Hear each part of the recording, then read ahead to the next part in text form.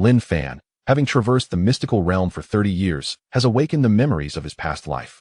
Concurrently, he has bound himself to the most formidable family system. As Chapter 98 unfolds, Lin Fan ascends to a Level 3 family, earning extraordinary rewards. Following Lin Fan's retreat into seclusion, the realm of Chenjo gradually descends into tranquility. Everyone silently cheers for Lin Fan, aware that breaking through to the divine platform is no simple feat. It necessitates the condensation and sublimation of spiritual awareness within the Purple Mansion, followed by the construction of a robust divine platform within the sea of consciousness to safeguard the essence of the soul. This process is exceedingly lengthy, often requiring years, decades, or even centuries. However, with ample resources or exceptional talent, this duration can be significantly reduced. Time passes swiftly. A month has elapsed in the main world, while 6 months have passed in the realm of Chenjo.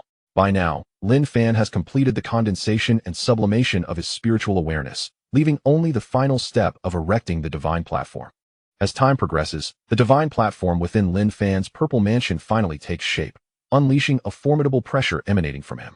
Although Lin Fan's secluded location is fortified against external detection, the realm of Chenjo begins to expand rapidly, and the primordial energy of the heavens surges. This monumental change is swiftly recognized by Zhao Lingxi and her companions, who hurriedly arrive at Lin Fan's place of retreat, eagerly awaiting his emergence. In the secret chamber, filled with a sense of newfound strength, Lin Fan reflects, after nearly a year, I have finally achieved this breakthrough. This is merely the divine platform stage. How long will it take to advance to the divine manifestation stage? Truly, cultivation knows no bounds. He reassures himself, fortunately, my lifespan is comparatively long. This duration is negligible. At that moment, the system's voice resonates in his mind. Beep. Congratulations to the host for breaking through to the divine platform stage. The family level has risen to level 3, and you have received a family upgrade package. Keep up the good work. Double happiness indeed. I did not expect the family to upgrade as well. He exclaims. All previous conditions have been met. It was merely a matter of achieving a strong presence in the divine platform stage. System, display my attributes. Host, Lin Fan. Remaining lifespan, 1,467 years. Identity, head of the Lin family. Family level, 3. Family members, 64 wives and concubines. Offspring, 39 sons, 42 daughters. Family fortune, 5.6 million. Strength, early divine platform stage. Talent, low-grade, earth level. Cultivation method, Qian Kuan He Dao Ju. Martial skills, mastery in low-grade earth level, Thunder Finger. Minor mastery in medium-grade earth level, Flowing Light Steps. Minor mastery in medium-grade earth level, Flowing Light 9 Swords, and more. Weapon, medium-grade earth level, Starlight Sword. Skills, high-grade mystic level Alchemist, supreme-grade mystic level Brewer, medium-grade earth level Beastmaster. Family wealth, 100 heavenly grade Yuan stones, 13,000 earth grade Yuan stones. Wives and concubine strength. Early Purple Mansion stage, 64 individuals. Area of the Chenjo realm, 10 million square kilometers. Time flow rate is 7 times that of the main world. Remarkable. The area of the Chenjo realm has reached 10 million square kilometers, expanding 100-fold. Even the time flow rate has achieved a ratio of 1 to 7. System, what are the requirements for elevating the family to level 4? Host, to upgrade the family to level 4, you require 5 individuals at the divine manifestation stage, 30 at the divine platform stage, and a family fortune of 100 million. Upon seeing the requirements for family advancement, Lin Fan sighs. As one progresses, the enhancement of strength becomes increasingly arduous. Cultivating 30 individuals to the divine platform stage will demand a considerable amount of time, let alone 5 at the divine manifestation stage. Not to worry, I have ample time and will eventually reach that goal. Lin Fan encourages himself. Next, he eagerly anticipates the upgrade package. I hope this upgrade package bestows upon me some valuable treasures. System, open the upgrade package. Beep. Congratulations to the host for opening the family upgrade package, receiving the family inheritance cultivation method, Yu Su Jing, Volume 1. Yu Su Jing surpasses imperial level. With just Volume 1, one can cultivate to the Great Emperor level. However, this cultivation method has restrictions. It may only be practiced by the host's wives, concubines, and bloodline descendants. Of course, as long as the host's offspring spouses bear the imprint of the divine tree, they too can cultivate. In addition, the host has been granted a new function. Anyone marked by the family's divine tree may freely enter and exit the Chenjo realm without requiring the host's direct intervention. Naturally, the host can impose restrictions on their entry and exit, and they cannot bring outsiders with them. Moreover, The most crucial function allows the host to use these individuals as anchors, enabling free entry and exit near them. For instance, if the host is currently in the Fractured Star Sea and a marked individual resides in Chongning City, the host can directly traverse through the Xunxiao realm to their side. Even in the future, should the host venture to other continents, as long as someone is present, the host can return instantaneously. After absorbing the system's explanation, Lin Fan is filled with exhilaration. Though there are only 2 rewards, each is of paramount importance. The inheritance cultivation method is something he has long coveted. The subsequent function is even more extraordinary, as it will save him considerable time in travel. It is worth noting that this world is vast. Even emperors cannot reach any location in an instant. The anchor point teleportation function not only expedites travel, but also significantly enhances his safety. In the past, entering the Xunxiao realm from one location would mean emerging in the same spot. If he were to be cornered by a formidable foe, it could prove to be a dire predicament. One cannot remain in the Xunxiao realm indefinitely. However, with the anchor point function, as long as he has followers in various locations, he can appear anywhere without fear of being obstructed, greatly improving his means of escape. System, you are indeed my lucky star. Now I have the inheritance cultivation method and an incredibly powerful function. By the way, system, can I also utilize the anchor point teleportation in secluded realms that are isolated from the outside world? Yes, host. Haha, that's splendid. Secluded realms typically have quotas and various restrictions. In the future, as long as his subordinates enter these realms, he can summon them at will. The treasures of the secluded realms shall undoubtedly become his. Contemplating these possibilities fills Lin Fan with excitement. Now that my subordinates have the ability to freely enter and exit the Xunxiao realm, there's no need to delay any longer. I can begin secretly establishing the family's clandestine influence. Given the chaos in the Fractured Star Sea, it would be prudent to develop here while continuing to nurture talent for the family in the shadows. Though he has already cultivated over 10,000 individuals within the Xunxiao realm, this number is far from sufficient. It is imperative to swiftly gather more talented individuals. Chapter 99, Shadow Pavilion. Establishment of the treasure-gathering pavilion. Congratulations to my husband on his promotion to the Divine Platform realm. Congratulations to my father on his promotion to the Divine Platform realm. Congratulations to our family head on his promotion to the Divine Platform realm. As Lin Fan emerged from his seclusion, he was greeted by a chorus of congratulatory voices. Witnessing this scene, Lin Fan could not help but smile. All right, everyone. Just as we did last time, let us celebrate together. Upon hearing Lin Fan's words, the crowd erupted in cheers.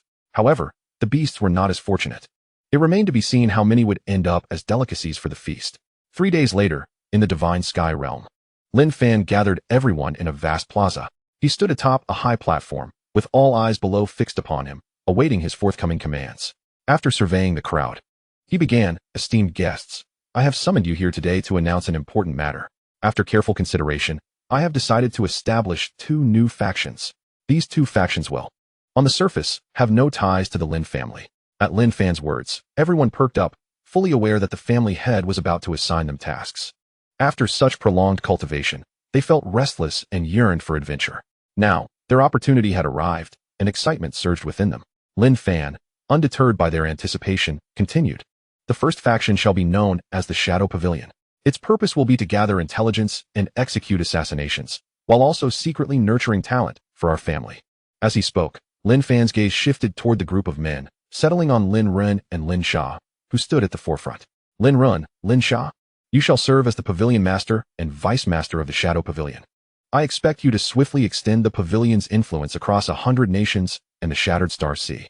Upon hearing this, the 2 men promptly knelt in gratitude. We are deeply thankful for your cultivation of us, family head. We shall not disappoint you. Excellent. I look forward to your performance. As for the headquarters of the Shadow Pavilion, it will be established in the eastern continent of the Divine Sky realm. I will grant the members of the Shadow Pavilion the freedom to enter and exit the Divine Sky realm at will. In the outside world, you simply need to establish various strongholds. Even if discovered, there will be no significant loss. Lin Fan's declaration left everyone astonished, followed by overwhelming joy. Never had they imagined they would possess the ability to freely traverse the Divine Sky realm. Such skilled assassins would surely instill fear in many, as they could vanish back into the Divine Sky realm after completing their missions, leaving no trace behind. Next, their anticipation shifted towards the second faction. The Shadow Pavilion was particularly suited for those who practiced the shadow kill technique, causing many to set their sights on the second faction, without keeping them in suspense. Lin Fan continued, as for the second faction, it shall be named the Treasure Gathering Pavilion. The role of the treasure-gathering pavilion will be to engage in commerce, akin to the 100 Treasures Pavilion, but we must strive to surpass them in every way.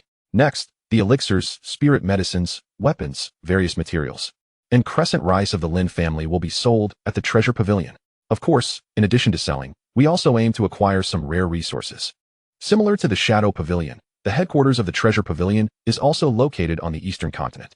At this point, Lin Fan turned his gaze towards Su Mei and Wang Jie, who stood at the forefront. Wang Jie, you shall serve as the master of the Treasure Pavilion, with Su Mei as your deputy. Wang Jie, Su Mei, we are grateful for the patriarch's nurturing. We will do our utmost to manage the Treasure Pavilion effectively. Excellent. Lin Fan nodded in satisfaction. Having announced today's matters, he encouraged everyone to pursue their interests in any faction they desired. Once Lin Fan finished speaking, he gestured for them to take action. As for how they chose, Lin Fan was indifferent. He only cared about the results. Thus, 3 days passed in the Divine Sky realm. The two factions were finally established. The Shadow Pavilion, led by Lin Run and Lin Sha, comprised a total of 5,000 members. The Treasure Pavilion, led by Wang Jie and Su Mei, gathered a total of 7,000 members. Upon witnessing this, Lin Fan departed from Divine Sky Island, which he had named. Before leaving, however, he left behind 100 individuals on Divine Sky Island. With their presence, Lin Fan could directly teleport back without wasting time on travel. Soon, Lin Fan returned to Hanhai City and found a secluded spot to release all members of the Shadow Pavilion. Lin Run, Lin Sha, the development of the Shadow Pavilion is in your hands. I shall not inquire too much. I seek only the results. Rest assured, Patriarch, we shall not disappoint you. Very well, then proceed. But remember not to neglect your cultivation. In this world, strength is paramount. After speaking, Lin Fan departed. They were now capable of traveling back and forth to the Divine Sky realm, so there was no need to worry about their safety. Next, Lin Fan left the Zhao Kingdom and arrived at the coastal county of Lingxi Kingdom, adjacent to the Shattered Star Sea, which was comparable in prosperity to the Hanxi County of the Zhao Kingdom. Lin Fan intended to establish the first treasure pavilion here. Subsequently, he released the members of the Treasure Pavilion. Su Mei, Wang Jie, this location is your starting point. I hope you can swiftly develop and expand the Treasure Pavilion. Rest assured, we will give our all.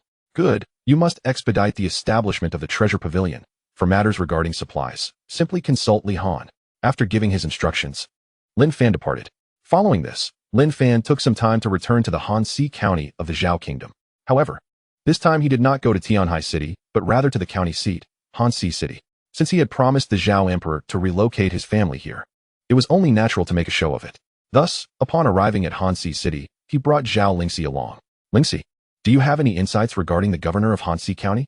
My husband, the governor of Hanxi County, is named Wang Xinghe, a mid-stage practitioner of the Purple Mansion realm. Meanwhile, he has a younger brother, Wang Xingla, who is at the initial stage of the Purple Mansion realm and serves as a commander in the garrison of Hanhai County, tirelessly leading his soldiers to fend off the incursions of demonic beasts. As for his character, I am not particularly well informed. In light of this, let us pay a visit to the county governor's residence. I wonder if he will welcome my presence. Upon hearing Lin Fan's words, Zhao Lingxi chuckled. My dear husband, given your esteemed identity as an alchemist, how could he possibly not extend a warm welcome? By the way, my husband, you are now a master at the Divine Platform realm. It would indeed be appropriate to reveal your status as a low-grade, Xin-level alchemist.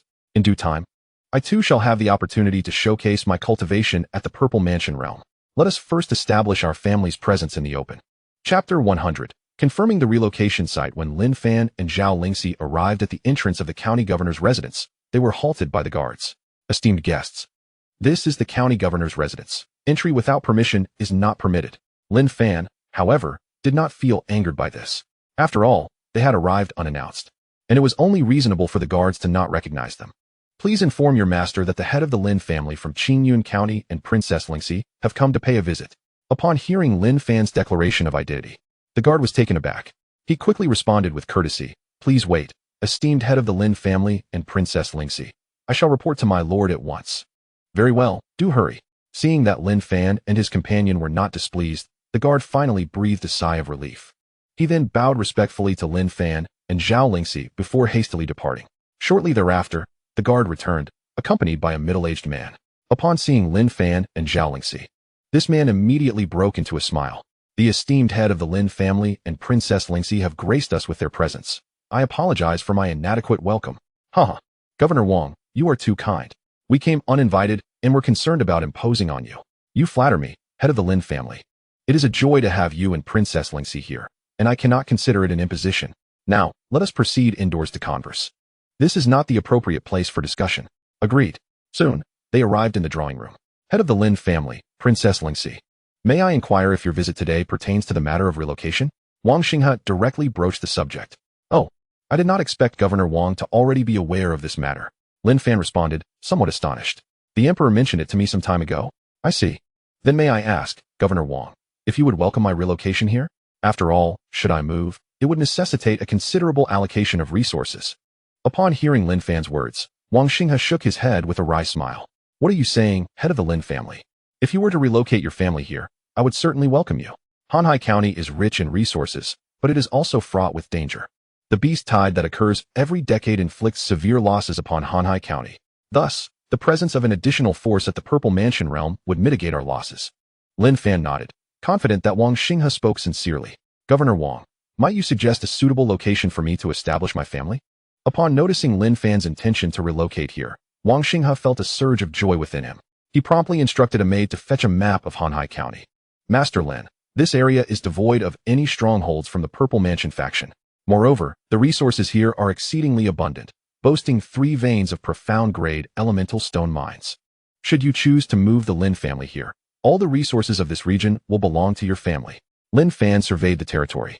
This location was adjacent to the Shattered Star Sea and in close proximity to Tianhai City. The land was vast, stretching nearly 10 million square kilometers. One could say that this territory had everything one could desire, with the sole drawback being its proximity to the Shattered Star Sea, which made it the first target during beast tides. This was also the reason why, over the years, this area had not been claimed by the Purple Mansion realm. However, for the Lin family, this was hardly a concern. Even should a beast tide occur, it would merely serve to deliver resources to them. At this moment, Wang Xinghe felt a twinge of anxiety. He was uncertain whether Lin Fan would agree to move here. Although the resources were plentiful, the location was indeed somewhat precarious. Nevertheless, in Hanhai County, this was the only area with such rich resources unoccupied. If other locations were considered, he suspected Lin Fan would find them even less appealing. County Guard Wang, I have made my decision. We shall relocate here. Master Lin, are you truly agreeing to this?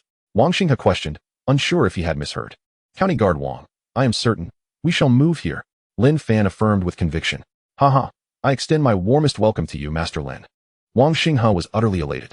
With the Lin family stationed here, it would undoubtedly reduce casualties significantly. By the way, Master Lin, please provide me with a blueprint for your family estate, and I will arrange for people to construct it for you. Since Lin Fan had done him such a tremendous favor, he felt compelled to show his gratitude. That would be a great help, County Guard Wang. Lin Fan did not decline the offer. Once the estate is completed, I will move in at the earliest opportunity. Very well, Master Lin. I will expedite the construction of your estate. After finalizing important matters, the two engaged in casual conversation. During this time, Wang Xinghe produced numerous spiritual herbs and seeds, exchanging them for a significant quantity of elixirs from Lin Fan. The sight of these elixirs brought immense joy to Wang Xinghe, as such items were typically unattainable even with elemental stones. Eventually, after Lin Fan and Zhao Lingxi enjoyed a meal together, they returned to their residence in Qinglan County. One could not deny the swiftness of teleportation. In an instant, they had traversed from Hanhai County back to Qinglan County. Once I have my own people throughout the entire Divine Wilderness realm, I will truly be able to go wherever I please. Enough of your musings, my husband. My belly has been idle for far too long. It is time to have a child. Zhao Lingxi expressed her desire, eager to bear more exceptional offspring like her firstborn, who had reached the lower tier of celestial grade. Upon hearing Zhao Lingxi's words, the others joined in, urging Lin Fan, as they had not forgotten their responsibilities. Lin Fan treated them with utmost kindness, allowing them to become the coveted Purple Mansion realm warriors. Thus, they were obliged to bear many offspring for him. Observing this scene, Lin Fan realized that he would be quite occupied for a while. However, he found joy in such endeavors. With the Qian Kuan He Dao Ju technique at his disposal, he would only grow more fervent in his pursuits. As 3 months passed in the main world, an astounding 21 months elapsed in the Divine Sky realm. During this extensive period, Lin Fan finally fulfilled their wishes. He also took this time to solidify his cultivation. It must be said that upon reaching the Divine Platform realm, the enhancement of strength became significantly sluggish. Were one in the Purple Mansion realm, ascending to a minor level would be more feasible. Naturally, if all were at the Divine Platform realm, the speed of cultivation would subsequently increase. During this time, not only did Lin Fan reap benefits, but Luoyiran and the others also seized the opportunity to stabilize their cultivation. Remarkably, Luoyiran and her companions even saw their aptitude rise to the mid-grade of the Xin level. Witnessing their gradual enhancement, they were undeniably elated. It was worth noting that they initially possessed merely top-tier yellow-level aptitude. Now, they began to anticipate just how formidable they would become in the future. Chapter 101. Journey to the Semi-Saint Cave. On this day, in the Divine Sky Realm, Lihan was reporting to Lin Fan about the developments of the Shadow Pavilion and the Treasure-Gathering Pavilion. Master, 3 months have passed, and the Shadow Pavilion has established outposts in various prefectures of Zhao, Chu, and Lingxi kingdoms. Perhaps due to their lack of notoriety, they have only received 3 assassination contracts for the Qi realm, yet they executed these tasks flawlessly. A piece of good news is that Lin Run and Lin Sha have successfully broken through to the Purple Mansion realm. Upon hearing of their breakthrough, Lin Fan nodded in satisfaction. With 2 Purple Mansion realm warriors now overseeing the Shadow Pavilion, it had indeed become a significant force. More importantly, outsiders would never suspect the pavilion's ties to the Lin family. Xiao Han, instruct them that the matters of the Shadow Pavilion can be approached gradually. As more contracts are fulfilled, its influence will naturally grow. Since tasks are scarce at the moment, we should begin by gathering intelligence. Accurate information will greatly assist future assassination missions. Additionally, we cannot delay the matter of adopting children. Understood, Master. I will convey your instructions. Lin Fan nodded. Now, let us discuss the Treasure-Gathering Pavilion. Master, the first Treasure-Gathering Pavilion in Linhai County opened a month ago. On its opening day, it generated a revenue of 10 million yellow grade essence stones. Although subsequent business has not matched that of the first day, daily earnings have consistently reached 1 million yellow grade essence stones. However, the existence of the Treasure-Gathering Pavilion has inevitably drawn the attention of certain factions, with some even attempting to seize it. Fortunately, after Su Mei and Wang Jie eliminated a few troublemakers and revealed their Purple Mansion realm strength, there has been no further disturbance. I suspect that many factions are investigating the background of the Treasure-Gathering Pavilion, and there may be even greater conspiracies brewing. I have arranged for Lin Xian, Lin Han, and Lin Yan to remain on standby in the Divine Sky Realm. They have now become formidable masters of the Purple Mansion realm. Should any situation arise at the Treasure-Gathering Pavilion, they will be the first to respond. Indeed, your arrangements are commendable. Lin Fan expressed his satisfaction with the arrangements for Li Han. However, Xiao Han, you must inform them that if they encounter an overwhelmingly powerful enemy, they should abandon the Treasure-Gathering Pavilion and swiftly return to the Divine Sky Realm. Understood, Master. Very well. If there is nothing else, you may take your leave. Yes. Li Han departs. Once Li Han had exited, Lin Fan prepared to journey to the Million Mountains. He had reached the Divine Platform Realm, and it was time to acquire the Quasi-Saint's cave dwelling. His heart felt unsettled without having secured it. The collection of a Quasi-Saint must be extensive, and Lin Fan was greatly looking forward to it. With determination, Lin Fan set forth towards the Million Mountains. This time, he traveled with the strength of the Divine Platform Realm, arriving at the former residence of Su Qinglan and Su Qingyuan in Tianfeng City in merely 3 minutes. After a brief investigation, he realized that no one had visited since their departure. Subsequently, he summoned Su Qinglan and Su Qingyuan. Upon seeing this familiar place, the sisters were taken aback with astonishment. Husband, we never expected to return here. They had grown up in this place, so nostalgia washed over them. I planned to visit the Million Mountains and thought I would stop by. The sisters were even more surprised to hear Lin Fan's intention to return to the Million Mountains. Husband, why are you going back there again? Lin Fan had not previously informed them of the cave dwelling's significance, leaving them unaware of his true purpose for this visit. I am going to the Million Mountains to seek treasure. There lies a cave dwelling left behind by a quasi-saint. Upon hearing this, their eyes widened in disbelief. To think that husband had discovered a cave dwelling left by a quasi-saint. Surely it must contain many treasures. Their expressions brightened with anticipation. I cannot say how many treasures await, but I hope for a bountiful harvest. Rest assured, husband, there will undoubtedly be valuable items. Su Qinglan affirmed confidently. I share your belief. Su Qingyuan chimed in agreement. Observing their playful demeanor, Lin Fan chuckled heartily. You too. Such treasures depend on fortune. I certainly wish for an abundance. All right, enough of such talk. You should return to the Divine Sky Realm now, as I must continue my journey. Yes, husband. We shall return first. Just as Lin Fan resolved to leave, he suddenly halted. Then, he summoned 5 members of the Shadow Pavilion from the Divine Sky Realm. This is Tianfeng City, and I have called upon you to establish a Shadow Pavilion stronghold here.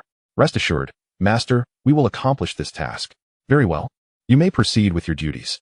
By the way, do exercise caution. There are quite a few Purple Mansion Realm warriors in this city.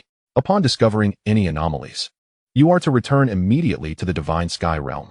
Do not attempt to demonstrate bravado in the outside world. Thank you for your concern, Patriarch. We are well aware of what must be done. Lin Fan nodded, signaling them to depart. He too was preparing to leave this place. A quarter of an hour later, Lin Fan had traversed a distance of 1,000,000 miles from Tianfeng City. After ensuring the surroundings were devoid of any onlookers, he summoned the flying vessel. Covering a distance of 500 million miles was indeed more convenient by flying ship. Otherwise, it would take an interminable number of days to reach his destination. Once aboard the vessel, Lin Fan took control, propelling it at the utmost speed. In merely half an hour, the ship arrived deep within the Million Mountains. 500 million miles in. The speed was impressive, yet this vessel consumed resources at an alarming rate. 1,000 pieces of Earth-grade origin stones had vanished in an instant. I hope this cave dwelling proves to be worth the expenditure. Subsequently, Lin Fan utilized the information provided in the rewards to swiftly locate the cave dwelling. As for the method of entry, the reward had already elucidated that, which posed no challenge for Lin Fan. Soon, he entered the cave without disturbing its protective formations. Upon surveying the interior, a smile graced Lin Fan's face. The cave was not extensive, merely about 10 square kilometers. A cursory glance revealed a substantial medicinal field, which occupied nearly half of the cave's area, filled with spiritual herbs. Furthermore, at the very heart of the cave stood a palace, likely housing all the treasures within. However, there was no rush regarding the palace, as there were currently no competitors for it. Lin Fan intended to first transplant all the spiritual herbs to the Divine Sky Realm before exploring the palace. Chapter 102. The Bounty of the Semi-Sacred Cave. Lin Fan then returned to the Divine Sky Realm, summoning over 1,000 individuals to assist him. However, he refrained from bringing Zhao Lingxi and the others with him. At this moment, Lin Fan was uncertain whether any dangers lurked within the cave, and he would not risk their safety, especially since they were with child. The 1,000 individuals were tasked with excavating the spiritual herbs, while Lin Fan focused on their transplantation. He resolved to inventory the various herbs upon returning. Yet, amidst the spiritual field, one particular spiritual fruit tree caught his attention. Lin Fan did not recognize the fruit, but its appearance suggested it was extraordinary, emanating a soothing aura. Fortunately, Lin Fan was not at a loss, as he had the system at his disposal. Soon, information about the fruit tree appeared in Lin Fan's mind. Name: Spiritual Essence Fruit. Grade: Lower Saint Grade. Effects: Purges the marrow and enhances aptitude. Consuming one can elevate a person's aptitude to that of an exceptional Earth grade.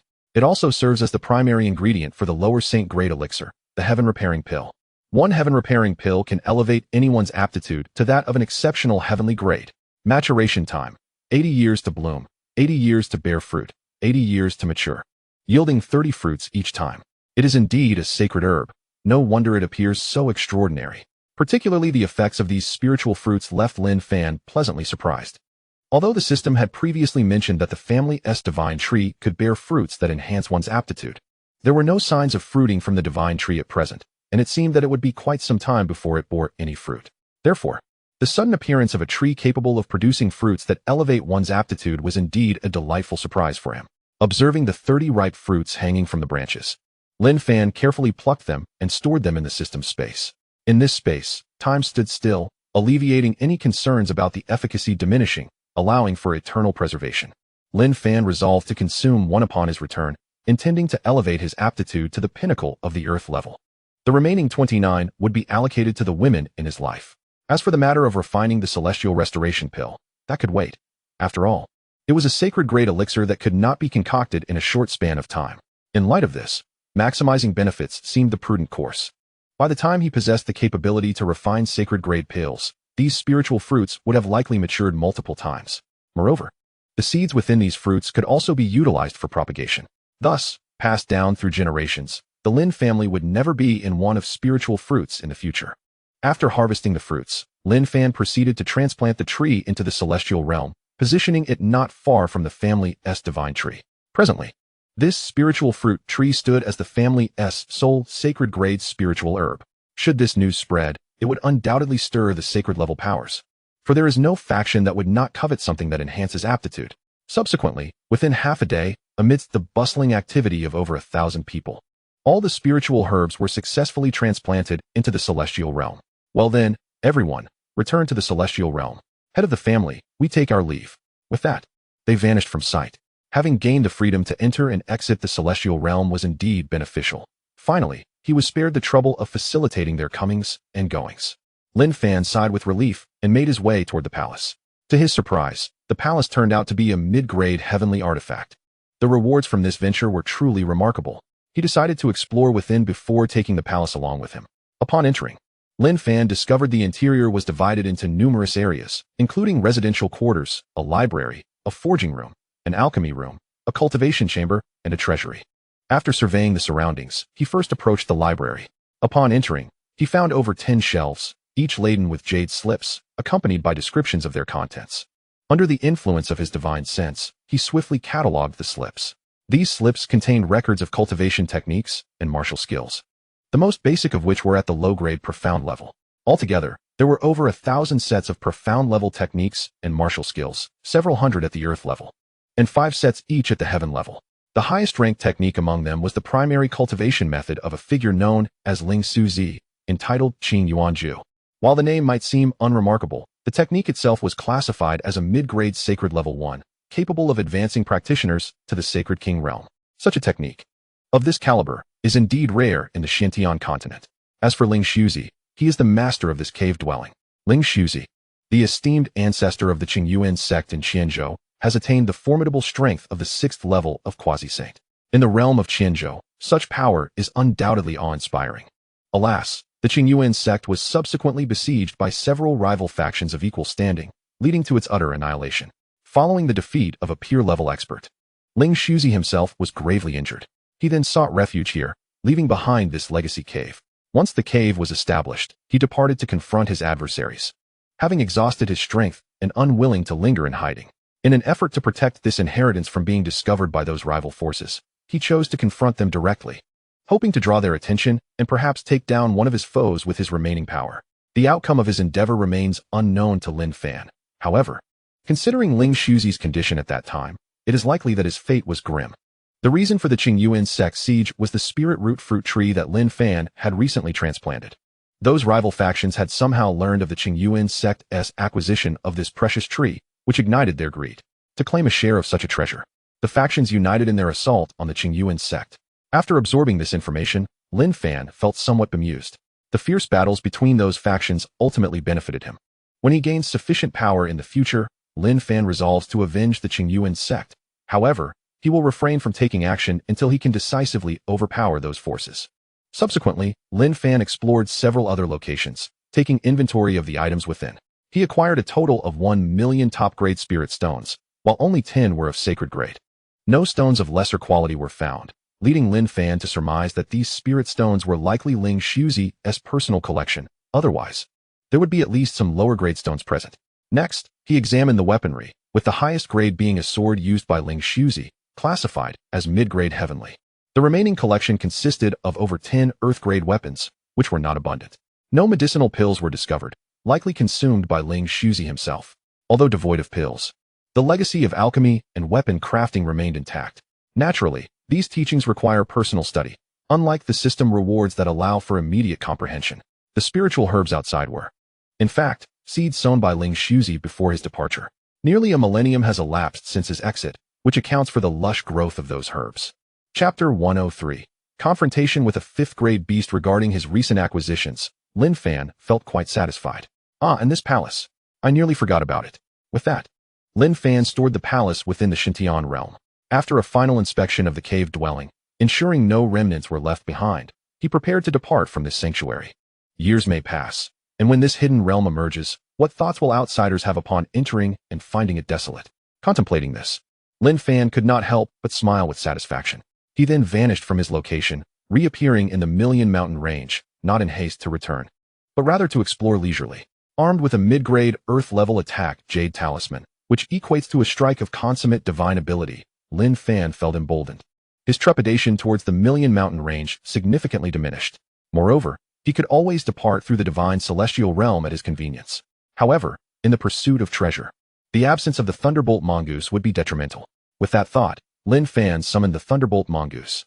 "Master, you finally released me," exclaimed the mongoose, exuberant to be in the outside world. "All right, little Ji, do be cautious. We are deep within the Million Mountain Range, where 5th or even 6th tier beasts may lurk.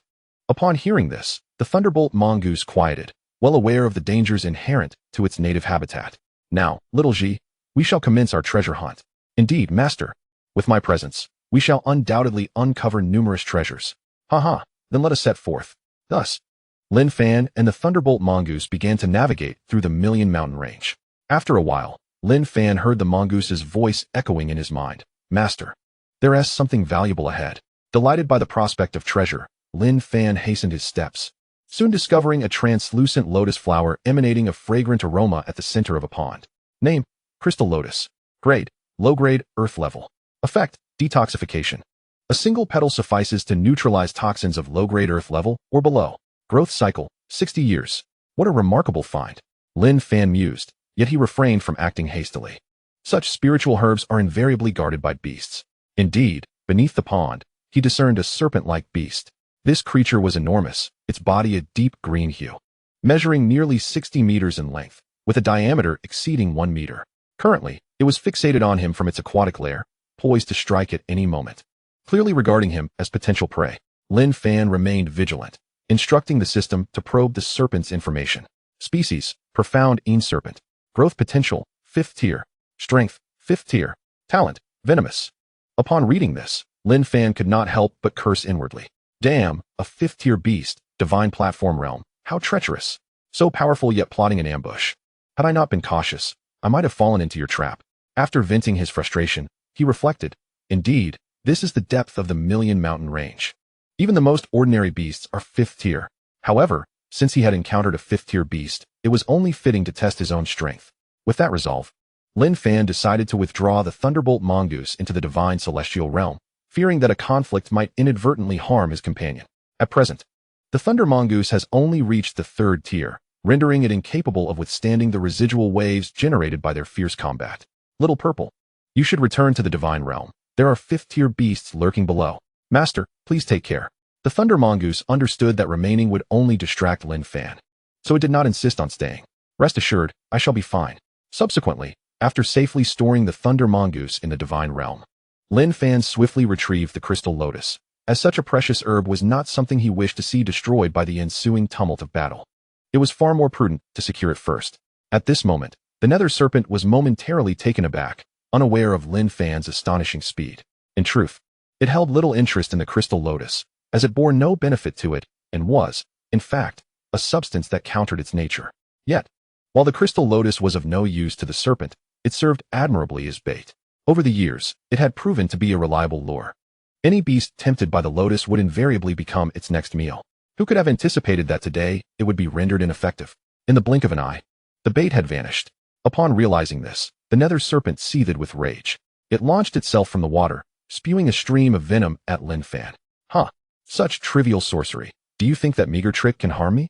Lin Fan nimbly evaded the toxic spray and unsheathed his starlight sword, directing a strike at the serpent. Though the serpent's scales were tough, they could not withstand the assault of a terrestrial-grade weapon, resulting in a significant gash. Roaring in pain, the nether serpent retaliated with a powerful sweep of its tail, creating a devastating shockwave that obliterated the vegetation within a 100-mile radius. Lin Fan, however, was unperturbed by such an attack. It appeared formidable, but posed no threat to him. After half an hour of intense combat, the nether serpent was visibly weakened, covered in numerous sword wounds, while the surrounding area lay barren, devoid of any plant life. One could only imagine the ferocity of the struggle between man and beast during that time. Seizing the opportunity, Lin Fan struck decisively, severing the serpent's head with a single stroke. Phew, at last, I have dealt with this creature. One could not deny the beast's formidable strength, likely on par with late-stage martial artists of the divine platform realm. Fortunately, my skills surpassed its own, otherwise, I would have had to evade its might. Subsequently, Lin Fan stored the serpent's body within the system's space, for a 5th-tier beast was not something he wished to squander. As for the head, he deemed it too grotesque to keep. Without lingering further, Lin Fan departed from the site. The recent battle would undoubtedly attract the attention of other beasts. He could not afford to tarry here. While the arrival of 5th-tier beasts was manageable, a 6th-tier beast would compel him to retreat to the divine realm and return to Qinglan County. Having journeyed to the Million Mountains, he was reluctant to leave so soon. Soon, Lin Fan traversed 1,000,000 miles and returned to the realm of Shenyao. Shortly after his departure, a colossal tiger-like demon beast arrived at the site of his previous battle. glancing at the severed head of the Xian serpent on the ground. The beast promptly devoured it. After surveying its surroundings with a distinctly sentient gaze, it departed. Chapter 104. Qinglan Sect, Yi Liuli. In the ensuing months, Lin Fan wandered through the Million Mountains accompanied by the purple lightning weasel. During this time, his gains were substantial. The depths of the Million Mountains were replete with resources of remarkable abundance. The Xinyao realm, spanning 10 million square kilometers, had once again flourished with verdant life. The flora Lin Fan collected was all of no lesser quality than the yellow-grade premium trees, which served as excellent materials for refining weapons in the lands of the 100 Nations, had now contributed to the greening of the Xinyao realm. In addition, Lin Fan captured over 74th-grade demon beasts, Zifu realm, for the beast tamers in his family. However, none had yet become a beast tamer. Lin Fan did not capture just any demon beast, otherwise, his collection would be far greater. Only those with a minimum potential of 5th grade and an appealing appearance were deemed worthy of capture. In fact, many 4th-grade demon beasts had fallen to Lin Fan's blade and now resided in the storage space of his system. One day, amidst the Million Mountains, Lin Fan sat atop a tiger-like demon beast. In his arms rested the purple lightning weasel. This tiger, known as the Blazing Tiger, was a 5th-grade demon beast, Shentai realm, possessing an extraordinary growth potential that could reach the 7th grade. Lin Fan had invested considerable time to tame it, and fortunately, he succeeded at last. Now, the Blazing Tiger had become his mount and was branded with a mark from the family's divine tree. Were it not for the need for effective communication, there would be no necessity for the beast mark to maintain control. Unlike the 2 wind eagles, which Lin Fan had released from their beast marks after being branded, only the purple lightning weasel and this Blazing Tiger remained bound by such marks. With the Blazing Tiger as his steed, the pace of treasure hunting had accelerated significantly. Master, I sense treasures in that direction. Let us hasten. At the mention of treasures, Lin Fan instantly became invigorated. Blaze, proceed towards that direction.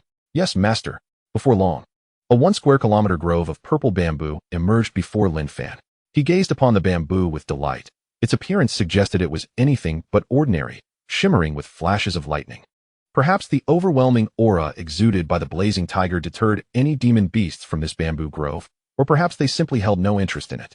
Nevertheless, Lin Fan did not dwell on this and began to probe the information about the bamboo. Name: Purple Thunder Bamboo Grade. Earth Grade Lower Tier Description: a natural material for sword forging, imbued with lightning attributes. Maturation time: 80 years. To Lin Fan's astonishment, this bamboo had attained the status of Earth Grade Lower Tier, and there seemed to be no less than 100,000 stalks. Truly a bountiful harvest. Lin Fan did not hesitate. He soared directly above the bamboo grove and unsheathed the flowing light sword. With a few swift strikes, he separated the entire grove from its surroundings. Due to its vast expanse, he could not transport it all at once into the Divine Sky realm. Thus, Lin Fan divided it into 10 portions before successfully bringing the bamboo grove into the Divine Sky realm. Such a remarkable acquisition left Lin Fan momentarily entranced. 3 days later, he heard the sounds of combat between human martial artists and monstrous beasts from miles away. This marked Lin Fan's first encounter with human warriors in the Million Great Mountains. The aura emanating from the battle suggested it was a practitioner of the Divine Platform realm. He wondered whether this individual hailed from the lands of the 100 Nations or from the opposing Xiantian continent. Driven by curiosity, Lin Fan resolved to investigate. After recalling the Blazing Flame Tiger and the Purple Lightning Mongoose into the Divine Sky realm, he set off in the direction of the sounds. For Lin Fan, a distance of thousands of miles could be traversed in mere breaths. To his surprise, he discovered that the combatant was a woman, seemingly injured. He decided to ascertain her identity. Name: Yi Liuli. Age: 60. Talent: Heavenly Grade Supreme Strength. Late stage of the Divine Platform realm. Identity: Candidate Saintess of the Chenjo Qinglan Sect. Favorability: 0. Unfamiliar to the host indeed, she was from the Xiantian continent, a candidate Saintess of the Qinglan Sect. It was astonishing that a candidate Saintess of the Qinglan Sect could be so formidable, having reached the late stage of the Divine Platform realm at the age of 60. With a talent graded as Heavenly Supreme, this led Lin Fan to ponder the strength of their sect leader, which must be at least at the level of the Divine Ability realm. And what of their ancestral elders? Were they revered or quasi-saints? Reflecting upon these thoughts, Lin Fan could only conclude that the 100 Nations was truly a novice village, which explained why no formidable warriors were inclined to venture here. The disparity was too great. Yet, despite her prowess at the Divine Platform realm, how had she managed to arrive in this place? Did she possess some treasure? Lin Fan had no intention of seizing her belongings. He merely wished to remain vigilant. If she truly possessed a treasure and unexpectedly turned it against him, it could spell danger. Observing the battlefield not far away, Lin Fan noted that due to her injuries, Yi Lioli was currently at a disadvantage. Feeling her strength waning, despair began to settle in her heart. Would she, Yi Lioli, perish here? It was an unbearable thought. Shen Jiaojiao, how ironic that in the end, you have outmaneuvered me. Victory rests with you. Yi Lioli understood that, in her current state, she could not possibly contend with the ferocious beast.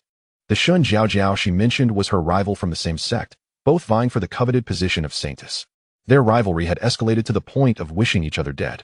Yi Lioli found herself here due to Shun Jiaojiao's machinations, leading her into a perilous situation. While in that dangerous locale, she sustained grievous injuries. In her desperate bid to escape, she had utilized a randomly obtained teleportation talisman. However, she had just arrived in this place when she encountered a fifth-tier beast, an unprecedented stroke of bad luck. As the night drew near, it became apparent that Yi Lioli was on the verge of collapse. Lin Fan spoke up. My lady, do you require my assistance? Who? Yi Lioli was startled by the unexpected voice. Soon, however, she discerned Lin Fan's presence. Noticing that she had momentarily lost focus amidst the battle, Lin Fan seized the opportunity to intervene, swiftly deflecting the attack of the ferocious beast. My lady, how can you afford to be distracted in battle against a beast? Are you not concerned about your own life? At Lin Fan's admonition, Yi Lioli's cheeks flushed with embarrassment. She realized her grave error. Lin Fan chose not to linger on her mistake, instead resolving to deal with the beast first. He fixed his gaze upon the wolf-like beast before him, taking a moment to assess its attributes. Species, Howling Moon Wolf. Potential, 6th rank. Strength, 5th rank. Talent, Howling Moon. Combat power increases by 20% on nights of the full moon. This beast possessed impressive qualities, including a combat talent that warranted capture. Lin Fan was determined not to let such a fine creature slip through his fingers. While he had no personal use for it, it could serve as a splendid pet for his future offspring. Chapter 105. The Wretched Howling Moon Wolf with a Fierce Roar. The Howling Moon Wolf expressed its displeasure at Lin Fan's sudden appearance, launching an attack fueled by rage. Come at me, Lin Fan declared, raising his fist in response. Intent on capturing the wolf, he refrained from using weapons, fearing he might inadvertently kill it. The Howling Moon Wolf felt the impact of Lin Fan's punch, wincing in pain. Quite resilient. Let us continue. With that, Lin Fan struck again. For the next half hour, the anguished howls of the wolf echoed through the air. Yet as the battle wore on, the creature lay on the ground, unwilling to move. Although it had not sustained any fatal injuries, it was utterly exhausted and unwilling to resist further. The humiliation of being subdued in such a manner was unbearable. It had never felt so wronged. Yi Lioli, witnessing the scene unfold, stood in stunned silence. She had never witnessed such a brutal confrontation, devoid of any martial arts, relying solely on raw physical force. Her heart ached for the Howling Moon Wolf. If such blows were inflicted upon her, she would surely wish for death. Upon seeing that the wolf had ceased its struggle, Lin Fan also halted his assault, subsequently capturing it within the realm of the divine sky and confining it, deciding that this was not the moment for taming. Yi Lioli gazed in astonishment at the spectacle. The ability to capture a still-breathing Howling Moon Wolf suggested that Lin Fan was a beast master, as only such individuals possessed beast storage bags. She was not unfamiliar with beast masters, for there existed sects dedicated to this craft in Chenjo. Regaining her composure, Yi Lioli approached Lin Fan, expressing her gratitude. I, Yi Lioli, am forever indebted to you for saving my life. Lin Fan smiled and waved his hand dismissively. There is no need for such formality, my lady. I could not help but notice that you appear to be injured. What brings you to the perilous expanse of the Million Mountains? My dear sir, is this truly the Million Great Mountains? Knight Lioli inquired, her astonishment palpable. The very notion of finding herself amidst such a formidable landscape took her by surprise. To be candid, she had little prior knowledge of this place. Moreover, encountering a ferocious beast upon her arrival only added to her vexation. Had it not been for Lin Fan's timely intervention, her fate would have undoubtedly been sealed.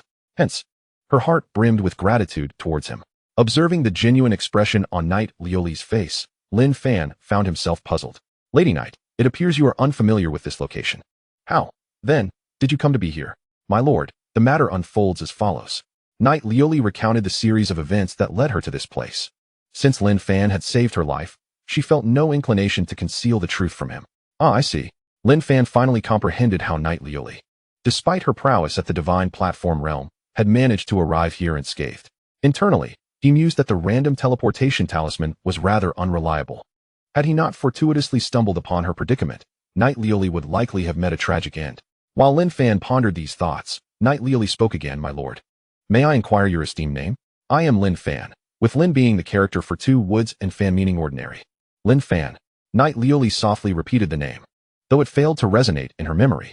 Logically, someone of Lin Fan's caliber should be quite renowned in Chenjo. She ought to have heard of him. Or perhaps he hailed from beyond Chenjo, from another state altogether? Noticing Knight Lioli's continued murmuring of his name, Lin Fan felt intrigued. "Lady Knight, is there something amiss with my name?" Upon hearing this, Knight Lioli quickly shook her head. "My lord, you are mistaken. I am merely curious as to how it is that, despite your impressive strength, I have not heard of your esteemed title." With her words, Lin Fan finally grasped the situation. Having spent his time in the land of the 100 Nations, it was indeed unusual for Knight Lioli to have known him. "It is entirely reasonable that you have not heard of me, as I am not from Chenjo. Indeed, that explains it. I was perplexed as to why I had not encountered news of your name," she responded before continuing. "If I may inquire, from which state do you originate?" "Oh, how to explain? The region I hail from is also considered part of Chenjo, albeit isolated from the rest of the world." "Why do you say that?" "My lord." Knight Lioli found herself somewhat confounded by Lin Fan's words. "The place I come from lies on the other side of the Million Great Mountains, within the land of the 100 Nations. I wonder if you have heard of it?" "What?" Knight Lioli was taken aback by this revelation. Could it be that she had been transported to the opposite side of the Million Great Mountains? She had indeed heard of the 100 Nations. It was not a secret in Chenjo. This location was remote, and reaching it required traversing the Million Great Mountains, compounded by the scarcity of resources in the 100 Nations. Consequently, few showed interest in this place. Yet if this were true, how would she ever return? In the heart of the Million Great Mountains lies a 6th-tier demon beast, far beyond her capabilities to confront. "Young Master Lin, may I inquire about our current location within the Million Great Mountains?" Despite having an inkling of the answer, Yi Lioli remained somewhat unconvinced. "As I previously mentioned, we are on the opposite side of the Million Great Mountains, less than 500 million miles from the 100 Nations." At this moment, Yi Lioli felt a wave of despondency wash over her, until she could break through to the Divine Passage realm. Returning to the Qinglan sect was merely a distant dream. Even if she were to achieve that breakthrough, it could take a century, assuming ample resources for cultivation were available. Although she had already reached the late stage of the Divine Platform realm, transcending to the Divine Passage realm was no simple feat. The chasm between each realm was indeed vast. If she were to return after a century, Shun Zhaojiao would likely have already ascended to the position of the sect's holy maiden. At that point, her return would be met with hostility, as Shun Zhaojiao would undoubtedly seek to eliminate her without a trace, leveraging her status as the holy maiden of the Qinglan sect. Lost in these thoughts, Yi Lioli felt a sense of confusion. She was uncertain about her next course of action. "Miss Yi, what troubles you?" "Young Master Lin, I am fine." Yi Lioli managed a strained smile. Lin Fan chose not to press further. Instead, he produced a healing pill. "Miss Yi, your injuries are considerable. This is a top-grade healing elixir. Please take it to aid your recovery." "Thank you, young Master Lin," she replied, accepting the pill. "I must trouble you to safeguard me while I heal." "Of course, Miss Yi. I am here to protect you." "Thank you, young Master Lin." With that, Yi Lioli consumed the elixir, beginning her healing process. Her injuries were severe and worsening. If not addressed promptly, they could jeopardize her foundational strength. In that case, not only would a century pass without her achieving the Divine Passage realm, but she might never reach it in her lifetime. After an hour, Yi Lioli awoke. Though her injuries were not fully healed, they had stabilized and were no longer deteriorating. "Thank you, young Master Lin, for your protection." Yi Lioli expressed her gratitude once again. "By the way, young Master Lin, I am unfamiliar with this area. May I accompany you from here on?" Her gaze was filled with anticipation as she looked at Lin Fan. He had saved her life and assisted in her healing, which endeared him to her. Given her solitude and uncertainty about where to go, following Lin Fan seemed the most prudent choice. "If Miss Yi wishes it, I certainly have no objections." In truth, he had no intention of letting Yi Lioli depart. How could he let such an exceptional woman slip away? It was not mere infatuation, but rather his desire to find a remarkable mother for his future offspring. Seeing Lin Fan's agreement brought joy to Yi Lioli. "Then I shall rely on you, young Master Lin." Thus, Lin Fan took Yi Lioli under his wing once more, traversing the Million Great Mountains together. A month later, Lin Fan and Yi Lioli found themselves seated upon the back of a blazing tiger. During this period, Lin Fan has successfully captured the heart of Yi Lioli. "Lioli, I am preparing to take you to a special place." "What place?" "You're being all mysterious." Despite her playful tone, curiosity sparkled in Yi Lioli's eyes. "First, close your eyes and do not resist." Upon hearing Lin Fan's words, Yi Lioli obediently shut her eyes. Subsequently, with a mere thought, Lin Fan transported both Yi Lioli and the Flame Tiger back to the Divine Sky Realm. Lioli, you may open your eyes now. So soon? I didn't feel anything at all. As she spoke, Yi Lioli opened her eyes, only to be greeted by a bewildering sight. What place is this? Her expression transformed into one of astonishment upon realizing she was in an unfamiliar location.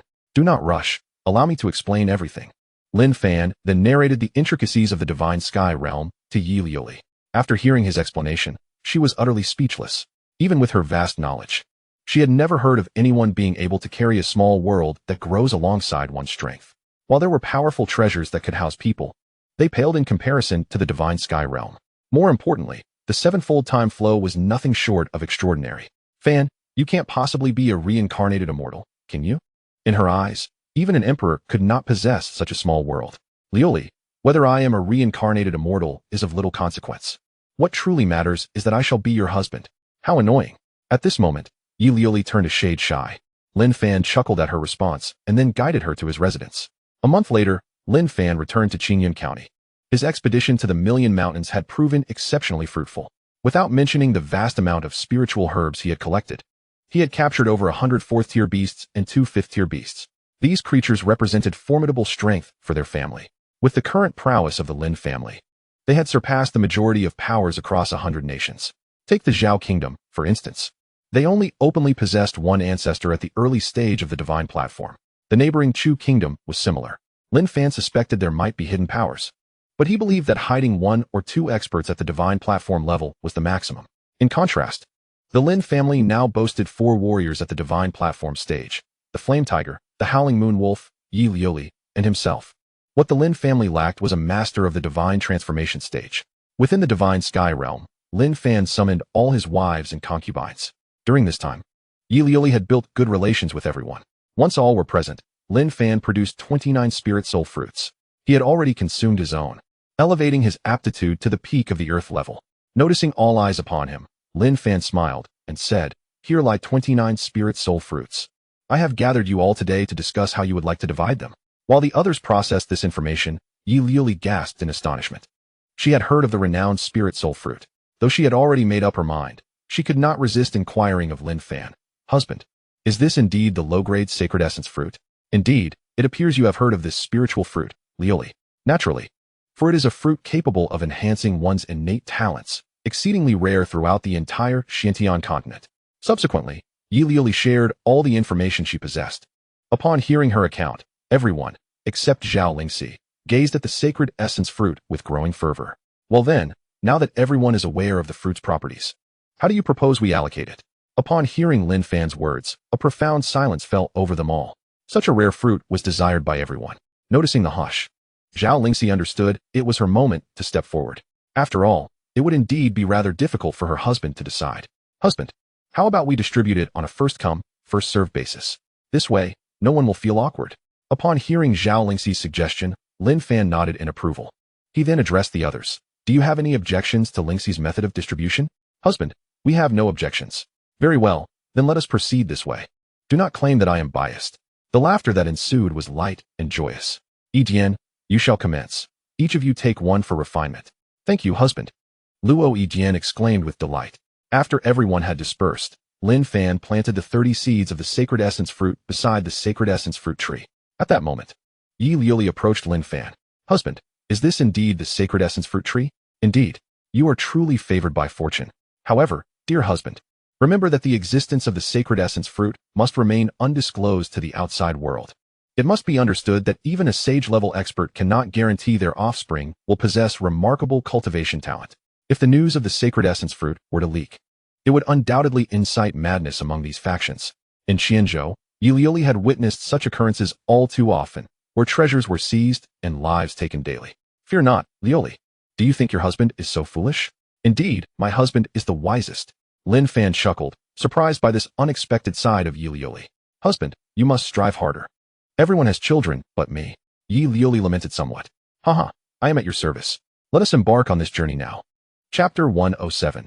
The distribution of power in Chenjo. Thus, a month passed. During this time, Yi Lioli finally realized her wish and became a mother. As for the saintess of the Qinglan sect, she had long since put that thought behind her. The saintess was forbidden from marrying outside her sect. However, after following Lin Fan, Yi found herself no longer coveting the title of Saintess. Truth be told, she felt a twinge of gratitude towards Shun Jiao. Were it not for Shun Jiao's scheming, she might never have met Lin Fan. Yi resolved to grant Shun Jiao a swift reprieve. As a token of her appreciation. Naturally, with Yi by his side, Lin Fan was not without his rewards from the system. Firstly, there are 1,000 Heavenly Essence Stones.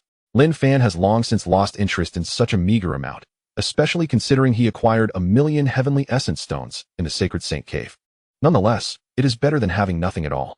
Following this, he is rewarded with an exceptional heavenly grade formation, the Divine Mechanism Array.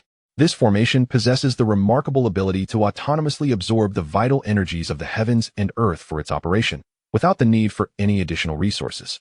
Furthermore, its power is formidable, integrating both offense and defense, and is so unpredictable that only those above the Saint King realm can breach it.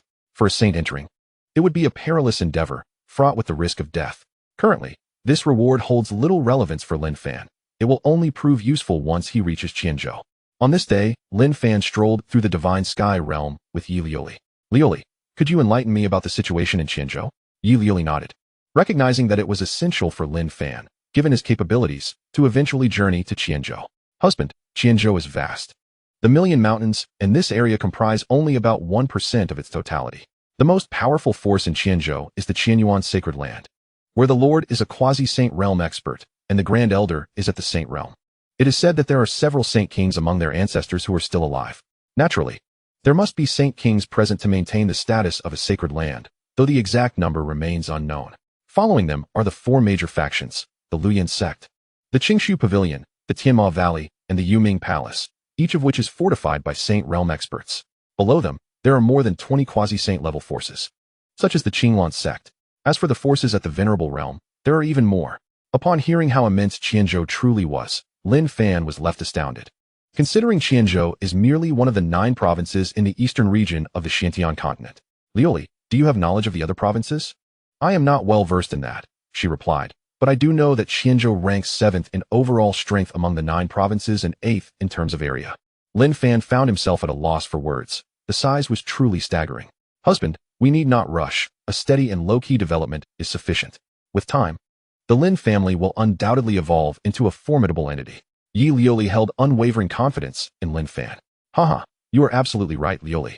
The Lin family is destined to become a colossal force. Lin Fan shared in this belief. After returning to their residence, Lin Fan gathered everyone together once more. He then produced a jade slip. Ladies and gentlemen, this jade slip contains our Lin family's heritage cultivation technique, the Yushu Sutra. From now on, this shall be the technique we all cultivate. Husband, what level is the Yushu Sutra? Yi Lioli inquired with curiosity. As a candidate for the Sacred Maiden, she was currently practicing a lower-grade heavenly technique from the Qinglan sect. Unfortunately, it could not be disseminated, otherwise it would lead to her demise. The heritage techniques of other sects typically have similar restrictions to prevent exposure. Had it been permissible to share, Yi Lioli would have imparted it to Lin Fan long ago.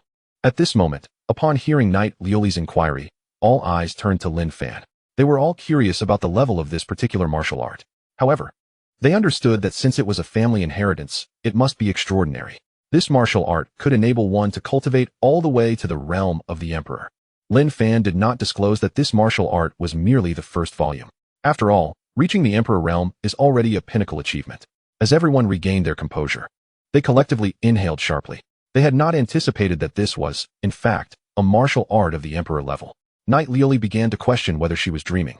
What kind of celestial husband had she married? Shen Jiao, you are truly a remarkable person. At this moment, Knight Lioli felt immense gratitude towards Shun Jiao's ancestors for bestowing upon her such a significant opportunity. All right, everyone, there is no need for astonishment. Let us swiftly begin to cultivate this martial art. Yes, my dear husband. The next half-month was spent as everyone completed their cultivation transition. One day, Lihan once again approached Lin Fan to report the situation. Master, the Shadow Pavilion has informed us that they have collected 1,000 children, all possessing talents above the Xian level, with 10 at the Earth level. Understood, I will head over shortly. Lin Fan then took the opportunity to transport these 1,000 children to the Divine Sky realm. Simultaneously, he ordered the idol maidens to form teams and search for more. The eastern region of the Xiantian continent, specifically Chenjo, was vast and daunting. He needed to cultivate a larger workforce. Thus, the Lin family began to develop discreetly. In the following months, Luo Yiran and her companions gradually gave birth to children, increasing the Lin family population by 64. Among them were 34 boys and 30 girls. The 29 women had elevated their own talents to the Earth level, ensuring that their offspring also possessed Earth-level talents. Had their talents been enhanced earlier, it was possible that these children could have attained the low-grade heaven level. For instance, Zhao Lingxi's child was born with a talent that once again reached the low-grade heaven level. Presently, only Knight Lioli had yet to give birth, as her pregnancy was later, and her child would require several more months to arrive. Next came the system rewards that Lin Fan had been eagerly anticipating. Upon reviewing the rewards, Lin Fan felt somewhat disheartened, as he did not discover any exceptional rewards. The coveted 100 arts had eluded him. The rewards consisted mainly of various weapons and spiritual herbs. Of course, Lin Fan did not disdain these items. It was simply that what he had hoped for had not materialized. Fortunately, among the rewards was a superior Earth-level defensive formation and an exquisite Earth-level offensive Jade Talisman. This offensive talisman possessed destructive power equivalent to a full force strike from a perfected venerable, though it was a one-time use item. Possessing this as a trump card meant that even when facing a venerable, one could inflict severe damage if caught off guard. If faced with an early-stage venerable lacking defensive treasures, it was conceivable that one could defeat them. As for the reward of the low-grade celestial level, it has elevated the previously awarded trial tower to that same celestial standard. Overall, this reward is quite commendable. In Chapter 108, The Touch of Bai Qingyan, Lin Fan received news from Wang Xinghe, the governor of Hanhai County, informing him that the construction of his family residence had been completed and that he could relocate at any time. Lin Fan was astonished by the governor's remarkable efficiency. He had anticipated that it would take at least 2 years for his estate to be built. Clearly, Governor Wang had invested considerable effort into facilitating the construction of Lin Fan's residence, which spans an area of 100 square kilometers. Unlike Lin Fan's ability to manifest his thoughts instantly in the Xinxiao realm, this world, despite its fantastical nature, allows for relatively swift construction. There is no shortage of manpower in this realm, and as long as the remuneration in spirit stones is generous, martial artists in the opening origin realm would eagerly come to earn this money, as it poses no danger in comparison to hunting beasts for spirit stones. Lin Fan recognized that the rapid construction of the estate meant that Wang Xinghe had likely recruited numerous martial artists for the task.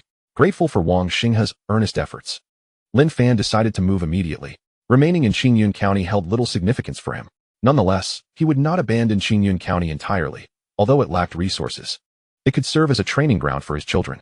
After all, the meager resources of Qingyun County hardly appealed to him, especially when the remains of the profound Yin serpent he had slain in the Million Mountains were worth far more than the entire county's resources. Before departing, Lin Fan summoned the heads of the newly established 5 great families.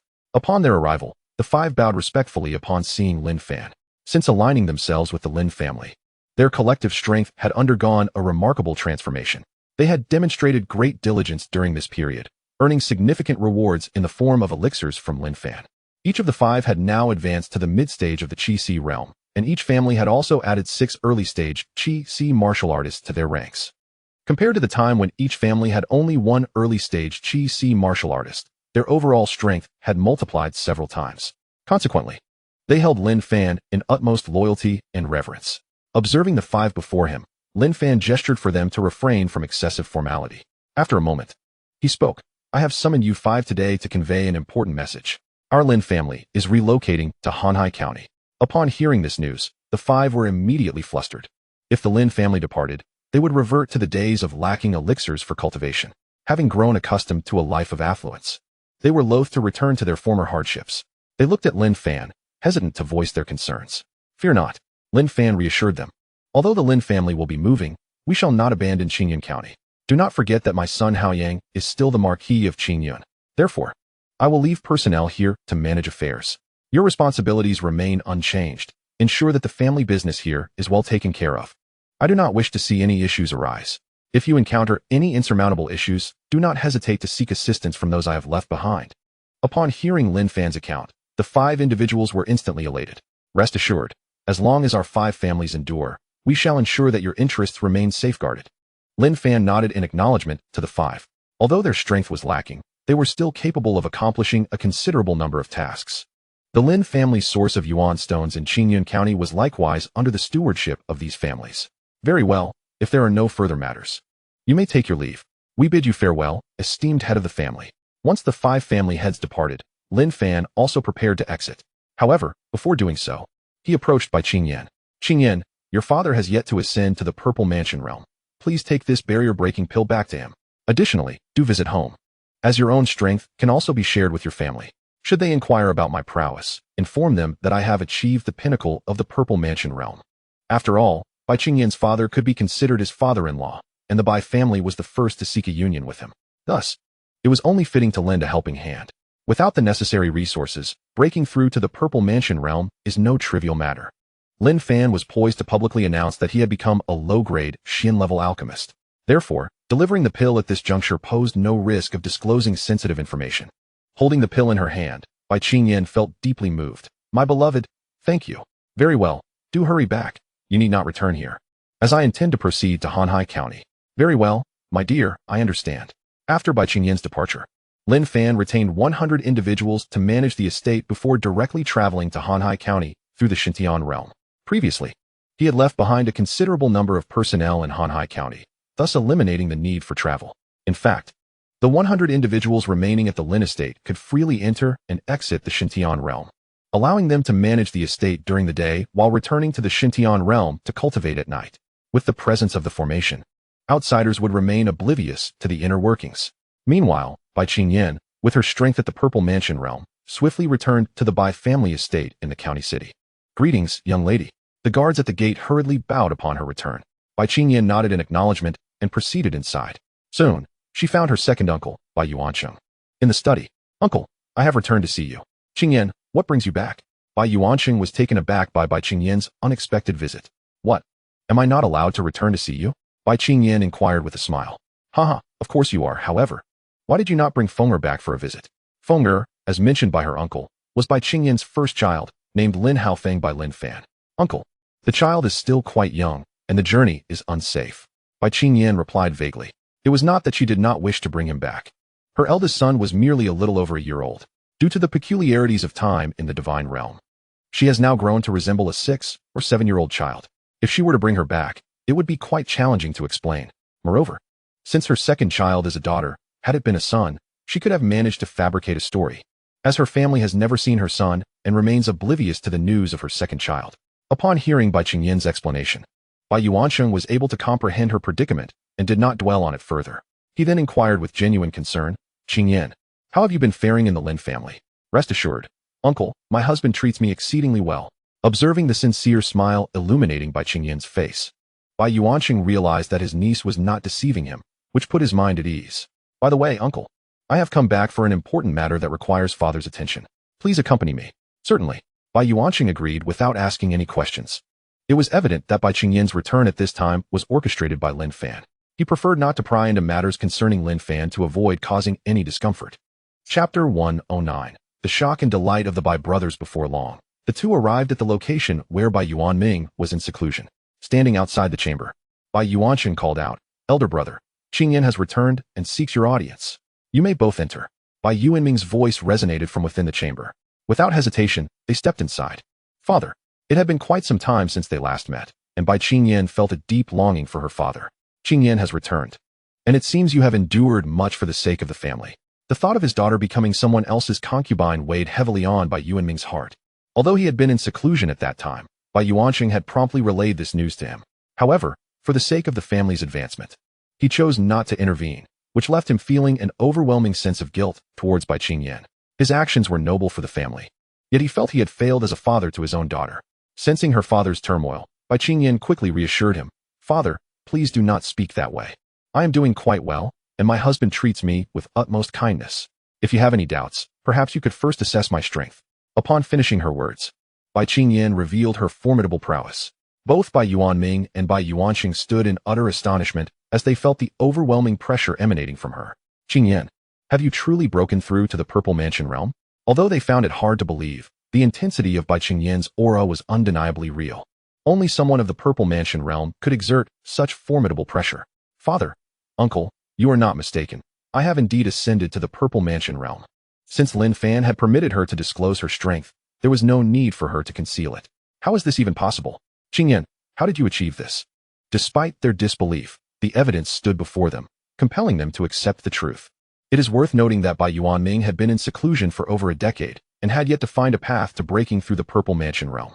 The transition from the Qi Si to the Purple Mansion was notoriously arduous. Bai Qingyan was quite remarkable before her marriage. She was merely at the initial stage of the Qi Si realm. Yet, in just 2 short years, she has ascended directly to the Purple Mansion realm. Such a rapid advancement left them in awe. Observing their incredulous expressions, Bai Qingyan smiled and explained, "My swift breakthrough is undoubtedly due to my husband's contributions. He has now become a low-grade alchemist of the Xian level. My husband provided me with a low-grade barrier-breaking pill, which enabled my immediate rise to the Purple Mansion realm." "What? Qingyan, are you certain you are not deceiving us? Has the head of the Lin family truly become a low-grade Xian alchemist?" "Indeed, it is true. How could I jest about such a matter? Surely my current prowess speaks for itself." At this juncture, Bai Qingyan displayed a confident smile. With the authenticity of her claims confirmed, the two were utterly elated. The emergence of a low-grade Xian alchemist signifies that ascending from the Qi Si realm to the Purple Mansion realm has become significantly easier, provided one possesses the appropriate alchemical formulas. Without these formulas, even an alchemist would find it challenging to concoct the requisite elixirs. While it is not impossible for an alchemist to create their own formulas, such talents are exceedingly rare. It is likely that among 100,000 alchemical geniuses, one would scarcely find a prodigy capable of formulating new recipes. The formulas currently in circulation have been accumulated over countless epochs. Clearly, Bai Qingyan's breakthrough was facilitated by the barrier-breaking pill given to her by Lin Fan, indicating that he possesses mastery over such a formula. Upon realizing this, their excitement escalated, and they rejoiced in Bai Qingyan's achievement. After a moment, Bai Yuanming spoke, "Qingyan, seeing you thrive in the Lin family brings me immense relief." Bai Qingyan, astute as she was, understood the underlying sentiment of her father's words. "Father, do not overthink it. It was my own choice, and no one in the family compelled me. In hindsight, my decision was indeed wise. Otherwise, I would not have encountered such opportunities. Therefore, you need not feel guilty. Rather, you should feel joy for me." With that, Bai Qingyan retrieved a small jade vial from her storage pouch. "Father, my husband has heard that you have been diligently cultivating to break through to the Purple Mansion realm, so he asked me to bring you this elixir." She placed the vial into Bai Yuanming's hands. "Qingyan, could it be that this vial contains the barrier-breaking pill?" At this moment, Bai Yuanming's hand trembled in anticipation. Bai Qingyan nodded with a smile. "Father, you guessed correctly. It indeed contains the barrier-breaking pill." "Qingyan, this is far too precious." Bai Yuanming's voice quivered with emotion. With this pill, the Purple Mansion realm was now within his grasp. Beside him, Bai Yuanqing was equally exhilarated. Accepting this elixir would elevate their Bai family to a force in the Purple Mansion realm. "All right, Father, please accept it with peace of mind. This is a gift from my husband." "Very well, I shall accept this elixir. Qingyan, upon your return, be sure to convey my gratitude to the head of the Lin family." Such elixirs are indeed something Bai Yuanming finds exceedingly difficult to refuse, as they pertain to his own prowess and the fate of his family. "Rest assured, Father, I know what to do," Bai Qingyan confidently asserted. She was well versed in the art of gratitude. "Very well, Father, you may focus on your seclusion and strive to break through to the Purple Mansion realm. I shall converse with Mother for a while before returning." "All right, go ahead." Upon Bai Qingyan's departure, Bai Yuanqing, suppressing the excitement within, spoke, "Elder brother, you may concentrate on your seclusion. I shall safeguard you here." Meanwhile, after sharing a meal with her mother, Bai Qingyan took her leave. Once outside the Bai residence, she sought a secluded spot and returned directly to the Xintiao realm. Lin Fan, on his end, visited the county governor's office to chat with Wang Xinghe before heading to the newly constructed mansion. After surveying the estate, Lin Fan felt a profound sense of satisfaction. The materials used for this residence were all at least of mid-tier yellow grade. It was evident that constructing such a mansion would require no less than 10 million yellow grade essence stones. However, these stones were not sourced from Wang Xinghe's personal wealth. He utilized public funds, which would later be reimbursed by the court. Naturally, Emperor Zhao wished to express his gratitude for Lin Fan relocating his family to such a perilous area. Moreover, this amount of essence stones was trivial in the grand scheme of the national treasury. Subsequently, Lin Fan inspected the vast expanse of nearly 10 million square kilometers that would soon become the Lin family's territory. Currently, this region was devoid of any formidable powers, and the common folk were non-existent. Due to its proximity to the coastline, every beast tide would see ferocious creatures land here, rendering it inhospitable for ordinary citizens. Chapter 110. The Birth of Knight Lioli. In truth, although this area boasted rich mineral resources, spiritual herbs were exceedingly scarce. This scarcity did not arise from the land's inability to cultivate such flora. Rather, the herbs lacked the time needed to mature, as every attempt was thwarted by the overwhelming tides of beasts. Yet, this dilemma posed no challenge to Lin Fan, who had recently acquired a terrestrial-grade formation that could be perfectly set up here. Without delay, he commenced the arrangement of the formation. After approximately half a day's effort, the formation was finally complete. The moment it was activated, an immense quantity of the world's essence was drawn in, sustaining this influx for the better part of the day before settling down. Such a spectacle, of course, caught the attention of the Purple Mansion forces in Hanhai County. At the county governor's office, Wang Xinghe murmured to himself while gazing towards the Lin family's direction. This commotion must be the result of a formation being activated. Yet, such a magnitude of disturbance clearly indicates it is no ordinary formation. This Lin family head is truly unfathomable.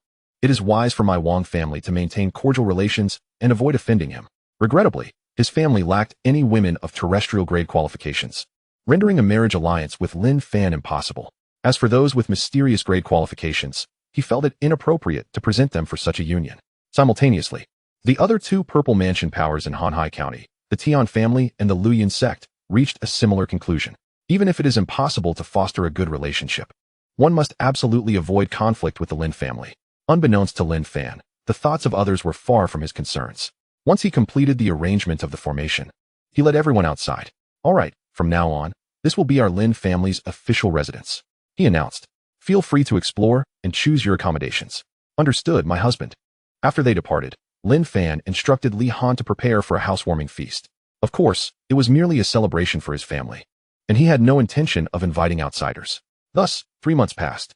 Finally, Yi Liuli's child was born, a boy. Lin Fan had eagerly anticipated this child for quite some time. It is worth noting that Yi Liuli possessed extraordinary talent, and if all went well, their child's potential could reach the saint level. My husband, come see our child. He is so adorable. As soon as Yi Liuli spotted Lin Fan entering, her face lit up with joy as she boasted. Our child is certainly charming, she affirmed eagerly. My husband, please give our child a name. Liuli, how about Lin Haoqian? After some contemplation, Yi Liuli nodded. Qian symbolizes the heavens, the sun, and strength. It is a splendid name.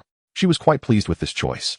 At that moment, Lin Fan began to examine his son's attributes. Name, Lin Haoqian. Age, newly born talent, low-grade saint-level physique, Sunfire divine body, activated upon cultivation, realm, none is expected. Lin Haoqian's talent indeed reached the low-grade saint level.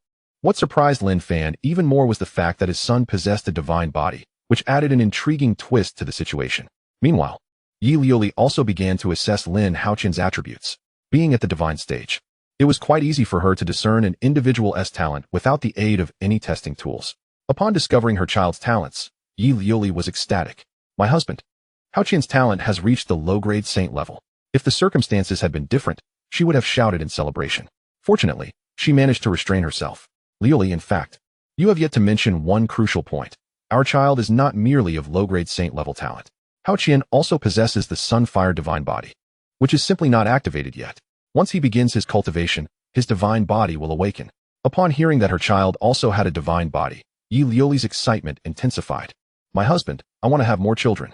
Such exceptional genes should not go to waste. If all our children could reach the saint level, even without a divine body, they would still be formidable. Observing Yi Liuli's fervor, Lin Fan hastily intervened. All right, Liuli, do not be overly excited. You need to rest for a while. We have plenty of time, and you can have as many children as you desire in the future. Very well. Yi Liuli understood that she had been too hasty. Subsequently, Lin Fan spent some time chatting with her before returning to his own quarters. System, open the gift pack. Lin Fan felt a surge of anticipation regarding this reward. Ding.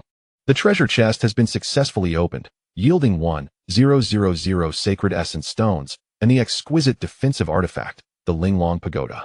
This pagoda, perched atop one's head, stands resolutely beneath the sacred sovereign, impervious to damage.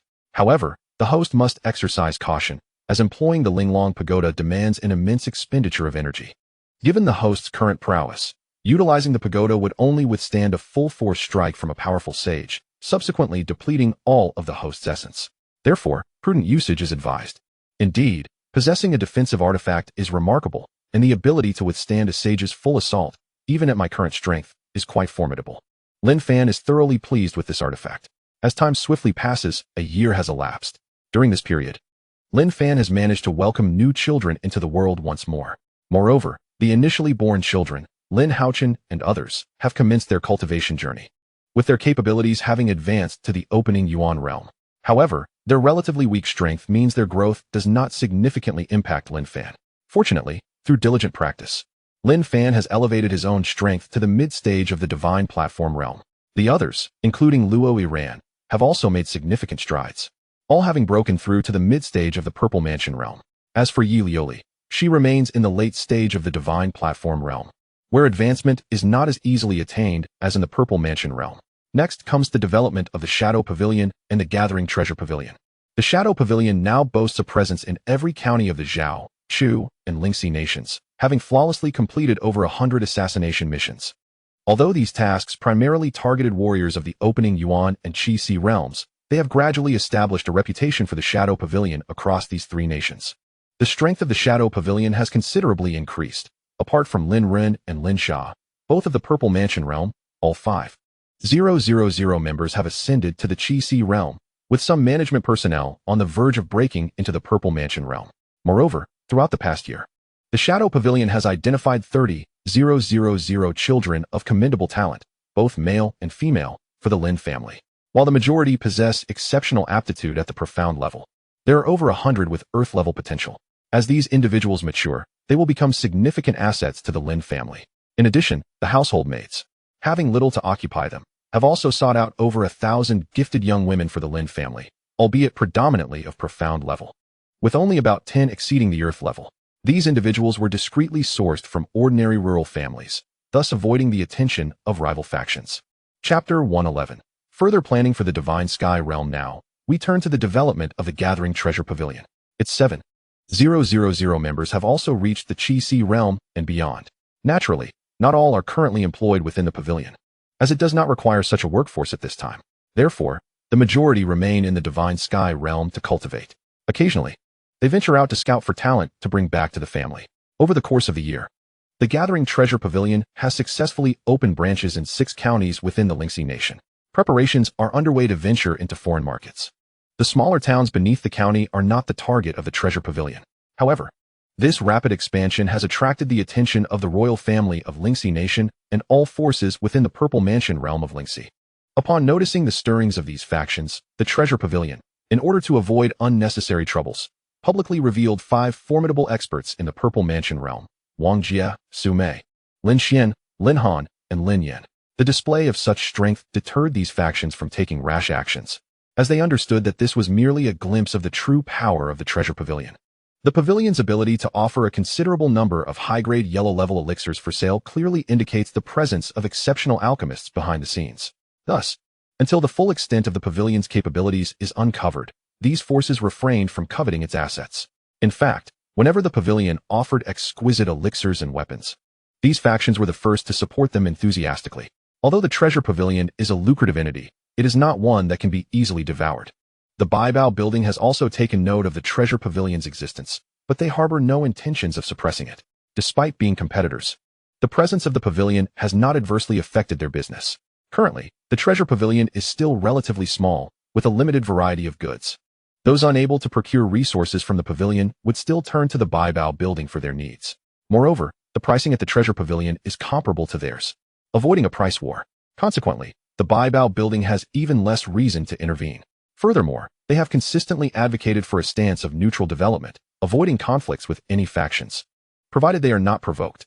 Hence, it would be unreasonable to undermine the Treasure Pavilion at this juncture, as it is a matter of fair competition. Naturally, covert investigations will occur, and they may contemplate how to entice talents away from the Treasure Pavilion.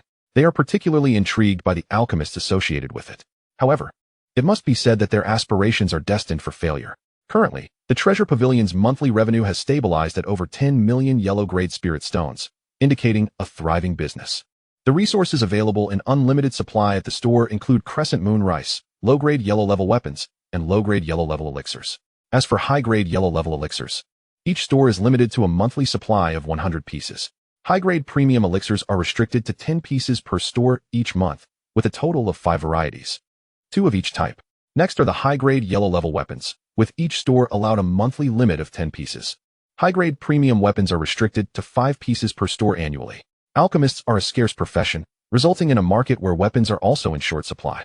Among these items, Crescent Moon Rice has the highest sales due to its economic viability. In addition to selling products, the Treasure Pavilion has also been actively acquiring numerous items, with the most notable being spiritual herbs and their seeds, a point consistently emphasized by Lin Fan. Given the vastness of the Divine Sky realm, it is impractical to solely cultivate Crescent Moon Rice. However, apart from Crescent Moon Rice, the previously cultivated high-grade purple crystal rice has begun to be mass-produced as well. Although the maturation period of amethyst rice is relatively prolonged, in the primary realm, it can yield 2 harvests annually. Coupled with its extensive cultivation area, the output of amethyst rice remains exceptionally high. However, in the land of 100 nations, Lin Fan refrains from selling amethyst rice externally, opting to consider this matter only upon reaching the Xintian continent. Presently, the staple food of the Lin family has entirely transitioned to amethyst rice.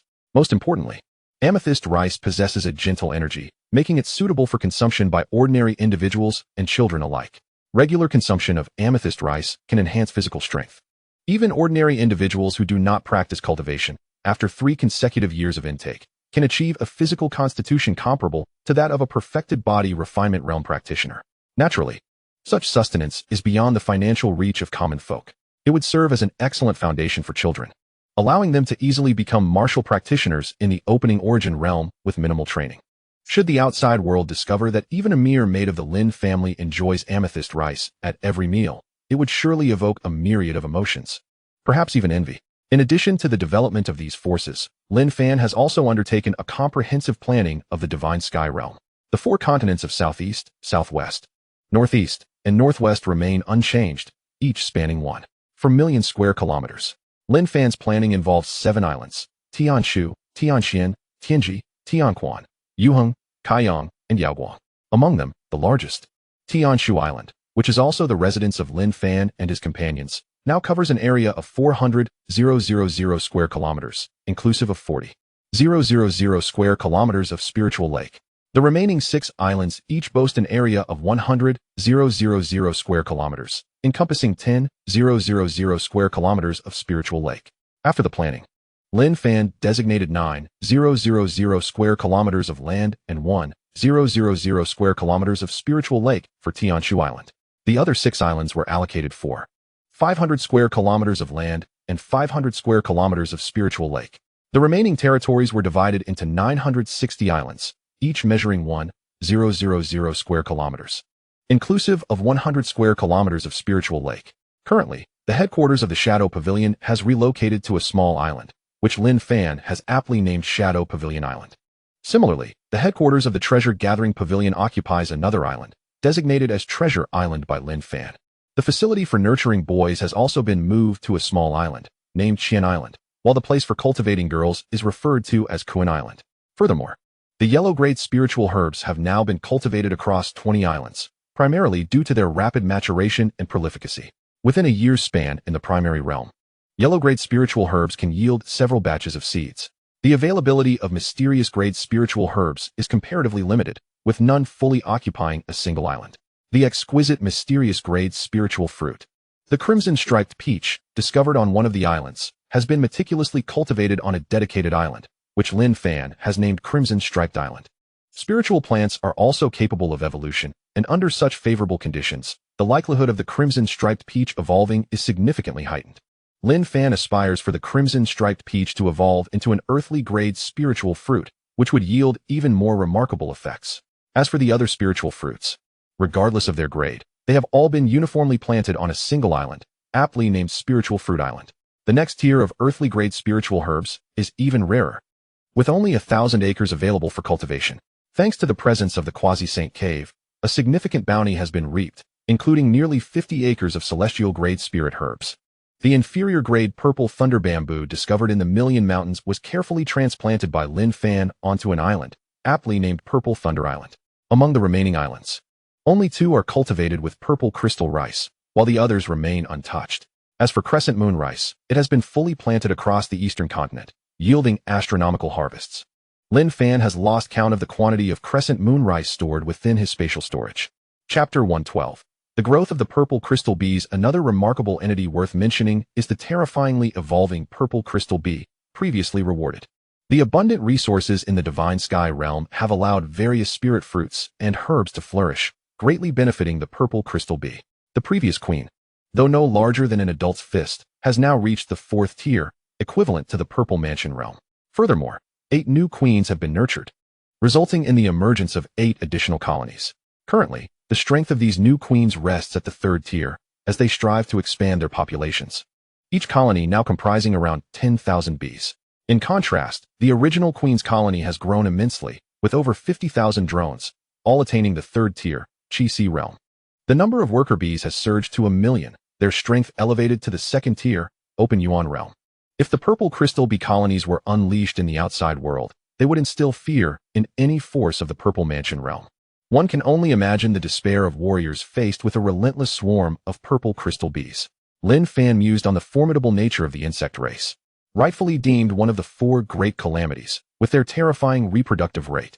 Moreover, the lifespan of the purple crystal bees is remarkably long, comparable to that of warriors of the same realm. Fortunately, these bees are under his control, and Lin Fan holds a position superior to that of the queen. With proper nurturing, the purple crystal bees are destined to become a formidable force. Additionally, the honey they produce is a rare treasure. Thus, Lin Fan imposes few restrictions on them, allowing them to fly freely within the Divine Sky realm. He has previously commanded the purple crystal bees to refrain from harming the inhabitants of the realm. In Qinglan County, the Bai family is bustling with activity today. After an entire year of effort, the family head, Bai Yuanming, has successfully broken through to the Purple Mansion realm. This news has attracted countless Qi realm forces to offer their congratulations, including representatives from the Zhao royal family. As the governor of Qingyun County and a subject of the Zhao kingdom, Bai Yuanming's achievement warrants acknowledgement from the royal family. In contrast, no other Purple Mansion forces have come to visit, as the Bai family lacks the status of alchemists like Lin Fan. Thus, the other Purple Mansion forces remain merely observers. At this moment, Bai Yuanming stands proudly upon a platform, beaming with vigor.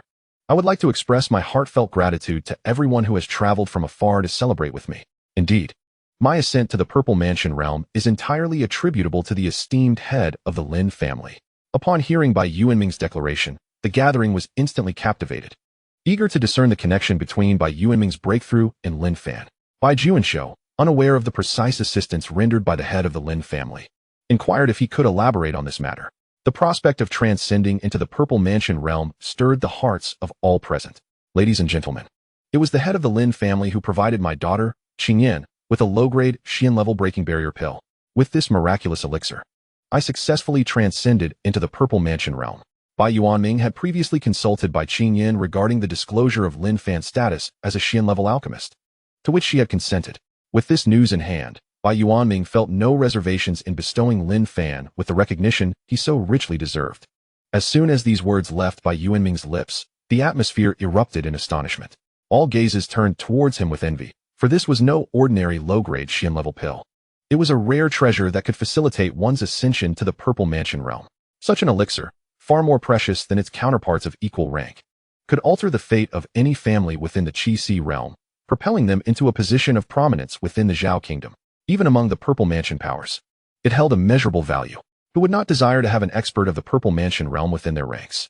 Little did they expect Lin Fan to so generously bestow such a boon upon another. Bai Yuanming's fortune was, of course, closely tied to the fact that his daughter had become Lin Fan's concubine. At that moment, many in attendance were filled with regret, lamenting the absence of a similarly exceptional woman in their own families, for such an opportunity might have graced them as well. However, the representative of the royal family quickly regained composure and inquired of Bai Yuanming, Bai Juanshou. Might it be true that the head of the Lin family has attained the status of a low-grade, Xian-level alchemist? In his view, only a Xian-level alchemist could so freely give away such precious pills. Upon hearing this question, the room fell silent, all eyes fixed intently on Bai Yuanming. A Xian-level alchemist was a rare entity, typically found only within the realms of those possessing divine powers. If Lin Fan had indeed achieved this status, it would be monumental news for the Zhao kingdom. Acknowledging the anticipation surrounding him, Bai Yuanming nodded affirmatively. You are correct. The head of the Lin family has indeed become a low-grade, Xian-level alchemist. With this confirmation, the atmosphere buzzed once more with excitement. Conversations erupted as everyone began to discuss the astonishing revelation. The head of the Lin family had truly become a Xian-level alchemist. This could herald a significant shift in the Zhao kingdom, even prompting nearby nations to take notice. Upon confirming this news, The representative of the Zhao royal family immediately set about communicating with Emperor Zhao. Individuals connected to the Purple Mansion forces also began to relay the information without delay. Meanwhile, upon receiving the news, Emperor Zhao stood up in sheer astonishment. Seated opposite Emperor Zhao was his consort, the graceful Ling Wanshu, the mother of Zhao Lingxi. Witnessing the emperor's uncharacteristic demeanor, she was taken aback. Your Majesty, what troubles you? My beloved, you are unaware of the astonishing news. Lingxi's husband, the master of the Lin family, has now ascended to the rank of a Xian-level alchemist. What? Is this truly the case? Ling Wanshu's astonishment mirrored that of the emperor. As a consort of the Zhao emperor, her status was undoubtedly significant, for she was a princess of the Lingxi kingdom, where the current emperor was her brother. Her own prowess was formidable, having reached the pinnacle of the Qi realm. Thanks to Zhao Lingxi's favored position, her standing in the Zhao kingdom was quite elevated. My dear consort, this matter is beyond doubt. The governor of Qinglan County was able to break through to the Purple Mansion realm solely because the Lin family master gifted him a low-grade barrier-breaking pill. This was confirmed by him personally. With the veracity of the information established, Ling Wanshu was filled with excitement. She had yet to discover an opportunity for her own breakthrough. If she could procure a barrier-breaking pill from Lin Fan, she too could ascend to the Purple Mansion realm. The only obstacle now was how to broach the subject. Would mentioning it to her daughter put her in an awkward position? Chapter 113. The excited Zhao Qingyun observing Ling Wanshu's troubled expression, Zhao Qingyun surmised her thoughts. My dear consort, there is no need for concern. Given our relationship with the Lin family master, acquiring a pill should pose no problem. However, before Ling Wanshu could respond, a eunuch's voice echoed from outside. Your Majesty, Consort Ling, the sixth princess has returned. Your Majesty, Lingxi is back. Ling Wanshu exclaimed with delight.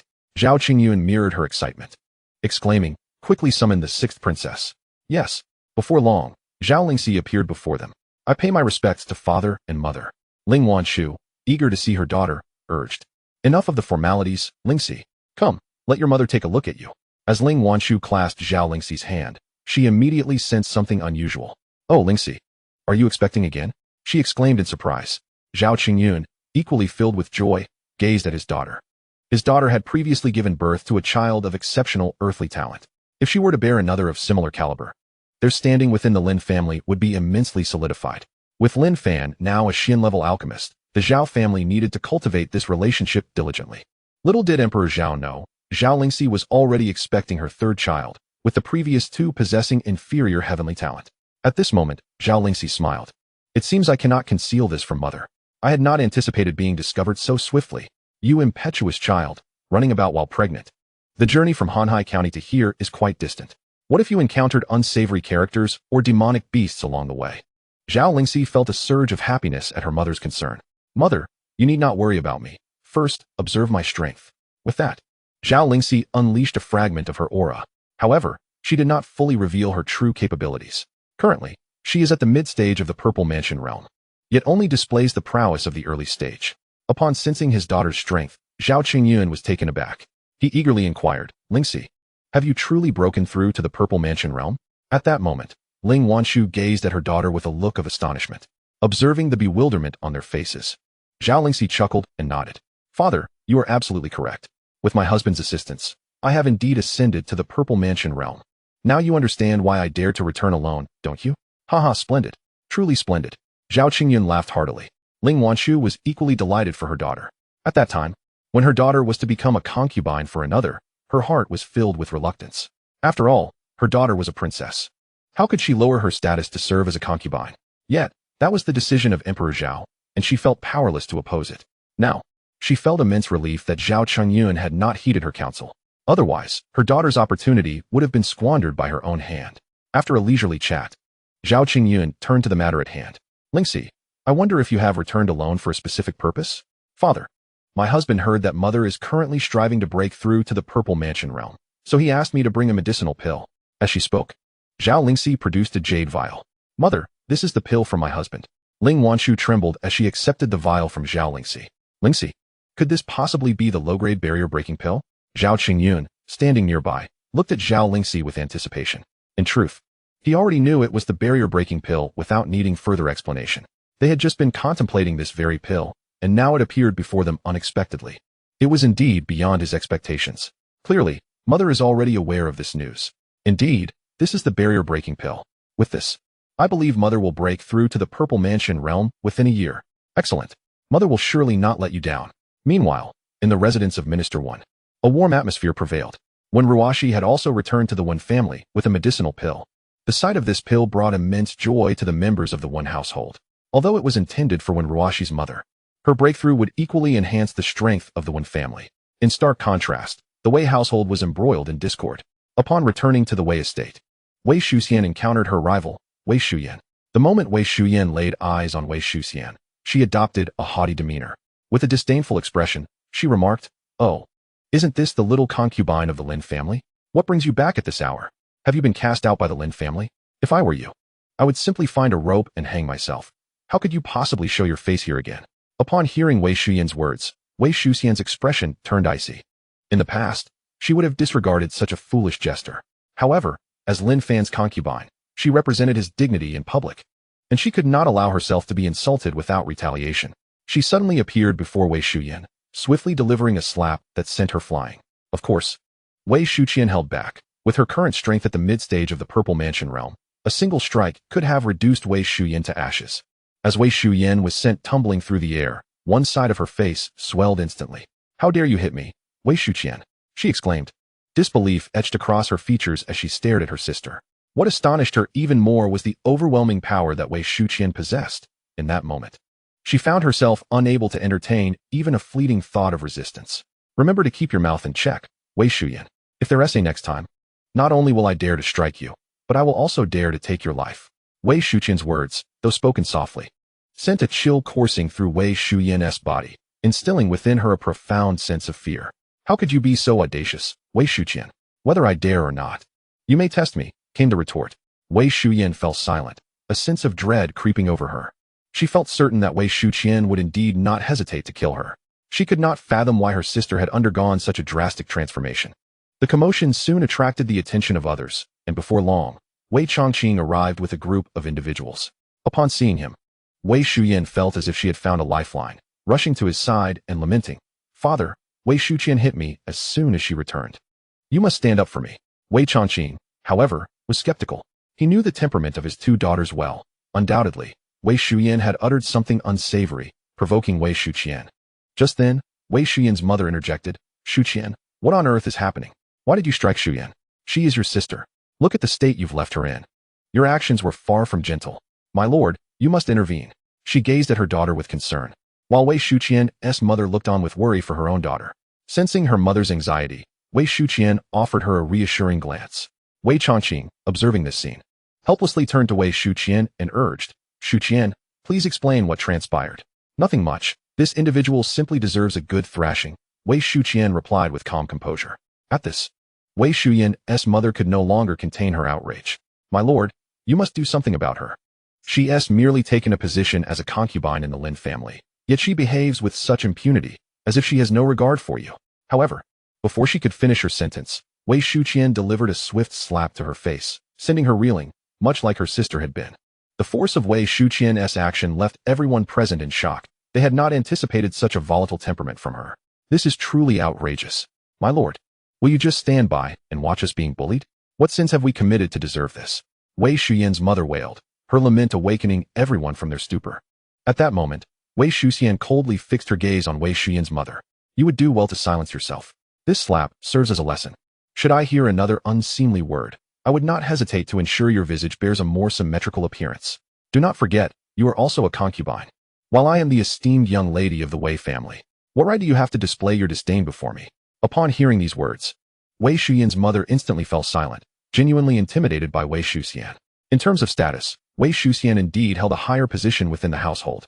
Wei Chongqing, witnessing this scene, took a deep breath and gestured to the attendants behind him. "Take these two away. Their presence here is a nuisance." As the mother and daughter were ushered away, an air of tranquility enveloped the room. Everyone's attention shifted to Wei Shuxian, all of whom were prominent figures within the Wei family. However, with Wei Chongqing remaining silent, they too refrained from speaking. Only Wei Shuxian's mother looked on with a face full of concern. After a moment, Wei Chongqing broke the silence. "Shuxian, have you truly advanced to the Purple Mansion realm?" The speed at which Wei Shuxian had acted moments ago was far beyond what a Qi realm could achieve. For this reason, Wei Chongqing did not reproach her for taking action in his presence. The disparity between the two women and Wei Shuxian was insurmountable. It was not that he lacked compassion, but as the head of the family, he had to consider the well-being of the entire clan. He had once given Wei Shuyan an opportunity, which he had failed to appreciate. Father, you are correct. I have indeed broken through to the Purple Mansion realm. Wei Shuxian was not surprised that her father had discerned her strength, for he too was a practitioner of the Purple Mansion realm. Her revelation left everyone present in a state of shock, especially her mother, who was overwhelmed with excitement. Wei Chongqing, too, wore a satisfied smile. Excellent. It appears that sending you to the Lin family was a most prudent decision. I wonder, what brings you back today? I presume father has learned of my husband's recent achievement as a low-grade alchemist of the Xian rank. I have returned today to present my mother with a medicinal pill to aid her ascension to the Purple Mansion realm. Upon hearing the mention of the pill, the hearts of those present ignited with fervor. Such a pill, capable of facilitating a complete Qi realm practitioner's advancement to the Purple Mansion realm, was a coveted treasure they all longed to possess. Among them, aside from Wei Chongqing, who was not a fully realized Qi realm warrior. Although they seemed only a step away from the Purple Mansion realm, crossing that final threshold could elude them for a lifetime. However, upon realizing that Wei Shuxian intended to bestow this precious pill upon her mother, their hopes were swiftly dashed. They no longer dared to offend Wei Shuxian, nor did they harbor any designs on the pill. Nevertheless, they recognized the necessity of cultivating a favorable relationship with her. Should she acquire additional pills in the future, they might find themselves considered. Hearing of Wei Shuxian's intention to gift the medicinal pill to her mother, Wei Chongqing furrowed his brow, though it soon relaxed. Regardless of the circumstances, this would bolster the strength of the Wei family. If he had intervened at this moment, the relationship between father and daughter would likely have soured irreparably. Regardless, with Wei Shuxian present, there would be ample opportunities in the future to obtain such elixirs. Ultimately, Wei Chongqing acquiesced to the situation. Following this, after dining with her parents at the Wei residence, Wei Shuxian departed. In truth, the group had previously arranged to return to the royal city together, even stipulating the time of their departure. Once they gathered, they all returned to the Divine Sky realm. After Wei Shuxian's departure, Wei Chongqing sought out Wei Shuyan and her mother. Father, sir. Upon observing the two, Wei Chongqing spoke sternly. Are you aware of your mistakes? Father, Shuyan does not comprehend why you favor Wei Shuxian. It appears you still fail to recognize your errors. Do you understand that Shuxian's husband has become a low-grade Xian-level alchemist? Such a status warrants respect even from the royal ancestors. Furthermore, with his assistance, Shuxian has already ascended to the Purple Mansion realm. What? That is impossible. How could she possibly attain the Purple Mansion realm? Wei Shuyan was devastated by this revelation, feeling as if she had been dealt a fatal blow. Her mother, upon hearing this news, stood frozen in disbelief. She had not anticipated that Wei Shuxian had become so formidable. Seeing that Wei Shuyan remained unrepentant, Wei Chongqing's mood soured further. He scoffed. Nothing is impossible. I once granted you that very opportunity, yet you failed to cherish it. Moreover, I expect that when Shuxian returns, you will not maintain this attitude. Otherwise, do not blame me for enforcing family discipline. With that, Wei Chongqing departed. Once her father left, Wei Shuyan collapsed onto the ground. She turned to her mother, murmuring, Mother, was it truly my fault? Have I squandered such a miraculous opportunity? If only I had been the one to break through to the Purple Mansion realm. It would have been mine, and now it has fallen to Wei Shuxian. Yet soon, she became earnest once more. Mother, do you think I still have a chance? Shuyan, heed your mother's advice. Do not dwell on this matter. Focus on your cultivation, and avoid Wei Shuxian when you see her. Her mother was all too aware of her daughter's disposition. If she were to marry into that family, she feared the head of the Lin family might well bring harm to her daughter. But mother, I feel so aggrieved. This was clearly my opportunity. With this thought, Wei Shuyan's heart brimmed with regret. Had she been the one to marry, she would now be the victor. What does your dissatisfaction matter? A missed opportunity is a missed opportunity. From now on, focus on your training at home. With your talent, there remains a possibility for you to become a Purple Mansion realm warrior. Also, do not provoke Wei Shuxian again. Your father will not spare you next time. For the sake of the family's future, he will not regard you as his daughter. Mother, I understand. I will avoid her from now on. Chapter 115. The Royal Family of Lingxi Kingdom. The Ling family. The news of Lin Fan becoming a low-grade Xian-level alchemist swiftly spread across the major factions of the Zhao Kingdom. Several factions that have not allied with Lin Fan, upon learning that he has gifted each household a low-grade Xian-level breaking barrier pill, displayed expressions of envy.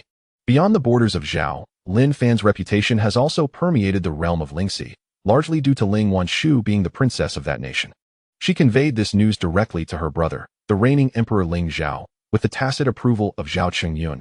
Otherwise, Ling Wanshu would not have relayed such information. Upon receiving this news, Ling Zhao did not hasten to inform his ministers. Instead, he chose to consult with the elders of his clan regarding the matter. Zhaoer, do tell me the purpose of your visit, inquired Ling Zhao's father, the former emperor of Lingxi, who has since retreated from public life. Father, your son has urgent matters to discuss with the esteemed elders. Zhaoer, please proceed. However, the elders are currently in seclusion and should not be disturbed unless the matter is of great importance. Yet, I sense your haste suggests a nation may be preparing to wage war against our Lingxi. Despite his retirement, the former emperor's authoritative presence still overshadowed that of Emperor Ling Zhao. After all, Ling Zhao possessed only mid-stage Zifu strength, while the former emperor was on the cusp of breaking through to full Zifu. Father, no nation is preparing for war against us. Rather, Zhao has produced a low-grade, Xian-level alchemist. This news is relayed to me by my royal sister. What? Such a development is astonishing. The former emperor was visibly taken aback. The emergence of a Xian-level alchemist is indeed significant. Take Zhao, for instance. With Lin Fan's assistance, they are poised to produce several Zifu masters within a year.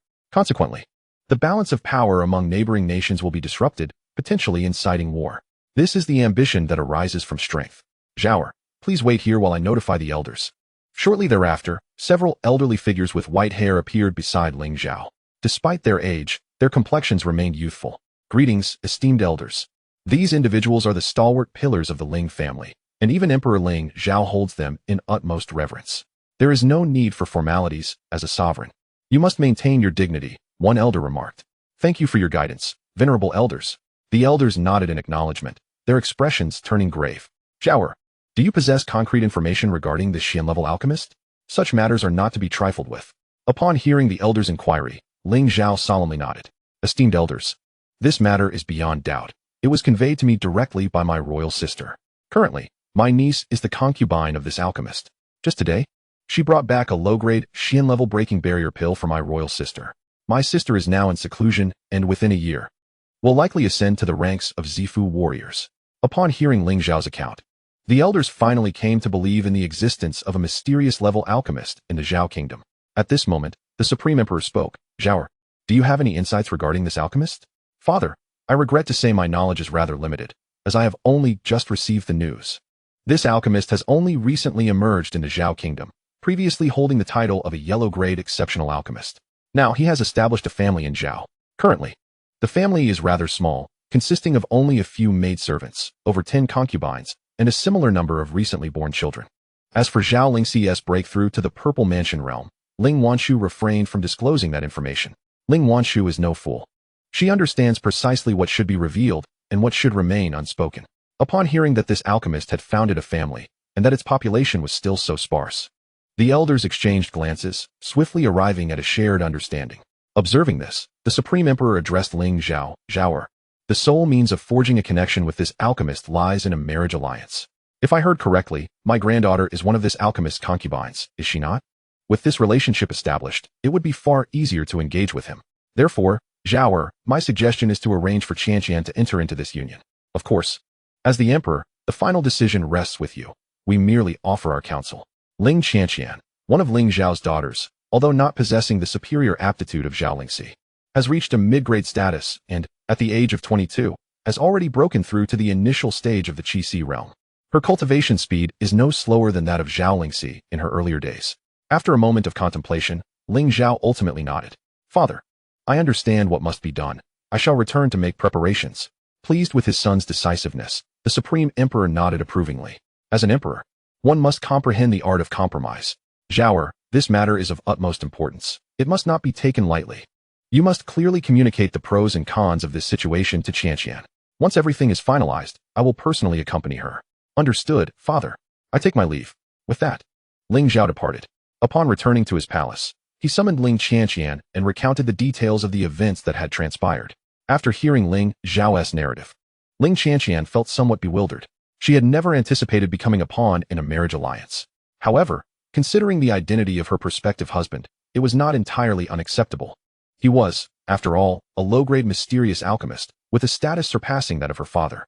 Becoming a concubine to such an esteemed individual was hardly a disgrace. Moreover, her cousin Zhao Lingxi was also present, and although they had not met frequently, this connection would allow for mutual support in the future. Having come to terms with these thoughts, Ling Qianqian ceased to be troubled by the situation. "Father, I have agreed to this matter." Sighing, he replied, "It truly burdens you." However, Ling Qianqian shook her head in response. "Father, do not say that. Perhaps this is my destined opportunity. Consider this. The head of the Lin family is generous enough to bestow profound grade elixirs upon outsiders. Once I become his concubine, do you truly believe he would treat me poorly?" This notion did resonate with Ling Zhao, although he pondered the appearance of this Lin family head. If he were to be gray-haired and elderly, it would indeed pose a challenge for me. Ling Zhao couldn't help but smile wryly at his daughter's words.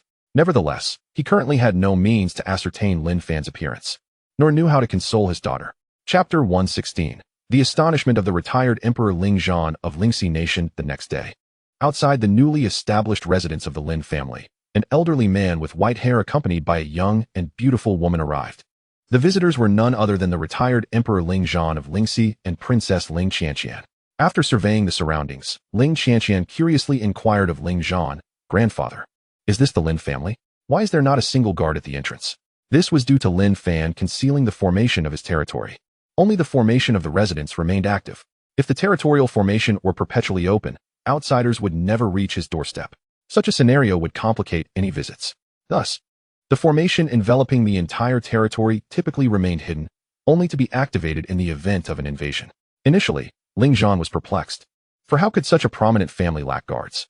However, upon closer inspection, he discerned the truth. Qianqian, this residence is protected by a formation, thus, guards are unnecessary. At this moment, Ling Zhan's regard for the Lin family elevated further. With the mere presence of this formation, the Lin family was already in an invulnerable position. Although he was unaware of the formation's specific rank, he recognized that he alone posed no threat to it. After all, he was a formidable force nearing the pinnacle of the Purple Mansion realm. He was certain that even at the peak of the Purple Mansion realm, one would be powerless against this formation. As for whether the Divine Platform realm could breach it, he was uncertain. The disparity between the Purple Mansion and Divine Platform realms was vast, akin to two different worlds. Even a novice in the Divine Platform realm could easily suppress multiple experts at the peak of the Purple Mansion realm. Ling Qianqian, however, did not ponder as deeply as Ling Zhan. She was merely contemplating how they would enter the Lin family residence, given its protective formation. "Grandfather, what shall we do next? We cannot simply barge in, can we?" Ling Zhan, upon hearing this, felt a wave of frustration. To charge in directly required a certain level of strength. "Qianqian, do not rush. Observe your grandfather." With that, Ling Zhan called out to the interior, "This is Ling Zhan from Lingxi Nation, accompanied by my granddaughter Ling Qianqian, here to pay a visit. I hope the head of the Lin family will grant us an audience." As his voice echoed, the maid guarding the formation inside noticed their presence and promptly reported to Li Han. After receiving the news, Li Han immediately sought out Lin Fan. "Honorable head of the family, there is a visitor outside who claims to be Ling Zhan from the Lingxi Kingdom, accompanied by his granddaughter Ling Qianqian, here to pay a visit." Zhao Lingxi, who stood beside Lin Fan, was also taken aback upon hearing their names. Lin Fan noticed Zhao Lingxi's unusual expression and inquired, "Lingxi, do you know them?" "In response to my husband, Ling Zhan is my maternal grandfather and the former emperor of Lingxi Kingdom. As for Ling Qianqian, she is my cousin, possessing commendable talent, ranked at the mid-level of Earth Grade. As for her appearance, she is not inferior to me." Zhao Lingxi continued. Their visit at this time likely indicates their intention to propose a union. Zhao Lingxi did not find the Ling family's actions surprising. After all, the Zhao family had also engaged in similar pursuits in the past. Upon hearing that they had come for a marriage alliance, Lin Fan's interest was piqued. "Lingxi, I hadn't expected such a connection. Let us meet them." He then instructed Li Han, "Please escort our guests to the living room. Lingxi and I will join you shortly." "Understood. I shall attend to it immediately," Li Han responded. Soon, he arrived outside the residence, where Ling Zhan and Ling Qianqian awaited quietly. Upon seeing them, Li Han greeted warmly, "Greetings to you both. I am Li Han, the steward of the Lin family. The head of the family has requested your presence." "Thank you." Stewardly, Ling Zhan replied with a smile. Following Li Han, Ling Zhan's heart was unsettled. He discerned that Li Han had not concealed his prowess.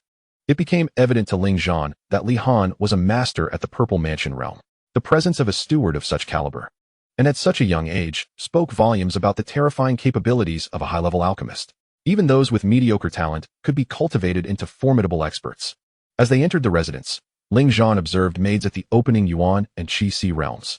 He could not help but marvel at the Lin family's extravagance. It was well known that in their royal palace, only a few female officials possessed the strength of the Qi Si realm. Most maids were merely at the refinement body realm. The disparity between their households was indeed staggering. Before long, they were ushered into the living room. Please, take a seat and enjoy some tea. Our head of the family will arrive shortly, Li Han said before departing. Ling Zhan turned to Ling Qianqian beside him. Qianqian, you seem quite nervous, he remarked with a smile. Grandfather, I am merely concerned about the appearance of the head of the Lin family, she replied. Oh, what kind of appearance does Princess Qianqian hope for me to possess? Just then, Zhao Lingxi approached, linking her arm with Lin Fan's. Greetings, grandfather and cousin. Zhao Lingxi greeted them with a smile. Ling Zhan felt invigorated upon seeing them. Lin Fan exuded an air of ordinariness. He sensed no martial aura from him. Yet, this very quality made Lin Fan appear even more formidable in Ling Zhan's eyes. He also discerned that his granddaughter had matured into an initial stage warrior of the Purple Mansion realm. This realization solidified Ling Zhan's resolve regarding the marriage proposal. However, Ling Zhan quickly regained his composure. I have come to pay my respects to the head of the Lin family. I hope my visit today does not cause any inconvenience. In the presence of Lin Fan, Ling Zhan dared not adopt an arrogant demeanor. Your graciousness is appreciated, Spirit Monarch. As the maternal grandfather of Lingxi, it brings me immense joy to have you as a guest in the Lin family. There is no reason for any reproach. Upon hearing Lin Fan's words, Ling Zhan felt a wave of relief wash over him. He then turned to Zhao Lingxi with a gentle smile, saying, Lingxi, it has been quite some time since we last met. I am delighted to see that you have grown into a master of the Purple Mansion realm. Your grandfather is truly proud of you. Ling Qianqian, overhearing that her cousin had achieved such a remarkable status, widened her eyes in astonishment. This revelation was utterly shocking to her.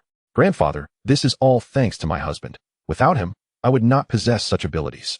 At that moment, Lin Fan interjected, Lingxi, do not be so modest. If you had not dedicated yourself to your cultivation, I could not have facilitated such a significant enhancement in your power. Upon hearing this, Zhao Lingxi's cheeks flushed slightly. She was acutely aware of what Lin Fan meant by dedication to cultivation. To shift the focus of the conversation, she quickly turned to her cousin, Ling Qianqian. Cousin Qianqian, I heard you expressing concerns about your husband's appearance. Now that you have seen him, what are your thoughts? At Zhao Lingxi's remark, Ling Qianqian felt a wave of embarrassment and lowered her head.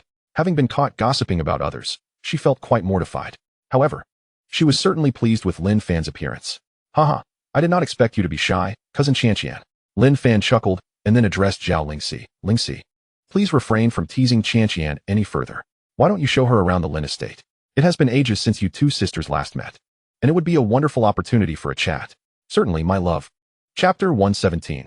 Ling Qianqian remains behind to review family techniques and arts. Once Zhao Lingxi and Ling Qianqian departed, Lin Fan turned to the matter at hand. Head of the Lin family, I will not beat around the bush. I trust you have discerned the purpose of my visit. Therefore, I am curious about your thoughts on Qianqian. Lin Fan held a favorable view of Ling Qianqian, but he was taken aback by Ling Zhan's directness. Engaging with someone so forthright was quite refreshing, devoid of unnecessary complications. Of course, it was also possible that Ling Zhan was merely assessing the situation. Not dwelling on this thought, Lin Fan smiled at Ling Zhan, saying, since the Spirit Monarch is willing to part with her, I see no reason to refuse. After all, it is a mutually beneficial arrangement for me. At this, Ling Zhan burst into hearty laughter. The head of the Lin family is indeed straightforward. Let us finalize this union. From now on, Qianqian shall be a member of your Lin family, and I hope you will treat her well. She has been pampered in the Ling family, so I ask for your understanding regarding any shortcomings she may exhibit. He expressed concern that Ling Qianqian, having been raised as a princess in Lingxi Kingdom, surrounded by sycophants, might struggle to adapt and inadvertently vex Lin Fan. Rest assured, Spirit Monarch, I would never mistreat my own wife.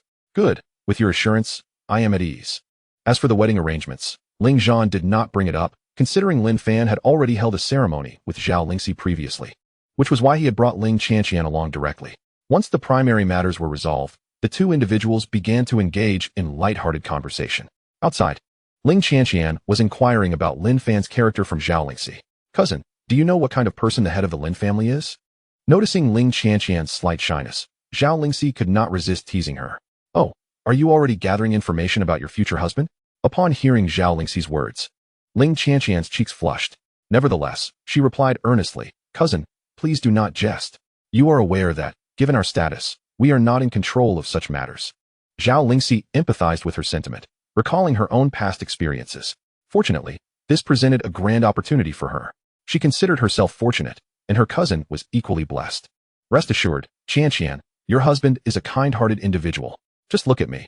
I have already attained the strength of the Purple Mansion realm. Once you join the Lin family, it won't be long before you achieve the same. As for other matters, she felt it inappropriate to elaborate at the moment, but she reassured, in any case, you will not regret it. With your words, I feel at ease. Naturally, Ling Qianqian was filled with anticipation regarding the Purple Mansion realm. If she were to rely solely on her own cultivation, it would take her several decades at the very least. The two then reminisced about some amusing past events. After a while, Zhao Lingxi assessed the situation and said to Ling Qianqian, Qianqian, I believe their conversation is nearing its conclusion. Let us go and join them.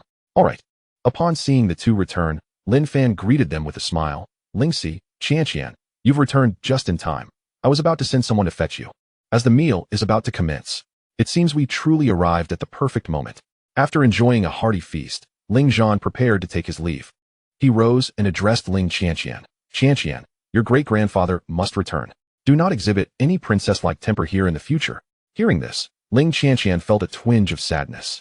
Great-grandfather, please take care. I will visit you often. Haha, hearing that brings great joy to your great-grandfather. As he spoke, Ling Zhan turned to Lin Fan.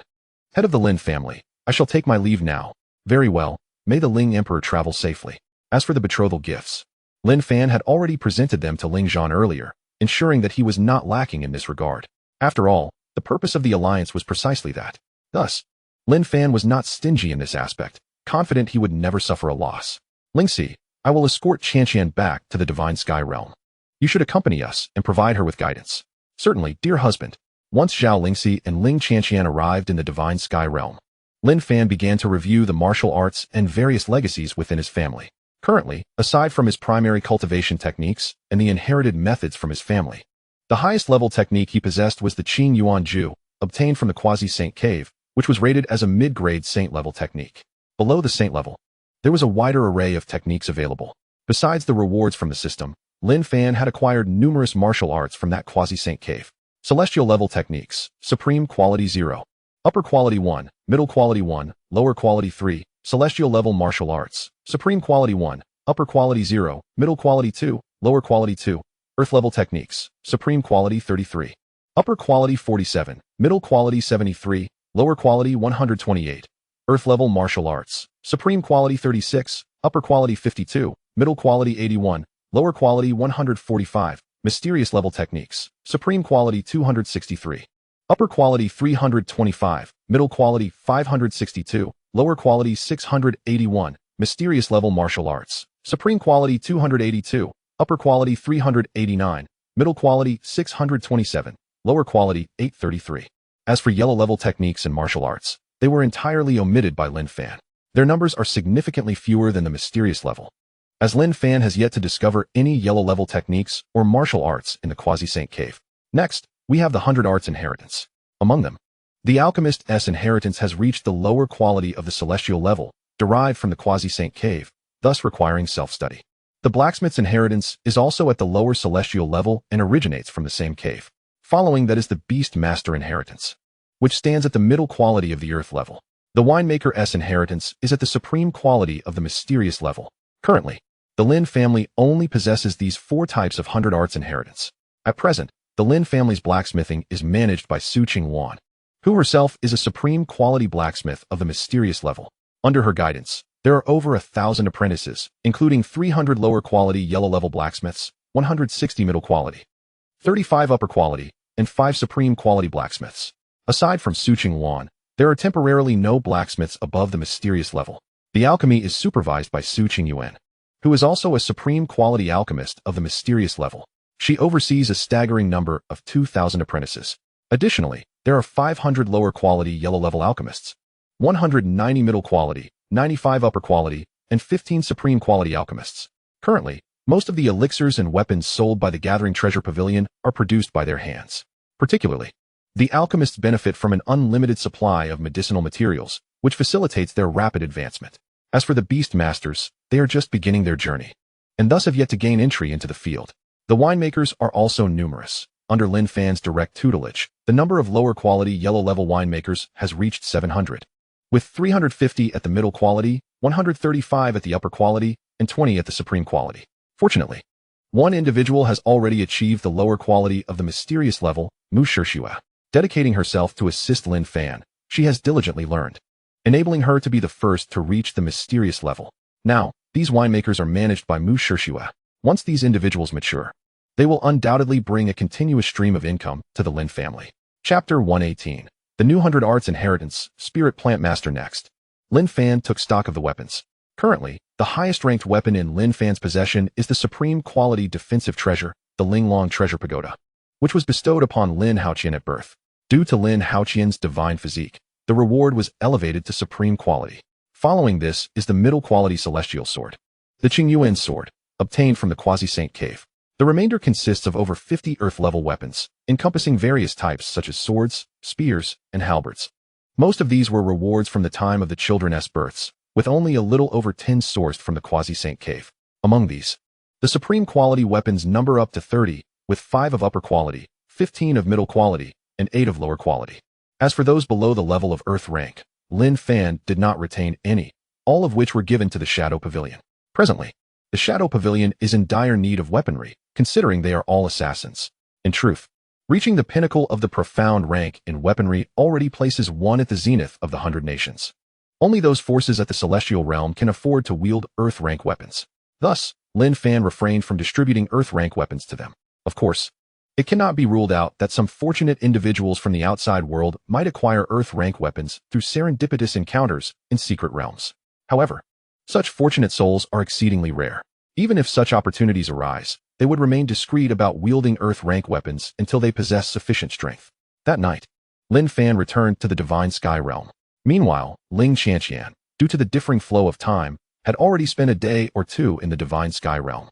During this period, she had thoroughly familiarized herself with the Divine Sky Realm and had come to understand the true foundation of the Lin family. What is known to the outside world is merely the tip of the iceberg of the Lin family's power. Who could have anticipated that Lin Fan's strength had already reached the Celestial Platform realm? Furthermore, he had a late-stage Celestial Platform concubine and 2 fifth-tier demon beasts. Such formidable power means that the Lin family could annihilate the Zhao Kingdom and any neighboring nations if they so desired. Only if the surrounding nations united could they have any hope of thwarting the Lin family's advance. When Ling Qianqian learned about these matters from Zhao Lingxi, she was left in shock for quite some time. This revelation made her somewhat eager for life here. Having spent her life in the royal palace, she was well acquainted with palace intrigues. Yet here, she observed no such conflicts. Everyone's relationships were particularly harmonious. Witnessing this scene, Ling Qianqian felt completely at ease. At this moment, Lin Fan returned to the Divine Sky Realm and approached Ling Qianqian. Qianqian, how do you feel? Have you gotten familiar with everyone? Head of the family. Upon seeing Lin Fan, Ling Qianqian suddenly felt a bit nervous. Why still call me head of the family? Lin Fan feigned displeasure. Husband, Ling Qianqian whispered softly. Now that's more like it. With that, Lin Fan nodded in satisfaction. Observing that Lin Fan was not angry, Ling Qianqian let out a sigh of relief. Although she had learned from her cousin Zhao Lingxi that Lin Fan was easy to get along with, she couldn't help but feel a twinge of anxiety. However, seeing Lin Fan's approachable demeanor allowed her to completely let go of her worries. At this moment, Lin Fan took the opportunity to check Ling Qianqian's information. Name, Ling Qianqian. Age, 22. Qualification, middle grade Earth rank. Realm, initial stage of the Qi-Si realm. Affection, max. Her affection has already reached the highest level. It seems she has been marked by the family's divine tree. Once marked by the family's divine tree, both affection and loyalty will attain their utmost levels. Qianqian, it's getting late, we should rest. Ling Qianqian did not respond verbally, but merely nodded with a flushed face. An hour later, she had drifted into a deep slumber. Lin Fan then began to review the spoils from this venture.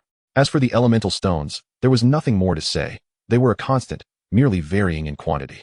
The primary focus was on the second reward. Finally, I have been rewarded with the 100 Arts Inheritance once again. Regrettably, this matter seems to hold little significance for me. With a sigh, Lin Fan contemplated the situation. The reward was a mid-level Earth-grade Spirit Plant Master inheritance.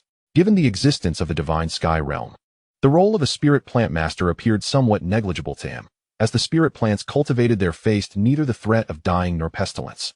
Nevertheless, Lin Fan was determined to ascertain the true capabilities of a Spirit Plant Master, for the rewards from the system could not possibly be devoid of merit. System, please elucidate the precise functions of a Spirit Plant Master, Lin Fan inquired directly.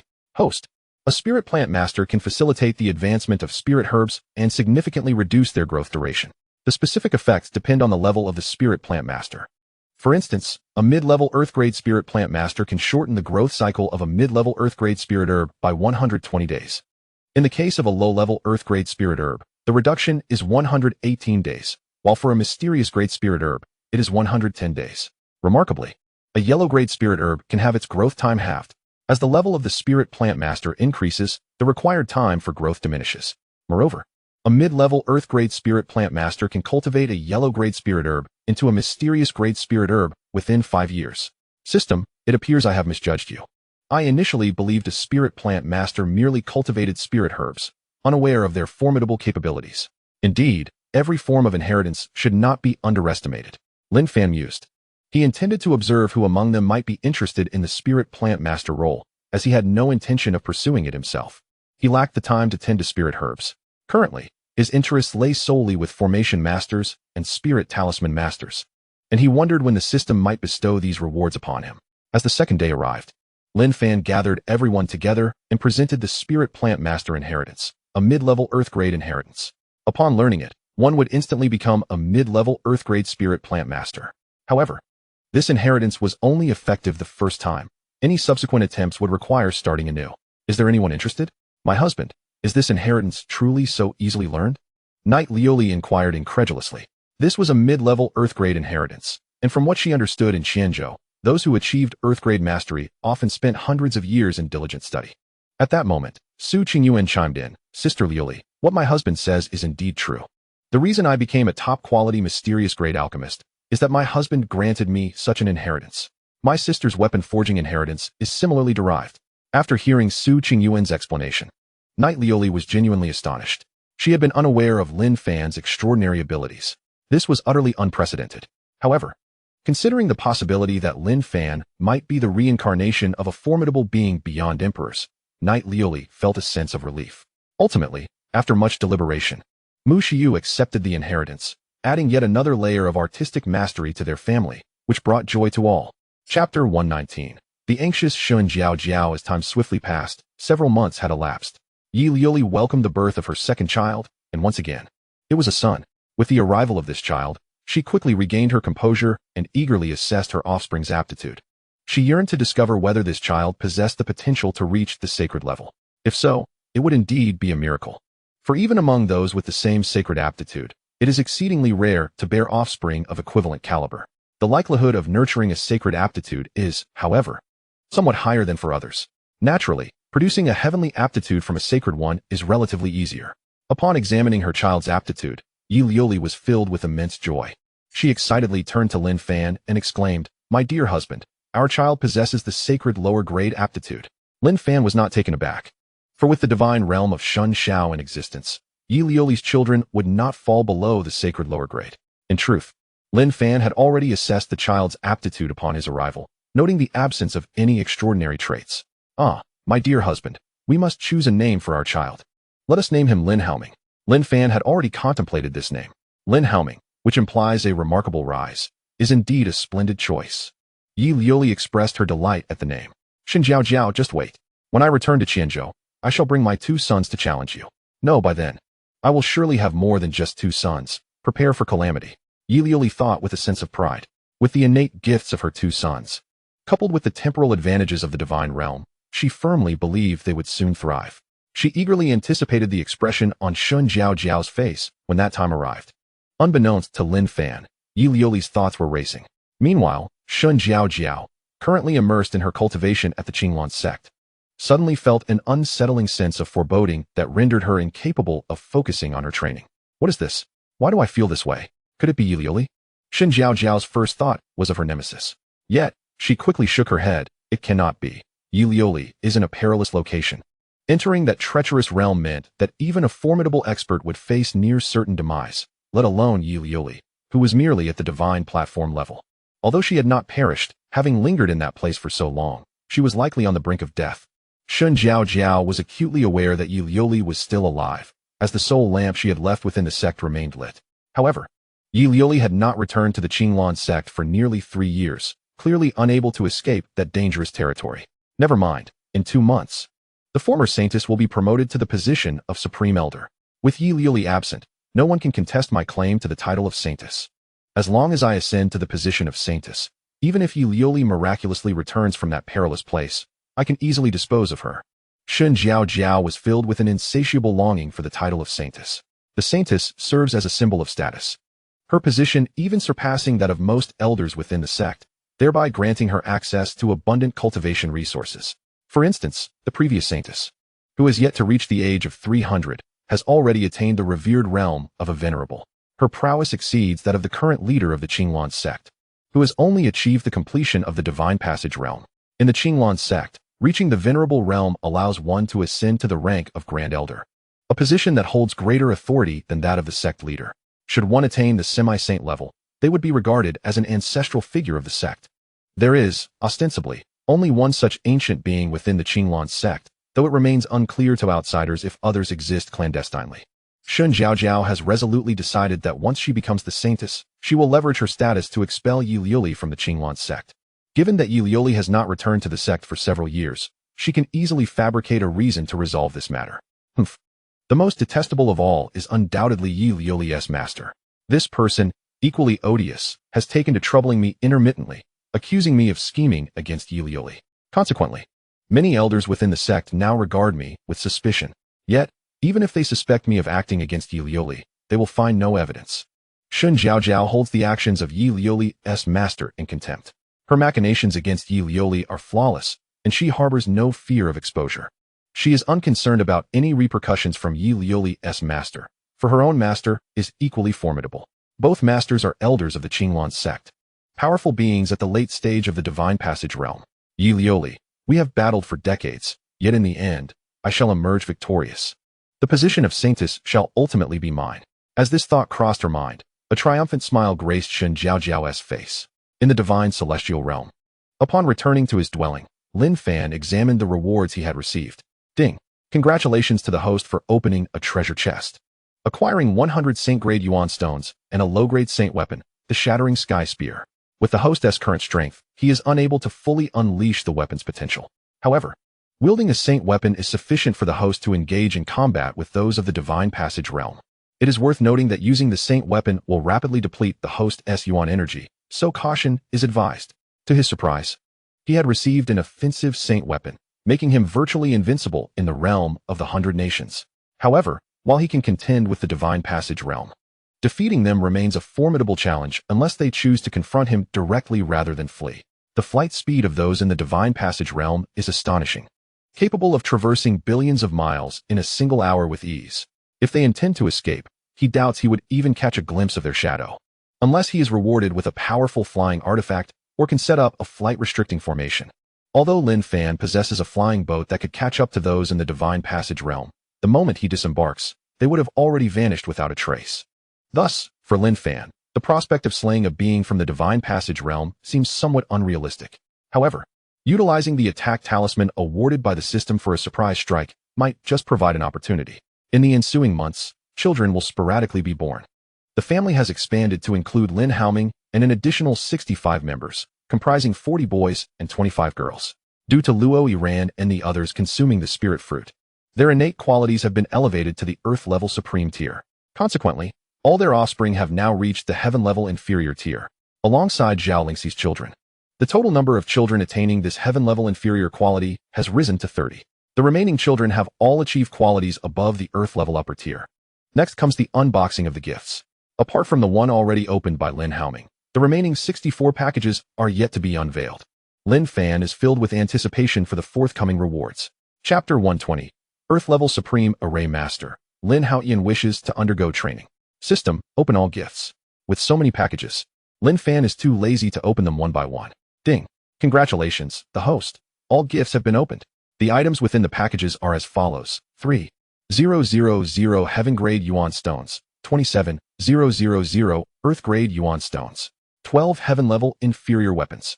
3 sets of Heaven-level Inferior Techniques, and 5 sets of Martial Skills. 9 Heaven-level Inferior Spiritual Herbs. 1 Heaven-level Attack Talisman. 7 Earth-level Supreme Weapons. 5 Earth-level Upper Weapons. 5 sets of Earth-level Supreme Techniques. 3 sets of Martial Skills.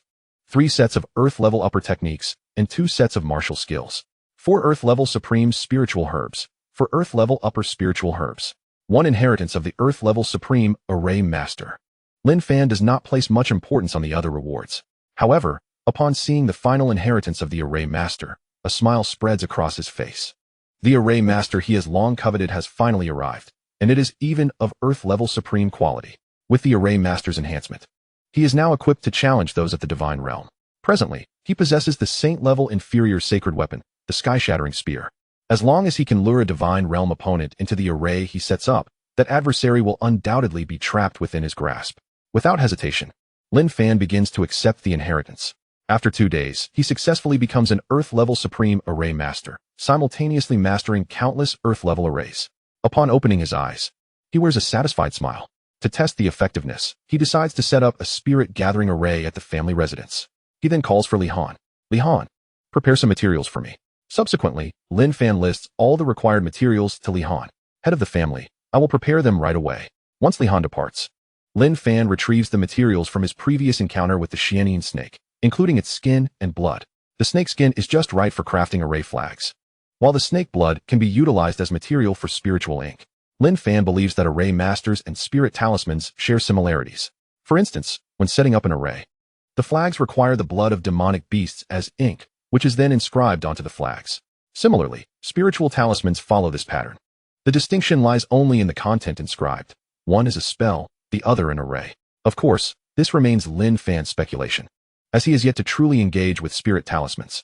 The specific differences will only become clear once he becomes a spirit talisman's master. Soon, Lihan returns with the materials. Fortunately, the business at the Gathering Treasure Pavilion is thriving. Otherwise, acquiring these materials would necessitate a visit to the 100 Treasures Pavilion. The creation of formation flags is an exceedingly intricate endeavor. The size of the formation's coverage determines the number of flags required. After 5 days of diligent effort, Lin Fan finally completed the necessary flags. Glancing at his handiwork, Lin Fan nodded in satisfaction.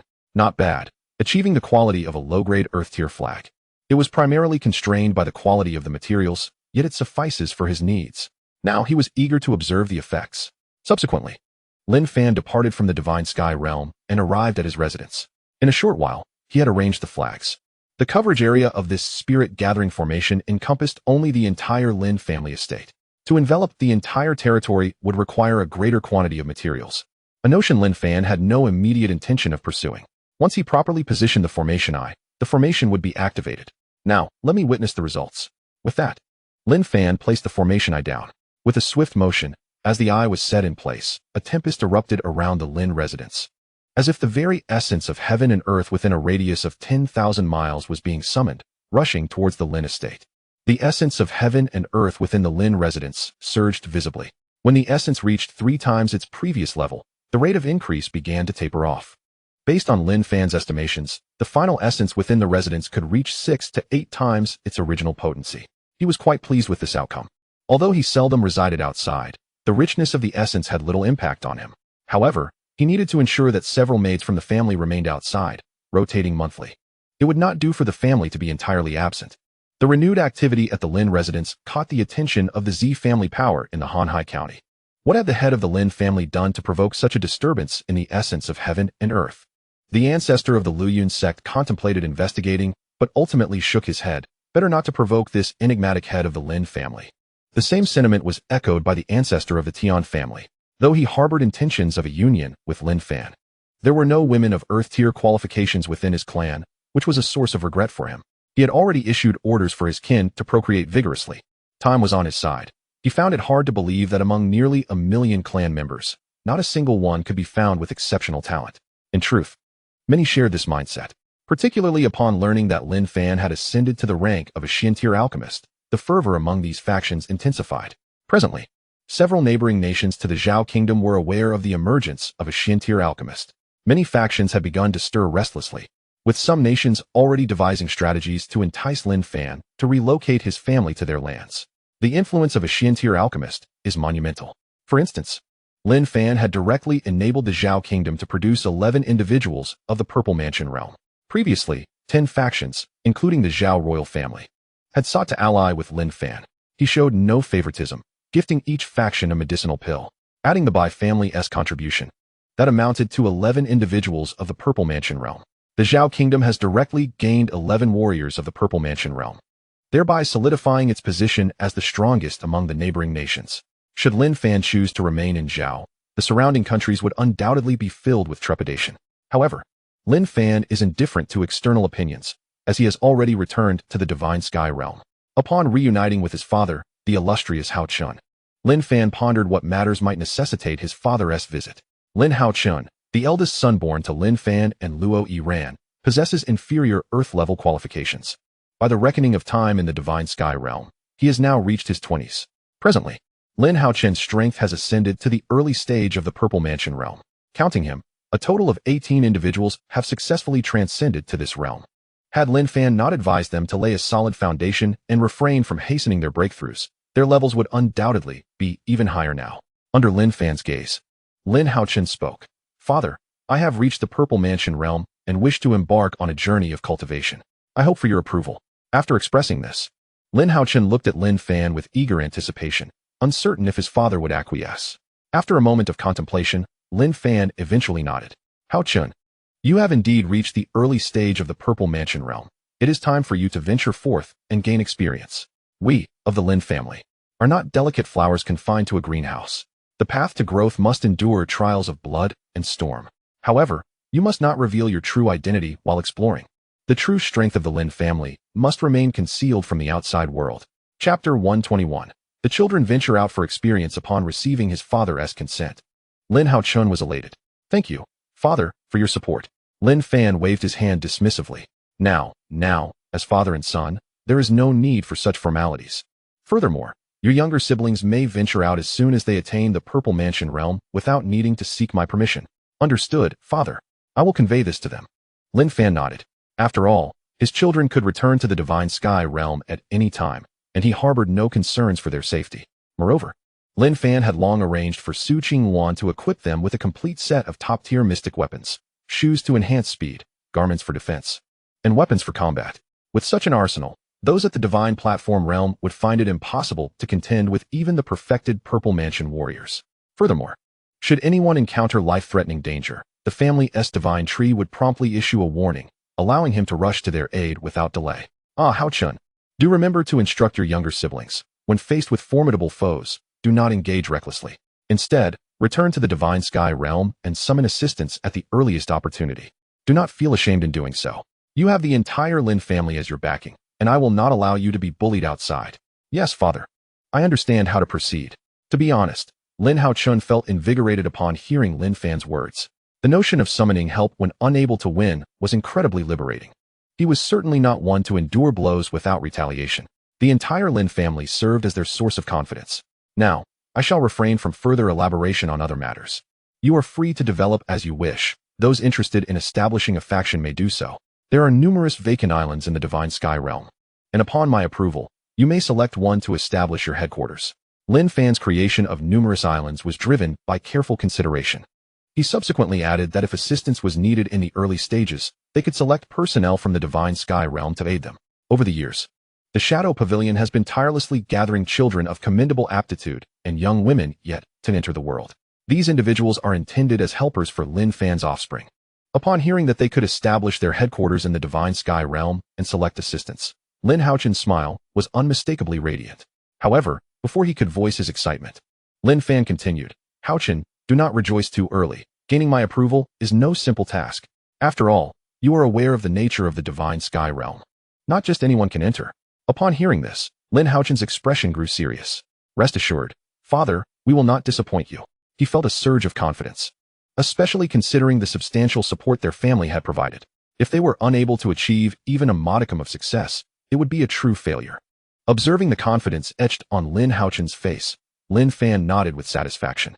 Hao Chun, I await your good news. I hope you can swiftly carve out a path for yourselves and make your names known across the 100 nations. The 100 nations is merely a remote place. A vast expanse of opportunities awaits you in the future. Lin Fan's words ignited a fervor within Lin Hao Chun once more. He vowed internally to accomplish great feats and not let his father down. After exchanging a few more words, Lin Hao Chun took his leave. Watching his son's departing figure, Lin Fan wore a smile of contentment. His child was finally beginning to grow. While the Purple Mansion realm was formidable in the 100 nations, it was merely the beginning for the Lin family. He pondered what kind of impact his children would have in the 100 nations after their experiences, filled with anticipation. Upon returning to his residence, Lin Haochen was soon surrounded by Lin Haoyu and the others. Eldest brother, what happened? Did father agree? At that moment, everyone's gaze was fixed intently on Lin Haochen. He had no intention of keeping them in suspense and nodded affirmatively. Rest assured, father has agreed to our training expedition. However, there is a prerequisite. We must break through to the Purple Mansion realm. Yes, this is wonderful. We can finally venture out. Although the Divine Sky realm was beautiful, staying within its confines felt somewhat lacking. Those who had broken through to the Purple Mansion realm were elated, while those who had not displayed a resolute determination. They were eager to elevate their abilities, yearning for the outside world. Since their father had established the rule that only those who reached the Purple Mansion realm could embark on the training expedition, they dared not defy it. All right, everyone. Please settle down. Father has other instructions. Upon hearing Lin Haochen's words, they all fell silent. Subsequently, Lin Haochen meticulously conveyed Lin Fan's instructions to them. Upon hearing Lin Haochen's account, they all became invigorated with fervor. Brother, we must not disappoint our father, they exclaimed. As long as everyone maintains confidence, we shall undoubtedly carve out our own destiny. Following a brief discussion among the siblings, they set forth on their journey. Some traveled in pairs, while others ventured forth alone. There was no need for farewells, for by nightfall in the main world, they would return to the Divine Sky realm to cultivate. Time swiftly passed, and 3 years elapsed. During this period, Ling Qianqian gave birth to a daughter, whom Lin Fan named Lin Yuxuan. Lin Yuxuan exhibited remarkable aptitude, achieving the status of a top-tier Earth level. The system promptly rewarded Lin Fan with a stack of 10 Earth-level relocation talismans. These talismans were extraordinary, possessing the ability to relocate any mine below the heavenly level to any desired location. Upon learning of the talisman's capabilities, Lin Fan immediately conducted an experiment with a profound level Yuan stone mine. The outcome was predictably successful. Now, that profound level Yuan stone mine has been established in the eastern continent of the Divine Sky realm. In this realm, there is no need for miners. Lin Fan can extract resources with but a thought. However, Lin Fan does not intend to exploit this Yuan stone mine just yet. He wishes to observe whether there will be any changes to the mine after the next expansion of the Divine Sky realm. This was merely an experiment for Lin Fan, and he remains uncertain of the results. In previous expansions of the Divine Sky realm, the land itself would also undergo upgrades. Currently, the realm is abundant with heavenly level spirit fields. Unfortunately, no mines have emerged yet. Perhaps a catalyst is required. Introducing the Yuan stone mine now may yield different effects during the next expansion, and Lin Fan is quite eager to see the outcome. As for the remaining 9 relocation talismans, Lin Fan refrained from using them further. He would not squander these talismans on profound level mines. Encountering an Earth level mine in the future without relocation talismans would be quite vexing. Chapter 122. The beast tide approaches. Numerous oceanic monsters begin to gather regrettably. Over the past 3 years, aside from Ling Qianqian, no one else has shown signs of pregnancy. The primary reason lies in Lin Fan's ascension to the divine platform realm, which has made conception increasingly challenging. As his power strengthens further, the difficulty of conceiving will only escalate. Nevertheless, Lin Fan remains unperturbed, for he possesses ample time. If 3 years are insufficient, 5 will suffice. If 5 fail, 8 years will surely yield a child. Presently, Lin Fan has already fathered over 200 children. It is noteworthy that only 10 years have passed since he departed from the Lin family in the Chu kingdom. Remarkably, apart from Lin Yuxuan, all his children have surpassed the Purple Mansion realm, with the earliest born, like Lin Haochen, having achieved the pinnacle of that realm. They are now on the cusp of the divine platform realm. At this juncture, all the children are actively honing their skills in the outside world. Due to their ability to return to the mystic sky realm at any moment, they have scattered far and wide, effectively spreading across numerous nations. Even the Shattered Star Sea bears witness to their presence. Some of the children have even established their own factions, flourishing impressively. With such significant advancements among the children, Yi Ningxuang and her companions naturally felt compelled to keep pace. Currently, all of them, except for the later arrival Ling Qianqian, have successfully reached the pinnacle of the Purple Mansion realm. Moreover, their innate talents have seen remarkable enhancement, with none possessing a talent inferior to that of mid-grade Earth level. Zhao Lingxi's aptitude has notably ascended from upper-grade Earth level to the pinnacle of Earth level within these past 3 years. However, elevating their talents to the celestial level will require considerable time. Given the progress made by Yi Ningxuang and her companions over these 3 years, Lin Fan's advancements have been even more substantial. Host, Lin Fan. Remaining lifespan, 1,460 years. Identity, head of the Lin family. Family rank, 3. Family members, 66 wives and concubines. Offspring, 113 sons, 98 daughters. Family fortune, 15 million. Strength, perfection in the divine platform realm. Aptitude, low-grade celestial. Techniques, Qian Kuan harmonization technique. Martial skills, small mastery in earth-level pinnacle star-shattering finger, heaven-burning palm, and void-breaking fist. Movement technique, small mastery in earth-level pinnacle thunder movement of 9 heavens. Swordsmanship, small mastery in earth-level pinnacle 1 sword of Qian Kuan.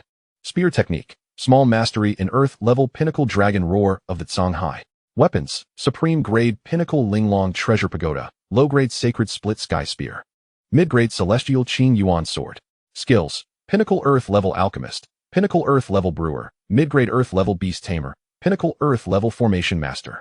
Family wealth, 1110 sacred stones, 1 million celestial stones, 30,000 earth stones.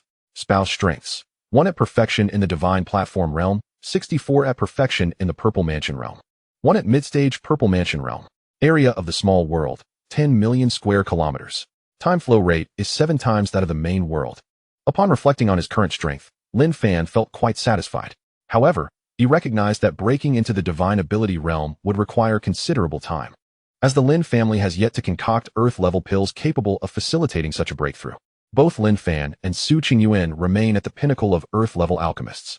Of course, Lin Fan could still achieve a breakthrough without the aid of pills, albeit at a slower pace. Ascending from the divine platform to the divine ability realm is no simple feat. One day, Lihan hurriedly approached Lin Fan. Lihan, is there something urgent? Lin Fan inquired, puzzled. Head, there is unusual activity among the beasts of the Shattered Star Sea. A vast multitude of beasts is converging on the coastline. It appears they intend to launch a beast tide. Upon hearing the mention of a beast tide, Lin Fan's interest was piqued. How intriguing. I did not expect the beast tide to arrive so swiftly, Lin Fan remarked, and promptly issued orders to Lihan.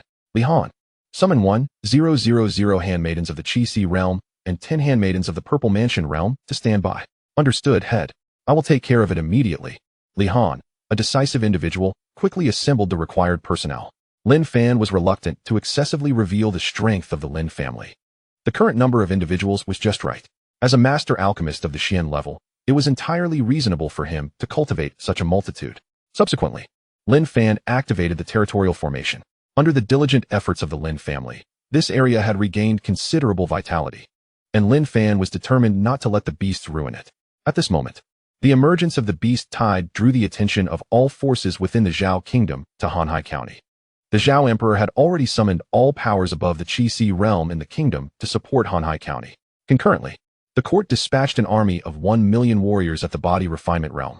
To set an example, the Zhao family sent 3 formidable figures of the Purple Mansion realm, accompanied by 10,000 family members to Hanhai County.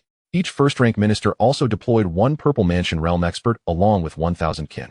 In the face of such circumstances, they dared not act ambiguously. Other officials of the Zhao kingdom were also compelled to show some degree of response. As for those forces not affiliated with the court, the Zhao emperor did not impose a mandatory requirement for them to participate. Nevertheless, many factions rushed to Hanhai County, preparing to hunt the beasts. It was not that these forces were particularly altruistic. Rather, every beast tide offered a golden opportunity for immense rewards in the form of beast meat. Regular consumption of beast meat was beneficial for cultivation and could also be exchanged for essence stones. For less affluent forces, the beast tide represented a lucrative chance. Moreover, the court generously rewarded those who successfully quelled the beast tide. In pursuit of these cultivation resources, they had little choice but to engage in the fray. Of course, there were also those who feared for their lives, constituting a majority. However, no one dared to speak ill of them. On Lin Fan's end, after activating the territorial formation, he ascended the flying vessel accompanied by selected maidens and a number of openly acknowledged concubines. Although the distance was not great, the size of their party rendered direct flight impractical. This was the Lin family patriarch's vessel, indicating their willingness to contribute to combating the beast tide, which was indeed commendable. As Lin Fan's flying vessel appeared, it immediately became the focal point of the crowd. Soon, discussions ensued among the onlookers.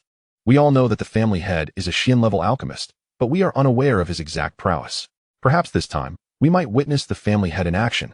I believe it would be better if the family head refrained from intervening. After all, he is the only Xian-level alchemist in our Zhao kingdom. If anything were to happen, the loss would be immense. Why worry about the family head when you should be concerned for your own safety? Do you not realize that the family head, being a Xian-level alchemist, undoubtedly possesses means of self-preservation? Remember, He can bestow Xian-level elixirs upon others. How could he fail to secure his own family?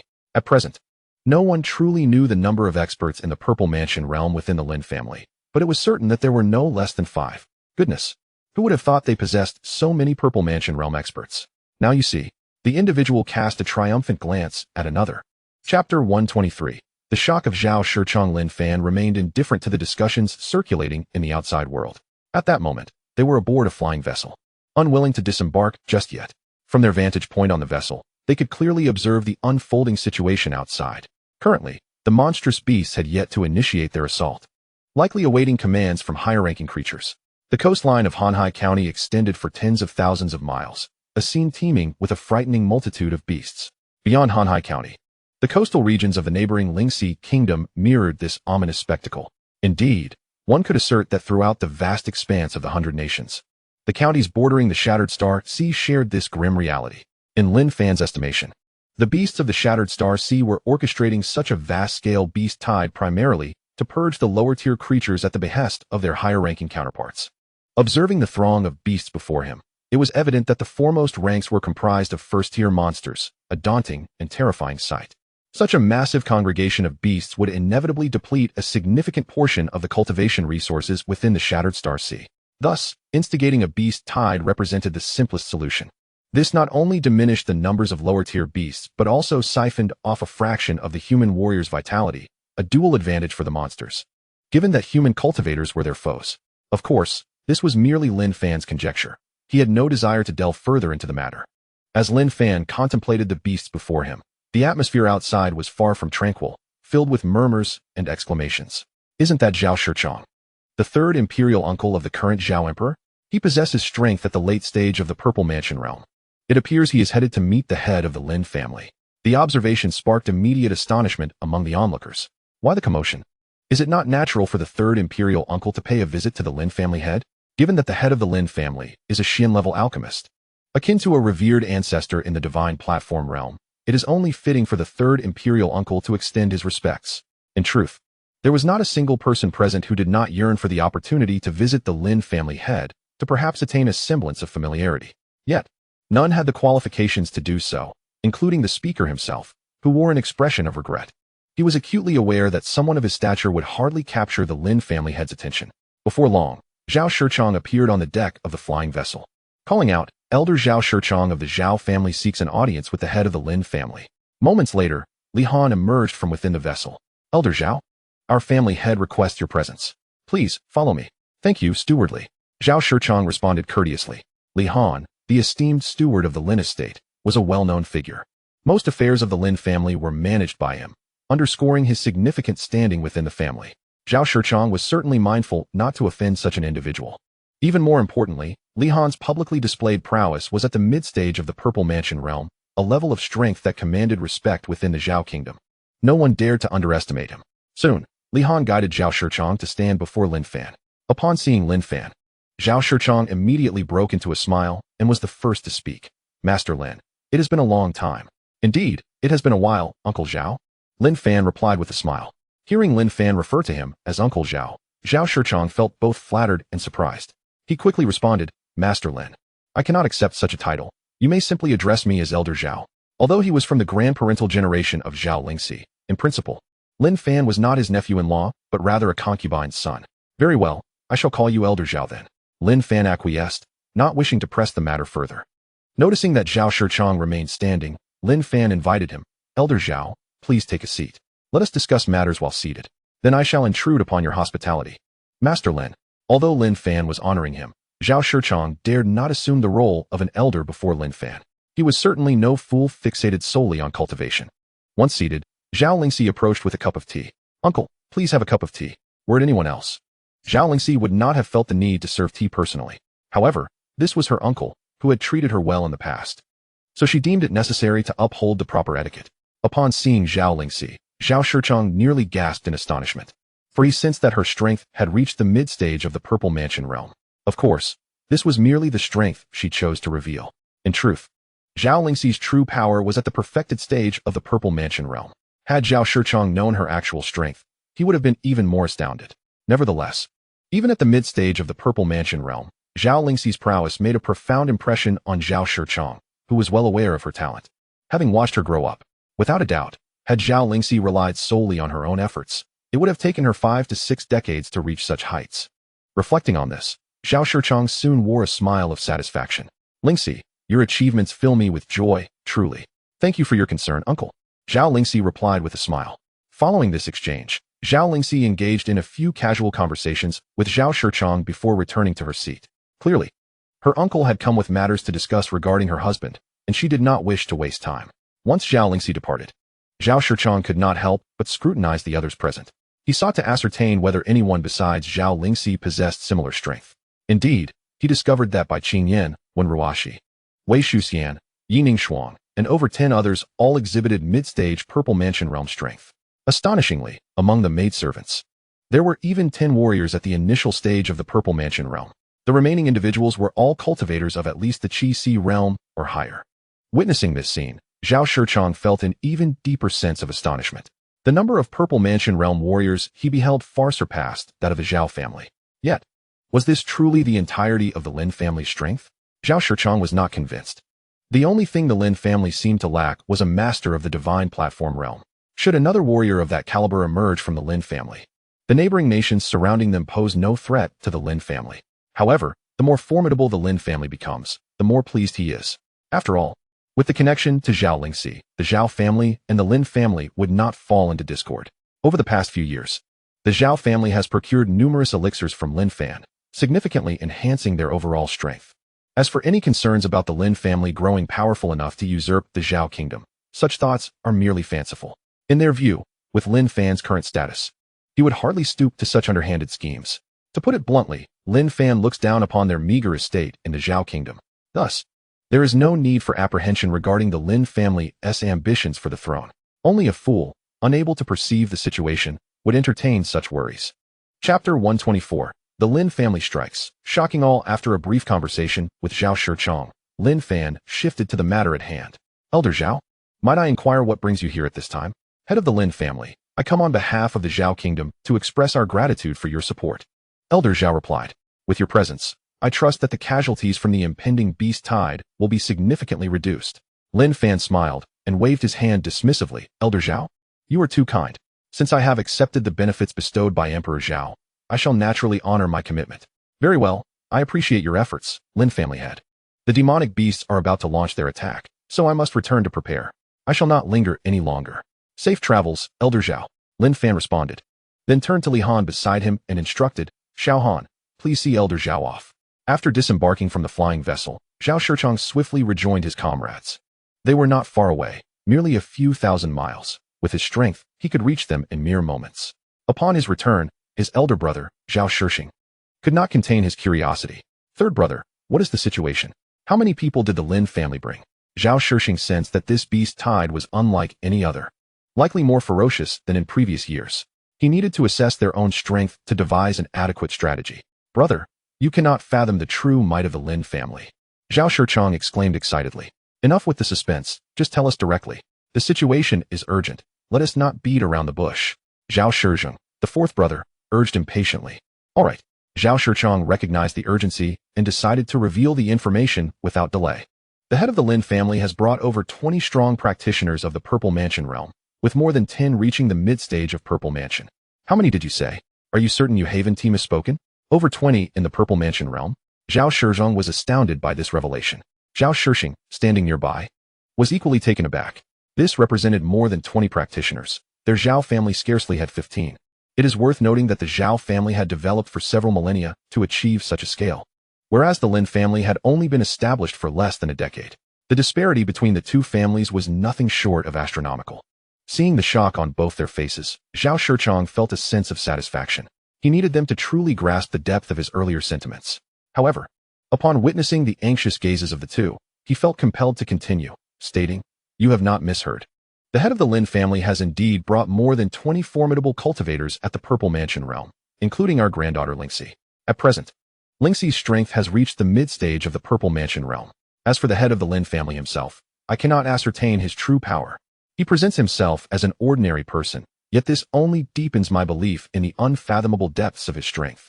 Even if he is not at the divine platform realm, He must surely be at the pinnacle of the Purple Mansion realm. With a deep breath, the two listeners absorbed Zhao Shichang's account. They were utterly unprepared for the terrifying prowess of Lin Fan. After a moment of silence, Zhao Shichang spoke up. Third brother, do you genuinely believe that the head of the Lin family possesses such inscrutable power, possibly even rivaling that of a divine platform cultivator? I cannot say for certain. It is also possible that the head of the Lin family possesses hidden treasures that mask his true capabilities, which would explain my inability to perceive them. Upon hearing this, the two nodded, finding Zhao Shichang's perspective more convincing. After all, divine platform warriors are exceedingly rare. How could one suddenly emerge? Moreover, Lin Fan is still merely a low-grade alchemist, incapable of concocting the elixirs required for the divine platform realm. They did not believe Lin Fan to be a cultivator of that caliber. After a while, Zhao Shichang continued. All right, judging by the situation, it seems the demon beasts are about to launch their assault. We must prepare in advance to minimize casualties. With the head of the Lin family bringing over 20 cultivators at the Purple Mansion realm, our burden has been significantly alleviated. Even if circumstances change and the number of demon beasts increases, we should be able to withstand the onslaught with ease. With that, the three began to take action. The coastline was extensive, making it impractical for them to gather in one place. Thus, each took a team and set off in different directions. Time relentlessly passed, and both the demon beasts and human cultivators surged in number. Human warriors continued to arrive, as did the demon beasts. Suddenly, a deafening roar erupted from the depths of the ocean. The sound pierced the heavens, instilling panic among countless human warriors. This roar carried an overwhelming sense of oppression, prompting a surge of demon beasts rushing toward the land. Prepare yourselves. The demon beasts are commencing their attack. With the intelligent alert, all warriors grasped their weapons. Soon, they confronted the oncoming tide of demon beasts. The sheer number of these creatures was terrifying, leaving many feeling a sense of dread. Some warriors even regretted their participation in this endeavor, for in a fleeting moment, many had perished at the jaws of the demon beasts. The scene was horrifically bloody. Those witnessing such brutality for the first time turned pale, utterly shocked. Yet, at this stage, escape was no longer an option. They could only brace themselves for the confrontation. For failing to do so would mean awaiting their demise. At this moment, the entire coastline echoed with the roars of demon beasts. Before long, the sea was completely stained crimson. This was not solely due to the blood of the demonic beasts, but also from that of the martial artists. Lin Fan, witnessing this scene, felt no compassion, for in the realm of martial arts, cruelty is an immutable truth. To acquire more resources for cultivation, lives must be wagered. After observing for a while, it was time for the Lin family to take action. Lingxi, you and the others may commence your endeavors. If you grow weary, do not hesitate to return and rest. Do not push yourselves too hard. Yes, my husband. Soon, Zhao Lingxi and her companions joined the fray. At present, fourth-tier demonic beasts had yet to make an appearance. Thus, against these creatures of a lesser tier, Zhao Lingxi and her comrades could sweep through them with a single stroke. After they dispatched the foes, maidservants swiftly collected the carcasses of the slain beasts. Regardless of their nature, even the remains of mere demonic beasts were not overlooked. With the population of the Divine Sky realm exceeding 300,000, these individuals represented the fruits of the Shadow Pavilion's labor over the years. Now that there were so many, vast quantities of demonic beast flesh were required daily. Hence, with such an abundance at hand, they would not allow it to go to waste. Moreover, for those newly embarking on their cultivation journey, consuming first-tier demonic beast meat was just right. Second-tier meat was difficult to absorb and would hinder their progress. With Zhao Lingxi's intervention, the tide of battle swiftly turned for the beleaguered human martial artists, granting them a moment of respite in this region. Chapter 125. The brutal clash between martial artists and demonic beasts. Haha. It is the might of the Lin family that has come to our aid. I was nearly devoured by a third-tier demonic beast, exclaimed a burly man, still shaken. Its gaping maw almost consumed me whole. I never expected the Lin family to arrive just in time to save my life. His words resonated with many others who echoed their agreement. I too experienced such a near escape, yet how can we ever repay this debt of gratitude? Another added. What astounds me is the sheer number of Purple Mansion experts within the Lin family. It truly opens one's eyes. Is this the power of an Xian-level alchemist? To effortlessly cultivate individuals to the Purple Mansion realm. I had never imagined that breaking through to the Purple Mansion realm could be so straightforward. No wonder the princess is willing to take a concubine. I finally grasped their initial sentiments. It seems my perspective was too limited, failing to look beyond the immediate. At this, another individual chimed in. Let us not even mention the princess. I fear the Empress of the Martial Nation would also be inclined to accept such an offer if she were aware. Rumor has it that the Empress is a paragon of beauty, with extraordinary talents. While her exact qualifications remain unknown, having surpassed the age of 50 and already attained the Purple Mansion realm, her cultivation aptitude must be exceptionally high. Upon hearing this, some retorted, "Enough. The Empress of the martial nation harbors such grand ambitions. I doubt she would consent to be a concubine. Who can say for certain? If the suitor were the head of the Lin family, perhaps she would agree. Let us not dwell on matters that do not concern us. Instead, let us seize this opportunity to slay more demonic beasts." Indeed, the current situation finds the demon beasts captivated by the Lin family's presence, presenting an opportune moment for us to strike. To them, these beasts are invaluable resources for cultivation, and they must not be overlooked. Thus, after regaining their composure, a multitude of warriors surged back into the fray, clashing fiercely with the demon beasts. With the Lin family leading the charge, the pressure on them had significantly diminished. At this moment, Lin Fan had ascended to the deck of the airship, refraining from joining the battle. With Zhao Lingxi and her companions present, his intervention was unnecessary. However, the initial roar of the demon beast had captured Lin Fan's attention. He could ascertain that it was the cry of a fifth-tier demon beast, equivalent to a human at the divine platform realm. Should a fifth-tier demon beast join this wave of beasts, it would spell catastrophe for the human warriors. It is worth noting that, in Zhao country, only the ancestral figure of the Zhao family is a powerful being at the early stage of the divine platform realm. As for whether there are hidden experts lurking in the shadows, Lin Fan remained uncertain. There could be some, or there might not. Lin Fan was acutely aware of the formidable nature of fifth-tier demon beasts. If the Zhao family's ancestor stood alone, he would undoubtedly be no match for such a beast. This concern extended beyond Zhao country. What of the neighboring Lingxi country, or others? If they too possessed fifth-tier demon beasts, it would be a truly horrifying prospect. Nonetheless, Lin Fan felt undaunted. Even if a sixth-tier demon beast, representing the divine ability realm, were to appear, he was confident in his ability to vanquish it with his current capabilities.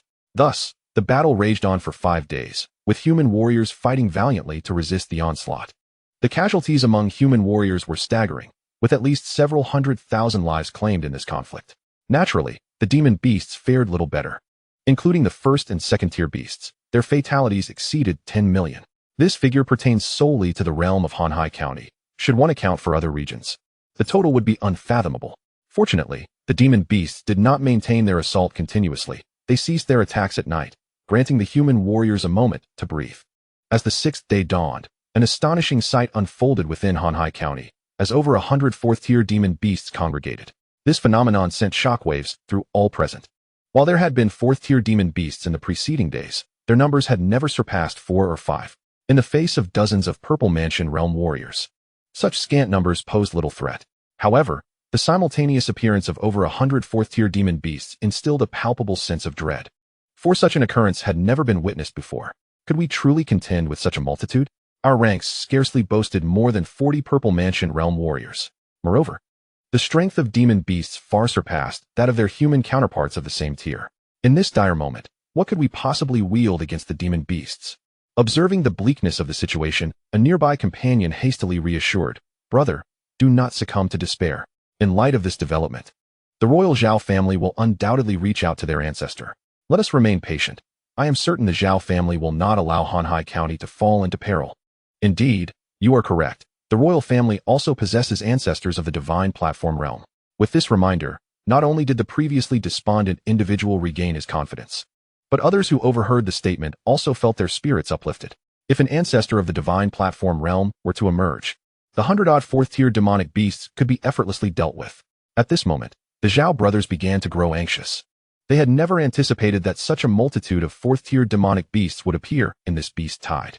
Consequently, Zhao Shichong and Zhao Shishing hastily sought out Zhao Shishing. "Second brother, quickly relay a message to the ancestor. Otherwise, we will be in grave trouble." "Understood." Zhao Shishing recognized the gravity of the situation and wasted no time in contacting the ancestral elder of the Zhao family. "Shishing, what causes such alarm? Has something transpired in Hanhai County?" "Ancestor, over 100 fourth-tier demonic beasts have appeared in Hanhai County. If they launch an assault, we will be utterly unable to withstand it." "What? Such a thing has occurred. Wait for me. I shall arrive shortly." The Zhao family elder understood the seriousness of the matter.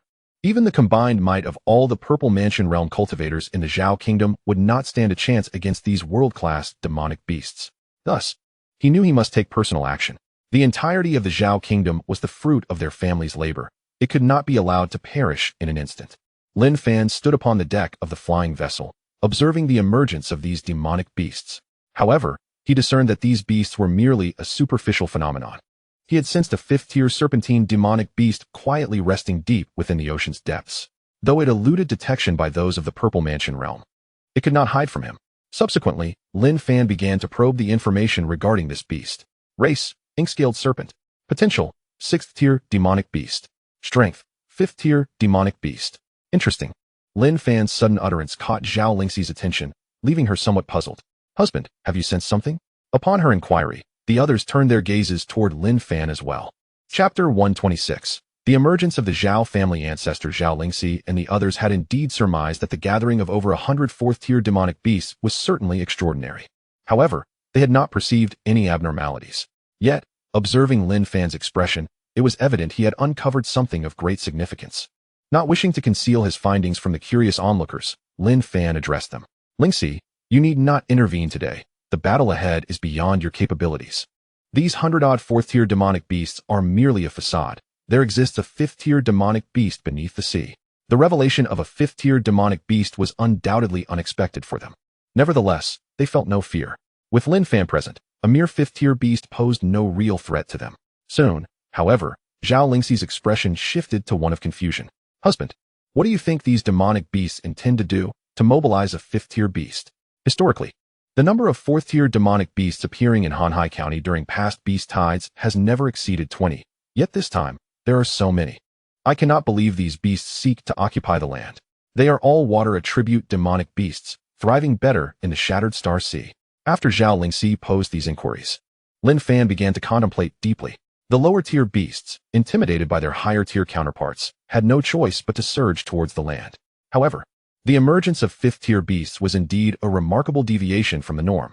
Consequently, Lin Fan commenced a meticulous investigation into the circumstances surrounding the Shattered Star Sea. Soon, he discerned an unusual phenomenon. He felt the blood within the ocean converging towards a specific location. Had it not been for Lin Fan's extraordinary spiritual awareness, he might not have detected it amidst the blood that stained the vast expanse of the Shattered Star Sea. Was someone seeking to harness this blood to restore their cultivation? Or perhaps to cultivate further? Or was it a certain faction aiming to resurrect a malevolent entity? Despite this unsettling discovery, Lin Fan resolved against immediate action. Whether the individual sought to restore their strength, cultivate, or pursue some other agenda, it was beyond his current capacity to address effortlessly.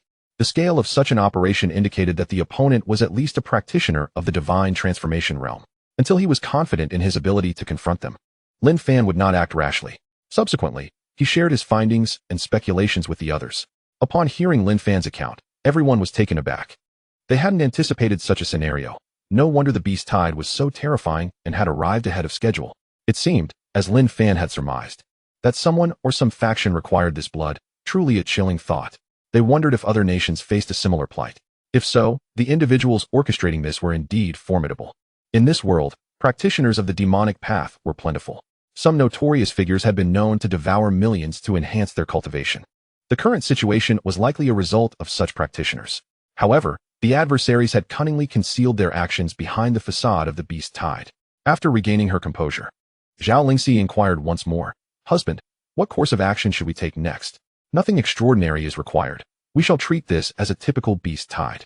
Our priority now is to enhance our strength swiftly.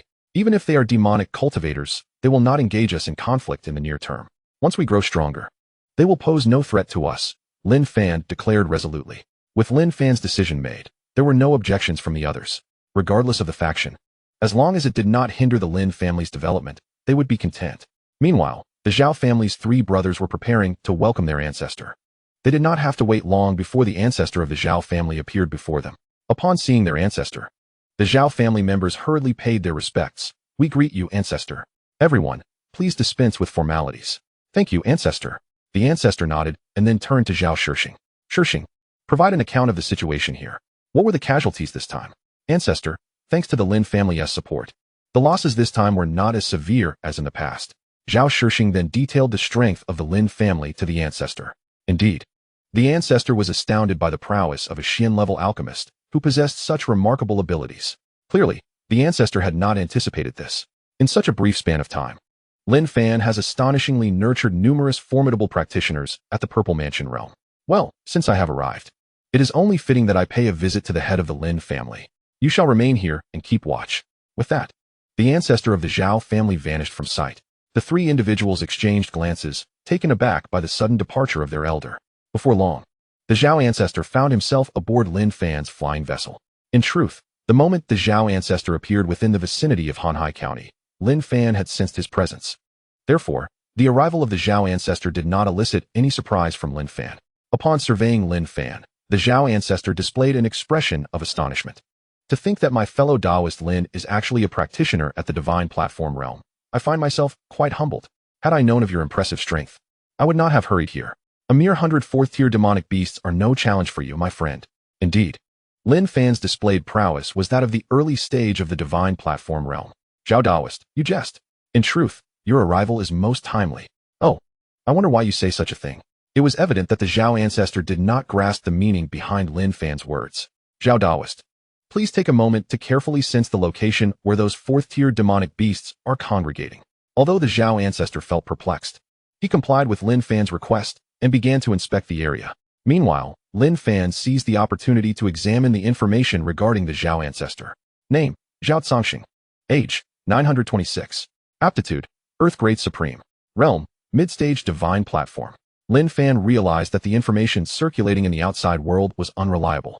The Zhao ancestor had consistently claimed to be a practitioner at the early stage of the divine platform realm, yet his true strength was that of the mid-stage. After reviewing the information, Zhao Zongxing's expression grew increasingly grave. My friend Lin, I did not anticipate that there would still be a fifth-tier demonic beast present. This complicates matters. Fifth-tier demonic beasts are not easily dealt with. There is no need for concern, Zhao Taoist. When the time comes, the two of us shall join forces. Even if we cannot subdue this fifth-tier demonic beast, we will certainly be able to retreat unscathed. Lin Fan, exhibiting his strength as an early-stage practitioner, refrained from making overly bold claims. You speak wisely, my friend. With Lin Fan's assurance, Zhao Zongxing's demeanor lightened considerably. At that moment, Zhao Lingxi approached Lin Fan and cheerfully greeted Zhao Zongxing.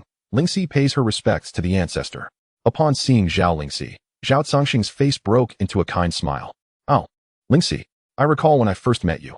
You were but a child. I am pleasantly surprised to see how you have grown. Not to mention your accomplishments as a practitioner at the Purple Mansion realm. The ancestor is truly proud of you. At this point, Zhao Zongxing added, moreover, your discernment in choosing companions is quite commendable. Thank you for your kind words, ancestor. Zhao Lingxi beamed with joy at her elder's praise of Lin Fan. Zhao Zongxing held Lin Fan in high regard. If the outside world were to recognize Lin Fan's true capabilities, the influence of the Lin family would undoubtedly surpass that of the Zhao family. Simultaneously, Zhao Zongxing did not regard the Lin family as a competitor, for he believed they were unworthy. As long as Lin Fan remains, the Lin family will only grow stronger. With the connection to Zhao Lingxi, the Zhao family will also benefit significantly. After exchanging a few more words with Lin Fan, Zhao Zongxing took his leave. With so many family members present, it was inappropriate for him to linger, especially with the impending beast onslaught requiring his attention to make necessary arrangements. Gather the nearby warriors and ensure their retreat. A fierce battle lies ahead that is beyond the capabilities of those beneath the Purple Mansion level. Those who venture too close may inadvertently suffer collateral damage. Upon returning to the Zhao family's encampment, Zhao Zongxing issued orders to Zhao Shixing and the others.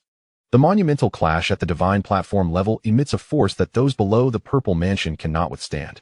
Thus, all warriors of that level must withdraw. Ancestor, what exactly has transpired? Zhao Shixing and his companions were baffled by the seriousness of their elder's demeanor. Among the beasts lies a fifth-tier creature. We are about to face a daunting challenge. Zhao Zongxing's expression was grave. Despite having Lin Fan as an ally, he felt that the two of them would struggle to contend with this fifth-tier beast. What? A fifth-tier beast? The countenances of Zhao Shixing and his companions darkened with concern. They looked at Zhao Zongxing, their eyes filled with apprehension. This was a fifth-tier creature, and their ancestor alone would likely not be a match for it. Should anything happen to him, the Zhao family's fate might slip from their control and be devoured by other forces. Although they had another ancestor in slumber, that elder's lifespan was limited.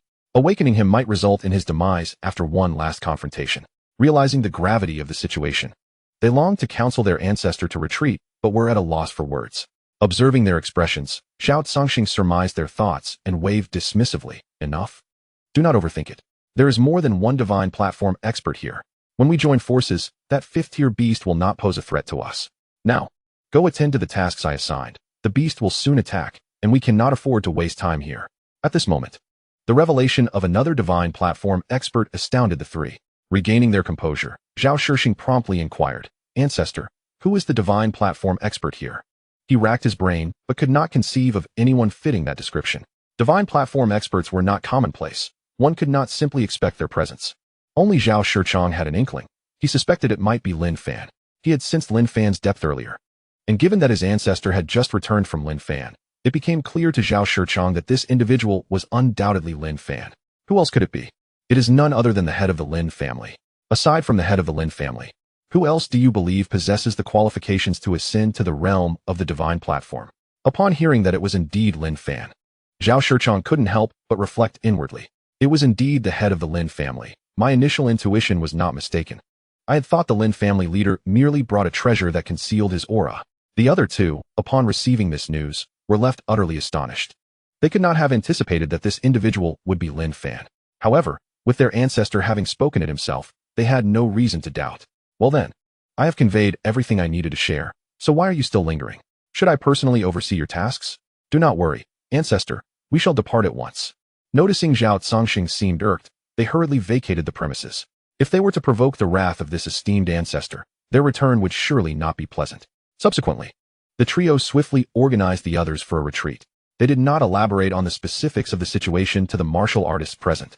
They simply instructed them to withdraw several thousand miles. Should the existence of fifth-tier demonic beasts be disclosed, it could incite chaos, complicating the evacuation further. Fortunately, the martial artists required little explanation from the trio. Upon hearing the command to retreat, they expressed no dissent, as they had already surmised that the royal ancestor had arrived. Engagements at the divine platform level were beyond their capabilities. The multitude of fourth-tier demonic beasts was not something they could contend with, rendering their presence here futile. In no time, under the direction of Zhao Shishing and his companions, the martial artists began their orderly withdrawal. Roar! When the fifth-tier demonic beast beneath the sea realized that human warriors were retreating, it could no longer restrain itself. It promptly relayed a command to the other beasts to launch an assault. Upon receiving the order, over 100 fourth-tier demonic beasts surged towards the crowd. Zhao Cangxing, witnessing this scene, felt an invigorating surge of energy. Excellent. Just the opportunity one needed to stretch my muscles. With that, Zhao Cangxing charged towards the demonic beasts. With a single sweep of his sword, he felled 2 fourth-tier demonic beasts instantaneously. Following up with a swift counter, 3 more fell beneath his blade. In the face of a divine platform warrior, fourth-tier beasts were subjected to a dimensional disparity. The creatures had no chance to retaliate. The ancestor is magnificent. The other warriors, witnessing Zhao Cangxing's prowess as he dispatched 5 fourth-tier beasts in an instant, were filled with exhilaration. Though they were several thousand miles away, they could still discern the unfolding events clearly, aided by the flight capability of the Qi Si realm warriors. The warriors of the opening Yuan realm, however, were oblivious to the happenings. Yet, seeing so many Qi Si realm warriors cheering, they naturally joined in the fervor. Perhaps spurred by the raucous applause, Zhao Cangxing became utterly absorbed in the battle, plunging into the throng of demonic beasts. In less than a quarter of an hour, the fourth-tier beasts had suffered devastating losses. This further invigorated the distant Qi Si warriors, who collectively shouted, "The ancestor is magnificent." Chapter 128, The Peril of the Zhao Clan Ancestor. Lin Fan takes action at this moment. Lin Fan stood quietly upon the deck of the flying vessel, observing the unfolding chaos. It was not yet time for him to intervene. With a roar, the formidable fifth-tier sea beast, the Mo Lin Huai, finally could no longer contain its fury after witnessing the demise of so many of its subordinates, emerging from the depths of the ocean. "Oh, you long serpent have finally decided to show yourself. I thought you would merely watch as I annihilate your minions," Zhao Cangxing taunted, inciting the creature's wrath. In a furious response, the beast unleashed a torrent of venom from its gaping maw towards Zhao Cangxing. Fortunately, Zhao Cangxing reacted swiftly, evading the deadly attack. The venom, missing its target, swiftly began to disperse and within moments enveloped thousands of square kilometers of land. As the toxic liquid settled, all vegetation within the vicinity was corroded and dissolved, releasing plumes of black smoke that carried an unbearable stench. This serpent is extraordinarily toxic, Zhao Cangxing thought, a chill of dread washing over him. Had he been struck by that spray, the consequences would have been unthinkable. The venom had initially coalesced into a mass no larger than a fist, yet diluted as it was, it still managed to extinguish life over such an expansive area. One could only imagine the devastation that the concentrated venom could wreak. The martial artists of the Qihai realm, witnessing this scene, were seized by terror, cold sweat breaking out upon their brows. They felt as if they had narrowly escaped a catastrophe, realizing that had they remained in that area, they would have been reduced to nothing more than a corroded skeleton. What manner of beast is this, and why does it possess such terrifying power? Their voices trembled as they spoke, the horror of the situation overwhelming. If I am not mistaken, this must be a 5th-tier beast, otherwise, it would not possess such a fearsome arsenal of attacks. Should it be a 4th-tier beast, the ancestor would have dispatched it instantly. But if it is indeed a 5th-tier creature, can the ancestor prevail? One voice quavered, anxiety palpable. I cannot say for certain, but this 5th-tier beast appears truly formidable. The speaker's heart already harbored a grim conclusion. Zhao Zongxing was likely no match for this beast. Yet, he dared not voice such despairing thoughts, instead fervently wishing for a miracle to occur. Otherwise, the entire Zhao nation would face annihilation at the hands of this monstrous creature. Not only he, but all the martial artists were silently praying for Zhao Zongxing's victory. Should he fall, their fates would be equally doomed. The prospect of escape was utterly unrealistic. The speed of a 5th-tier beast far surpassed theirs. A single spray of venom could obliterate them en masse. Moreover, the true strength of this 5th-tier beast extended beyond its toxins. Its inherent might was equally formidable. With a roar of frustration at having failed to harm Zhao Zongxing, the Mo Lin Hui seethed with rage. Immediately, it launched a sweeping strike at Zhao Zongxing. Upon witnessing this attack, Zhao Zongxing dared not meet it head-on again. He narrowly evaded the prowess of the Mo Lin Hui. However, the Mo Lin Hui's reflexes were remarkably swift. After missing its strike, it instantaneously appeared beside Zhao Zongxing and began to engage him in close combat. Such proximity was decidedly disadvantageous for Zhao Zongxing, rendering many of his techniques ineffective. He sought to distance himself, but the Mo Lin Hui offered him no respite. Although it could not articulate speech, its intelligence rivaled that of a human, and it was keenly aware of how to exploit its advantages. Soon, Zhao Zongxing found himself at a disadvantage, sustaining significant injuries. Before this formidable creature, he possessed no capacity for resistance. Observing Zhao Zongxing's retreat, the onlooking warriors silently lamented, "It's over. What is happening? Why hasn't he, the head of the Lin family, intervened? Could it be that he perceives this beast as too formidable to confront? If that is the case, our ancestor is in grave danger." At this moment, Zhao Shichong and the others were deeply anxious upon witnessing their ancestor falter. Not only they, but Zhao Zongxing himself yearned for Lin Fan to act swiftly. Otherwise, he could not endure for much longer. Lin Fan, recognizing the urgency of the situation, understood it was time for him to intervene. If he delayed further, Zhao Zongxing might very well perish at the hands of this beast. Lingxi, quickly take refuge within the flying vessel. I shall confront this creature. The vessel's defenses were formidable, impervious to ordinary divine realm attacks, let alone a mere 5th-tier beast.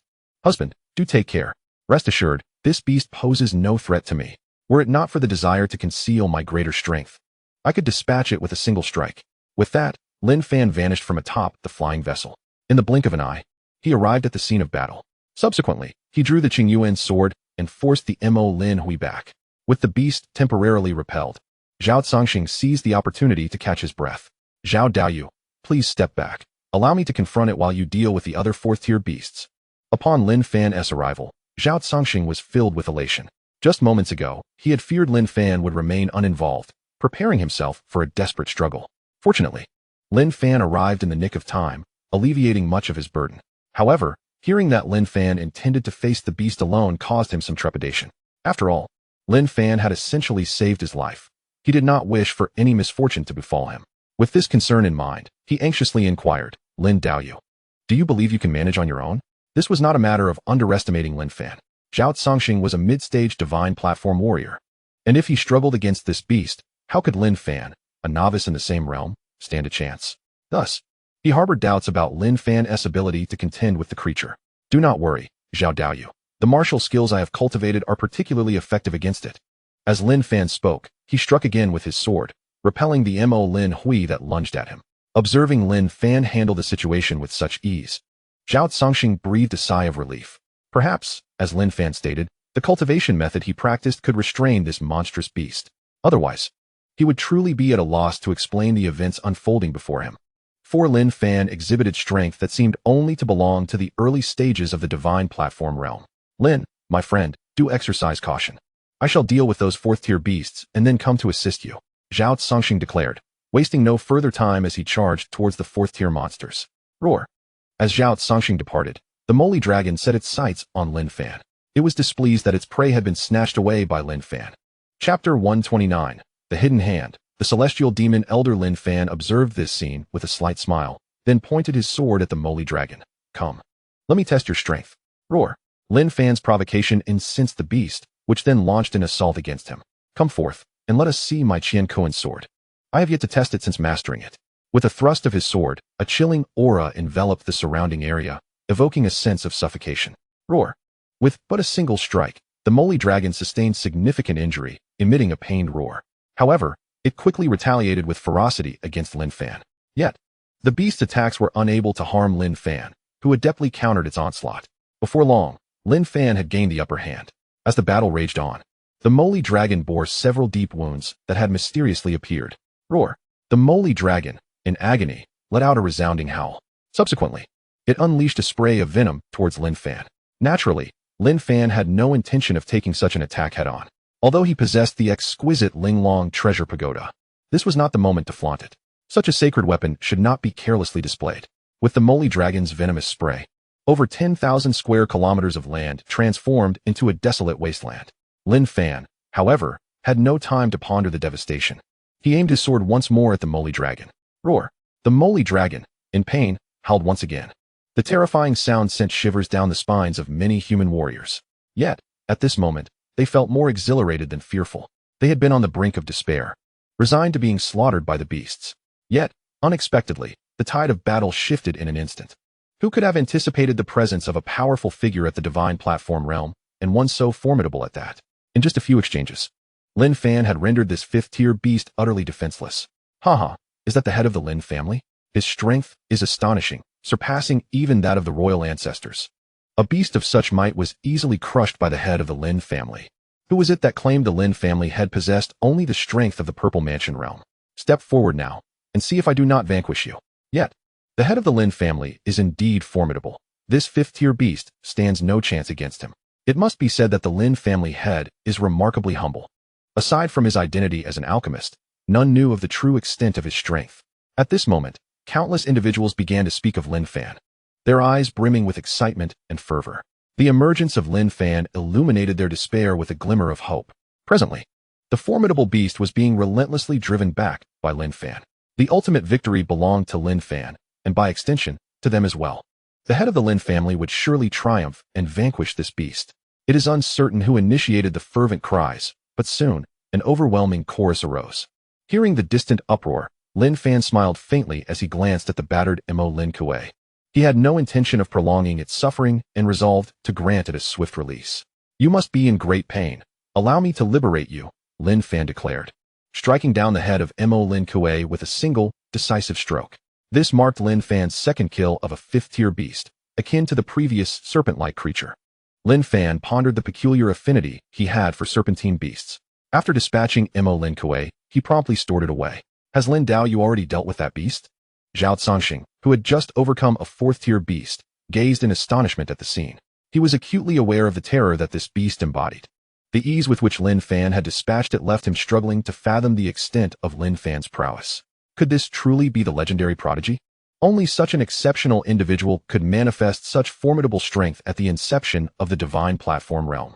Contemplating this, Zhao Zongxing's eyes sparkled with exhilaration. To forge a connection with Lin Fan was the greatest honor for their Zhao family. I must return and ascertain if there are any other exceptional women in the Zhao family. Relying solely on Lingxi is insufficient. We must ensure dual, if not multiple, layers of security. Simultaneously, we must urge our kin to strive for excellence, seizing any opportunity for a union with the Lin family. Should we delay until the Lin family flourishes, they may look down upon us. At this moment, Zhao Zongxing resolved to hold tightly onto Lin Fan's coattails. Haha, we have triumphed. The head of the Lin family has slain that fifth-tier beast. Thousands of miles away, warriors witnessing this spectacle erupted into jubilant cheers. Their lives had been spared at last. Following this battle, the Lin family's standing in the Zhao kingdom would remain unassailable. As the echoes of jubilation reached his ears, Zhao Zongxing returned to his senses. Upon seeing that Lin Fan had finished tidying up, he hurried to his side. I am deeply grateful for your assistance, Lin Dao. Without you, my fate would have been grim. The entire Zhao kingdom might have faced devastation. Please allow me to pay my respects. Though Zhao Zongxing's voice was not loud, its resonance spread far and wide, reaching even the warriors thousands of miles away. This was a deliberate act on his part. Upon hearing Zhao Zongxing's words, the warriors responded in unison, "We beseech you, esteemed Lin, to accept our gratitude for your life-saving grace." Their voices, infused with elemental energy, resonated clearly across the vast distance. And Lin Fan heard them distinctly. Thus, he soared into the sky and waved in the direction of the voices. "Awaken, everyone, faced with such formidable beasts. Your unwavering courage and relentless spirit are commendable. I hope you all maintain this determination on your journey as warriors. For I am confident that you will reap the rewards of your efforts. We owe our gratitude to Elder Lin for his invaluable teachings, which we shall never forget. Now that the beast tide has been quelled, you may all retreat. Return to your families and friends to assure them of your safety, as I am certain they are deeply concerned for your well-being." After Lin Fan spoke, he turned to Zhao Zongxing. "Fellow Taoist Zhao, there is nothing more for me to do here, so I shall take my leave. Safe travels, Taoist Lin." Zhao replied. Lin Fan nodded and then vanished from sight. Meanwhile, within a mysterious cave beneath the fractured star sea, an emaciated elder slowly opened his eyes. This elder, known as the Celestial Demon Elder, was a supreme elder of the Absolute Killing Sect, a demonic sect in Chenjo, possessing formidable powers at the late stage of the divine ability realm. The Absolute Killing Sect is of lesser strength compared to the Qinglan sect, yet it is bolstered by powerful ancestors residing within, making it a second-tier force in Chenjo. Years prior, the Celestial Demon Elder was relentlessly pursued by several righteous factions. In a moment of peril, he resorted to secret techniques to escape to this hidden refuge, a choice that left him gravely injured. The recent surge of beasts in Zhao country was orchestrated by him, aimed at inciting further carnage and subsequently consuming the blood of these creatures to mend his wounds. The beast tide conveniently masked his presence, preventing others from discovering him. The ink-scaled serpent was among the beasts he controlled. Despite his injuries, as a being of the divine ability realm, he still possessed the means to command a fifth-tier beast. Upon sensing the serpent's demise, a vicious glint flickered in his eyes. "Who dares to thwart my grand design by slaying the ink-scaled serpent? To my knowledge, no such individual exists within Zhao country. Zhao Zongxing is no match for the serpent. I had hoped to transform him into my sustenance. However, it matters not, for this blood will sufficiently restore half of my strength. Once I emerge from seclusion, I shall discover who possesses such audacity. Prepare to become my nourishment." The Celestial Demon Elder held little regard for the forces within the 100 Nations, were it not for the presence of several divine ability realm entities in the vicinity. With connections to certain factions in Chenjo, he would not have needed to operate in secrecy. He would have already unleashed a massacre to regain his strength. His manipulation of the ink-scaled serpent to attack Hanhai County was a premeditated scheme to turn all of Zhao country into his source of nourishment for recovery. Regrettably, Lin Fan's emergence had thwarted his plans. In no more than 2 years, I shall have consumed all this blood. For daring to disrupt my endeavors, expect my vengeance." The chilling laughter of the Celestial Demon Elder echoed throughout the cave. Back at home, Lin Fan promptly instructed the Shadow Pavilion to investigate the situation. He sought to uncover whether the turmoil was confined to Zhao country or if similar disturbances were occurring in other nations. The Shadow Pavilion has gradually evolved and expanded, now encompassing numerous countries across the vast expanse of the world. Currently, it is undergoing rapid expansion. The core members have exceeded 30,000, with none below the Sea of Qi realm, and those at the Purple Mansion realm surpass 100. In addition to the core members, there are over 200,000 auxiliary personnel. The core members are responsible for assassination, while the auxiliary personnel handle intelligence gathering. It is noteworthy that core members can freely enter and exit the divine celestial realm, whereas auxiliary personnel are barred from its entrance and remain unaware of its existence. Only through Lin Fan's affirmation can one ascend to core membership. Soon, Lihan received communication from the Shadow Pavilion, head of the family. The Shadow Pavilion reports that no other nations have experienced the same situation as Hanhai County. "Good. I understand. You may leave now." Once Lihan departed, Lin Fan fell into deep contemplation. Since only the Zhao kingdom has experienced this, it is highly likely that this incident is the work of an individual. This suggests that the perpetrator is either healing or breaking through their cultivation level. As for their strength, it certainly does not exceed the divine ability realm.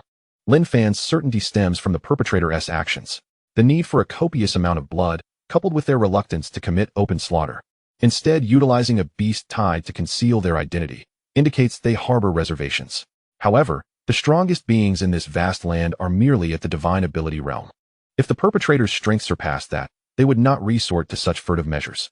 With a clear understanding of the adversary's strength, Lin Fan felt reassured. He was confident that the individual would eventually seek him out, especially since he had disrupted their plans. Presently, with his formations, coupled with the holy weapon and several attack talismans, he could easily subdue a mere divine ability realm cultivator at any time. Back in the Imperial City, upon Zhao Zongxing's return, he promptly summoned Emperor Zhao Qingyun. "Ancestor, may I inquire what brings you to seek me?" Zhao Qingyun asked cautiously. Even as the emperor, he felt a degree of trepidation in the presence of his own ancestor. "Qingyun, how many young women in our Zhao family have reached marriageable age yet remain unwed?" "I refer to those with qualifications of Earth grade or above." Zhao Qingyun was taken aback, uncertain as to why his ancestor would inquire about such matters. "Why are you still dawdling? Just tell me the truth." "Ancestor, my second brother Chengfeng has a daughter named Zhao Linghui, who has just turned 20. With qualifications of low Earth grade." "Is that the only one?" Zhao Zongxing asked, somewhat disappointed. "Not quite. My third brother Qingyun also has a daughter named Lingru, who is 22 years old, with qualifications of medium Earth grade." Zhao Qingyun had hesitated to mention this because his niece had never made an appearance in the outside world. Apart from the upper echelons of the Zhao family, no one was aware of her existence. The reason Zhao Lingxi was well known was due to her mother being a princess of the Lingxi kingdom, making concealment impossible. As for this ancestor, he often secluded himself for cultivation and rarely concerned himself with such matters, thus remaining oblivious to his niece's existence. At this moment, Zhao Zongxing learned that there was another individual whose aptitude had reached the middle tier of the Earth level, and his expression improved considerably. "Excellent, summon them all here. I have matters to discuss with them." "Yes, ancestor." Although Zhao Qingyun was uncertain about the purpose of the ancestor's summons, he dared not defy his command. Soon, Zhao Qingyun arrived with two individuals. Upon seeing Zhao Zongxing, they hurriedly bowed. Lingru and Linghui pay their respects to the ancestor. "No need for formalities.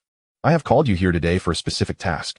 Upon hearing that the ancestor had a mission for them, both women immediately adopted serious expressions. "Please, ancestor, tell us what we must do. We shall not hesitate to fulfill our duty." "Very well. I require you two to form a marital alliance with the Lin family." "What are your thoughts on this?" Zhao Zongxing's proposal left them momentarily stunned. The fact that their ancestor had come to act as a matchmaker was indeed unexpected. Even Zhao Qingyun, standing nearby, appeared bewildered. After a moment, Zhao Qingyun gathered his wits and posed his inquiry. "Ancestor, our Zhao family has already allied with the Lin family. Why pursue this further? What do you comprehend?" Setting aside the fact that the head of the Lin family is an esteemed alchemist, he is also a formidable powerhouse of the divine platform realm. Just moments ago, he saved my life. Without his timely intervention, I would have perished at the jaws of a fifth-tier beast. To elaborate, not only did he save my life, but he also safeguarded the lives of everyone in Zhao Kingdom.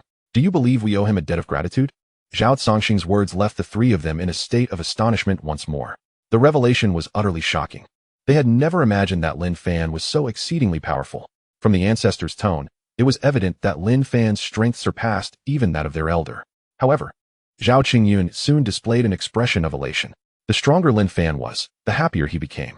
"Ancestor, since the head of the Lin family saved your life, we must repay this debt in any way we can." With that, Zhao Qingyun turned his gaze toward Zhao Lingru and Zhao Linghui. Linghui, I wish to know your sentiments on this matter. If you are unwilling, I shall not compel you." At this moment, Zhao Zongxing also directed his attention toward the two women.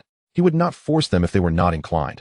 Otherwise, their presence might displease Lin Fan, transforming a fortuitous situation into an adverse one. "Ancestor, Imperial Uncle, we are willing." They had previously heard numerous tales of Lin Fan, including Zhao Lingxi's breakthrough to the Purple Mansion realm with his assistance. It was hard to imagine anyone rejecting such a remarkable man. "Excellent. I shall personally escort you there tomorrow." "Thank you, ancestor."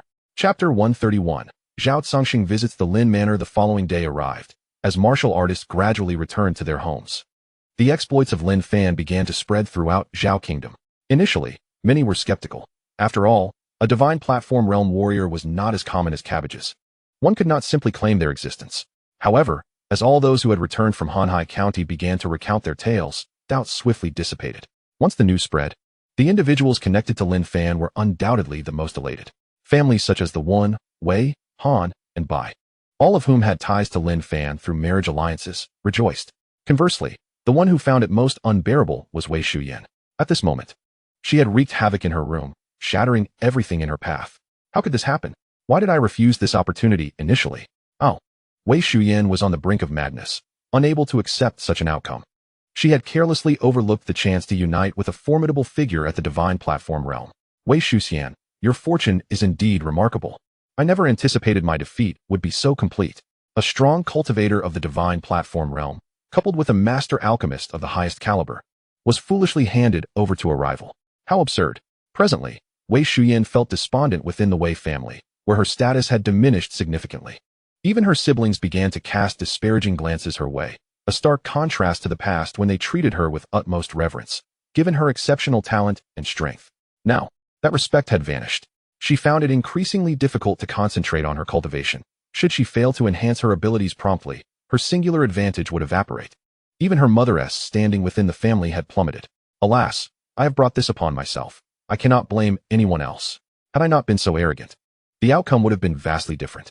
Reflecting on her former demeanor, Wei Shuyan couldn't help but scoff at herself. Meanwhile, Zhao Cangxing had arrived early at the Lin residence. Accompanied by Zhao Linghui and Zhao Lingru, Zhao Cangxing surveyed the array with a contemplative expression, muttering, "Is this the Lin family's formation? It truly is intricate. I cannot decipher it at all. Should one become ensnared, escape would be quite the challenge." Upon hearing that their ancestor struggled to comprehend the formation, Zhao Linghui and Zhao Lingru were taken aback.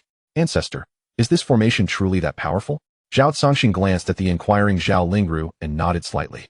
"Lingru, this formation is indeed formidable. As for its specific level, I cannot ascertain. However, in my estimation, it is at least of the highest grade in the profound realm." The revelation of such a high-grade formation left the two young women in awe. "Then what should we do now, ancestor? With this formation in place, how shall we gain entry?" "There is no need for concern. The Lin family head is likely aware of our arrival. We shall wait patiently." While the formation obscured what lay within, it provided a clear view of the happenings outside. Indeed, it was not long before Li Han emerged from within. "Ancestor, our family head requests your presence." "Thank you, stewardly." Zhao Cangxing, having met Li Han the previous day, was not unfamiliar with him. Upon seeing Lin Fan, Zhao Cangxing greeted him with a jovial demeanor. "Friend Lin, I hope you do not mind my uninvited visit." "Not at all. Your presence is most welcome, friend Zhao. There is no cause for concern." "Haha, it is a relief to hear you say that." As he spoke, Zhao Cangxing subtly gestured to the two young women. Upon noticing, they immediately grasped his intent. With great urgency, they bowed to Lin Fan, saying, "Zhao Lingru and Zhao Linghui pay their respects to the head of the Lin family." "Please rise, young ladies." Lin Fan replied graciously. "Thank you, head Lin." Zhao Cangxing, witnessing this scene, could not help but burst into laughter. "Lin Daoyu, upon returning home yesterday, I recounted your magnificent battle against the fifth-tier demon beast to them. After hearing my tale, they were filled with admiration for you. They insisted that I bring them to meet the head of the Lin family, hoping to become your concubines. I could not refuse their earnest pleas, so here we are." Upon hearing Zhao Cangxing's words, Lin Fan discerned the exaggeration in his statement. However, he had no intention of exposing the truth. Thus, he chuckled, "Zhao Daoyu, I had no idea my charm was so profound. If they truly hold feelings for me, I shall not disappoint their affections." At this, Zhao Lingru and Zhao Linghui hurriedly interjected, "Head Lin, we are sincere in our intentions. We hope you will grant our wishes." They had long harbored a fondness for Lin Fan. In fact, during Lin Fan's previous visit to escort Zhao Lingxi, they had caught a glimpse of him and envied Zhao Lingxi. Now, with the opportunity before them, they could not afford to let it slip away. "See, Lin Daoyu, I speak the truth," Zhao Cangxing exclaimed, delighted by their enthusiastic support. "In that case, you two shall remain." Lin Fan, seizing the moment, discreetly assessed their attributes, one possessing inferior grade talent and the other of medium grade talent. Both met his standards, leaving him with no reason to refuse. As for their appearances, they were each distinctively beautiful, complementing each other in their own unique ways. Observing Lin Fan's acquiescence, Zhao Cangxing was overjoyed. This development would solidify the relationship between the Zhao and Lin families.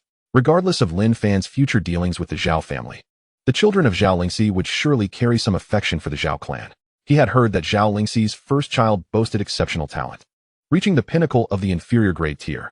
Such high potential would undoubtedly afford them considerable influence within the Lin family. Reflecting on this, Zhao Cangxing cheerfully declared, "Head Lin, it is settled then." Indeed, with Lin Fan's affirmative response, Zhao Cangxing erupted into laughter once more. Following a pleasant meal at Lin Manor, he left, merrily carrying the betrothal gifts provided by Lin Fan. After conversing with the two young ladies for a while, Lin Fan called for Zhao Lingxi. "Lingxi, please inform them about the family situation. Of course, my husband." Subsequently, Lin Fan escorted the group back to the Xinshao realm. On that day, Li Han hurriedly sought out Lin Fan. "Head, we have just received word from the Shadow Pavilion that someone has placed an order to assassinate young Master Haochen. Pavilion Master Lin Ren requests guidance on whether we should eliminate this threat. This was indeed a troubling matter, as it marked the first time the Shadow Pavilion had encountered such a situation, someone daring to place a contract on a member of the Lin family. Although the faction has been sentenced to death, they still decided to consult Lin Fan. Upon hearing this news, Lin Fan was quite taken aback. It was astonishing that someone would invite his assassin organization to eliminate his own son. Nevertheless, he was eager to discover what his son had done to warrant such a threat against him. Chapter 132. The Martial Nation, Qingxian Sect Lihan. Please inform me of the recent developments concerning Haochen. To be honest, since allowing my child to pursue his own path, I have not paid much attention. Head of the family, young Master Haochen is currently honing his skills alone in the Martial Nation. Not long ago, he clashed with the young master of the Qingxian sect over a woman he admired. Ultimately, young Master Haochen killed the young master of the Qingxian sect. Upon learning of this, the Qingxian sect was naturally furious and dispatched numerous elders to encircle and eliminate young Master Haochen. However, given young Master Haochen's prowess, he effortlessly turned the tables on them. Eventually, the Qingxian sect sent their perfected ancestor of the Purple Mansion realm. But he too was unable to gain the upper hand and suffered severe injuries while fleeing. This incident has since become the talk of the Martial Nation, and young Master Haochen has quickly risen to prominence. The Qingxian sect knows they are powerless against him and even fears retribution from him. Therefore, their sect master sought out the Shadow Pavilion, spending 5 million profound Great Spirit Stones to issue this task. Hearing that it was due to a woman, Lin Fan felt a surge of delight. This rascal has swiftly found someone he cares for, truly my son, understanding the importance of contributing to the family's legacy. Given the current timeline in the Divine Xiao realm, discounting his time spent in the main world, Lin Haochen is already in his 30s or 40s and indeed must bear the responsibility of expanding the family. For the family's growth and prosperity, relying solely on him is insufficient. However, I would never force my son to marry someone he does not love. Now that Lin Haochen has found someone special, I am naturally pleased. I hope my other sons can exhibit the same enthusiasm as Lin Haochen. Lihan, what is the strength of the Qingxian sect? If they are not formidable, simply relay the message to him through the Shadow Pavilion and let him handle it himself, since he is out honing his skills. As long as there is no threat to his life, I do not intend to intervene. If everything relies on the family to resolve issues, then it defeats the purpose of his training. Although the Lin family's support will enable his children to become powerful, if they depend entirely on the family for solutions, they will never reach the pinnacle of strength. Head of the family, the Qingxian sect's greatest strength lies with their perfected ancestor of the Purple Mansion realm, who has now been gravely injured by young Master Haochen. The remaining forces include the Sect Master in the mid-stage of the Purple Mansion realm and a Grand Elder in the early stage of the Purple Mansion realm. In that case, let us instruct the Shadow Pavilion to convey a message to him, allowing him to resolve it on his own. I had long advised him that one must eradicate the roots along with the weeds. Otherwise, one invites endless troubles. Master of the house, I shall convey the message to the Shadow Pavilion at once. Go ahead. Meanwhile, Lin Haochen swiftly received the news. Upon perusing the information, a fierce glint appeared in his eyes. Qingxian sect, I had initially considered sparing you, but since you have chosen to act recklessly, do not blame me. A beautiful young woman beside him noticed the sudden change in Lin Haochen's expression and inquired with concern, Brother Chun, what has transpired? Seeing her worry, Lin Haochen embraced her gently. Xinyao, do not fret, it concerns the Qingxian sect. He refrained from disclosing the matter of the assassins engaged by the sect. Until Xie Xinyao entered the Divine Sky realm, he could not reveal the connection between the Shadow Pavilion and his family. Xie Xinyao hailed from the Xie family of the Martial Kingdom, a family of considerable strength, boasting 3 formidable figures in the Purple Mansion realm. One of them served as a duke in the Martial Kingdom, endowing the Xie family with significant influence. Their acquaintance was rather conventional. During one of Xie Xinyao's training excursions, she encountered bandits, and her bodyguards were slain. In that moment of peril, Lin Haochen fortuitously came to her rescue. As the saying goes, a beauty loves a hero. And coupled with Lin Haochen's striking appearance, Xie Xinyao found herself unwittingly enamored. Consequently, under Xie Xinyao's proactive advances, Lin Haochen soon succumbed to her charms. Xie Xinyao was not lacking in beauty or talent. Her aptitude reached the mid-tier of the Earth grade, and at the age of 22, she had already cultivated to the mid-stage of the Qi-Si realm, placing her among the elite of her peers in the Martial Kingdom. The conflict with the young master of the Qingxian sect arose because he sought to forge a matrimonial alliance with the Xie family. Upon discovering Lin Haochen's relationship with Xie Xinyao, the young master immediately sought to eliminate Lin Haochen to avert future complications. The Qingxian sect possessed considerable strength in the Martial Kingdom, ranking within the top 10. Thus, the young master, accustomed to arrogance, underestimated Lin Haochen, believing that killing him would be as effortless as squashing an ant. Little did he anticipate that within the brief span of their encounter, all his companions would be effortlessly vanquished by Lin Haochen, himself included. The young master could hardly fathom that someone would dare to slay him on the territory of the martial kingdom, deprived even of the chance to explain himself. Unbeknownst to him, the ancestral figure of the Qinglan sect harbored an intense desire for his demise. Had it not been for this individual, the sect would not have faced such calamity, nor would its reputation, built over millennia, have been so thoroughly tarnished. Now, the Qinglan sect could only pray that the Shadow Pavilion would eliminate Lin Haochen. Otherwise, they would have to endure the wrath he would unleash upon them. At this moment, many disciples of the Qinglan sect were gripped by anxiety. Previously, they had taken pride in their affiliation with the sect. Now, however, even the most devoted disciples began to dread this very identity. Because the Qinglan sect has provoked individuals they ought not to have. They faced the constant peril of life due to their identity. Naturally, there are many loyal disciples within the sect. After all, numerous individuals have been nurtured by the sect since childhood, forging deep emotional ties. Meanwhile, Lin Haochen resolved to address the issues concerning the Qinglan sect, thus escorting Xie Xinyao back to the Xie family. Concerned about leaving her in their previous residence, Lin Haochen felt a twinge of unease. At that moment, Xie Xinyao's father, Xie Guangji, the head of the Xie family, regarded Lin Haochen with a serious expression. "Dear nephew, are you truly unwilling to allow our Xie family to assist you? Although that old fellow from the Qinglan sect has been severely wounded by you, he still possesses the strength to fight. Moreover, the Qinglan sect harbors two formidable beings at the Purple Mansion realm. You may find it challenging to contend against four hands with just your two fists." Xie Guangji held Lin Haochen in high regard, as he did not wish for this prospective son-in-law to encounter any misfortune. "Uncle Xie, you need not worry. I am capable of resolving this matter." Lin Haochen responded with confidence in his own abilities. Chapter 133. Lin Haochen ascends to the Qinglan sect. Seeing Lin Haochen so resolute, Xie Guangji felt compelled to relent. "Dear nephew, since you are so insistent, I shall not press further. However, you must prioritize your safety. Should you sense anything amiss, immediately send word to me." Observing Xie Guangji's genuine concern, Lin Haochen solemnly nodded. "Uncle Xie, I shall be cautious." At that moment, Xie Xinyao spoke tenderly. "Chengu, you must be careful. I await your return." "Fear not, Xinyao. It is merely the Qinglan sect. I shall return post-haste." With that, Lin Haochen soared into the sky and departed.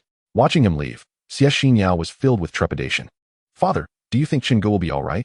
Gazing at his daughter, Xie Guangji felt a pang of the sentiment that daughters grow up too quickly. Fortunately, he was quite pleased with Lin Haochen, which provided him some solace. "Xinyao, rest assured, your Chengu will surely be safe. In my estimation, Haochen's background is certainly extraordinary. Otherwise, he would not possess such strength at such a tender age. Thus, his capabilities must extend beyond mere appearances. He undoubtedly has some hidden trump cards." Although Xie Guangji was unaware of Lin Haochen's true age, he sensed that Haochen was certainly not beyond 50. Achieving perfection in the Purple Mansion realm at such a youthful age implied that his underlying influence was formidable. It was quite possible that there existed experts at the Divine Platform realm, or even those of the Divine Power realm within his lineage. Contemplating this, Xie Guangji turned to Xie Xinyao and cautioned, "Xinyao, your concern should not be for Haochen's safety at present, but rather for his family." Xie Xinyao looked confused by her father's statement. How could this be related to Lin Haochen's family? Noticing his daughter's bewilderment, Xie Guangji continued, "Xinyao, Haochen is remarkably young, yet has already attained the pinnacle of the Purple Mansion realm. Consider the strength of the family he hails from. If you wish to be with Haochen, you must first earn the approval of his relatives."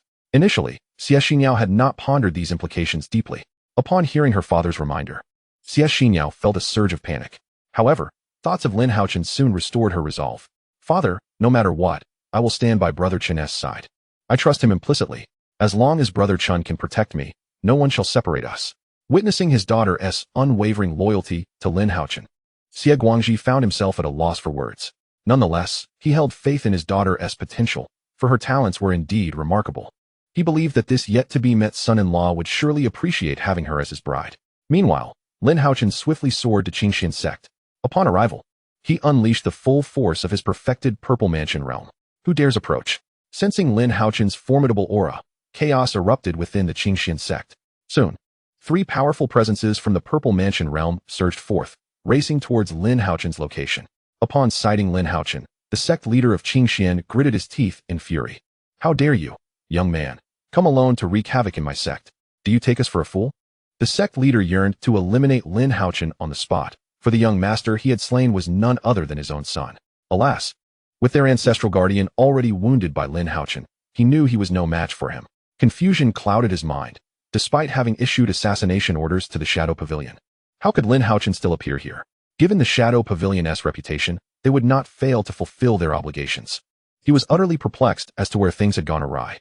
Noticing the seething leader of Qingxian sect, Lin Haochen offered a faint smile. What does it matter if I torment your sect? You are the ones who provoked me. Had your worthless young master not approached me with malice, even attempting to silence me, I wouldn't have bothered seeking you out. The sect leader nearly spat blood in outrage at Lin Haochen's insult towards his son.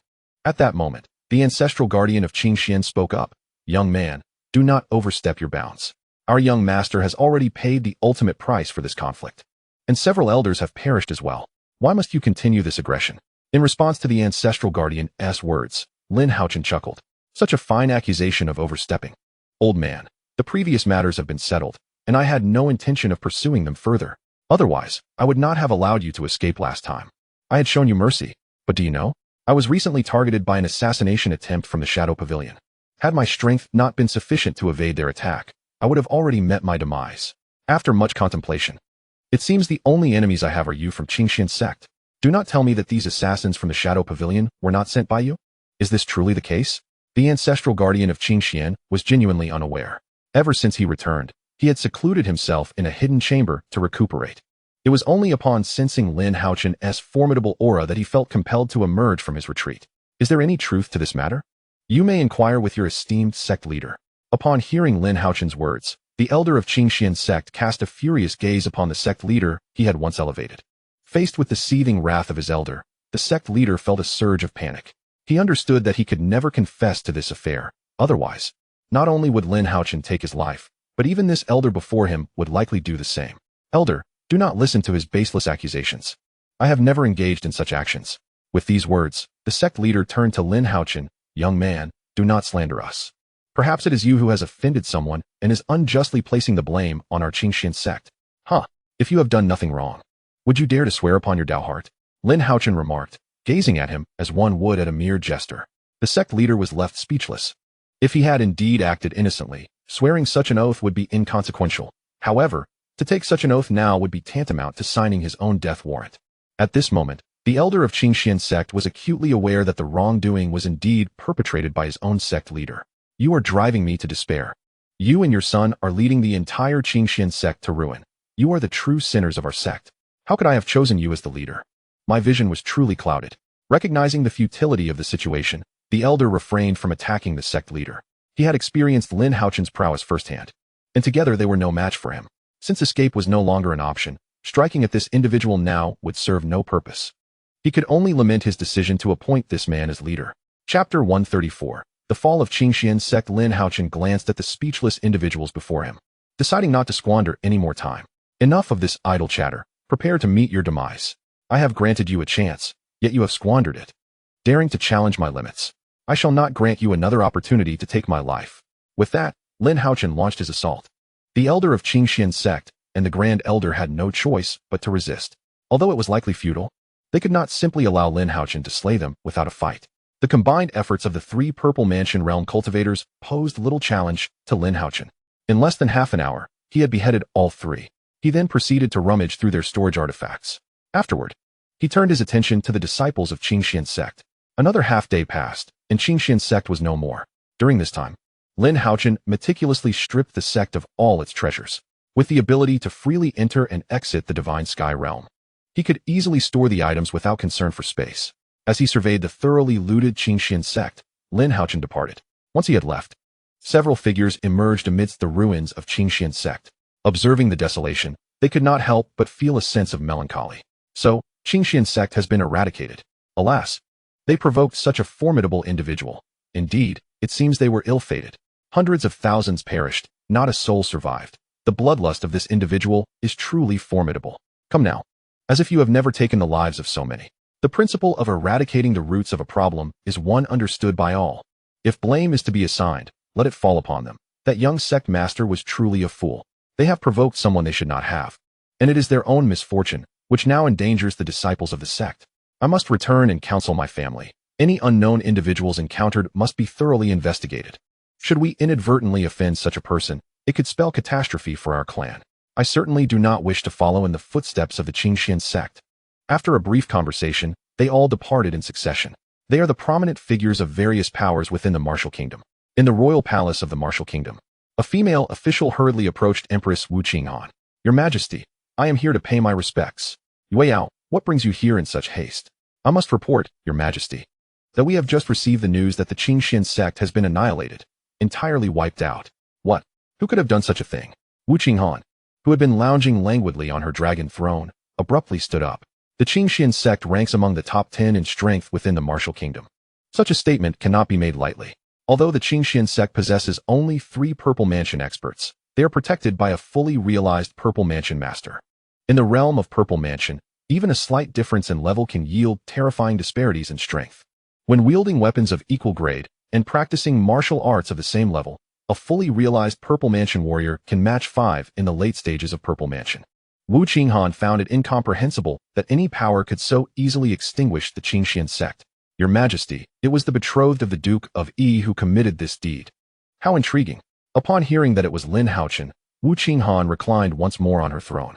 The conflict between Lin Haochen and the Qingxian sect had already stirred considerable gossip, and she was well aware of it. Yueyao, I recall that Lin Haochen had previously spared the Qingxian sect. Why would he suddenly strike with such ferocity? Your Majesty, according to the intelligence received, the sect master of Qingxian contacted assassins from the Shadow Pavilion with the intent to eliminate Lin Haochen. That is why he retaliated so decisively against the Qingxian sect. This information was, of course, intentionally leaked by the Shadow Pavilion. They sought to prevent Lin Haochen from being perceived as a ruthless killer. Now that the employer is dead, the Shadow Pavilion has no reason to pursue Lin Haochen any further. After hearing this, Wu Qinghan regarded the Qingxian sect with disdain. Their actions are truly foolish. A person of Lin Haochen's caliber cannot be so easily dispatched. By the way, Yueyao, have you uncovered the origins of Lin Haochen? Such youth paired with such terrifying power must indicate an extraordinary background. Wu Qinghan had already instructed Chu Yueyao to investigate Lin Haochen's identity when he killed the young sect master of the Qingxian sect. Your Majesty, I beg your pardon. There is currently no useful information regarding Lin Haochen. Upon hearing that no information had been found, Wu Qinghan was not disheartened. The more elusive the information, the more it spoke to the exceptional nature of Lin Haochen's background. Yueyao, continue your investigation into Lin Haochen, but remember, do not provoke him. Yes, I take my leave.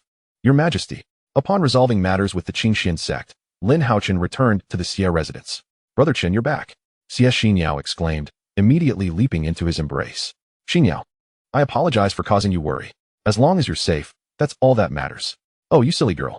In the distance, Xie Guangji observed the affectionate exchange between the two and could not suppress a cough. Ahem. Father, how could you eavesdrop on us? Upon hearing his daughter's words, Xie Guangji rubbed his forehead. Indeed, a daughter grows up too fast. Once she has a man, she begins to scorn her father. Humph, I shan't speak to you.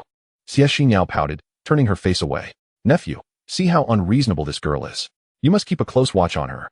Uncle Xie, I find Xinyao's playful nature rather charming. Hearing Lin Haochen's words, Xie Xinyao beamed with joy and playfully stuck out her tongue at Xie Guangji. Haha, this girl has truly been spoiled by me. After a moment of light-hearted banter, Xie Guangji's expression turned serious. Nephew, how has the situation been resolved? It is all settled. The Qingxian sect has become a thing of the past. Xie Guangji was not surprised by this outcome. By the way, nephew, your relationship with Yueyao is common knowledge now. I wonder when we might meet your family to formalize this union? At this moment, Xie Xinyao turned, her face alight with anticipation as she gazed at Lin Haochen. Uncle Xie, I will send a message to my father shortly to inquire when he is available. Good, I shall await your favorable news. Seeing Lin Haochen not evade the topic, Xie Guangji felt a sense of relief. Had he hesitated, this union might have been jeopardized. After a few more exchanges, Xie Guangji took his leave. With his departure, the two nestled together and began to share whispered secrets. Brother Chun, do you think your parents will disapprove of me? Since her father had mentioned the matter, Xie Xinyao had been plagued by this concern. Silly girl, what are you worrying about? How could my parents possibly disapprove of you? Once they see how delightful and beautiful their daughter-in-law is, they will be overjoyed. Brother Chun, you promised, if your parents do disapprove, you mustn't abandon me. Rest assured, I would never forsake you. I believe in you, Brother Chun. Chapter 135. Proposing to the Xie family when darkness enveloped the main world. Lin Haochen returned to the Divine Sky Realm. He felt somewhat conflicted, uncertain how to broach the subject of Xie Xinyao with Lin Fan. Just then, his mate approached him. Young Master Haochen, the family head has summoned you. He wishes to speak with you immediately upon your return. Understood, Lin Haochen replied, not delaying and making his way to Lin Fan's residence. Father, you called for me. Lin Fan glanced at Lin Haochen, a smile spreading across his face. Haochen, is there something you are keeping from me? Lin Haochen awkwardly scratched his head. Father, do you already know? Humph. Lin Fan scoffed. You have someone you care for yet fail to inform me and your mother. How utterly preposterous. Had it not been for Ying Ji's report, I would still be completely in the dark. Lin Haochen chuckled awkwardly. Father, I simply have not found the opportune moment yet. Now, let us set aside these trivial matters. What progress have you made? Father, I returned today with the intention of discussing this matter with you. Xinyao's father wishes to meet you to finalize our marriage arrangement. I am unsure when you might be available. I am always available. Just coordinate a time with them and inform me. Once the time is confirmed, I shall personally attend. As Lin Fan considered Lin Haochen's future daughter-in-law, he felt an air of gravity surrounding the occasion. Then it is settled, father. With Lin Fan's affirmation, Lin Haochen left. Beaming with joy. This rascal. I hope you can set a fine example for your younger brothers and swiftly find me more daughters-in-law. The family needs to flourish. Relying solely on me is insufficient. The next day, Lin Haochen sought out Xie Guangji to discuss their upcoming meeting. Xie Guangji, thrilled to receive such a prompt response, ultimately confirmed that they would meet in 2 days. Dear nephew, may I inquire about the nature of your family's influence? To nurture a young talent like yourself? Your lineage must be quite remarkable. Xie Guangji was genuinely curious about Lin Haochen's background. Uncle Xie, I must keep this confidential for now. You shall know in 2 days. Very well. If it is inconvenient to discuss, I shall refrain from pressing further. Although Xie Guangji felt a twinge of disappointment, he chose not to persist, believing Lin Haochen must have his reasons. After all, the truth would soon be revealed, and there was no need to rush. By the way, dear nephew, I have heard that Zhao Kingdom has produced a transcendent alchemist, whose prowess has reached the divine stage. During the recent beast tide, he turned the tide of battle, slaying a 5th-tier beast and saving countless warriors of Zhao. Even the esteemed ancestor of Zhao at the divine stage was rescued by this alchemist. It is a pity that such a figure is not one of our martial kingdom. Otherwise, the Xie family could acquire some superior elixirs. He had previously attempted to send someone to Zhao to procure the potions, but alas, supply was limited, and he was left empty-handed.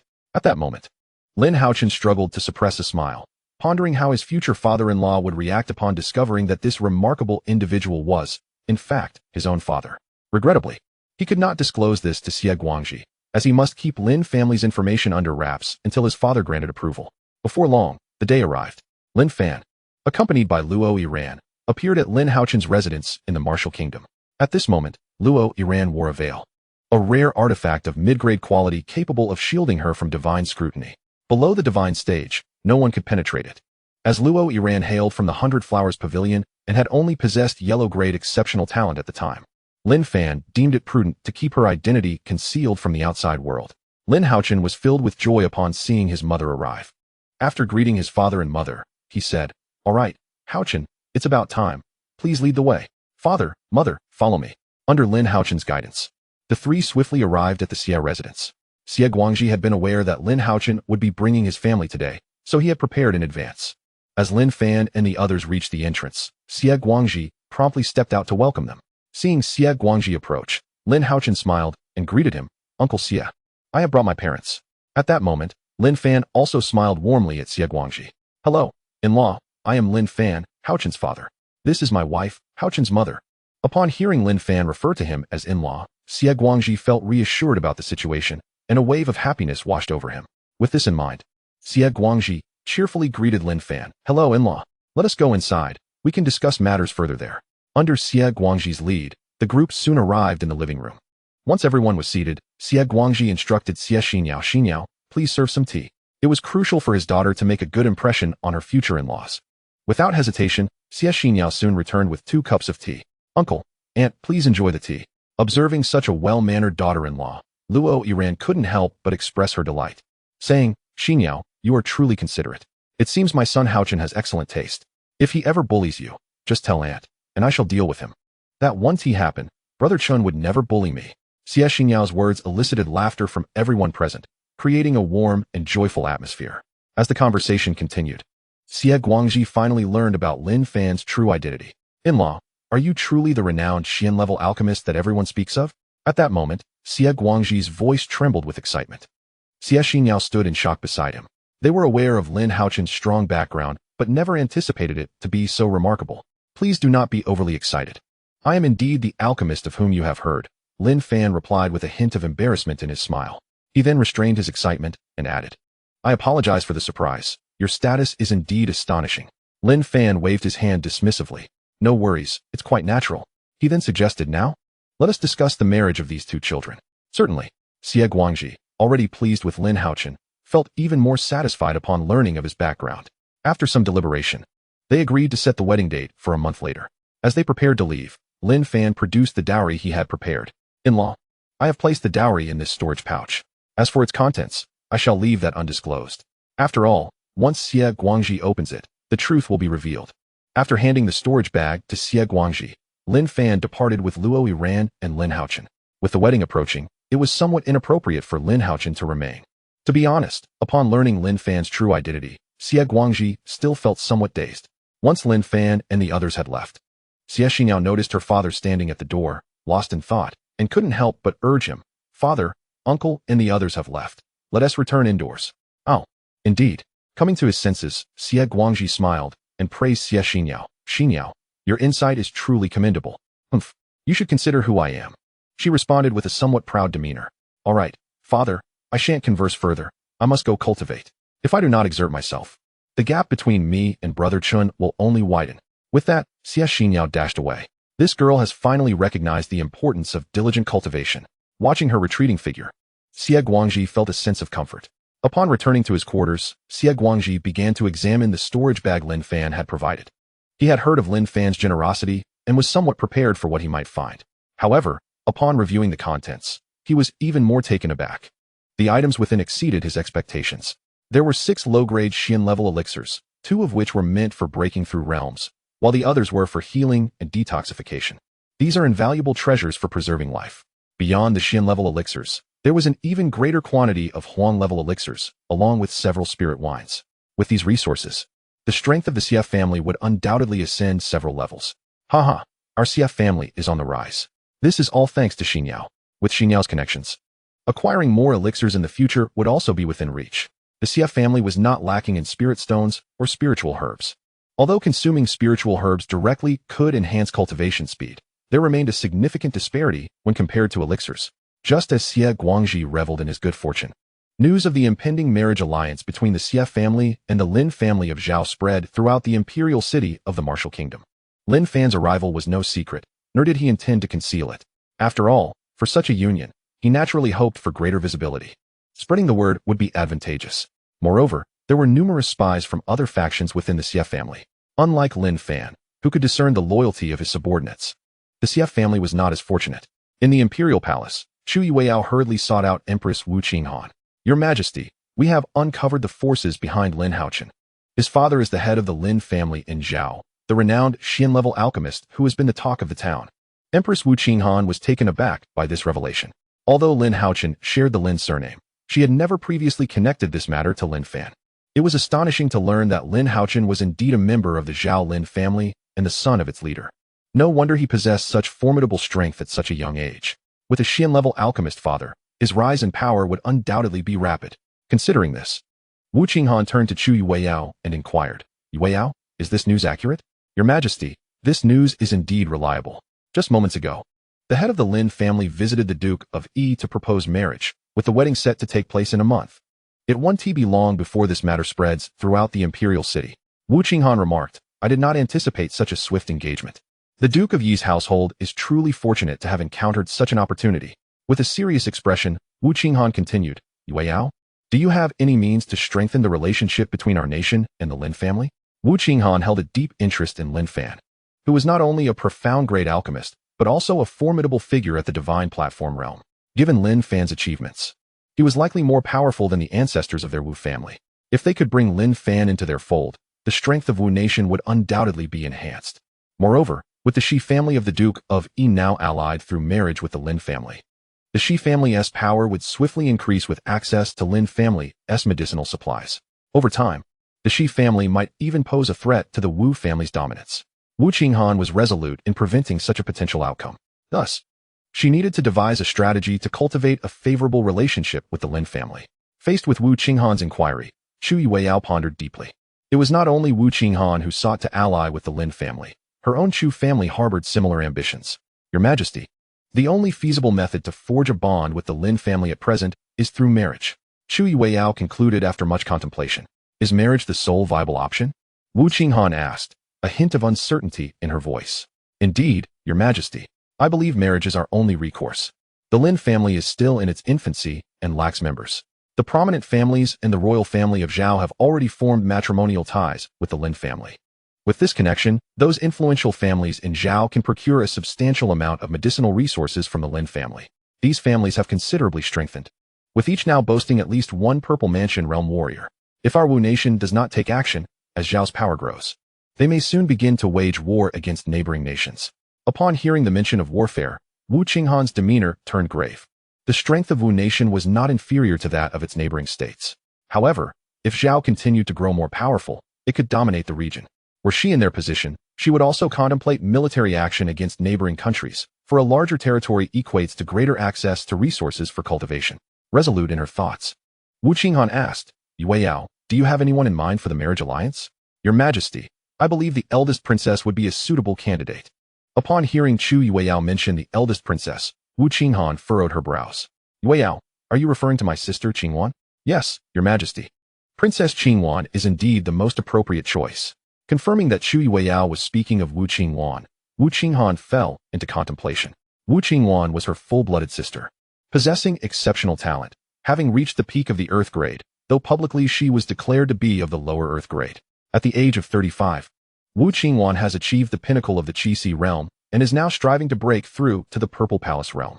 Wu Qinghan finds herself troubled by the thought of marrying off her talented younger sister, uncertain of how the clan elders would react to such a decision. In Chapter 137, Wu Qingwan's decision, it is revealed that Chu Yueyao is unaware of Wu Qingwan's hidden talents. Her affection for Wu Qingwan stems from their close bond.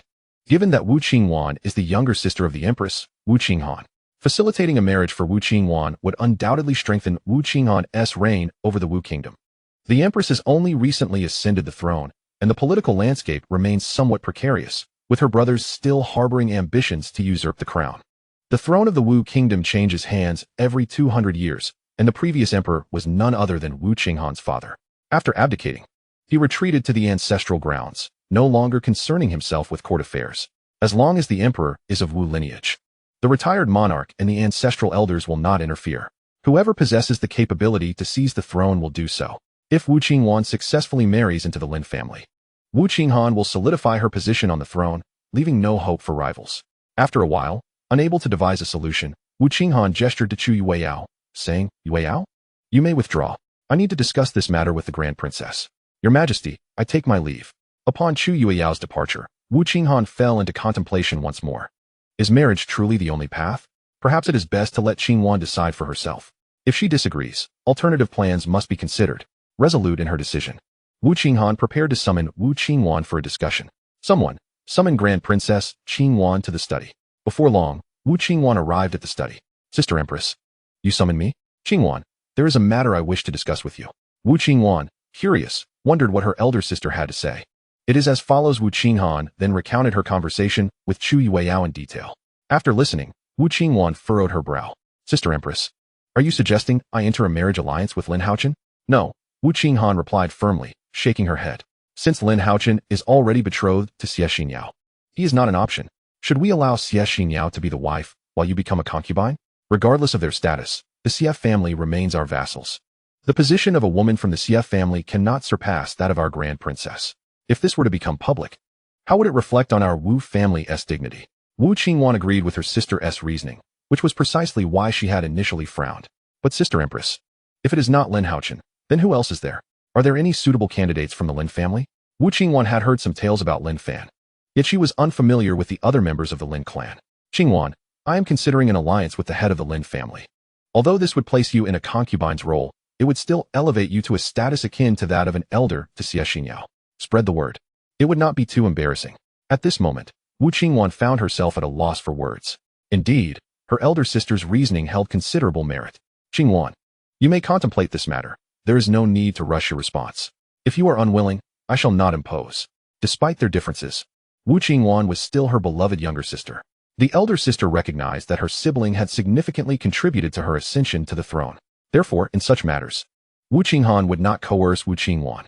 If necessary, they could consider other candidates. Among the Wu clan, there were several young ladies of commendable talent to choose from. Your Highness, there is no need for further contemplation. I consent. Were it anyone else, Wu Qinglan might have hesitated. However, given that the individual in question was Lin Fan, the head of the Lin family, she felt no need for deliberation. In every respect, Lin Fan surpassed her by leaps and bounds. Marrying such a man would be to her advantage. Furthermore, she had heard that Lin Fan treated his women with great care. With such an excellent opportunity before her, how could she let it slip away? Seeing her sister so readily agree took Wu Qinghan by surprise. Qingwan, are you certain you do not wish to reconsider? Wu Qingwan shook her head resolutely. Your Highness, this is a fortunate turn of events for me. No further consideration is necessary. Observing Wu Qingwan's eager demeanor rendered Wu Qinghan momentarily speechless. Very well, then it is settled. However, we must discuss this matter with the clan elders. I wonder if they will concur.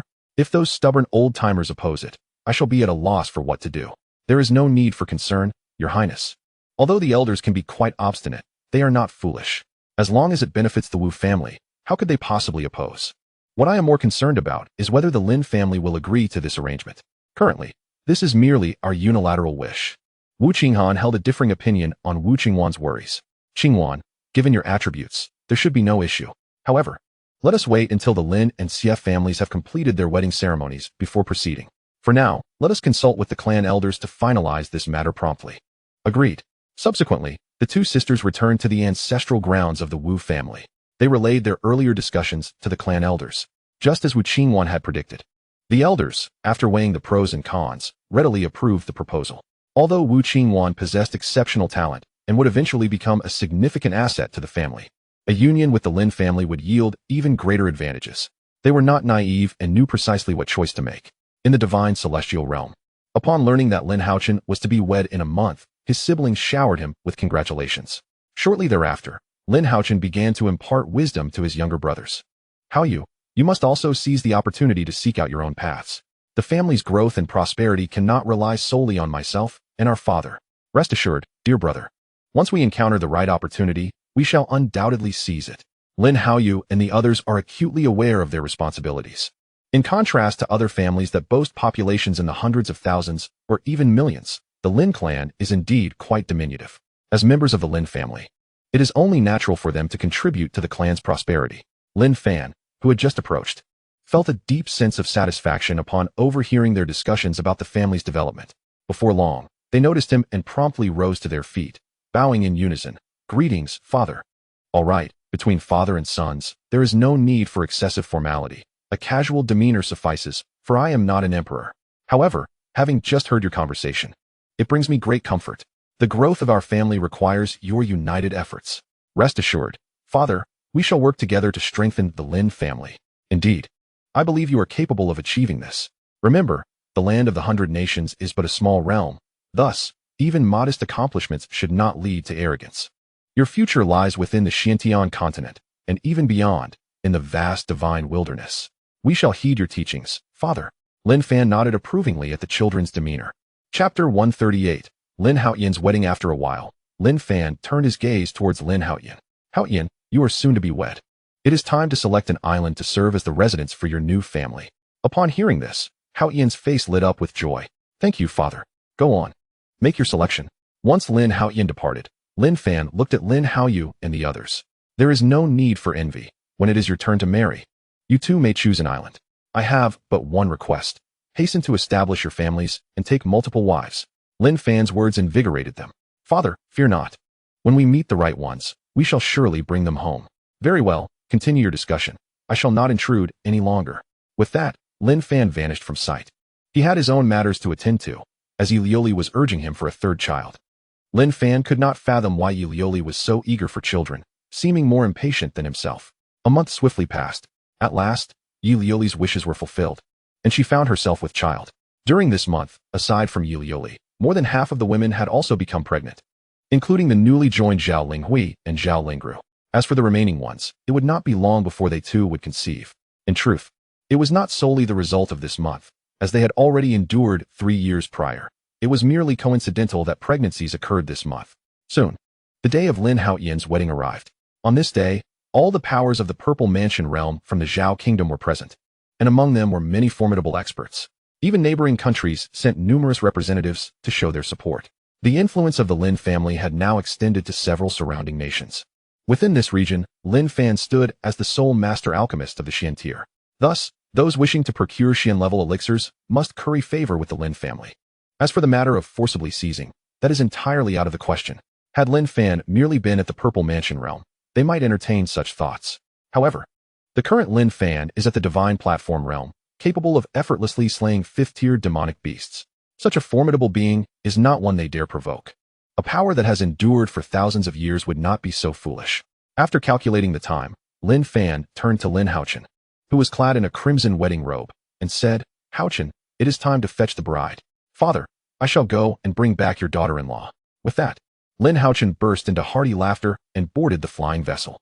This ship was not the same one as before. Rather, it was a reward bestowed upon Lin Fan when he took Zhao Lingru as a concubine, now upgraded to a mid-tier Earth-grade vessel. Contemplating his child's impending marriage, Lin Fan decided to transform it into a family vessel specifically for wedding ceremonies, to be used for all future nuptials. Now, the flying vessel had been adorned splendidly for the occasion, festooned with red flowers, lanterns, and various symbols of happiness.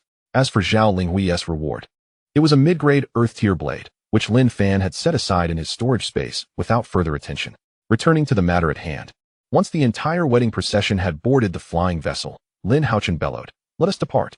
No sooner had the words left his lips than the vessel vanished from sight. A quarter of an hour later, the vessel hovered above the imperial city of the Wu Kingdom. This was a deliberate act of control by Lin Haotian. Otherwise, given the speed of the mid-tier Earth-grade vessel, they could have arrived in mere breaths. Meanwhile, the Xia residence was in a state of exuberance, filled with continuous congratulations. The Duke of Yi was marrying off his daughter, prompting all officials of the Wu court to come and show their support. Many sought to seize the opportunity to become acquainted with Lin Haotian. This was the son-in-law of the Duke of Yi coming to fetch his bride, and the grandeur of the vessel was simply overwhelming. As the flying vessel approached, the populace of the entire imperial city began to chatter. "Why is young Master Chen not marrying me? I would gladly accept even a minor concubine's role." Such were the thoughts of countless women in the imperial city. Given Lin Haotian's prowess and lineage, marrying him would be akin to soaring to great heights and becoming a phoenix. The rituals of the wedding were rather intricate, consuming nearly half an hour. At last, Lin Haotian successfully brought Xie Xinyao aboard the vessel. The Xie family was generous, providing a substantial dowry, with the total worth amounting to approximately 1,000,000 high-grade yuan stones. There were even 100 maidservants accompanying the bride. At this moment, Lin Haotian gently took Xie Xinyao's hand and whispered, "Xinyao, we are heading home. Brother Chen, I have awaited this day for so long. All right, let us set forth." Another quarter of an hour passed before the vessel returned to the Lin family estate. They performed the ceremonial bows to heaven and earth, then to their ancestors, followed by the couple bowing to each other, completing the rites before being ushered into the bridal chamber. Once the wedding ceremony concluded, all the guests began to extend their congratulations to Lin Fan, head of the Lin family. "Congratulations on your son's marriage." The chorus of well wishes continued unabated. Lin Fan, filled with joy, exclaimed, "Thank you all for taking the time to attend my son's wedding. Next, let us indulge in delightful food and drink." The head of the Lin family is truly magnanimous. Each banquet he hosts is nothing short of extraordinary. This time, the feast features delicacies from a 4th-tier demonic beast. As long as everyone enjoys, we cannot allow this gathering to be in vain. Moreover, our esteemed guests have brought generous gifts, and it is only right that we recoup our expenses. Otherwise, should there be another joyous occasion in the Lin family, our friends may hesitate to attend. After all, gifting requires considerable expenditure. Haha. The crowd was amused by Lin Fan's words, as it was their first time hearing someone express such sentiments. Yet, as Lin Fan suggested, the exquisite food and fine wines laid out on the table were indeed sufficient for most to feel satisfied. The banquet continued into the evening, and the guests began to disperse only then. The next morning, Lin Haotian arrived with Xie Xinyao to present tea to Lin Fan and Luo Iran. Xinyao had met her father and mother and was now inviting them to partake in tea. "Xinyao, please rise," said Luo Iran as she helped Xie Xinyao to her feet. "Xinyao, you must bless our Lin family with several healthy children." Upon hearing this, Xie Xinyao felt a bit shy and nodded in agreement. At this moment, Lin Fan seized the opportunity to assess Xie Xinyao's attributes. Name, Xie Xinyao. Age, 22. Talent, mid-grade Earth rank. Realm, mid-stage Qi Si. Loyalty, 92. Note: only the women associated with the protagonist are represented by favorability, others are indicated by loyalty, with similar effects. A score above 70 will also be branded by the family's sacred tree. Lin Fan was taken aback by Xie Xinyao's loyalty. He had not anticipated such high devotion from her towards the Lin family. Haochen's judgment is indeed commendable. Lin Fan mused internally. Haochen, I will soon send Xinyao into the Divine Sky Realm. You shall explain the circumstances to her once she arrives. Thank you, father. Lin Haochen replied with great joy. Although Xie Xinyao was unaware of the details, Haochen's enthusiasm clearly indicated it was a positive development. Thus, she joined Lin Haochen in expressing her gratitude to Lin Fan. Chapter 139. Alchemy Level Ascension. Preparing to break through to Divine Ability Realm. Lin Fan sent Xie Xinyao into the Divine Sky Realm and then refrained from further involvement. Her first entry into this realm necessitated his direct intervention. Once she was marked by the family's sacred tree, her comings and goings would no longer require Lin Fan's oversight. At this moment, within the Divine Sky Realm, Lin Haochen was guiding a visibly astonished Xie Xinyao as they explored their new island home. Xinyao, this will be our true home from now on. Brother Chun, am I dreaming? Despite having spent a considerable part of the day inside, Xie Xinyao still struggled to comprehend the situation. The information she had received was simply too overwhelming. Xinyao, you are most certainly not dreaming. Brother Chun, I feel incredibly fortunate. Xie Xinyao exclaimed, throwing her arms around Lin Haochen. All right, Xinyao, gather yourself. I still wish to introduce you to my other relatives. Of course, Brother Chun. Time swiftly passed, and 2 months later, Lin Fan finally confirmed that everyone had become pregnant. News of joy also arrived from Lin Haochen and Xie Xinyao, as she too was expecting. On that day, the Lin residence welcomed a distinguished guest, Princess Wu Qinglan of the Wu Kingdom. It is an honor to meet the head of the Lin family. The princess graciously acknowledged. Please, have a seat, the head of the Lin family replied. Thank you, esteemed Lin family head. After taking her seat, Wu Qinglan began to scrutinize Lin Fan, who in turn seized the opportunity to delve into her information. Name, Wu Qinglan. Age, 35. Aptitude, Earth level exceptional. Strength, completed Qi Si realm. Affection level, 75. Oh, such a high affection level. Could it be that she seeks a matrimonial alliance with me? With this thought, Lin Fan gazed at Wu Qinglan with a smile. Princess, may I inquire as to the purpose of your visit to the Lin family? Upon hearing Lin Fan's inquiry, Wu Qinglan adopted a serious demeanor. It is rumored that the Lin family head is not only exceptionally powerful, but also a profound alchemist who treats his women with kindness. Thus, I have come uninvited to introduce myself. I wonder if you would grant me this opportunity? Lin Fan was taken aback by Wu Qinglan's forthrightness. He had not anticipated such directness from her, especially delivered with such earnestness. What? Am I not to your liking, esteemed Lin family head? Wu Qinglan inquired with a hint of confusion. Not wishing to let her ponder further, Lin Fan quickly waved his hand. Princess, you misunderstand me. I was merely surprised by your directness, which elicited a rather intense reaction from me. Directness? I believe that is how it is portrayed in novels. Wu Qinglan responded, feigning innocence. However, a glimmer of cunning flickered in her eyes, quickly masked by her demeanor. As a powerful princess of a nation, she could hardly be a simpleton. Her words were a deliberate strategy to draw closer to Lin Fan. Clearly, her plan was unfolding successfully. Of course, her intentions bore no malice. Her sole aim was to become Lin Fan's concubine. One must admit, her acting skills were commendable, as Lin Fan had yet to detect any irregularities. He genuinely assumed her words were derived from the tales she had read. After a brief silence, Wu Qinglan, sensing Lin Fan's reticence, asked with a tone tinged with hope. Lin family head, since you have not voiced any objections, may I remain here? Certainly, Lin Fan exclaimed without hesitation. Such a fortuitous opportunity was not to be declined, especially given Wu Qinglan's high affection for him. After receiving Lin Fan's affirmative response, excitement sparkled in her eyes. Before she could speak further, Lin Fan interjected. Shall I call you Qinglan from now on? Wu Qinglan obediently nodded. Of course, I shall henceforth be a member of the Lin family. You may call me as you wish. Since you are now mine, why continue with Lin family head? Let me hear you call me husband. Husband, Wu Qinglan sweetly replied. Upon hearing this, Lin Fan nodded in satisfaction. Come, let me show you around the Lin residence. This will be your home from now on.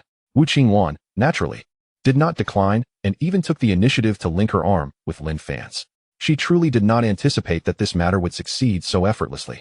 Before her arrival, she had even deliberated various strategies with her elder sister, contemplating what to do if Lin Fan had declined her proposal. However, all of those considerations proved unnecessary. A few days later, Lin Fan began to examine the rewards bestowed by the system that Wu Qinglan had brought. System, open the gift package. Ding. The package was successfully opened.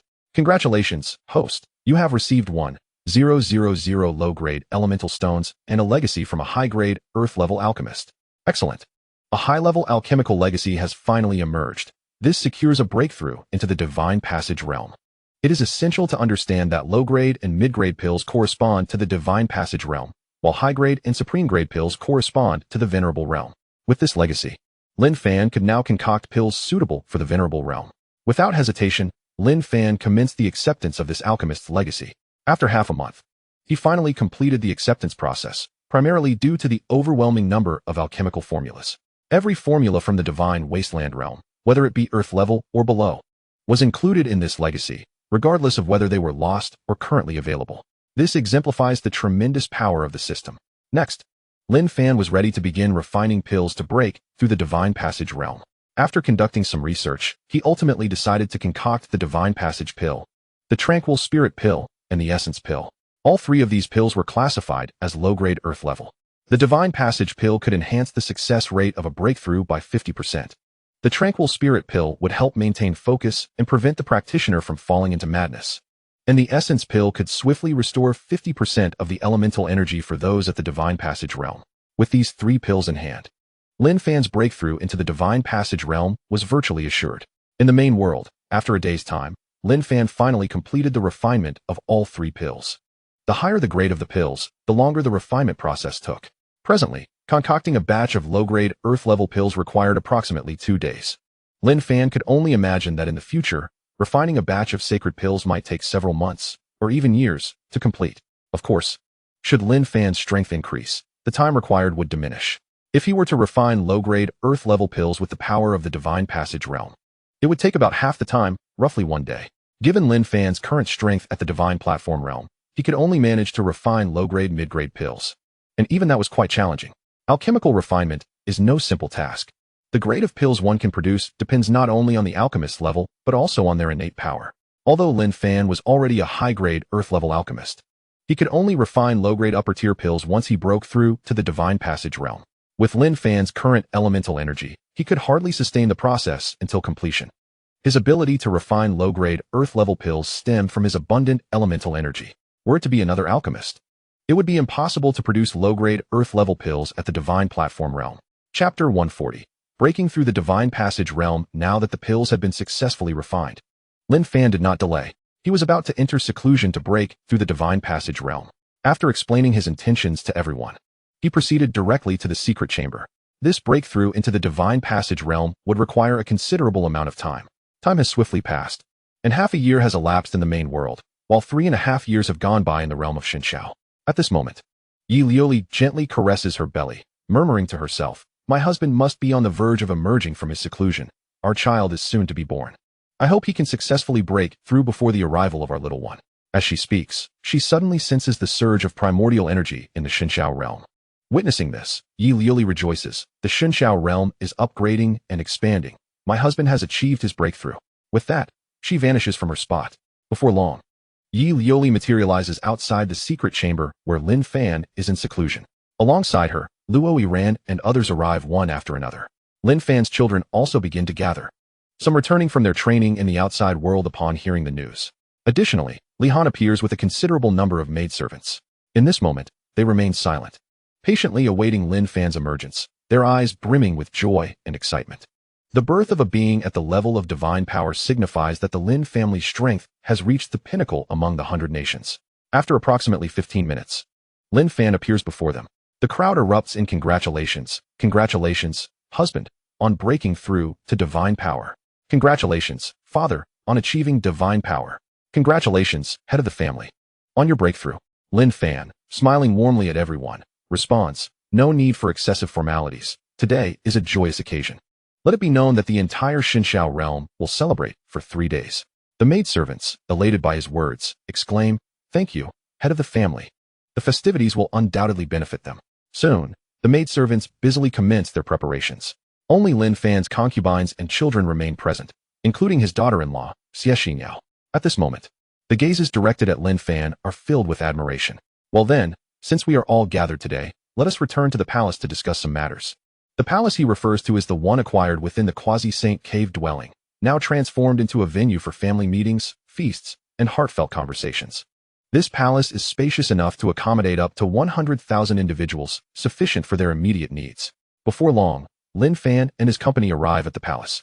Once everyone is seated, Lin Fan addresses the gathering with seriousness. Since the whole family is present, I would like to take this opportunity to announce something. I have now successfully broken through to divine power, and in a year or two, I shall journey to Chenjo. As for you, Haotzen, remain here in the land of the 100 nations to develop until you achieve divine power. Regarding this novice village, Lin Fan does not intend to explore it extensively. His children have matured, and he has reached divine power himself. Therefore, his continued presence here holds little significance. It is far better to leave this place for his children to train and develop, ensuring that their growth remains unobtrusive to the attention of formidable forces. Regarding the conditions for cultivation, they are certainly not lacking. According to Yi Lioli, the cultivation environment in the Divine Sky realm surpasses that of the Qian Yuan sacred land. Thus, remaining in the 100 nations will not hinder their growth. Moreover, with his presence, there will be no issues of limited vision. The audience listened attentively as Lin Fan narrated, with no intention of interjecting. After taking a sip of tea, Lin Fan continued. Next comes the long-term task of the family, which is to covertly gather talents. This task must never cease. However, the criteria for aptitude will need to be raised. In the future, only those with exceptional Xian-level aptitude will qualify to enter the Divine Sky realm. Currently, the population of the Divine Sky realm has reached 500,000. Yet, the majority of these individuals possess primarily Huang-level aptitude. Those who have attained Xian-level aptitude are still fewer than 100,000.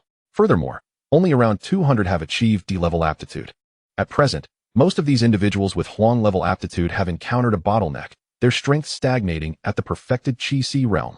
Even with the aid of Xian-level breakthrough pills, few manage to advance to the Purple Palace realm. Even if we were to invest substantial resources to propel them into the Purple Palace realm, future breakthroughs to the Divine Platform realm would be exceedingly arduous. It is likely that only a handful will emerge victorious. Although the Purple Palace realm is considered powerful in the 100 nations, within the grand sects of Chenjo, they would merely rank as core disciples. In the sacred lands, they would likely only qualify as inner disciples. Therefore, it is imperative to raise the standards for aptitude. Our Lin family's future must transcend those sacred lands and imperial clans. Lin Fan's words ignited a fervor among the crowd. They eagerly anticipated the arrival of that day. Well, that is all I wish to convey today. I wonder if anyone has further opinions? After finishing, Lin Fan first looked toward his concubines. Husband, we fully support your decision, Yi Lioli was the first to declare. With her perfected divine platform strength, she had become the eldest among the women. During family meetings, she represented them all. At this moment, Lin Haoshan, the eldest son, also spoke. Father, we support your decision as well. Following suit, the eldest daughter Lin Yue also expressed her agreement. Good. Since everyone is in accord, this matter is settled. Once the serious discussion concluded, they sat together and began chatting about daily life. Seizing the opportunity, Lin Fan checked his own information. Host, Lin Fan. Remaining lifespan, 2,958 years. Identity, head of the Lin family. Family rank, 3. Family members, 69 wives and concubines. Offspring, 113 sons, 98 daughters. Family fortune, 48. 5 million. Strength, initial stage of divine power realm. Aptitude, low-grade heaven level. Cultivation method, Qian Kuan harmony technique. Martial skills, earth level, exceptional star-shattering finger great success, earth level. Exceptional heavenly flame palm great success, earth level. Exceptional void breaking fist minor success. Movement technique, earth level. Exceptional thunder movement of the 9 heavens great success. Sword technique, earth level. Exceptional Qian Kuan 1 sword minor success. Spear technique, earth level. Exceptional dragon roar of the Tsang high minor success. Weapons, sacred grade supreme Linglong pagoda. Sacred grade inferior Liqiang spear. Heavenly grade medium Qingyuan sword. Arts, earth grade supreme alchemist. Earth grade supreme array master. Earth grade medium beast tamer. Mystic grade supreme brewer. Family wealth, sacred grade yuan stones 1110. Heavenly grade yuan stones 1,000,000. Earth grade yuan stones 330,000 wives and concubine strength. Divine platform realm completion, 1. Purple Mansion Realm completion, 65. Purple Mansion Realm initial stage, 3. Small world area, 100 million square kilometers. Time flow rate is 8 times that of the main world. Chapter 141. Sacred Grade Inferior Reward. Cleansing Pool. Observing the transformation of the Divine Sky Realm, which has expanded to an astonishing 100 million square kilometers. Lin Fan noted the time flow rate had also reached 8 times. Moreover, he felt the vitality of heaven and earth had doubled compared to before. Lin Fan was quite pleased with the changes in the Divine Sky Realm. However, gazing at the now sparse landscape, he felt a twinge of concern. He desired to cultivate the realm with abundant flora, but it would require considerable time. For now, he had to set this task aside. After all, when he ventured to Chenjo, he would have to traverse the Million Mountains. At that time, he could seek out valuable specimens to transplant into the Divine Sky Realm. Given the vastness of the Million Mountains, finding high-quality plants would pose little challenge. Next, Lin Fan sensed the Yuan Stone vein he had relocated last time. He wanted to ascertain whether any changes had occurred since its migration. Soon, the situation of the Eastern continent appeared in his perception. To his surprise, a new Yuan Stone vein had emerged. Lin Fan's expression turned to one of astonishment. Aside from the previously relocated vein, the Eastern continent had actually given birth to new Yuan Stone veins, all of which were of the mystic grade. Although there were only 5, each was classified as a large Yuan Stone vein, with reserves approximately around 100 million pieces. The previously relocated vein, while still of mystic grade, had evolved into a gigantic Yuan Stone vein, boasting a reserve exceeding 500 million pieces. The classification of Yuan Stone veins is as follows: small, medium, large, and gigantic. Each grade of Yuan Stone vein is delineated in this manner. Small Yuan Stone veins have reserves ranging from 1 million to 5 million. Medium Yuan Stone veins span from 5 million to 20 million.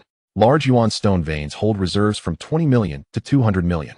Gigantic Yuan Stone veins contain over 200 million pieces, with the potential to reach 1 billion. Importantly, as long as a tenth of each Yuan Stone vein remains unexploited, the Yuan Stones can gradually replenish themselves. Small Yuan Stone veins can recover around 5,000 pieces annually, medium veins 10,000, large veins 50,000, and gigantic veins 500,000. Thus, as long as there is a Yuan Stone vein and its foundation is maintained, new Yuan Stones will continuously emerge. This is also the reason why, despite countless epochs, Yuan Stones in the Xiantian continent have yet to be entirely exhausted. It appears I must utilize the remaining 9 migration talismans before I break through to the Venerable Realm. However, I currently have no knowledge of where Earth-grade veins can be found. Using them to relocate mystic-grade veins would indeed be a tremendous waste. It is estimated that one would find no regional mineral veins across 100 nations, yet the presence of such veins within the Million Mountains remains uncertain. The next time I traverse the Million Mountains, I shall indeed scrutinize them thoroughly. If none are found, then I shall have to venture to Chenjo for further exploration. Subsequently, with a mere thought, Lin Fan collected the mysterious stones from those veins into the storage space of his system. As a being akin to the heavenly Dao of the divine celestial realm, such an operation was exceedingly simple for him. The 6 mineral veins collectively yielded a staggering 900 million mysterious grade origin stones. He wisely retained 1/10 of the total untouched. For Lin Fan would never engage in the folly of killing the hen that lays the golden eggs. Half a month passed, during which Yi Liuli and the others began to give birth to new lives. This time, Yi Liuli welcomed a daughter, whom Lin Fan named Lin Yuqi. Observing their child's exceptional qualities, Yi Liuli was filled with exuberance. "My husband, you are truly remarkable. Yet again, she possesses saint-level inferior qualifications. If this news were to spread, I suspect the longevity families of the Xiantian continent would seek you out to sire children for them." Yi Liuli did not exaggerate. If such news were to circulate, Lin Fan would undoubtedly become a coveted figure among those families. "Liuli, this achievement does not solely rest upon my shoulders. If you did not possess heavenly grade superior qualifications, our child would not have attained saint-level status." "Very well, Liuli, you have just given birth. You must take the time to rest." "Of course, my husband." Although her strength at the divine platform realm did not necessitate rest, she naturally complied with Lin Fan's wishes. Upon returning to his residence, Lin Fan began to examine the rewards. He was always filled with anticipation for the saint-level gift package. System, open the gift package. Ding. Congratulations, host. You have received 100 saint-grade origin stones and a saint-level inferior marrow washing pool. The marrow washing pool sounded extraordinary. System, could you elaborate on the marrow washing pool? Host. The marrow washing pool can enhance qualifications. Even a mortal body entering it can elevate its qualifications to heavenly grade superior. However, the maximum enhancement is limited to heavenly grade superior. There are restrictions. The marrow washing pool can be used once every 10 years, with only 300 slots available each time. Upon learning of the marrow washing pool's capabilities, Lin Fan was overjoyed. Now, his concubines and children could all elevate their qualifications to heavenly grade superior. Many of the newly born offspring possessed only mysterious grade superior qualifications. Initially, this would not hinder their cultivation. However, once their strength reached the Purple Mansion realm, their progress would be considerably more arduous compared to those with higher qualifications. With the introduction of the marrow washing pool, their qualifications could be elevated to heavenly grade superior. Lin Fan estimated he would need 215 slots for his concubines and children. As for the remaining 85 slots, the chief steward, Lioang, would undoubtedly require one. The allocation for others would depend on their contributions to the family, with those who contribute more receiving priority. After all, the pool can be utilized once every decade. While this may seem like a lengthy interval in the main world, it would only take a little over a year before the marrow washing pool could be employed again. If one were to enter while pregnant, would there be any risks involved? Currently, many individuals are indeed expecting. If there is any risk, it would be prudent to wait a while before proceeding. Rest assured, there shall be no risks. Once the absence of danger was confirmed, Lin Fan had no intention of dawdling. He promptly conveyed this news to everyone. Upon hearing it, the crowd was filled with excitement, astonished that Lin Fan had suddenly acquired yet another extraordinary asset. However, no one pressed for further details, as Lin Fan was regarded as a celestial being reincarnated in their hearts. Soon, the 300 slots were fully confirmed, including Lin Haochen's wife, Xie Xinyao. Upon learning the news, she was genuinely overjoyed. It hadn't been long since she married into the Lin family, and now her strength had not only reached the pinnacle of the Qi realm, but her potential was also on the verge of enhancement. Were it not for the fact that her child had yet to be born, she would already be poised to break into the Purple Mansion realm.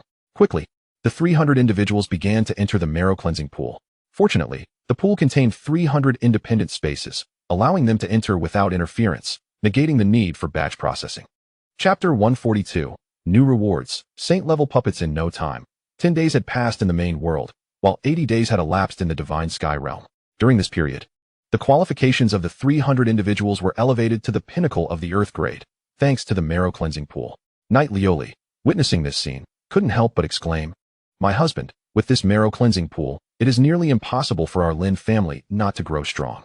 Hailing from Chenjo, Knight Lioli was well acquainted with various matters. In a power like the Qinglan sect, which is at the quasi-saint level, disciples of Earth-grade pinnacle qualifications are not numerous. Such qualifications allow one to become a favored disciple of the elders upon entering the sect. In the Lin family, merely a little over a year in the main world could yield an additional 300 disciples of Earth-grade pinnacle qualifications. Over time, this number becomes truly terrifying. Theoretically, those with Earth-grade pinnacle qualifications can cultivate to the completion of the venerable realm. However, most of them, unless they face untimely demise during their cultivation journey, will find reaching the divine ability realm as the pinnacle of their potential. After all, mere qualifications are insufficient. One also requires techniques and cultivation resources, both of which are indispensable. Even those sect disciples, unless aided by a powerful master, must venture out to seek resources independently. The predicament that led to Shun Jiao's design against her stemmed from her quest for cultivation resources. Although the candidate saintess holds a high status within the sect and receives more resources than the average disciple, relying solely on the sect's allocation for rapid strength enhancement is far from adequate. Her achievement of reaching the divine platform realm at her age was the result of considerable hardship. However, the current Lin family is different. With Lin Fan's identity as an Earth-grade pinnacle alchemist, it is sufficient for these individuals to grow rapidly. Presently, high-level resources in the Divine Sky realm are still scarce. But as these spiritual herbs continue to proliferate, Earth-grade herbs are gradually becoming more abundant. As time progresses, it is conceivable that Earth-grade spiritual medicines may become as ubiquitous as crescent rice is today. At that juncture, supported by such resources, it could be said that everyone would have the potential to cultivate to the level of a venerable. Lioli, possessing Earth-grade supreme aptitude, is merely the beginning. Let us not forget that we also have the spirit essence fruit. Once we succeed in refining the celestial restoration pill, we shall be able to produce Earth-grade supreme aptitude in bulk. Yi Lioli nodded in agreement. That is indeed the case. However, that will likely take a considerable amount of time, as becoming a saint-level alchemist is no easy feat. The spirit essence fruit must remain concealed. Thus we cannot enlist outsiders for the refining process. Moreover, the celestial restoration pill requires other saint-level spiritual medicines as assistance, so it is not something to be anticipated in the short term. Lin Fan was well aware that accomplishing this in the near future was implausible, yet he remained unperturbed. The initial phase of Earth-grade supreme aptitude sufficed. Another 3 months passed, and all the children had been born. Among them, the latest addition, Wu Qinglan, had also given birth to a boy for Lin Fan. Simultaneously, the third generation of the Lin family was born, also a boy, whom Lin Fan named Lin Mingho, with an aptitude reaching Earth Grade Supreme. Now it was time to organize the harvest. A total of 69 children had been born, which, including the third generation, amounted to 70. Among these 69, there were 36 boys and 33 girls. Of these, 1 possessed low-grade saint-level aptitude, 56 held low-grade heavenly aptitude, and 12 exhibited Earth-grade supreme aptitude. The saint-level gift packs had already been claimed, leaving 56 heavenly gift packs and 13 Earth-grade gift packs. As part of the third generation, Lin Mingho was also entitled to a gift pack. System, open all gift packs. Ding. Congratulations to the host for opening the gift pack. And the rewards are as follows. Earth Grade Supreme, 3 sets of techniques, 6 martial skills, 1 weapon, and 3 spiritual herbs. Low Grade Heavenly, 15 sets of techniques, 23 sets of martial skills, 15 weapons, 2 spiritual herbs, and 1 quasi-saint level puppet. A reminder that from quasi-saint to emperor, each realm is subdivided into 19 levels. Initially, Lin Fan had little hope, but unexpectedly, he received a quasi-saint level puppet. This brought him immense joy. With the quasi-saint puppet, traveling to Chenjo would become significantly more convenient. However, before heading to Chenjo, he needed to deal with that demonic cultivator. Previously, amidst the beast tide, he had slain that cultivator's demonic beast. Once the demonic cultivator absorbed the blood, he would undoubtedly seek vengeance, for the news of Lin Fan slaying a 5th-tier demonic beast had spread widely. Finding information about him would be effortless. Such individuals are typically vengeful, and coupled with their confidence in their own strength, they would surely come after him. It seems he must wait a bit longer. This demonic cultivator is deeply concealed, and locating him will not be easy. It is better to let him come to him. Meanwhile, the elder of the celestial demons, in seclusion, suddenly felt a jolt in his heart and opened his eyes wide. What is happening? Am I being targeted by someone? Why do I feel such an unsettling sensation? No, I must hasten my pace. In another month, I will have absorbed all this blood, and at that time, I must depart from here swiftly. As he spoke, the elder of the heavenly demons once again closed his eyes.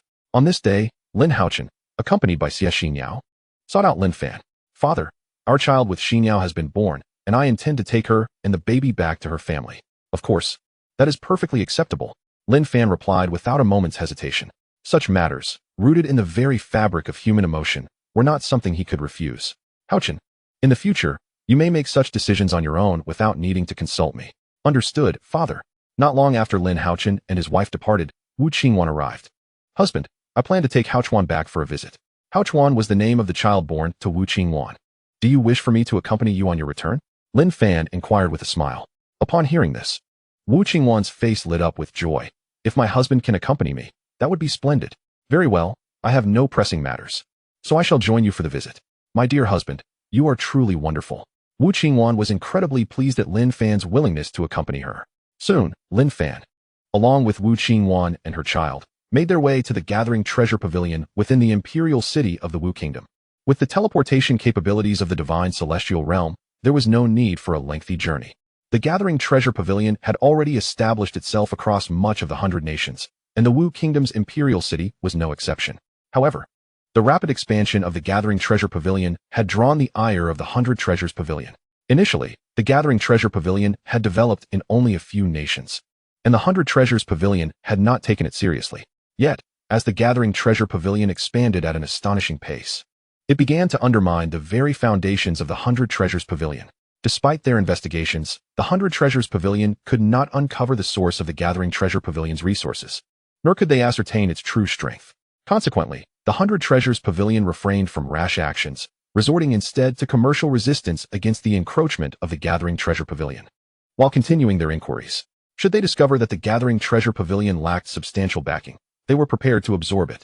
In the realm of commerce, competition is akin to warfare, and the 100 Treasures Pavilion was not to be underestimated.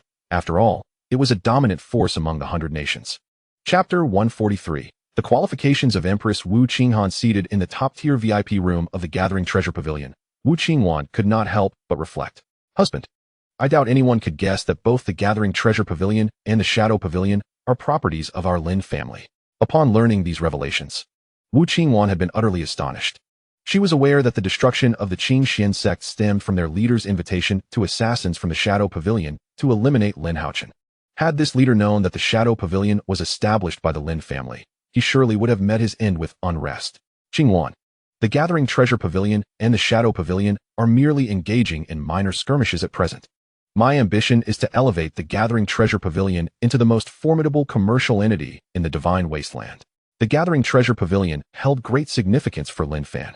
The primary purpose behind its establishment was not merely the accumulation of spirit stones, but rather to procure an abundance of resources for cultivation through the pavilion. As the Gathering Pavilion not only engages in sales, but also in acquisitions, it has, over the years, garnered numerous spiritual herbs that are non-existent in the Divine Sky realm due to its fair pricing. Regarding the Shadow Pavilion, my aspiration is equally to establish it as the most formidable assassin organization in the Divine Wilderness realm. When that time comes, merely hearing the name of the Shadow Pavilion will instill fear in the hearts of many. My dear husband, I have unwavering faith in your capabilities. Wu Qinglan does not harbor blind admiration for Lin Fan. The presence of the Divine Sky realm ensures the Lin family's invincibility. Moreover, both the headquarters of the Shadow Pavilion and the Gathering Pavilion are situated within the Divine Sky realm, making it impossible for outsiders to locate them. Should any external outposts of the Shadow Pavilion be discovered, it would bear no consequence, for core members can always return to the Divine Sky realm. If a stronghold were to be destroyed, they could simply establish a new one elsewhere, leaving the Shadow Pavilion unscathed. Qinglan, the time has come. Let us proceed to the palace, Lin Fan declared, and with that, he vanished along with Wu Qinglan and their child. With Lin Fan's current prowess, no one could detect their presence. In the blink of an eye, the trio appeared outside the palace gates. Who dares to intrude upon the palace? Depart at once. The palace guards, upon witnessing their sudden appearance, swiftly drew their long swords. These guards were formidable, each reaching above the open origin realm, with the leading captain having attained the Qi realm. As they surrounded them, a flicker of anger crossed Wu Qingwan's face. What is this? Have you forgotten the presence of this royal one after a year away from the capital? Upon hearing her voice, the captain was taken aback. It was somewhat familiar. When he recognized Wu Qingwan's visage, his expression faltered, and he hastily knelt on one knee. This humble soldier pays respects to the crown princess. I failed to recognize you at first. Please forgive me. The others, upon realizing she was the crown princess, also hurriedly knelt, exclaiming, We pay our respects to the crown princess. We beseech your forgiveness. The captain, feeling flustered, regretted not recognizing her sooner. Wu Qingwan's current standing in the Wu kingdom was only slightly below that of the empress. Should she take offense, it would spell his doom. The captain's initial failure to identify Wu Qingwan stemmed primarily from the child she held in her arms. Who could fathom that the crown princess had borne a child in her year-long absence? Observing the guards' panic, Wu Qingwan chose not to dwell on reprimanding them. Very well. You may rise. Your actions reflect your loyalty and diligence. Thank you, Crown Princess, for your magnanimity. Wu Qingwan nodded at them, not intending to linger further. She then took Lin Fan's hand and walked towards the palace. Qinglan, your imposing presence was quite remarkable just now. Lin Fan teased with a smile. Please excuse my embarrassment. Dear husband, Wu Qingwan replied, feeling a bit shy. Haha, there is no need for embarrassment. Reflecting on our first encounter, I realize how thoroughly I was captivated by your performance. As the two conversed while walking, they soon arrived outside the imperial study. Wu Qingwan's return had already been communicated to Empress Wu Qinghan. Thus, as they reached the entrance, Wu Qingwan spotted Chu Yueyao waiting for them. Upon seeing their arrival, Chu Yueyao hurriedly approached to pay her respects, saying, Yueyao has greeted the head of the Lin family and the crown princess. There's no need for excessive formalities. Is the empress inside? Chu Yueyao, being a trusted aide of Wu Qinghan, maintained a cordial relationship with Wu Qingwan. Your Highness, the empress is currently reviewing memorials. However, she has instructed that upon your arrival, you and the head of the Lin family may proceed directly to see her. While they were conversing, Lin Fan took the opportunity to discreetly examine Chu Yueyao's information. Name, Chu Yueyao. Age, 39. Aptitude, Earth level medium. Strength, full circle of Qi C. Favorability, 77. To discover that her favorability towards him had reached 77 was indeed surprising. It seemed they had only just met, hadn't they? With this thought, Lin Fan scrutinized Chu Yueyao more closely. She was quite attractive, aligning with his aesthetic preferences. Sensing Lin Fan's gaze, Chu Yueyao offered him a slight smile. Lin Fan merely nodded in acknowledgement without saying much. My husband, my empress sister is inside. Shall we enter? Certainly. Wu Qinghan, upon noticing Wu Qingwan and Lin Fan's arrival, promptly set aside the memorials she had been reviewing. Qingwan, you have finally returned. However, her attention swiftly shifted to the child. Qingwan, is this my precious nephew? Let me have a look at him. Wu Qinglan naturally obliged. Wow, this is my nephew. He is so adorable. Let him call out to his aunt. Gazing at the chubby child, Wu Qinglan was quite enamored. At this moment, Wu Qinglan shot her sister a bemused glance. Sister, what are you saying? Hao Chuan is only a month old. How could he call anyone? Indeed, I was too eager. Wu Qinglan chuckled awkwardly. Then, her gaze turned to Lin Fan. Greetings. Head of the Lin family. I hope you do not mind my lengthy conversation with Qinglan, as we had not seen each other for quite some time. The Empress is being too courteous. Such behavior is only natural, Lin Fan assured her, unperturbed by the trivial matter. By the way, head of the Lin family, let us take a seat and converse further. In the presence of Lin Fan, Wu Qinglan did not dare assume the lofty demeanor of an emperor, even changing her self-reference from Itomi. After a casual exchange, Lin Fan seized the moment to probe into Wu Qinghan's information. Name, Wu Qinghan. Age, 46. Aptitude, Heaven level low. Strength, mid-stage purple mansion. Favorability, 56. Lin Fan was astonished to discover that the Empress possessed Heaven level low aptitude, a revelation that exceeded his expectations. Clearly, the Wu family excelled at maintaining confidentiality regarding Wu Qinghan's cultivation aptitude, as no one outside was aware of it. Yet, Lin Fan found himself pondering the thoughts behind the Wu family's decisions. With such remarkable cultivation aptitude, Wu Qinghan should dedicate herself wholly to her training, as enhancing her strength is paramount. It is perplexing why she is permitted to assume the role of emperor, for the responsibilities of such a position demand considerable time that could otherwise be devoted to cultivation. Nevertheless, this is her prerogative, and Lin Fan felt it inappropriate to voice his thoughts on the matter. After a while, noticing that Wu Qinglan and Wu Qinghan were engrossed in conversation, Lin Fan decided not to intrude. Qinglan, you and your sister may continue your discussion here. I shall stroll through the imperial city. As he spoke, Lin Fan prepared to depart. Observing this, Wu Qinghan hastily called out, Please wait, Master Lin. Might I inquire if there are any matters the emperor wishes to convey? Lin Fan, puzzled, responded, What do you mean, Master of the Wu family? Master Lin, as you are new to the imperial city, you are likely unfamiliar with this place. Allow me to arrange for someone to accompany you. Lin Fan had no intention of declining. That would be most kind of the emperor. Seeing Lin Fan acquiesce, Wu Qinghan immediately shouted towards the entrance, Yu Yao, please come in. Your Majesty, I am here. At ease. Master Lin intends to explore the imperial city, and you shall be his guide, as you command. At that moment, Chu Yu Yao felt a surge of excitement. She had been contemplating how to approach Lin Fan, and now the Empress had unwittingly provided her with the perfect opportunity. Regaining her composure, Chu Yu Yao smiled at Lin Fan and said, Master Lin, shall we set off? Then I must thank you, Miss Yu Yao. Once Lin Fan and Yu Yao departed, Wu Qinghan immediately turned to Wu Qinglan and inquired, Qinglan, how have you fared in the Lin household? Have you encountered any mistreatment? Sister, there is no need for concern. My husband treats me very well. Sister, you should first witness my strength. As Wu Qinglan spoke, she displayed her early-stage purple mansion capability. Indeed, as a profound-level alchemist, she had rapidly progressed to the purple mansion realm. Wu Qinghan was not particularly astonished at Wu Qingwan's achievement, for during the last beast tide, the Lin family had already demonstrated formidable prowess. Even the maidservants had reached the purple mansion realm. Naturally, her sister, now married into the family, would receive such privileges. Of course, Wu Qinghan felt a sense of joy at her sister's advancement. Then, Wu Qinghan tentatively asked, Qinglan, could you share with me the specifics of the Lin family's strength? Wu Qinglan immediately shook her head, her tone resolute. Sister, I cannot divulge this matter. Wu Qinglan was firm in her stance regarding such confidential information. In truth, she was contemplating persuading Wu Qinghan to abdicate and join the Lin family. Given her sister's talent, remaining in the Wu kingdom would be a significant waste. If she did not join the Lin family, the highest achievement she could hope for would likely be the divine platform realm. Unaware of her sister's intentions, Wu Qinghan noted Wu Qingwan's reluctance to share and did not press further. After all, this was a family secret. And now that her sister was part of the Lin family, it was indeed inappropriate to disclose such information. Sister, if you wish to learn more, you may visit the Lin family personally. Upon hearing Wu Qingwan's proposal, Wu Qinghan's eyes sparkled with excitement. It was indeed a splendid idea. She resolved to seek an opportunity to visit the Lin family. Seeing her sister's willingness in this regard brought Wu Qingwan a sense of joy. However, given the current circumstances in Wu country, it was prudent not to divulge too much information just yet.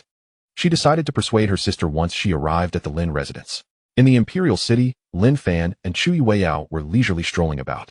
At this moment, Chu Yueyao was enlightening Lin Fan about the local customs and traditions. Together, they presented a strikingly harmonious image, attracting the attention of many onlookers. Suddenly, a young dandy, flanked by 4 bodyguards, obstructed their path. The crowd, witnessing this scene, hurriedly retreated, their gazes filled with disdain towards the young man. It was evident that he was not well liked.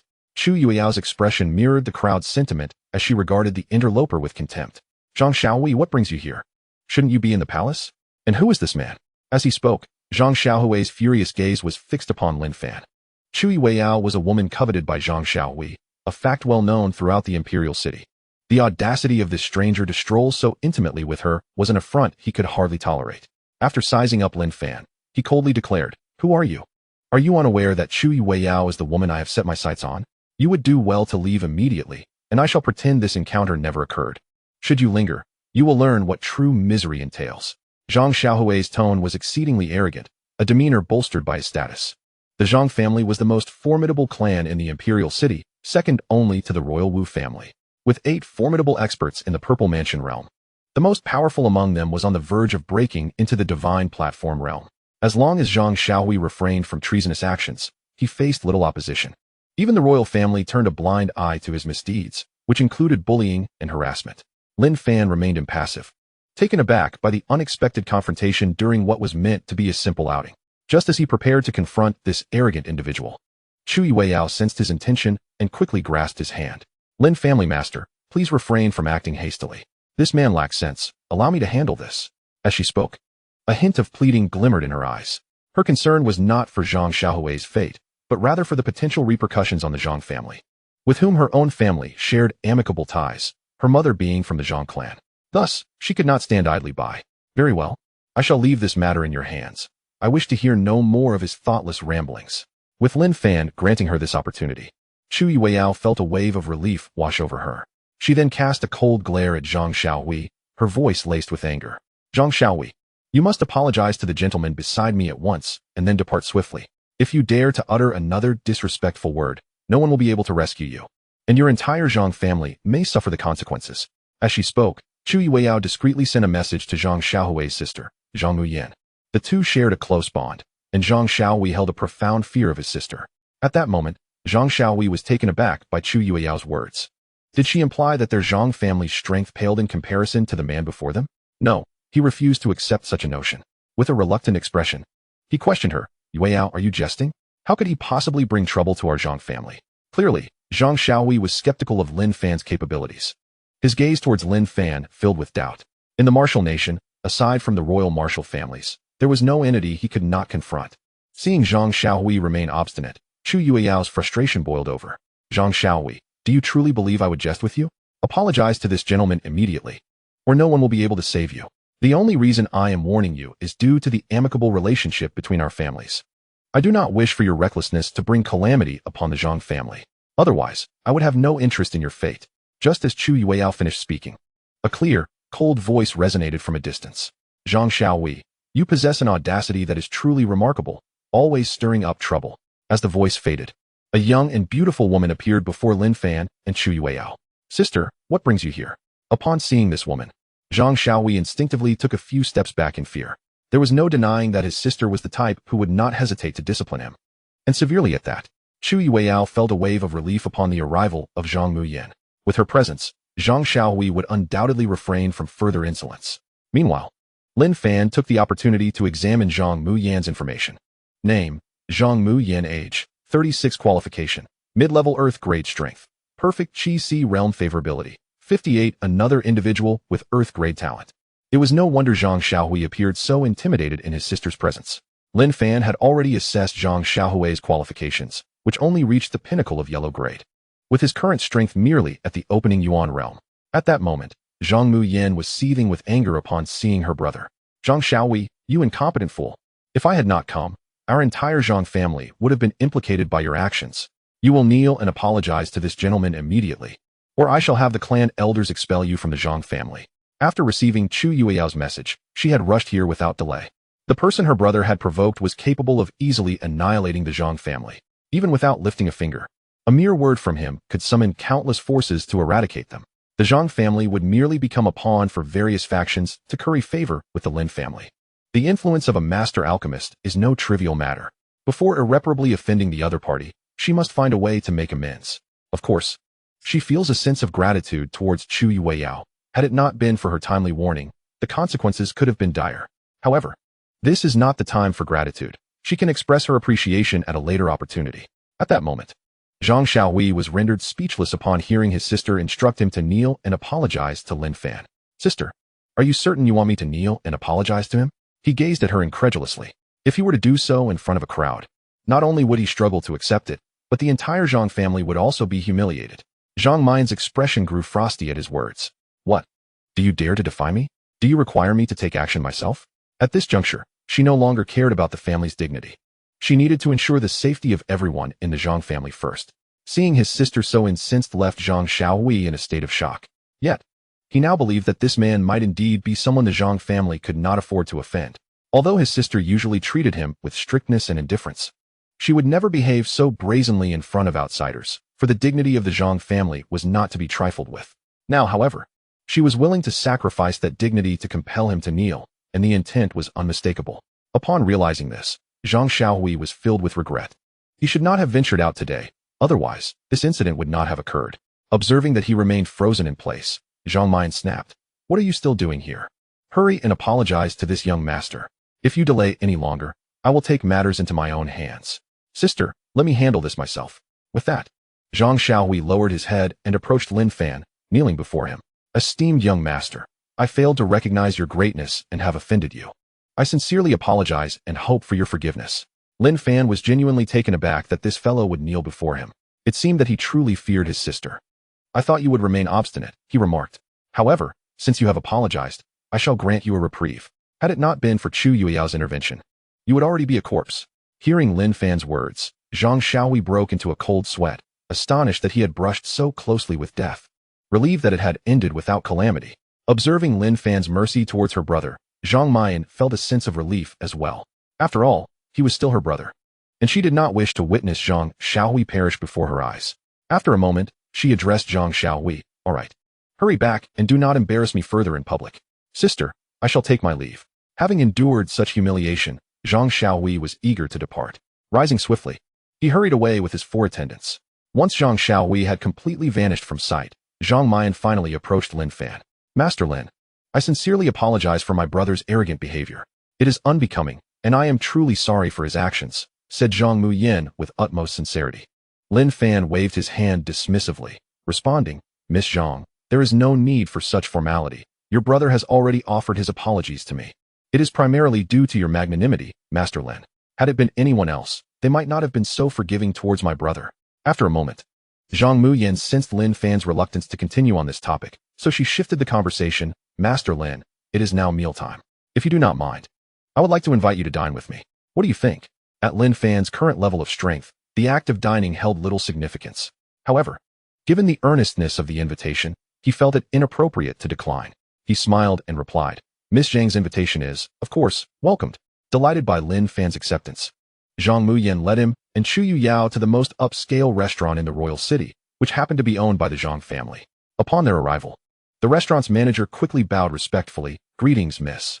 I shall arrange the finest private room and ensure that all the signature dishes are served promptly. Very well, do so, she commanded. Lin Fan observed the restaurant and noted that business was thriving, which sparked in him the idea of establishing a restaurant himself. His intention was not merely to earn wealth, but to gather information, for restaurants serve as rapid conduits for news, complementing the Shadow Pavilion. However, he decided to postpone this venture until he reached Chenjo, as the presence of the Treasure Pavilion and the Shadow Pavilion sufficed for the time being in this relatively small locale.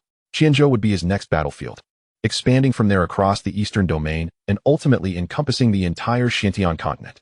Once the dishes were served, Zhang Muyin became more animated. Master Lin, please try this fish. It is one of our restaurant's signature dishes, the steamed spirit mushroom fish. The spirit mushroom fish is a tier 3 spiritual fish, renowned for its tender and smooth texture. Cultivating it is exceedingly challenging, and our Zhang family produces a limited quantity each year. Listening to her description, Lin Fan sampled a piece of the fish. After a moment, Zhang Muyin eagerly inquired, Master Lin, how does it taste? It is indeed delightful, living up to its reputation as a signature dish. Lin Fan replied, contemplating that if this spirit mushroom fish were raised in the divine celestial realm, its flavor would only enhance. Zhang Muyin beamed at his praise and proceeded to introduce other dishes. Overall, the culinary offerings were impressive, showcasing the chef's remarkable skills. Likely the work of a yellow-grade exceptional spirit chef. Spirit chefs, while part of the myriad arts, hold a lower status compared to alchemists, akin to that of winemakers. The various dishes crafted by spirit chefs also possess diverse effects, making it a highly lucrative profession. After the meal, Lin Fan, accompanied by Chu Yao and Zhang Muyin, took a leisurely stroll around the royal city. Miss Zhang, I shall conclude my visit here today as I must prepare to return. Should you find the time in the future, do feel free to visit the Lin family. Upon hearing Lin Fan's words, Zhang Muyan's eyes sparkled with delight. Master Lin, you have extended the invitation. I shall certainly pay a visit in due course. I trust you won't hold it against me. Very well, I shall await your arrival at my home. With that, Lin Fan escorted Chu Yao back to the palace. Observing Lin Fan vanish in the blink of an eye, Zhang Muyin was profoundly astonished. Is this the prowess of the divine stage? I was unable to discern even a trace of it. I must express my gratitude to Chu Yao for her timely message. Otherwise, the Zhang family might have been embroiled due to my foolish brother's actions. No. Upon my return, I must give him a proper reprimand. Otherwise, he may dare to offend others indiscriminately again. With these thoughts in mind, Zhang Muyin hurried back to her family. However, upon her return, she encountered her father, Zhang Rueda, the head of the Zhang family. Accompanying him was an elderly gentleman, the steward Fu Bo, who had always been by Zhang Rueda's side. He exhibited strength at the early stage of the Purple Mansion realm. Zhang Rueda's prowess was even more formidable, having attained the late stage of the Purple Mansion realm, making him a prominent figure in the martial nation and its neighboring territories. Father, you appear to be waiting for my return? Upon hearing this, Zhang Rueda nodded. Although Zhang Xiaohui had not reported his grievances to him, news of the incident in the streets had swiftly reached his ears. This was precisely why he awaited Zhang Muyan's return. Muyan, explain what transpired. Why did you allow Xiaohui to kneel and apologize to a young man in public? Such an act has severely tarnished our family's reputation. Other families will undoubtedly mock us upon hearing this. Some elders have even suggested punishing you severely, but I intervened. I trust that there must be a reason for your actions. Zhang Rueda was well aware of his daughter's character. She would never act in a manner that brought disgrace to the family.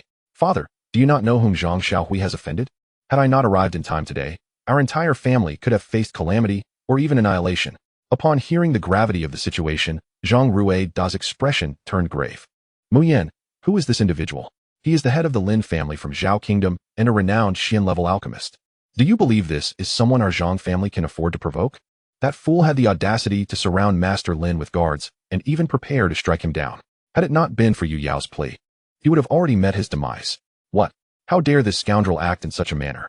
I would show respect to Master Lin as a junior. This cannot stand. I must discipline him today, or one day our family will suffer because of his foolishness. At this moment, Zhang Rueda was also incensed. For his son's folly had nearly jeopardized the entire family. If a calamity were to occur, he, the head of the family, would be deemed the sinner of the entire lineage. Steward, summon that wretched being to the ancestral temple, and gather all the clan elders for a trial. Yes, master. I shall attend to this immediately. Upon witnessing Zhang Rueda's decision, Zhang Muya was taken aback. Should this course of action be taken, her brother would likely suffer greatly. If not face death itself, at the very least, he would be forever imprisoned within the confines of the family. Muya, you are to gather your siblings to the ancestral temple. Such occurrences must not happen a second time. I must seize this opportunity to issue a warning to these individuals. Yes, I will see to it at once. She had quite a number of brothers and sisters, already exceeding 60. Zhang Muya was not the eldest among these children. Her status as the eldest daughter of the family stemmed from her exceptional cultivation talent. In such prominent families, it is the gifted who hold sway. This was also why Zhang Xiaohui had appeared so fearful in her presence earlier. Before long, nearly 1,000 individuals arrived at the ancestral temple. Those who gathered held notable positions within the family. Ordinary clan members were not permitted entry. What could have transpired that even the clan elders were summoned to the temple? I am uncertain of the events that unfolded, but the elders' involvement surely indicates the gravity of the situation. Some clan members, still unaware of the circumstances, began to murmur amongst themselves. Chapter 147. The Zhang family's punishment of Zhang Xiaohui. Not long after, Zhang Xiaohui was escorted into the ancestral temple by several family guards. At this moment, his eyes were filled with terror, a stark contrast to the bravado he had displayed upon his arrival. He had come to realize the gravity of his transgressions. Regret was now futile. He was oblivious to the fate that awaited him. Onlookers, unaware of the situation, were filled with confusion. Despite Zhang Xiaohui's lack of favor within the family, he was still the son of the head. How could it be that such drastic measures were taken to bring him to the ancestral temple? Particularly, his siblings were equally astonished. They had merely been summoned to the temple, unaware of the reasons behind it. However, with the clan elders present, they dared not ask too many questions. At that moment, the head of the family, Zhang Ruida, ascended to the platform. Esteemed clan members, I am certain you are curious as to why I have brought this wayward son before you. Today, this rebellious child nearly led our family to utter ruin. I do not exaggerate. This is the truth. Thankfully, Muya arrived in time to avert disaster, sparing our clan from calamity. Upon hearing Zhang Ruida's words, everyone was taken aback, eager to learn the nature of Zhang Xiaohui's actions that could have brought such dire consequences. Even rebellion, one would think, could not reach such extremes. After all, the Zhang family is the foremost family in the martial kingdom, and Zhang Xiaohui's actions were merely a reflection of his own will. The empress could not possibly take her wrath out on the entire family. However, apart from rebellion, they could hardly fathom what other actions could lead to such grave consequences. In the martial realm, aside from the Wu family, no other faction possessed such formidable power. Noticing the commotion, Zhang Ruodin promptly addressed the crowd. Please, everyone, quiet down. I am about to recount the events that transpired. Once the crowd fell silent, he turned to Zhang Mayan. Mayan, please elucidate what this ungrateful wretch has done today. Yes, father. Zhang Mayan then ascended the platform and recounted the day's occurrences in meticulous detail. Upon hearing the narrative, the assembly erupted in astonishment, their collective gaze turning with fury towards the kneeling Zhang Xiaohui. Initially, some had deemed the family head's words exaggerated. Who could have anticipated that Zhang Xiaohui would commit such an outrageous act? This fool, whose talent was lacking and whose strength languished at the initial stage of the opening Yuan realm, dared to covet Chu Yueyao. Were it not for the amicable relations between the two families, she might have already eliminated him. More critically, in a fit of jealousy, he had offended the head of the Lin family. This was a master alchemist of the Xian level, and with a mere word, they could render the Zhang family utterly doomed. It could be said that the family head's earlier remarks were rather conservative. Had it not been for Chu Yueyao's intercession and her timely communication with Zhang Mayan, the Zhang family might have faced obliteration that very day. Reflecting on these matters, all the clan members cast furious glances at Zhang Xiaohui. At that moment, the elders of the Zhang family were equally incensed. This wretch, who has been so arrogant and overbearing in public, we have turned a blind eye until now. Yet today he has committed such a foolish act. He has offended a master alchemist of the Xian level, and even a formidable expert of the divine stage. We were just discussing how to procure some Xian level elixirs from Elder Lin. But after this debacle, it seems there will be no opportunity left. Family head, this wretch must be punished severely. Upon hearing the elders' outcry, others joined in, vociferously condemning him. Family head, he must be dealt with harshly. Leniency is not an option. Even Zhang Xiaohui's siblings stood united against him, not one voice raised in his defense. It was not a lack of compassion, rather. This individual had nearly brought ruin upon their family, a transgression that could not be forgiven. Zhang Ruodin refrained from immediately announcing a verdict, but instead turned to Zhang Xiaohui. Zhang Xiaohui, the clansmen demand your severe punishment. Do you have any justification to offer? Father, I have nearly led the family to ruin. I accept any punishment. At that moment, Zhang Xiaohui's tone was laden with remorse. Very well, you exhibit a semblance of responsibility and are not beyond redemption.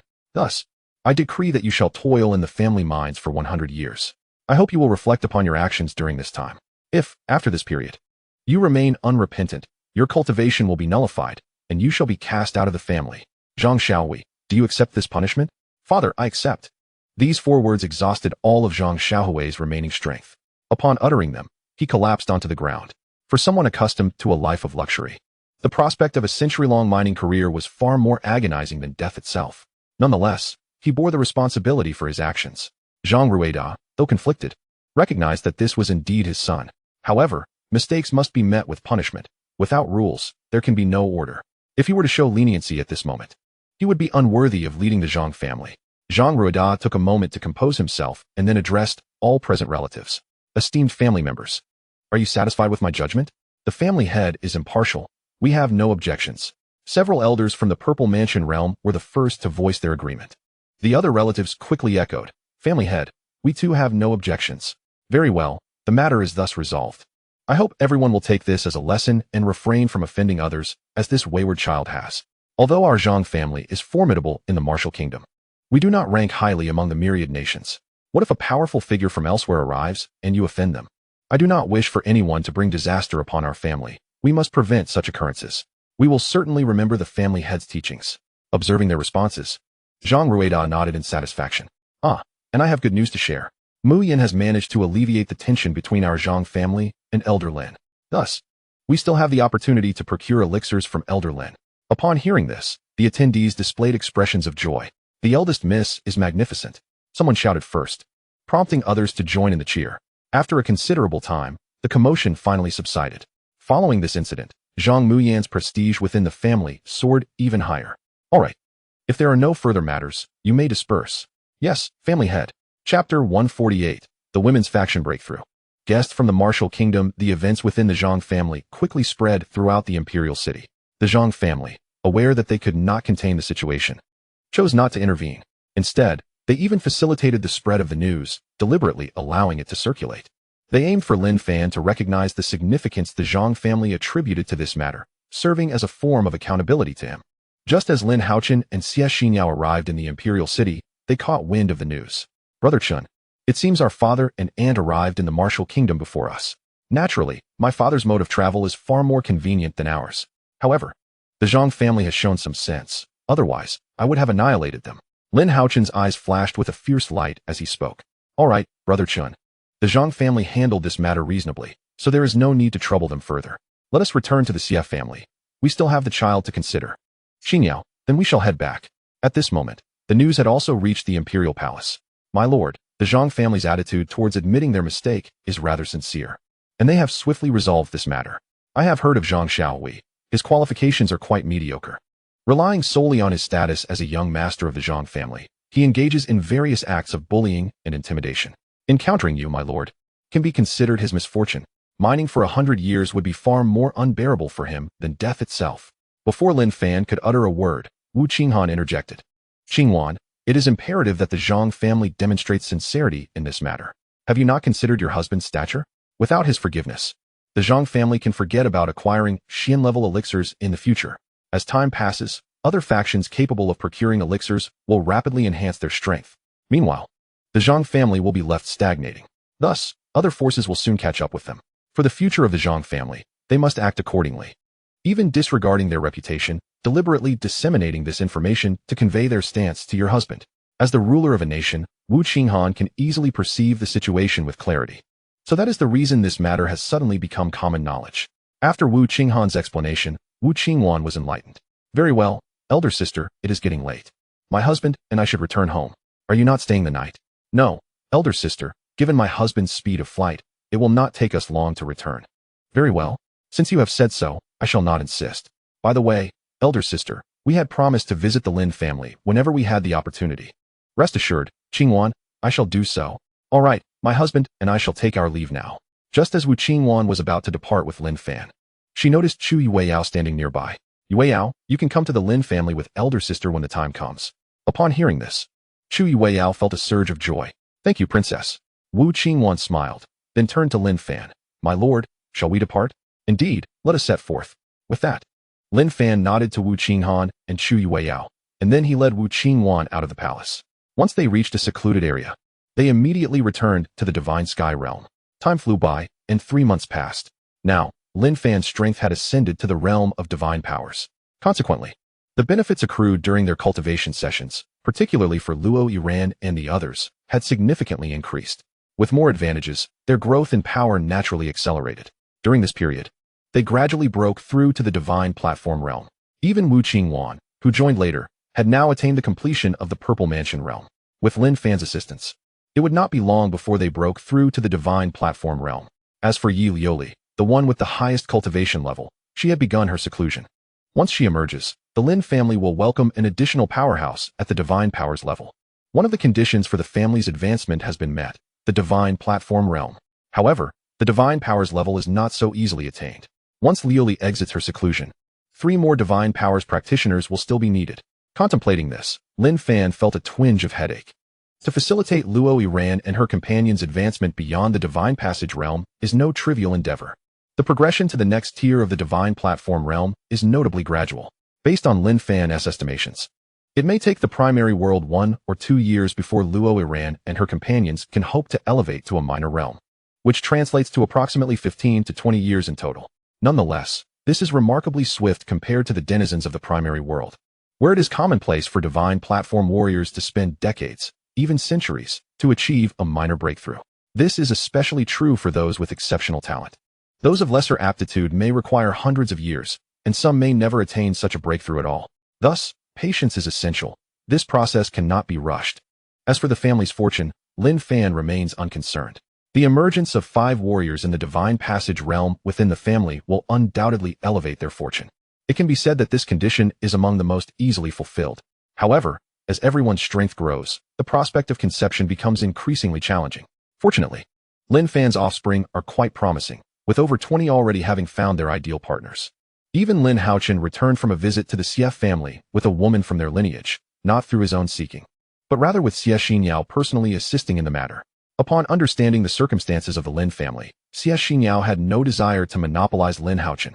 Thus, she took it upon herself to find a suitable match for him within the Xie family. Their wedding, however, has not yet been held. Although the Lin family possesses the strength to stand unyielding against any force in the 100 nations, Lin Fan prefers to keep the family's affairs discreet. While the wedding may not have taken place, he has been generous with the betrothal gifts and has instructed the allied factions to maintain confidentiality regarding this union. With Lin Fan's directives, it is assured that no one will divulge this information. They have only just established this connection with the Lin family. They would not jeopardize such an opportunity by being indiscreet. One day, the Empress Wu Qinghan, along with Chu Yueyao and Zhang Mai, ventured to the Lin family's territory. Shortly, they arrived at the grand entrance of the Lin estate. At once, they discerned the presence of a formation. Observing the array before them, Wu Qinghan expressed her astonishment. This formation is indeed extraordinary. It is likely that even a divine platform expert would find it ineffectual. Upon hearing Wu Qinghan's remark, both Chu Yueyao and Zhang Mai were astounded. They had not anticipated that this formation could withstand the might of a divine platform expert. This realization implies that as long as the Divine Passage realm warriors remain, the Lin family stands invincible, which is a staggering thought. In fact, this formation has been transformed by Lin Fan into a superior Earthgrade array. Not to mention the Divine Passage realm, even a respected expert would be left utterly confounded. Naturally, given Wu Qinghan's knowledge, she could not discern its true nature.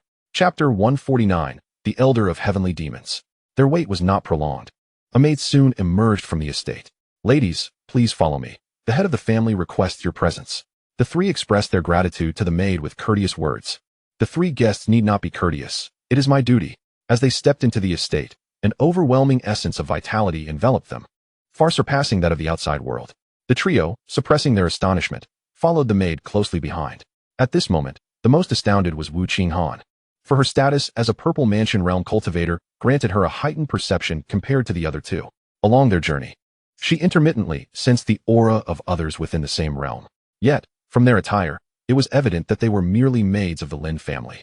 Such formidable beings, however, were commonplace within the Lin household. Along the way, she had encountered at least 20 such maids. The sheer number of Purple Mansion realm individuals she observed already eclipsed that of the Wu family. If one were to account for Lin Fan's numerous wives and concubines, the figures would be even more daunting. Moreover, those were merely the ones she had seen. There were undoubtedly many more hidden from view. Was this the method of an alchemist of the mysterious tier? Truly terrifying. No, this could only be attributed to the extraordinary capabilities of the Lin family head. Wu Qinghan had once accompanied her family's ancestor to the Qinglan kingdom, a nation under the governance of a powerful elder of the divine realm. The Qinglan kingdom, vast in territory, boasted abundant cultivation resources and even the presence of multiple mysterious tier alchemists.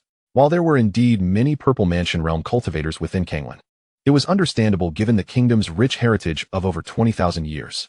The emergence of such a multitude of Purple Mansion realm individuals was to be expected. Yet, how long had the Lin family been established? Merely around 10 years, and they had already become so formidable. If they were to endure for another century, or even a millennium, what kind of terrifying family would they evolve into? The more she pondered, the more astounded Wu Qinghan became. Soon, under the guidance of the maid, the trio arrived in the living room, where Lin Fan and Wu Qingwan awaited their arrival. Greetings, Lin family head. The 3 offered their respects, and Lin Fan gestured for them to take a seat. You are too kind. Please, have a seat. He signaled the nearby maid to serve tea. As the fragrant tea was presented before them, the 3 women felt a jolt of awareness. They understood that this tea was anything but ordinary. After eagerly sipping from their cups, they felt their minds instantly tranquilized. Should they begin their cultivation at this moment, they would undoubtedly achieve twice the results with half the effort. Such exquisite tea. Wu Qinghan could not help but exclaim upon regaining her composure. Lin Fan smiled, offering no further explanation, as the tea was of the inferior grade of the Earth tier, a rarity in the realm of 100 nations. After engaging in light conversation, Wu Qinghan cheerfully inquired, Lin family head, might we have the honor of allowing Qinglan to show us around the Lin estate? Of course, that would be no issue. Lin Fan replied, turning to Wu Qinglan sitting beside him. Qinglan, please take them on a tour. Certainly, my husband. Though Lin Fan was aware of Wu Qinghan's intentions, merely to ascertain the true strength of the Lin family, he understood that the family's real foundation lay within the divine realm. The power exhibited by the Lin household was precisely what Lin Fan wished the outside world to acknowledge. However, at that very moment, an unexpected visitor arrived in the Lin family's territory. Soon, a gaunt old man clad in a black robe appeared at the entrance of the Lin family estate. Cackling to himself, he mused, so this is the Lin family. It is said that the head of this household is a master alchemist of the Xian rank. Alas, you should not have provoked me. Dare to slay my beasts and thwart my plans, leaving me with only 50% of my strength restored. To regain my full health, I must devise alternative means. Today, the entire Lin family shall become my sacrificial feast. Once I have absorbed their essence, I may recover 60% of my strength. With such power, I shall fear no force within the 100 nations, and then I can unleash a massacre here. Contemplating these thoughts, the malevolent elder chuckled wickedly. If he were to consume all within this estate, he might elevate his prowess to an even greater height, potentially reaching the esteemed realm of the revered. At that point, he could return to Chenjo and exact vengeance upon those righteous factions. The forces of the 100 nations held no regard in his eyes. Had he not been so grievously wounded before, he would not have had to stealthily recuperate during the beast tide. As the elder prepared to boldly enter the Lin residence, he was suddenly repelled by an invisible barrier. Ah, there is indeed an array here? The elder had been preoccupied with thoughts of devouring the Lin family, and had not noticed the formation's presence. Upon making contact with the array, Lin Fan became aware of the situation outside. He promptly instructed the maidens guarding the array not to venture forth. He wished to avoid unnecessary casualties. The overwhelming bloodlust and formidable power indicated that this being was likely the mastermind behind the recent beast tide. Finally, this fiend had come. Had he not shown up, Lin Fan would have been at a loss for how to locate him. To prevent the fiend's escape, Lin Fan swiftly activated the array encompassing the entire territory. The formation not only served to inhibit the elder's flight, but also concealed the ensuing battle from the outside world. After fully engaging the territory's array, Lin Fan began to scrutinize the intruder's information. Name, Li Tianhen. Title, Elder of the Celestial Demon Age, 2,353 years. Qualification, Earth level supreme strength. Late stage of the divine ability realm, injured. Currently able to exert only 50% of his power. Identity, Supreme Elder of the Absolute Evil Sect in Chenjo, a 2,000-year-old abomination from the Absolute Evil Sect of Chenjo. The very name suggests malevolence. As for the fact that he could only muster 50% of his strength, it seems that he had indeed been healing after the last beast tide. Meanwhile, the celestial demon, oblivious to his entrapment within the array, circled the Lin estate in search of a weakness. Snorting coldly, he glared with a fierce glint in his eyes. Since he could not discern a method to breach the formation, he resolved to employ brute force to shatter it. No sooner had he uttered these words than he vanished from sight, soaring above the Lin estate. As he raised his right hand, a terrifying aura of malevolent blood quickly coalesced in his palm, exuding an unmistakably sinister presence. Break it! The elder of the celestial demons bellowed, and this sanguine energy surged forth directly towards the Lin family estate. With a resounding crash, an unfathomable force erupted, radiating from the Lin residence and sweeping outward in all directions. Wherever it passed, flora was utterly annihilated. The once lush territory was instantly rendered barren. Had it not been for the protective array, the devastation would have extended even further. However, to the elder's dismay, his strike inflicted no harm upon the Lin estate. This is impossible. Gazing at the unscathed residence, the elder found himself questioning his very existence. Chapter 150. The clash. The commotion stirred by the elder of the celestial demons undoubtedly alerted the entire Lin household. At that moment, Wu Qinghan and her companions were startled by the thunderous noise. Qinglan, what is happening? It seems as though someone is attacking the array. They could not fathom who would be foolish enough to assault the Lin family. Just then, before Wu Qinglan could respond, Lin Fan's voice resonated throughout the estate. There is no need for alarm. Continue your tasks as usual. An expert from the demonic path has arrived, and I shall confront him. Upon hearing Lin Fan's transmission, the maids within the estate remained remarkably calm, resuming their duties. However, Wu Qinghan and her companions were anything but tranquil. How could a demonic expert come here? Qinglan, Do you know if the Lin family has any enmities with such figures? Your Highness, if I am not mistaken, this demonic practitioner is likely connected to the previous beast tide. Wu Qingwan then recounted the events surrounding the beast tide. What? The last beast tide in Zhao country had such hidden implications? We thought it was merely misfortune befalling Zhao. However, Wu Qinghan's expression soon turned grave. If that is the case, this demonic warrior must possess formidable strength. Otherwise, he would not be able to control 5th-tier demon beasts. Do you think the Lin family head can handle this adversary? Should I send a message to our ancestor for assistance? Your Highness, it would be best not to summon the ancestor. My husband can manage. Their Wu family ancestor was merely at the divine platform realm, while this demonic warrior was at the divine ability realm. Calling upon their ancestor would only complicate matters. However, Wu Qingwan refrained from articulating this sentiment. Since Wu Qingwan declined, Wu Qinghan did not press the issue further. Yet, she was eager to witness the conflict between such powerful beings. Thus, she turned to Wu Qingwan and asked, Qingwan, do you know where we might observe the situation outside? At that moment, Chu Yueyao and Zhang Mai also looked over, equally intrigued by the prospect of witnessing the clash of such formidable forces, hoping to gain insights that could lead to their own breakthroughs. Follow me, quickly. Wu Qingwan led the three to a vantage point for observing the outside world. This location was guarded by maidservants daily. Meanwhile, Lin Fan had already emerged outside the estate. Upon seeing Lin Fan's sudden appearance, the elder of the celestial demons felt a jolt of surprise. He could not discern Lin Fan's true strength, perceiving him merely as an ordinary individual. Who are you? The elder of the celestial demon questioned with a vigilant expression. This is my home. Who do you think you are? Coming here unprovoked to cause chaos. If this gets out, I will lose face. Therefore, you cannot leave today. Upon hearing Lin Fan's words, the elder erupted into hearty laughter. You are merely a young child, boasting grandly. What capabilities do you possess to detain me? Although a flicker of anxiety crossed the elder's mind, he refused to show it. Well, you shall soon discover whether you can keep me here. Let us battle. You are the first martial artist of the divine realm I have encountered. I hope you do not disappoint me. As Lin Fan spoke, the Qingyuan sword materialized in his hand. Initially taken aback by the sudden appearance of the sword, the elder's gaze transformed into one of greed. You possess a heavenly grade weapon, and a mid-tier one at that. How did you come to acquire such fortune? The only heavenly grade weapon we possess in the Bloodthirst sect is merely a low-tier one. This heavenly grade weapon is the sect's treasured possession, overseen by the ancestor. Even he, as the supreme elder, lacked the privilege to wield it. Naturally, the emergence of a mid-tier heavenly grade weapon before him ignited his desire to claim it. Enough with the idle chatter. Your eyes betray your eagerness for this sword. Defeat me, and it shall be yours.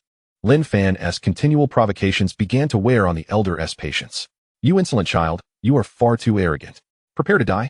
With that, the elder unleashed a palm strike towards Lin Fan, not exerting his full strength, but rather testing his opponent's capabilities. In response to this assault, Lin Fan effortlessly dispersed the attack with a swing of his sword. The ease with which Lin Fan countered his strike deepened the elder's sense of foreboding. Old man, show me your true strength.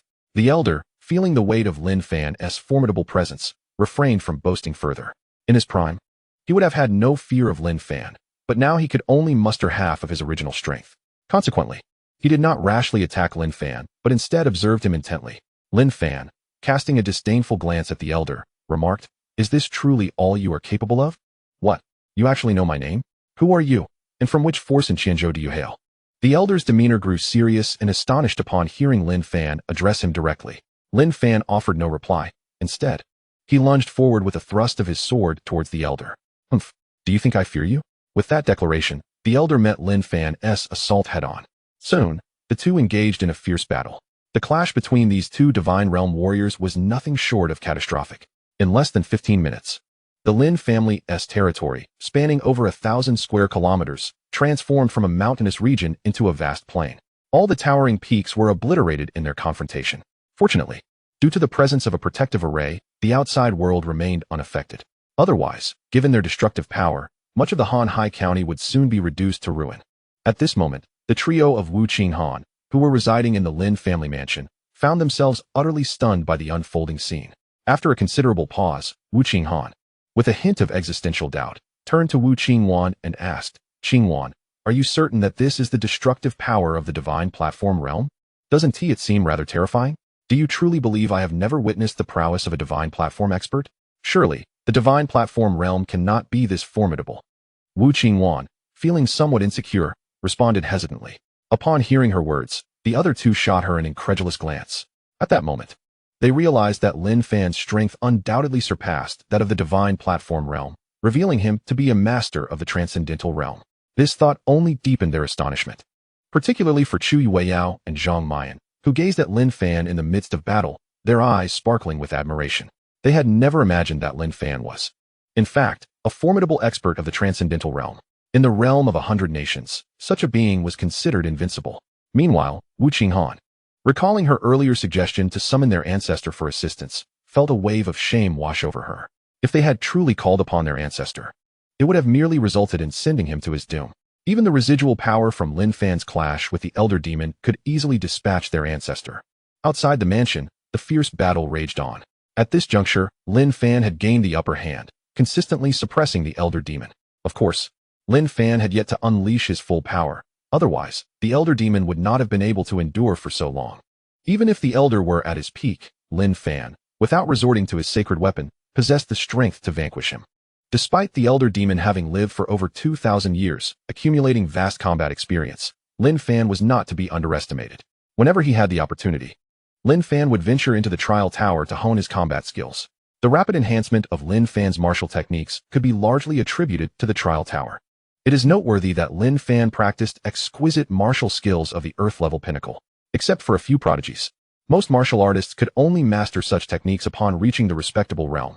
The consumption of earth-level pinnacle martial skills was immense, and even those prodigies could merely grasp the basics in the early stages of the transcendental realm.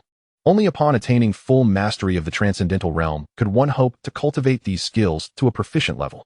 Lin Fan, however, had already nearly perfected his techniques, with only his swordplay and spear techniques still in the early stages of mastery.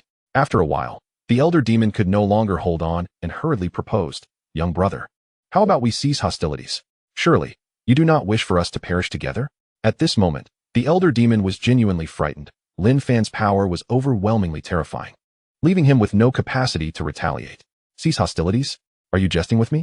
Lin Fan replied disdainfully. "What do you truly intend? Do you genuinely wish for us to perish together?" The Elder Demon retorted sharply. "Perish together? With you? Don't make me laugh. I will tell you today that while the fish may die, the net will not break." Upon hearing Lin Fan's declaration, the Elder Demon realized that his demise was inevitable, and a frenzied look gleamed in his eyes. "Since you refuse to let me live, then we shall die together." As soon as the words left his lips, the Elder of Heavenly Demons began to gather his strength, preparing for a self-detonation to perish alongside Lin Fan. Upon witnessing this scene, Lin Fan quickly discerned the Elder's intention. "You wish to self-destruct and take me with you? But you ought to inquire whether my spear consents to such a fate." With that, Lin Fan summoned the low-grade sacred weapon, the Splitting Sky Spear. As the Elder was on the brink of his explosion, Lin Fan did not hesitate. "Go." With a decisive command, the sacred weapon shot forth like a streak of light towards the Elder. "No. You still possess a sacred weapon." The Elder's protest was abruptly silenced as the spear pierced through him. The power he had amassed dissipated instantaneously, and in that moment, he was reduced to mere ashes, leaving behind only a storage ring that fell to the ground. Alas, though this battle was exhilarating, the territory lay utterly devastated. Lin Fan gazed upon his vast expanse of territory, once sprawling over millions of square kilometers, now transformed from rolling mountains into a barren plain. His mood soured considerably. Even the few veins had been obliterated in this skirmish, a tremendous loss indeed. Oh well, at least there remains an island to serve as a familial stronghold for the 100 nations. As for this land, let time gradually restore it. With that thought, Lin Fan stowed away the storage ring dropped by the Elder, hoping its contents might mitigate some of his losses. After ensuring there were no oversights in his surroundings, he returned to the estate. Upon his return, Lin Fan was met with the awestruck gazes of Wu Qinghan and the others. Even Wu Qinghan, despite her status as empress, could not quell her tumultuous emotions. She had never imagined a being of the Divine Passage realm could be so terrifying. Even while sheltered within the formation, the cataclysmic force of the attack had left her breathless. "Master Lin, your strength is truly formidable," they exclaimed in unison. "Indeed, Master Lin. We had no idea your true prowess was at the Divine Passage level. Although we do not understand why you chose to conceal your strength, we assure you it shall remain a secret." At that moment, Wu Qingwan seized the opportunity and addressed Lin Fan earnestly. "Husband, to prevent them from revealing your strength, I propose that you take them all as your own. Only by making them part of your family can we ensure that the secret remains safe." Lin Fan's expression turned rather peculiar upon hearing this. while Wu Qinghan and the others felt their cheeks flush with color, secretly reveling in the prospect. Zhang Mian and Chu Yueyao had harbored feelings for Lin Fan prior, contemplating how to express their affections, uncertain whether Lin Fan would reciprocate, especially after witnessing his overwhelming power. However, with Wu Qingwan's endorsement, their hopes soared. In truth, Wu Qinghan herself was quite amenable to this development, though she was the empress. Before a being of divine passage, her imperial title seemed inconsequential. One could assert that as long as Lin Fan is willing, she could establish a nation far more powerful than their Wu Kingdom at any moment. However, as the empress of Wu Kingdom, she cannot remain here indefinitely. What would become of Wu Kingdom if she chooses not to return? Thus, even if she were to stay, it would be imperative for her to transfer her throne first. Yet, as her sister Qinglan pointed out, how could she assure Lin Fan that this matter would remain confidential? If she could not offer such a guarantee, how could Lin Fan allow her to go back? No, this situation could be entrusted to her sister. With this thought in mind, Wu Qinghan immediately addressed Wu Qingwan. Qingwan, I have no issue staying, but you must journey to Wu Kingdom and find a suitable heir for the throne. Upon hearing this, Wu Qingwan smiled and shook her head. Sister, you need not worry about this. Even if you stay, it will not affect your position as the empress of Wu Kingdom. You will understand in due time. After speaking with her elder sister, Wu Qingwan turned her gaze towards Chu Yuyao and Zhang Muyan. What are your thoughts? The two promptly nodded in agreement. Your Highness, we are naturally willing. Satisfied with their responses, Wu Qingwan then looked towards Lin Fan. My lord, what do you think of this arrangement? Lin Fan, of course, found no issue with it, and was, in fact, quite pleased, though he maintained a composed exterior. He pretended to ponder for a moment before solemnly stating, to ensure the secrecy remains intact, this is the only viable course of action. With Lin Fan's agreement, the hearts of Chu Yuyao and the others finally eased, their faces illuminated with excitement. Subsequently, Lin Fan led them into the Divine Sky Realm, leaving the explanations to Wu Qingwan. Chapter 152. The Qingxiao sect takes the blame. What a miser. It is hard to believe you are a supreme elder of a sect. Apart from over 500,000 Earth-grade spirit stones, a set of superior Earth-grade magical skills, and 3 sets of inferior Earth-grade martial techniques, there is nothing else. After inspecting the storage ring of the Elder of Heavenly Demons, Lin Fan couldn't help but scoff. In truth, one cannot blame the Elder. Having over 500,000 Earth-grade spirit stones is already commendable. All the other cultivation resources in his storage ring were expended for healing purposes, depleting even the Earth-grade spirit stones significantly. Meanwhile, a disciple tasked with overseeing the identity token of the Jusha sect in Qingzhou turned pale upon witnessing the shattering of the identity token belonging to the Supreme Elder of Heavenly Demons. The disciple hurriedly reported the news to the sect leader. What did you say? The identity token of Supreme Elder Li Tianhen has shattered? Upon hearing this, the sect leader, Zhu Luosha, emanated an overwhelming aura of malevolence. Disciple, I do not dare speak falsely. Just moments ago, the identity token of the Supreme Elder was indeed shattered. Who could have done this? Zhu Luosha roared. Then, with a wave of his hand, struck down the messenger disciple on the spot. The unfortunate disciple did not even have the chance to scream before being reduced to ashes. Regarding the demise of this disciple, Zhu Luosha exhibited no trace of compassion. At this moment, his eyes were filled solely with a murderous intent. It is noteworthy that within the entire Jusha sect, there exist only 5 elders who have transcended the divine passage realm. The loss of one, particularly the third strongest among them, is significant. Apart from the esteemed ancestor of the venerable realm, the only individual stronger than the deceased is the Grand Elder, who has attained the pinnacle of the divine passage realm. The death of the Elder of the Heavenly Demon has an immeasurable impact on the Jusha sect. Summon all elders for an emergency meeting. Yes, sect leader. Soon. The 10 elders of the Jusha sect gathered in the Grand Hall. Each elder possessed strength at the divine platform level, while Zhu Luosha, as the sect leader, had reached the initial stage of the divine passage realm. Greetings, sect leader. May I inquire as to the purpose of summoning us? In response to the elders, a look of grief and indignation crossed Zhu Luosha's face. Esteemed brothers and sisters, I bear tragic news. Our esteemed second Grand Elder has been slain. What? Given the strength of the second Grand Elder, how could this possibly happen? The elders were all taken aback by this revelation. I have confirmed this matter. The identity token of the second Grand Elder has shattered. Sect leader, do you know who is responsible? At this moment, the eyes of all present elders gleamed with ferocity. I am unaware of the identity of the assailant. Since the second Grand Elder was pursued by several factions led by the Qingxiao sect years ago, I have received no word from him. Brothers and sisters, have any of you received any communication from the second Grand Elder during these years? Upon hearing Zhu Luosha's words, the attendees furrowed their brows in unison. Sect leader, we have not received any news either. Seeing that everyone was devoid of leads, Zhu Luosha's expression darkened. They were now at a loss even regarding the identity of their adversary. Sect leader, could it be that the factions of the Qingxiao sect are responsible? After pondering for a moment, Zhu Luosha nodded. That possibility is quite substantial.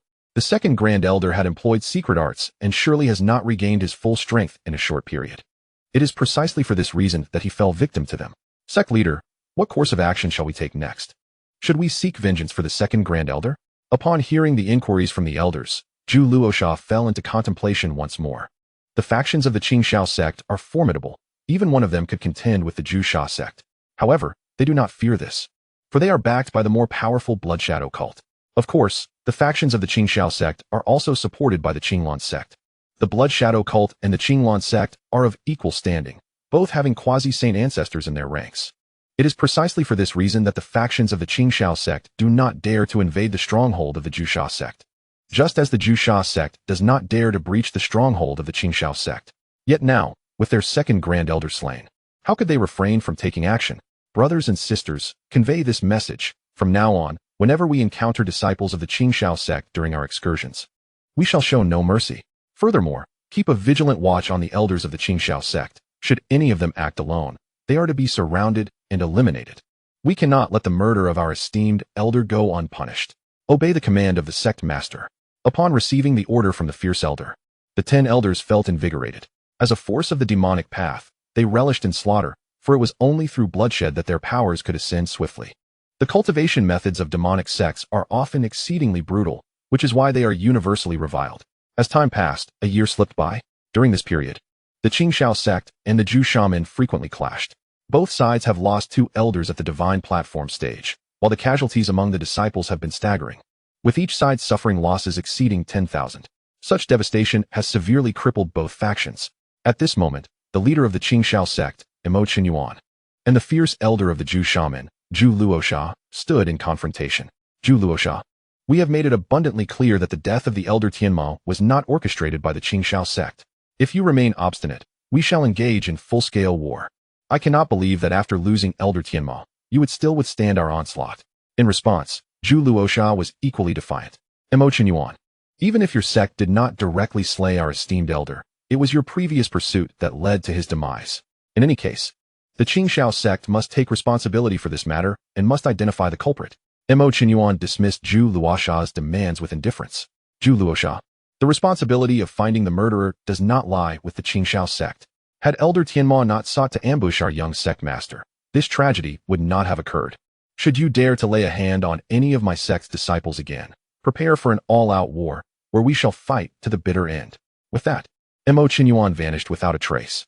Zhu Luosha made no attempt to stop him. Truth be told, after all that had transpired, Zhu Luosha had come to realize that it was quite possible that the Qingxiao sect was indeed not responsible.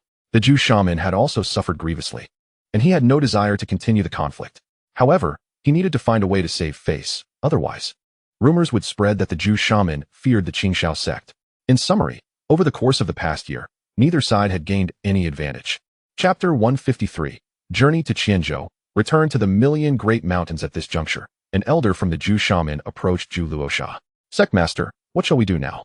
Return immediately and conduct a thorough investigation into the cause of the death of our second esteemed elder. The losses we have incurred at the hands of our adversaries are severe, and once we identify the true culprit, we shall not let them escape. The thought of the murderer still roaming free, potentially watching them from the shadows, ignited Zhu Luosha's fury. They, the members of the Absolute Kill sect, had never before experienced such a setback. In the realm of the divine sky, Lin Fan remained oblivious to the fierce conflict that had erupted between the Absolute Kill sect and the Clear Sky sect following his slaying of the Elder Demon. At this moment, they were celebrating Yi Liuli's breakthrough into the realm of divine powers. After a year in the primary world, Yi Liuli had successfully ascended to this level.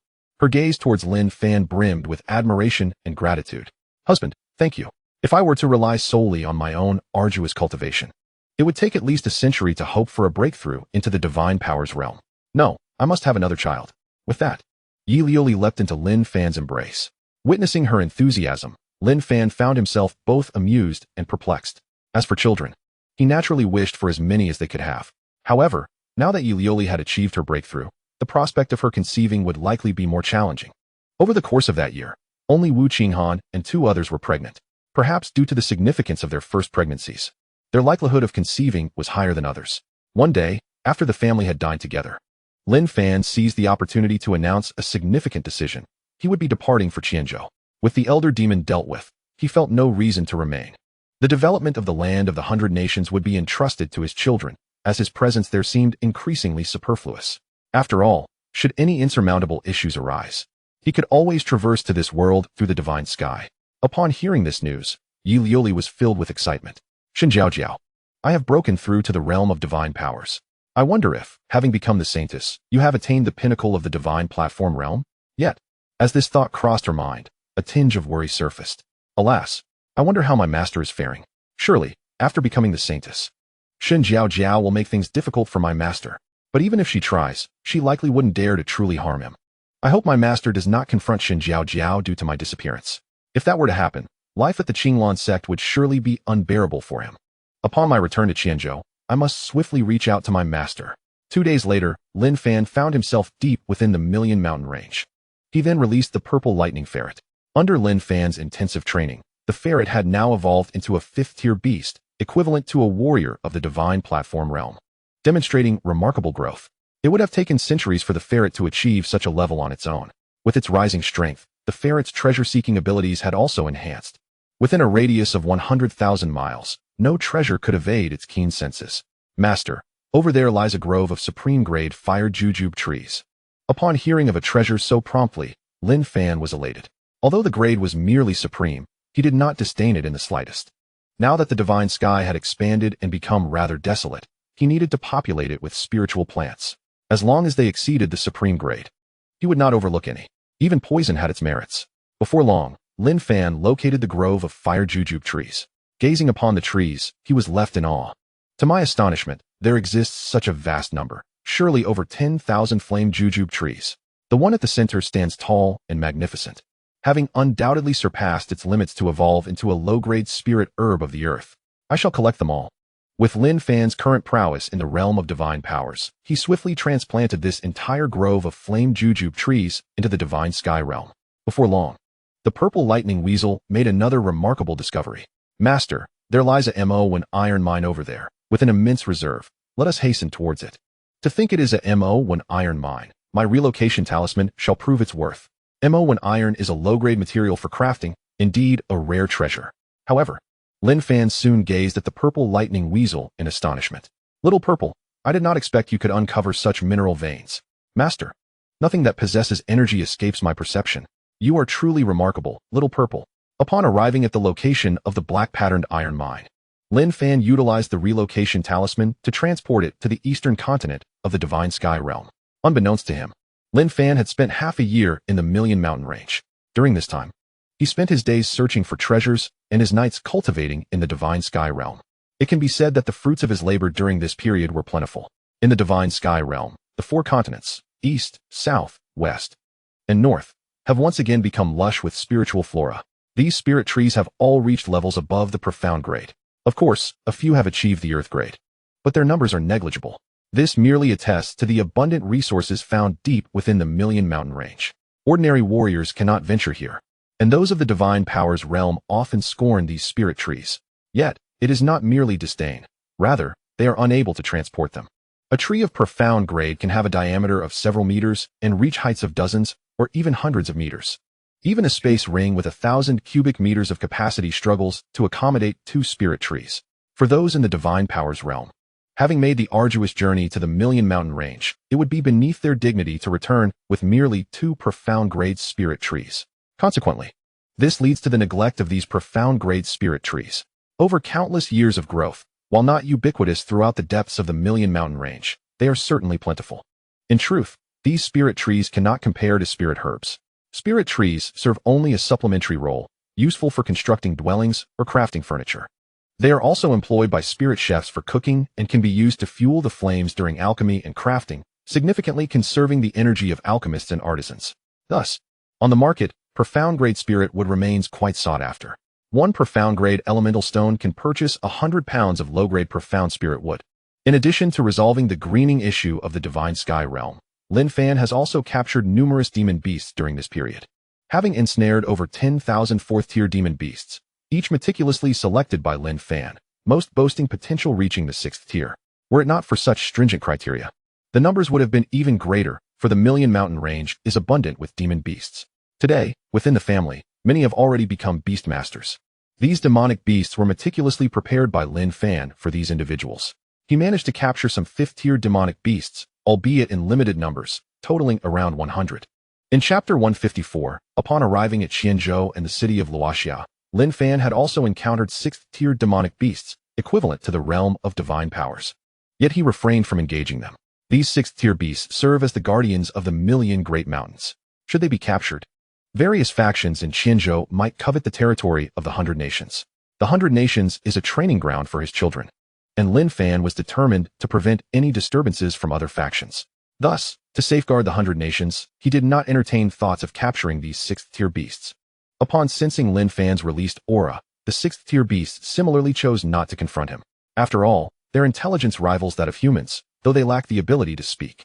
As long as Lin Fan did not infringe upon their territory, they would not act impulsively. In addition to the beasts, Lin Fan had exhausted the remaining relocation talismans. Among them, 3 large veins of Earth-grade elemental stones were secured, each boasting reserves of over 100 million stones. The remaining resources consisted of ores necessary for refining, all of which surpassed the Earth-grade level. His ability to uncover such treasures was largely thanks to the assistance of the Purple Lightning Weasel. Relying solely on his own efforts, he would not have achieved such remarkable success. Lin Fan was thoroughly satisfied with his expedition to the Million Great Mountains. After spending ample time there, it was now time to head towards Chenjo. Subsequently, Lin Fan summoned his flying vessel and set forth for Chenjo, traveling at a speed of 5 billion miles per hour.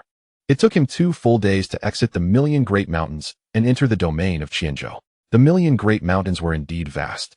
Traversing from one end to the other would require at least 5 days, even with a flying vessel. Observing his surroundings, Lin Fan found himself in utter darkness. Thus, after stowing away the vessel, he called upon Yi Liuli from the Shenxiao realm. "My husband, have you left the Million Great Mountains and arrived in Chenjo?" Lin Fan nodded, affirming, "Indeed, I have just emerged from the Million Great Mountains." "Liuli, do you know which territory this is?" "My husband, this is the domain of the Thunder Sect." "Liuli, what is the strength of the Thunder Sect?" The Thunder Sect is considered a 2nd-tier power in Chenjo, with its ancestor being a martial artist of the Venerable Realm. Liuli is a force with a venerable martial artist merely classified as a 2nd-tier power in Chenjo. "Yes, my husband. In Chenjo, the Qianyuan Holy Land, which has a legacy of over 300,000 years, is revered as a hegemonic force. The Qianyuan Holy Land wields immense influence in Chenjo, and none dare to show disrespect. The 4 powers, Luoyan Sect, Qingshu Pavilion, Tianma Valley, and Yuming Hall, each led by a sage, are deemed top-tier forces. Meanwhile, the Qinglan Sect, to which I belong, is classified as a 1st-tier power due to the presence of a quasi-saint. Thus, the Thunder Sect, with its venerable martial artist, is categorized as a 2nd-tier force. Upon hearing this, Lin Fan was enlightened. So, that means forces led by those in the divine power realm can only be considered 3rd-tier powers? Indeed, my husband. However, this division pertains only to Chenjo. When considering the entirety of the eastern domain, the Qianyuan sacred land cannot be regarded as a dominant force. For, throughout the eastern domain, there exist even more formidable powers. It is said that among certain powerful sacred lands and imperial clans, there are ancient beings of quasi-emperor caliber. Upon hearing of the existence of such quasi-emperors, Lin Fan was not taken aback. It would have been strange had there been none. "Liuli, I intend to find a place to settle temporarily. Do you have any suggestions?" "My lord, if we fly in that direction for thousands of miles, we will reach Luoxia City, where we can find refuge for the time being." "Very well. Let us make our way to Luoxia City." For Lin Fan, traversing thousands of miles was but a fleeting moment. Soon, Lin Fan and Yi Liuli arrived at Luoxia City. At this time, however, Yi Liuli had donned a veil. Previously a candidate saintess of the Qinglan sect, she was well known, and until she fully comprehended her current circumstances, she preferred to conceal her identity. In addition to Yi Liuli, Lin Fan summoned Lihan. Under Lin Fan's tutelage, Lihan had achieved the initial stage of the divine platform realm, capable of standing on her own in Chenjo. As the 3 entered Luoxia City, Lin Fan could not help but feel a sense of wonder. Truly, Chenjo was remarkable. Even a mere ordinary city could not be compared to those in lesser realms in terms of prosperity. "Xiaohan, please procure a residence for us." We shall be staying here for a while. Yes, my lord, I shall attend to it immediately. Once Lihan departed, Lin Fan and Yi Lioli entered a tavern. Their purpose was not to dine, but rather to glean any valuable information. Within the tavern, individuals from all walks of life mingled, making it an ideal place to gather news. Before long, the conversation at a nearby table piqued Lin Fan and Yi Lioli's interest. Old Lu, have you heard? The former candidate saintess of the Qinglan sect, Yi Lioli, has been expelled from the sect. Is that so? What heinous act could this saintess have committed? According to rumors circulating from the Qinglan sect, Yi Lioli had not returned for several years and had even failed to appear on the day of the saintess election. Such behavior had displeased the sect's higher-ups immensely. The current saintess, Shun Jiao, even claimed that Yi Lioli had betrayed the sect, hence her reluctance to return. Is this Yi Lioli a fool? Why would she betray the Qinglan sect? Who can say? Regardless, this matter has stirred considerable chatter. Whether the betrayal is true has become secondary. Despite hearing this news, Yi Lioli felt no anger. She was aware that all of this was orchestrated by Shun Jiao, who, in Yi Lioli's eyes, was merely a dying figure. Thus, there was no need for her to contend with a ghost. As for her expulsion from the Qinglan sect, it mattered little to her. She was now a member of the Lin family, and a return to the Qinglan sect was never in her cards. The only concern she had regarding the Qinglan sect was her master, Xiaoying Yao. At this moment, Lin Fan communicated with Yi Lioli, saying, Lioli, what are your thoughts on this news? My husband, I am not particularly concerned about being expelled from the Qinglan sect. My only worry is for my master. My opposition with Shun Jiao has led to a conflict between our masters. Now that Shun Jiao has become the saintess, it is likely that more elders will support her. My master's situation in the Qinglan sect may not be favorable. After conveying her thoughts, a trace of worry appeared on Yi Lioli's face. Over the years, her master had been the kindest person to her. Chapter 155, The Arrangements of the Shadow Pavilion in Chenjo. Noticing Yi Lioli's concern, Lin Fan gently patted her shoulder. Do not fret, Lioli. After we leave this tavern, I will arrange for some members of the Shadow Pavilion to come. Initially, they will not be tasked with assassination missions, but will focus on gathering information. With the assistance of the Shadow Pavilion, it won't be long before we learn about your master. Thank you, my husband. Enough of the formalities, we are family. Hearing Lin Fan's words, Yi Lioli smiled sweetly. After a while, the group at the table resumed discussing other gossip. Old Wang, have you heard? Because the Heavenly Demon Elder was killed, the Absolute Kill Sect suspects the Qingxiao Sect is behind it. Thus, the Absolute Kill Sect has begun retaliating against the Qingxiao Sect. Whenever they encounter disciples of the Qingxiao Sect outside, they kill them on sight. Upon learning this news, the Qingxiao Sect also started to hunt down the disciples of the Absolute Kill Sect. For an entire year, both sides suffered the loss of 2 elder-level experts, with countless other disciples injured or killed. However, in the end, the Absolute Kill Sect discovered that the death of the Heavenly Demon Elder was not the doing of the Qingxiao Sect. Now, the Absolute Kill Sect is searching everywhere for the murderer, but after half a year, it seems there are no leads. Many factions are watching the Absolute Kill Sect's misfortune. Old Lu, given how widely this incident has spread, I have certainly heard about it. In my opinion, the death of the Heavenly Demon Elder is a blessing. This notorious fiend slaughtered countless martial artists. The person who killed him is undoubtedly a great benefactor, ridding Chenjo of such a scourge. Upon hearing Old Wang's words, Old Lu was taken aback. He hurriedly glanced around, ensuring no one was paying attention to them, and finally let out a sigh of relief. Old Wang, are you seeking death? If a disciple of the Absolute Kill Sect hears you, we will surely meet a dreadful fate. Realizing the gravity of the situation, Old Wang soon broke into a cold sweat. The Absolute Kill Sect was notorious for its cruel methods of torture. If their spies overheard, it would be nearly impossible for him to escape with his life. The two men, now apprehensive, did not linger any longer. After settling the bill, they hurriedly departed. Lin Fan, upon hearing this news, was equally astonished.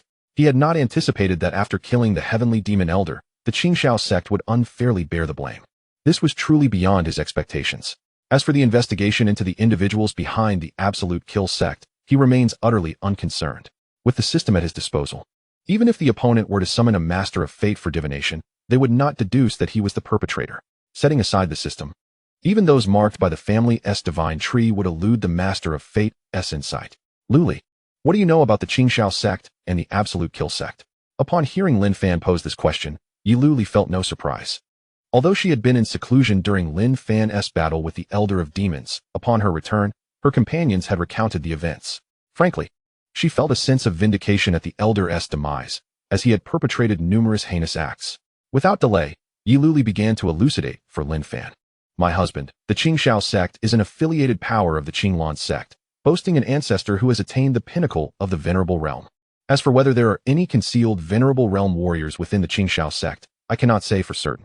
The Absolute Kill sect, possessing strength comparable to that of the Qingshao sect, also has an ancestor at the same pinnacle. Moreover, the Absolute Kill sect is backed by the demonic sect, Blood Shadow Cult, whose might is on par with the Qinglan sect.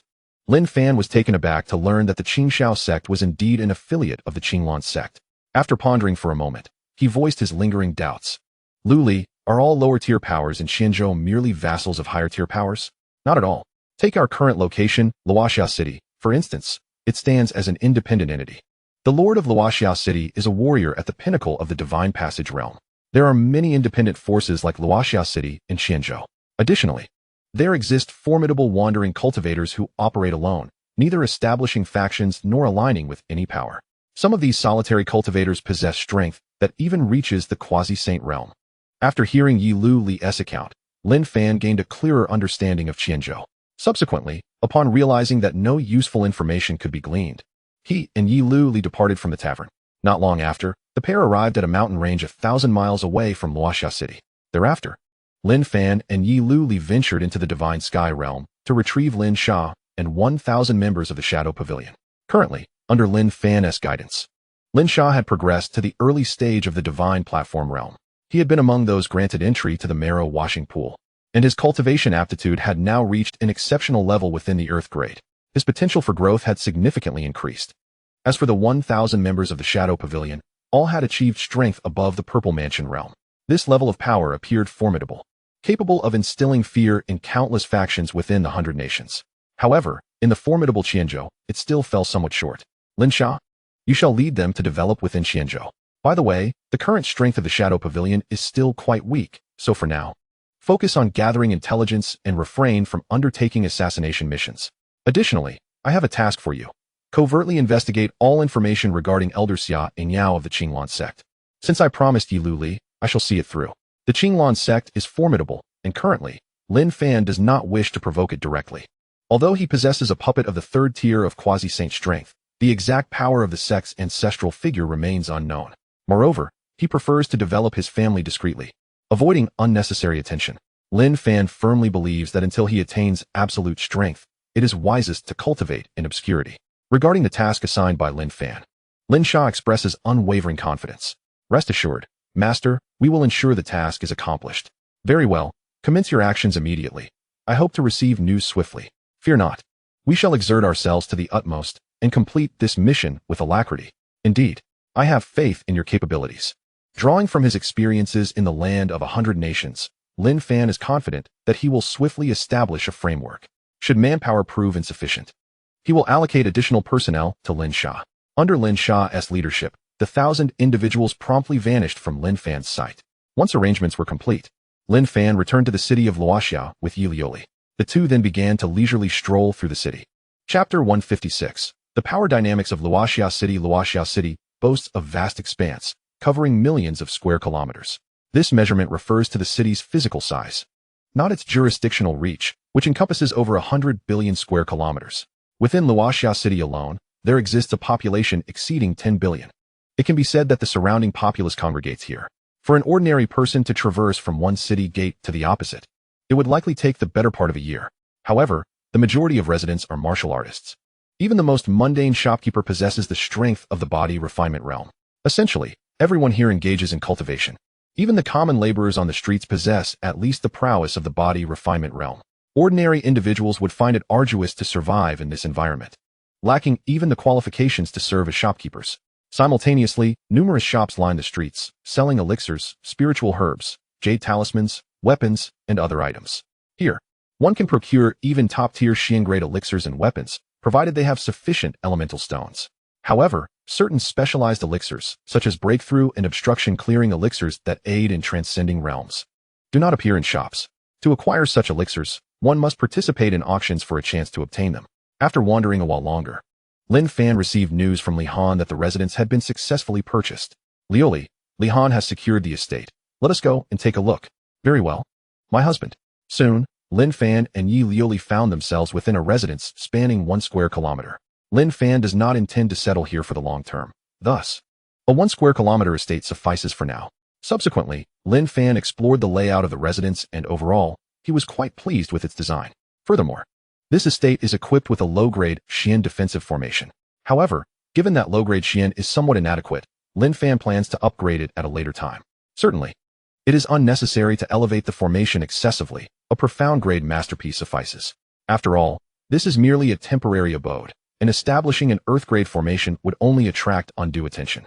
As time meandered on, half a month swiftly elapsed. During this period, Lin Fan, accompanied by Yi Liuli, explored the entirety of Luoxia City, gaining a substantial understanding of the power dynamics within. The most formidable force in Luoxia City is undoubtedly the city lord, Zhou Yan, who has attained the pinnacle of the Divine Passage realm. Within the city lord's mansion, apart from the powerful Zhou Yan, there are also his sworn brothers, Zheng Hao and Wang Xian, both of whom have reached the late stages of the Divine Passage realm. Although each has established their own family, the three clans remain extraordinarily united, often intermarrying amongst themselves. Together, these three families have become the undisputed leading power in Luoxia City. Next in prominence is the Yunding Chamber of Commerce, a collaborative creation of the Wang and Zhang families. The Yunding Chamber controls over 40 of the shops in Luoxia City and has extended its commercial influence to other regions. Furthermore, the largest auction house in Luoxia City belongs to the Yunding Chamber, known as the Yunding Auction House. The prowess of the Wang and Zhang families is equally formidable, each supported by a late-stage Divine Passage warrior and an early-stage Divine Passage warrior, totaling 4, which surpasses the 3 Divine Passage warriors of the City Lord's Mansion.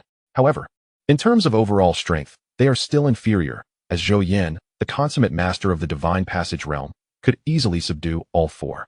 Beyond these 2 powerful factions, there are 8 other Divine Passage forces in Luoxia City, each possessing only 1 Divine Passage warrior, all situated at the early to mid stages of the realm. Compared to the aforementioned 2 powers, there is a significant disparity. Fortunately, these 8 factions understand the value of unity, and when banded together, they can pose a challenge to the former 2, forming a semblance of a tripartite balance of power. However, it is worth noting that this coalition lacks the same level of cohesion as the first 2 factions, as their alliance is primarily driven by self-interest. On this particular day, Yi Liuli approached Lin Fan. "My dear husband, I have just received word that the Yunding Auction House will host an auction tomorrow afternoon. Should we go and take a look?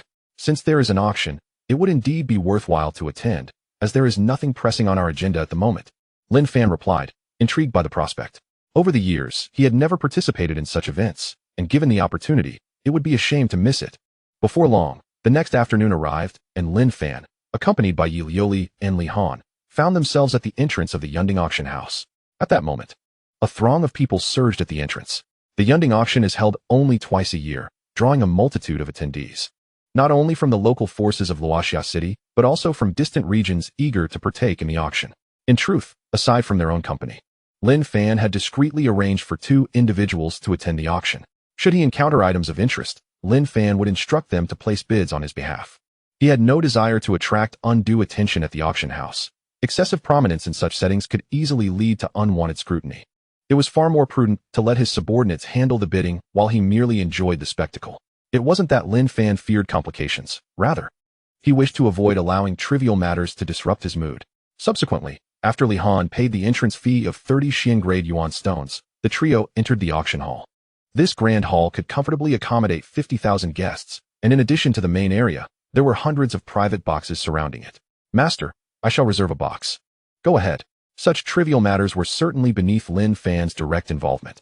Soon, Li Han arrived at the designated area for custom boxes. "Esteemed guest, are you in need of a private box? What options do you have?" "Dear guest, we offer 3 tiers of boxes, those priced at 200, 500, and 1,000 Xian grade yuan stones.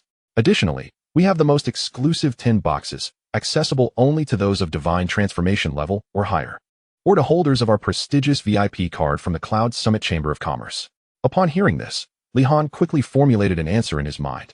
Given their master's current strength was at the pinnacle of the Divine Platform realm, he would naturally refrain from opting for the most elite box. "I shall take a box for 1,000 yuan stones." With that, Li Han produced the requisite stones and handed them over. "Please hold for a moment," the attendant said, retrieving a token. "This is the token for your box. Possessing it grants you access." "Thank you," Li Han replied, turning to leave. "Master, the box has been reserved." "Excellent. Let us proceed." The trio, guided by an attendant, made their way to their private box. Chapter 157, A mysterious branch at the auction. Lin Fan surveyed the box, which spanned nearly 200 square meters and was elegantly adorned. On the table within lay an assortment of Xian-grade spirit fruits and fine spirit wine, along with various snacks. No wonder it cost 1,000 Xian-grade yuan stones. Overall, the service was quite commendable. Darling, this is merely the most ordinary auction in Chenjo. If we were to attend those top-tier auctions, it would be truly astonishing. Is that so? I must see that for myself. Lin Fan felt a flicker of interest in the auction. Perhaps fortune would smile upon him, and he might discover something valuable. After approximately half an hour, the auction finally commenced. A captivating lady graced the stage, eliciting waves of cheers from the crowd below. Within the box occupied by Lin Fan, Yi Lioli could not resist teasing him. Darling, isn't this girl beautiful? Shouldn't you consider winning her over? Lin Fan shot her an exasperated glance. Lioli, do you truly see me as that sort of person? That is not the case. After all, this is for the development of the family. This young woman certainly seems to be well suited for childbearing. Given our current strength, the prospect of having children is no longer as straightforward as it once was. Upon hearing Yi Lioli's response, Lin Fan nodded in appreciation. Lioli, it is still too early to discuss this. Our Lin family has yet to establish any reputation in Chenjo. Lin Fan chuckled, adding, I believe that as long as my husband is willing, he will swiftly secure it. Seizing the moment, Lin Fan took the opportunity to examine the information regarding this young lady. Name, Wang Luofei. Age, 36. Qualification, Earth level exceptional. Realm, mid-stage purple mansion. Favorability, 0. Having never met before. Birthplace, Wang family of Luoxia City. Lin Fan was not astonished by Wang Luofei's strength at the age of 36. Having reached the mid-stage of the purple mansion realm. After all, the resources available in Chenjo far surpass those of the 100 nations. It is quite common for the holy sons and daughters of sacred lands to break through to the divine platform realm before the age of 20. Observing the lively atmosphere below, Wang Luofei on the high platform beamed sweetly. Greetings, esteemed guests. I am Wang Luofei, the auctioneer for this event. I warmly welcome you all to participate in the auction hosted by our Yunding Chamber of Commerce. The rules of the auction are quite simple. The highest bidder wins, and one must not use their influence to oppress others. Miss Luofei, please expedite the auction. We are all well versed in these rules. Indeed, Miss Luofei. We have heard this preamble countless times. Let us proceed with the auction. Upon hearing these remarks, Wang Luofei did not take offense. Rather, her smile grew even brighter. All right. Since everyone is growing impatient, let us commence.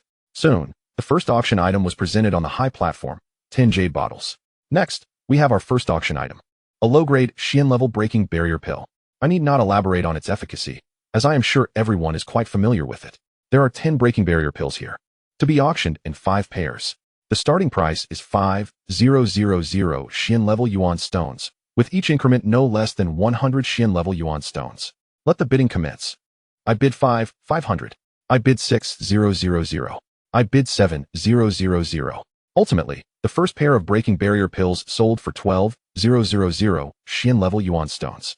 The remaining 4 pairs fetched slightly higher prices, yet none exceeded 15,000 Xian-level yuan stones. The second auction item was a mid-grade Xian-level sword.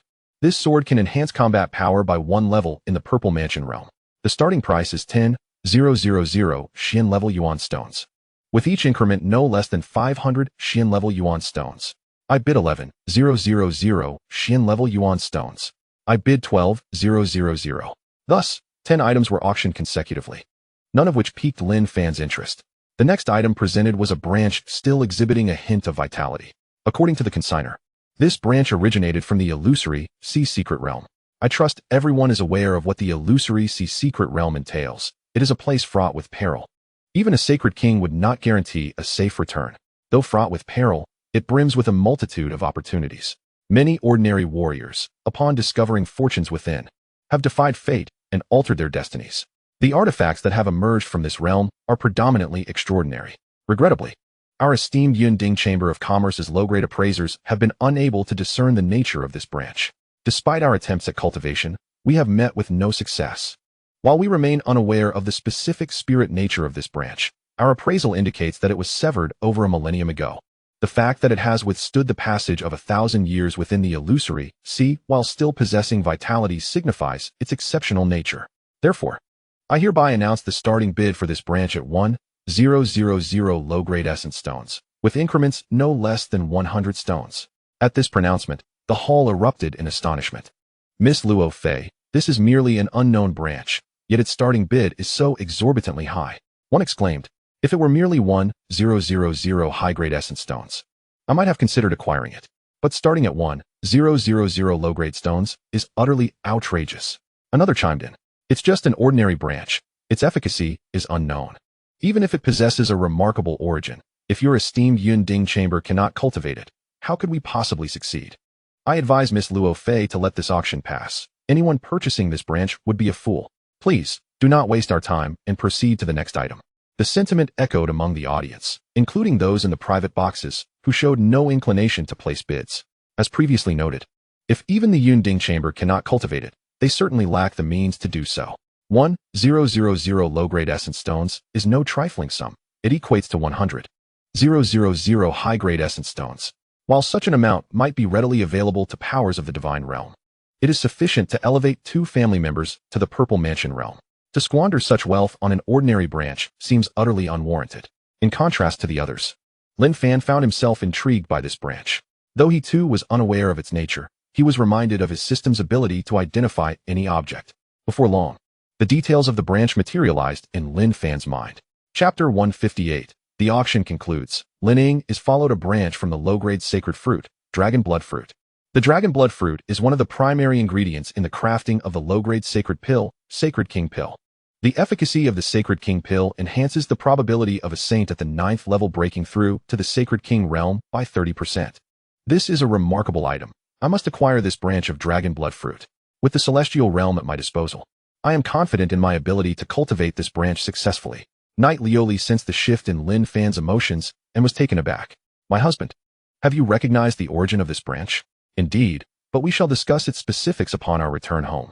For now, the priority is to secure this branch, Lin Fan asserted. Upon hearing this, Knight Lioli refrained from further inquiries. Clearly, whatever had so gravely impressed Lin Fan was indeed a treasure of great worth. Upon this realization, Yi Lioli felt a surge of happiness for Lin Fan. Without hesitation, Lin Fan promptly transmitted a message to his prearranged associate.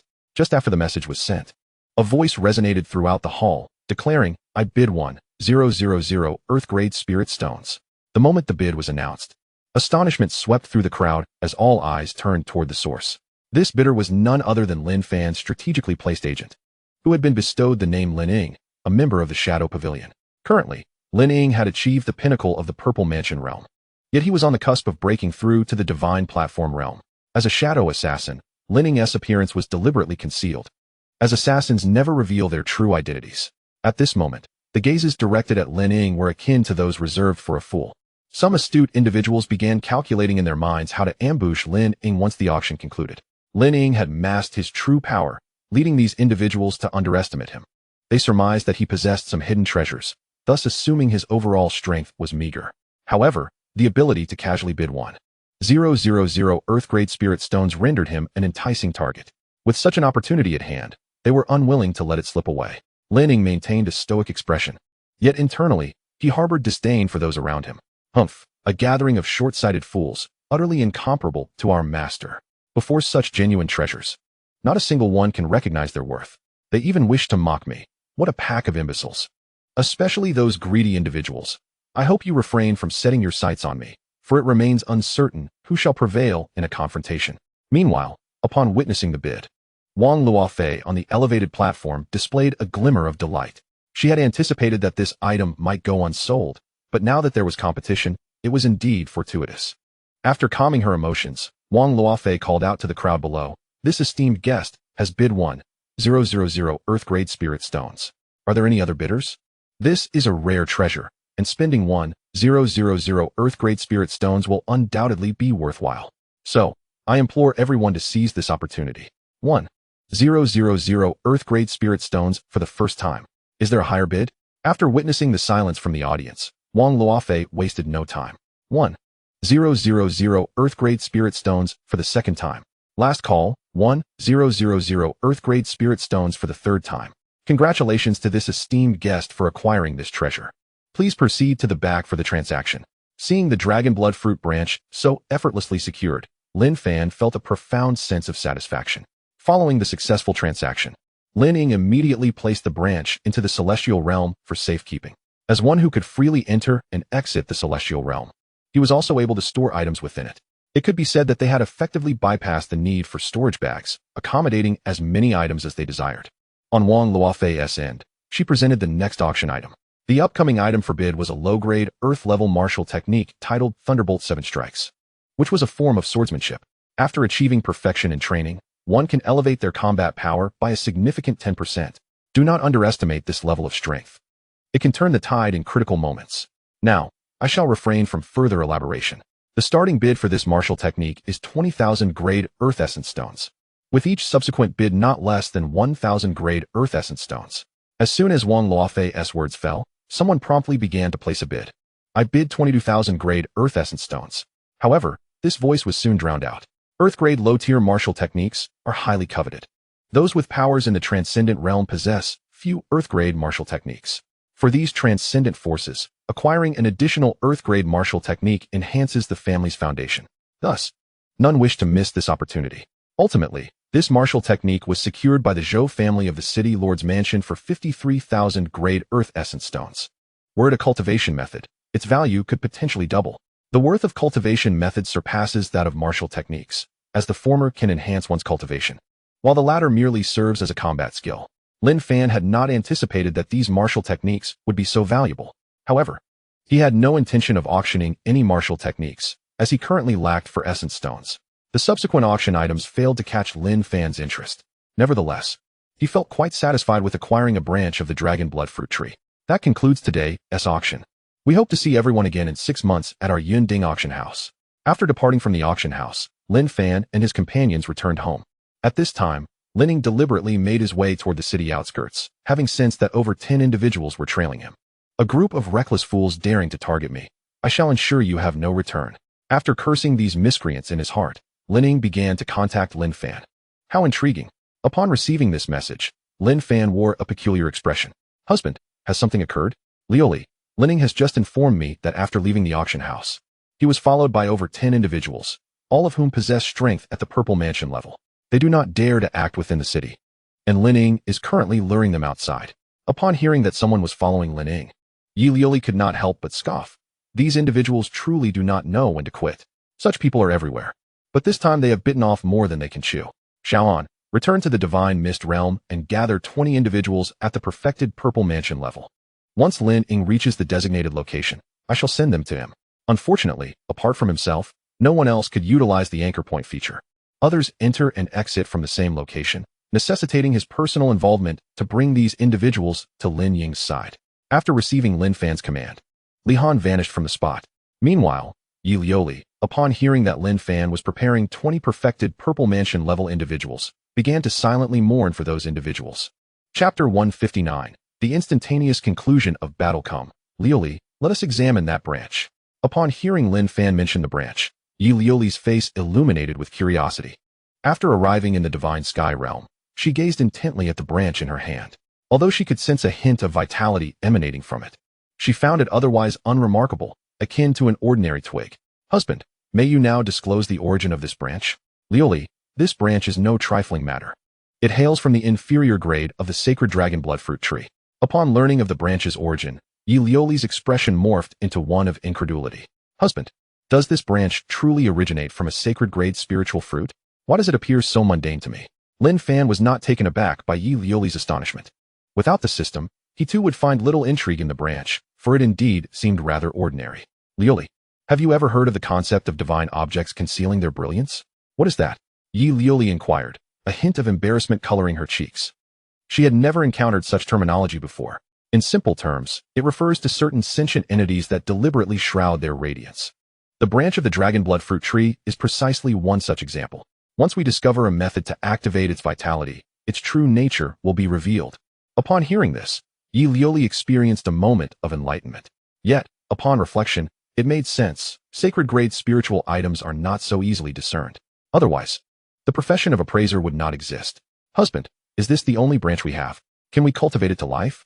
I cannot guarantee that. But since we have encountered it, we must not let this opportunity slip away. If we manage to cultivate it, it will yield great rewards. Even if we fail, the loss of a mere 1,000 Earth-grade essence stones is negligible for our Lin family. At this moment, Lin Fan truly lacked for Earth-grade essence stones. Not only were there several Earth-grade essence stone mines, but the elder Tianma had also bequeathed him over 500,000 Earth-grade essence stones. Subsequently, Lin Fan planted the branch of the dragon blood fruit tree near the family's sacred tree. He then watered it with some spiritual liquid. Very well. It is now in your hands to determine your fate. Afterward, Lin Fan inspected the previously transplanted Ling Sui fruit tree and noted its flourishing growth. Even the 30 Ling Sui fruit seeds planted later had all sprouted into 1-meter-tall saplings. Husband, if this dragon blood fruit tree thrives, our Lin family will possess yet another sacred-grade spiritual fruit. Should news of this spread, the Qianyuan sacred land would surely come to seize it. Lioli. The sacred-grade spiritual medicine is merely a starting point. In the future, even imperial-grade longevity medicine will not be a dream. Husband, I believe in your capabilities. Yi Lioli held an unwavering trust in Lin Fan's words. Suddenly, Lin Fan's brow furrowed. Husband, what troubles you? Nothing. It is merely Lining who has arrived outside the city. Outside Luoxia City, Lining appeared amidst a forest, surrounded by more than 10 individuals who had encircled him. Young man, hand over everything you possess, and we may grant you a swift demise. Should you refuse, you shall inevitably suffer, and death will elude you when you desire it most. The chilling tone of Lin Ying cut through the air. The leader of the group let out a boisterous laugh. Boy, we are more than 10 strong, and you stand alone. Do you truly believe you can contend with us? Upon hearing these words, the surrounding men cast mocking glances at Lin Ying. Does quantity matter? Forgive my candor, but my allies far outnumber you. As Lin Ying's declaration echoed, 20 figures emerged around him, each radiating the potent aura of perfected Purple Mansion realm cultivators. With a grin, Lin Ying declared, let us see whose numbers prevail. What? How is this possible? Where did they come from? Panic gripped the 10 or so men as they quaked in fear. Though they were all of the Purple Mansion realm, most were in their early to mid stages, with only one at the late stage. How could they possibly stand against 20 perfected cultivators? They were utterly bewildered by the sudden appearance of Lin Ying's allies. Lin Ying, uninterested in further dialogue, called out to the 20 reinforcements, brothers, let us slay them without mercy. Without hesitation, the 20 drew their swords and charged. No, please spare us, they pleaded. But Lin Ying did not even cast a glance their way, swiftly delivering fatal blows. As a killer, he had no time for idle chatter. Every strike was lethal. You fiends, I curse you to an untimely death, one man shouted just before meeting his end at Lin Ying's sword. In the blink of an eye, the 10 men lay defeated. After surveying the battlefield, Lin Ying and his companions vanished, sensing the approach of others nearby. Indeed, shortly after their departure, numerous individuals arrived at the site of the recent clash, drawn by the commotion. Upon witnessing the devastation, they were taken aback. Has it ended so quickly? Is that not the gang of Scarface? They have all perished here. Good riddance. They have committed countless heinous acts. It seems they have finally met their match. Humph. Those who walk by the river inevitably get their feet wet. They brought this upon themselves. After surveying the area and finding no further anomalies, they gradually departed. This group of marauders had committed numerous misdeeds, and naturally, no one would come to collect their remains. In the realm of Shunxiao, after ensuring the safety of his allies, Lin Fan paid no further attention. With 20 perfected Purple Mansion cultivators, subduing that gang was trivial. By the way, dear husband, you have yet to tell me the properties of the dragon blood fruit. Knight Lioli inquired, her curiosity piqued. The dragon blood fruit is one of the primary ingredients of the sacred king pill. The Holy King pill enhances the success rate of a saint's breakthrough to the Holy King realm, achieving an impressive 30%. Upon hearing about the significant effects of the dragon blood fruit, Yi Lioli naturally felt a surge of joy.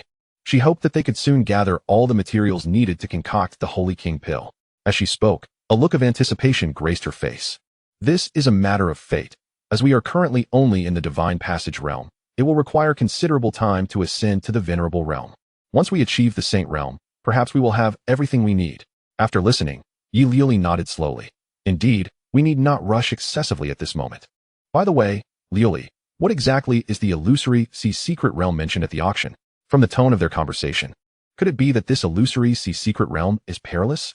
Chapter 160. New Inheritance of the 100 Arts and Soul-Devouring Insects. My dear, the eastern region comprises the 9 states, Qian, Yong, Song, Liang, Xian, Can, Li, Lan, and Ling. The illusory secret realm lies at the juncture of the Qian, Yong, and Song states within the eastern region, ranking among the top 3 in terms of danger.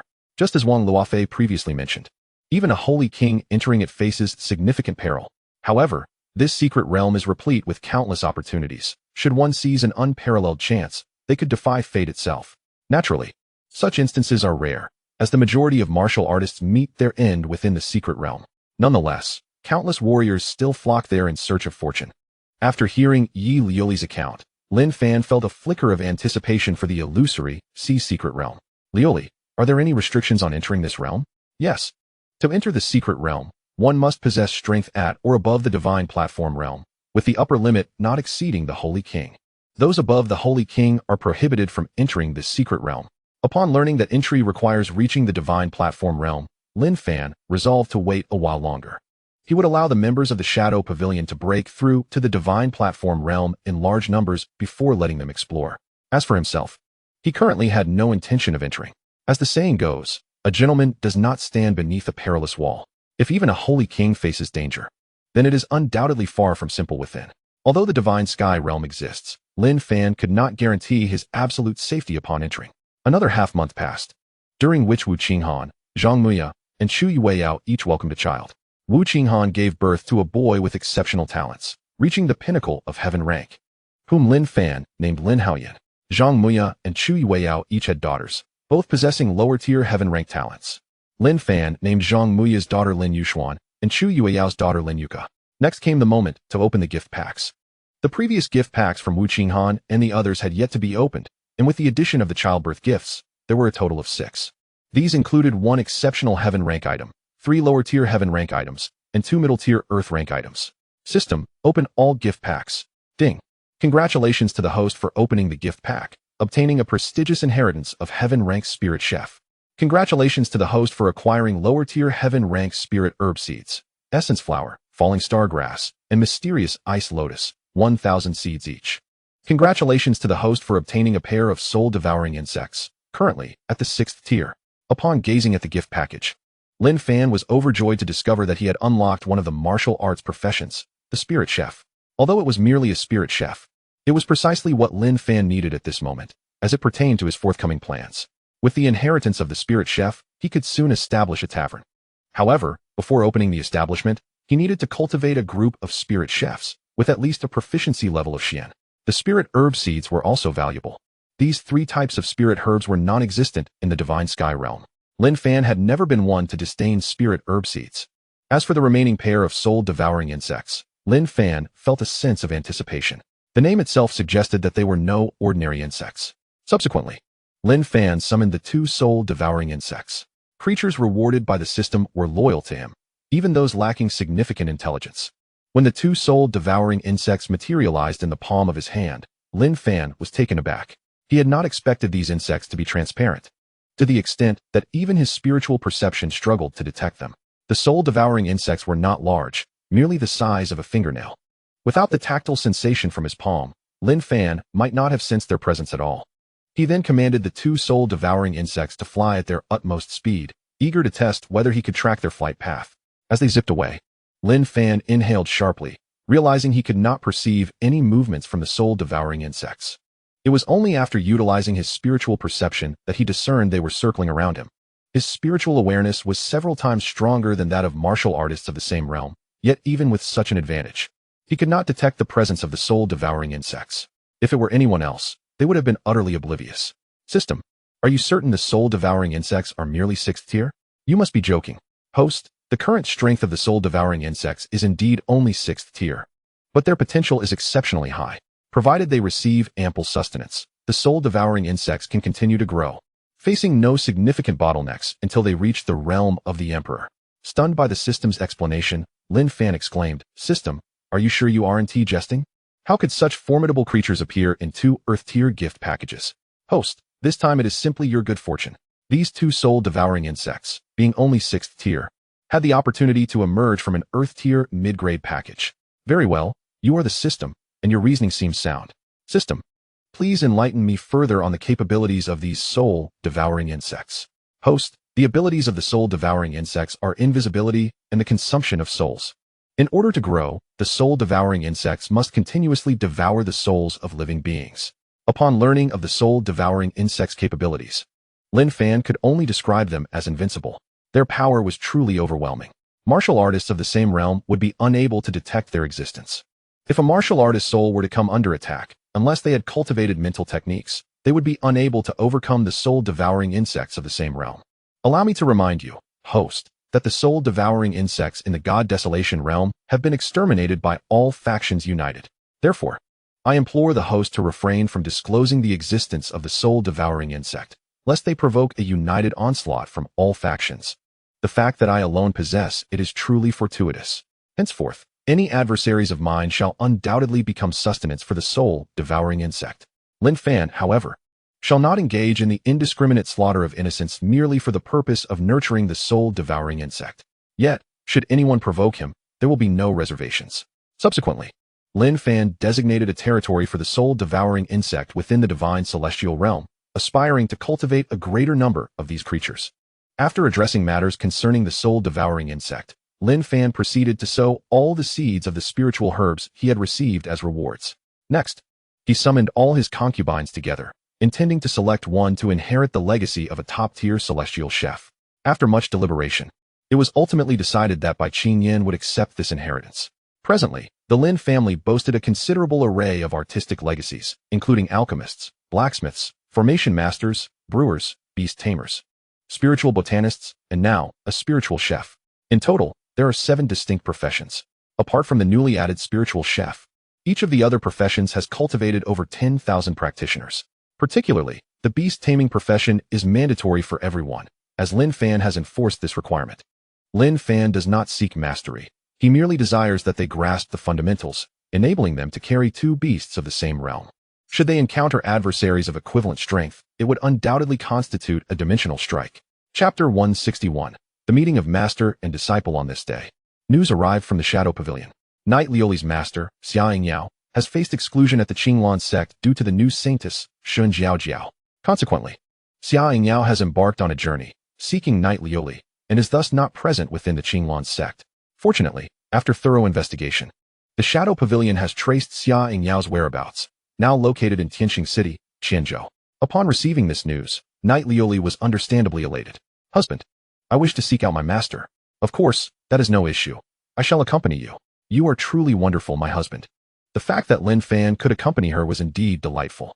By the way, husband, my master is also an exquisite beauty. Would you consider pursuing her? If you have any intentions, I could assist you. Upon hearing Knight Lioli's words, Lin Fan's expression turned peculiar. He could not help but recall how Yi Ningshuang had once been similarly inclined. Lioli, I wonder how your master would react upon learning of your intentions. Would she not be compelled to uphold righteousness against Qin? Knight Lioli quickly shook her head. My master would never act thus against me. My motives are in her best interest, although I admit I have my own desires as well. Should my master remain at Qinglan sect, she would only reach the realm of the venerable, perhaps forever trapped in the realm of divine powers. However, if she follows my husband, her future will undoubtedly be boundless. I was orphaned at a young age, and it was my master who took me in during her travels, bringing me to Qinglan sect. Once there, she taught me the art of cultivation with great care. When I find myself lacking in certain cultivation resources, my master always personally assists me in seeking them out. The gratitude I owe him over the years is immense. Now that an opportunity has arisen to repay my master, I must seize it. After expressing this, Yi Lioli looked at Lin Fan with some concern.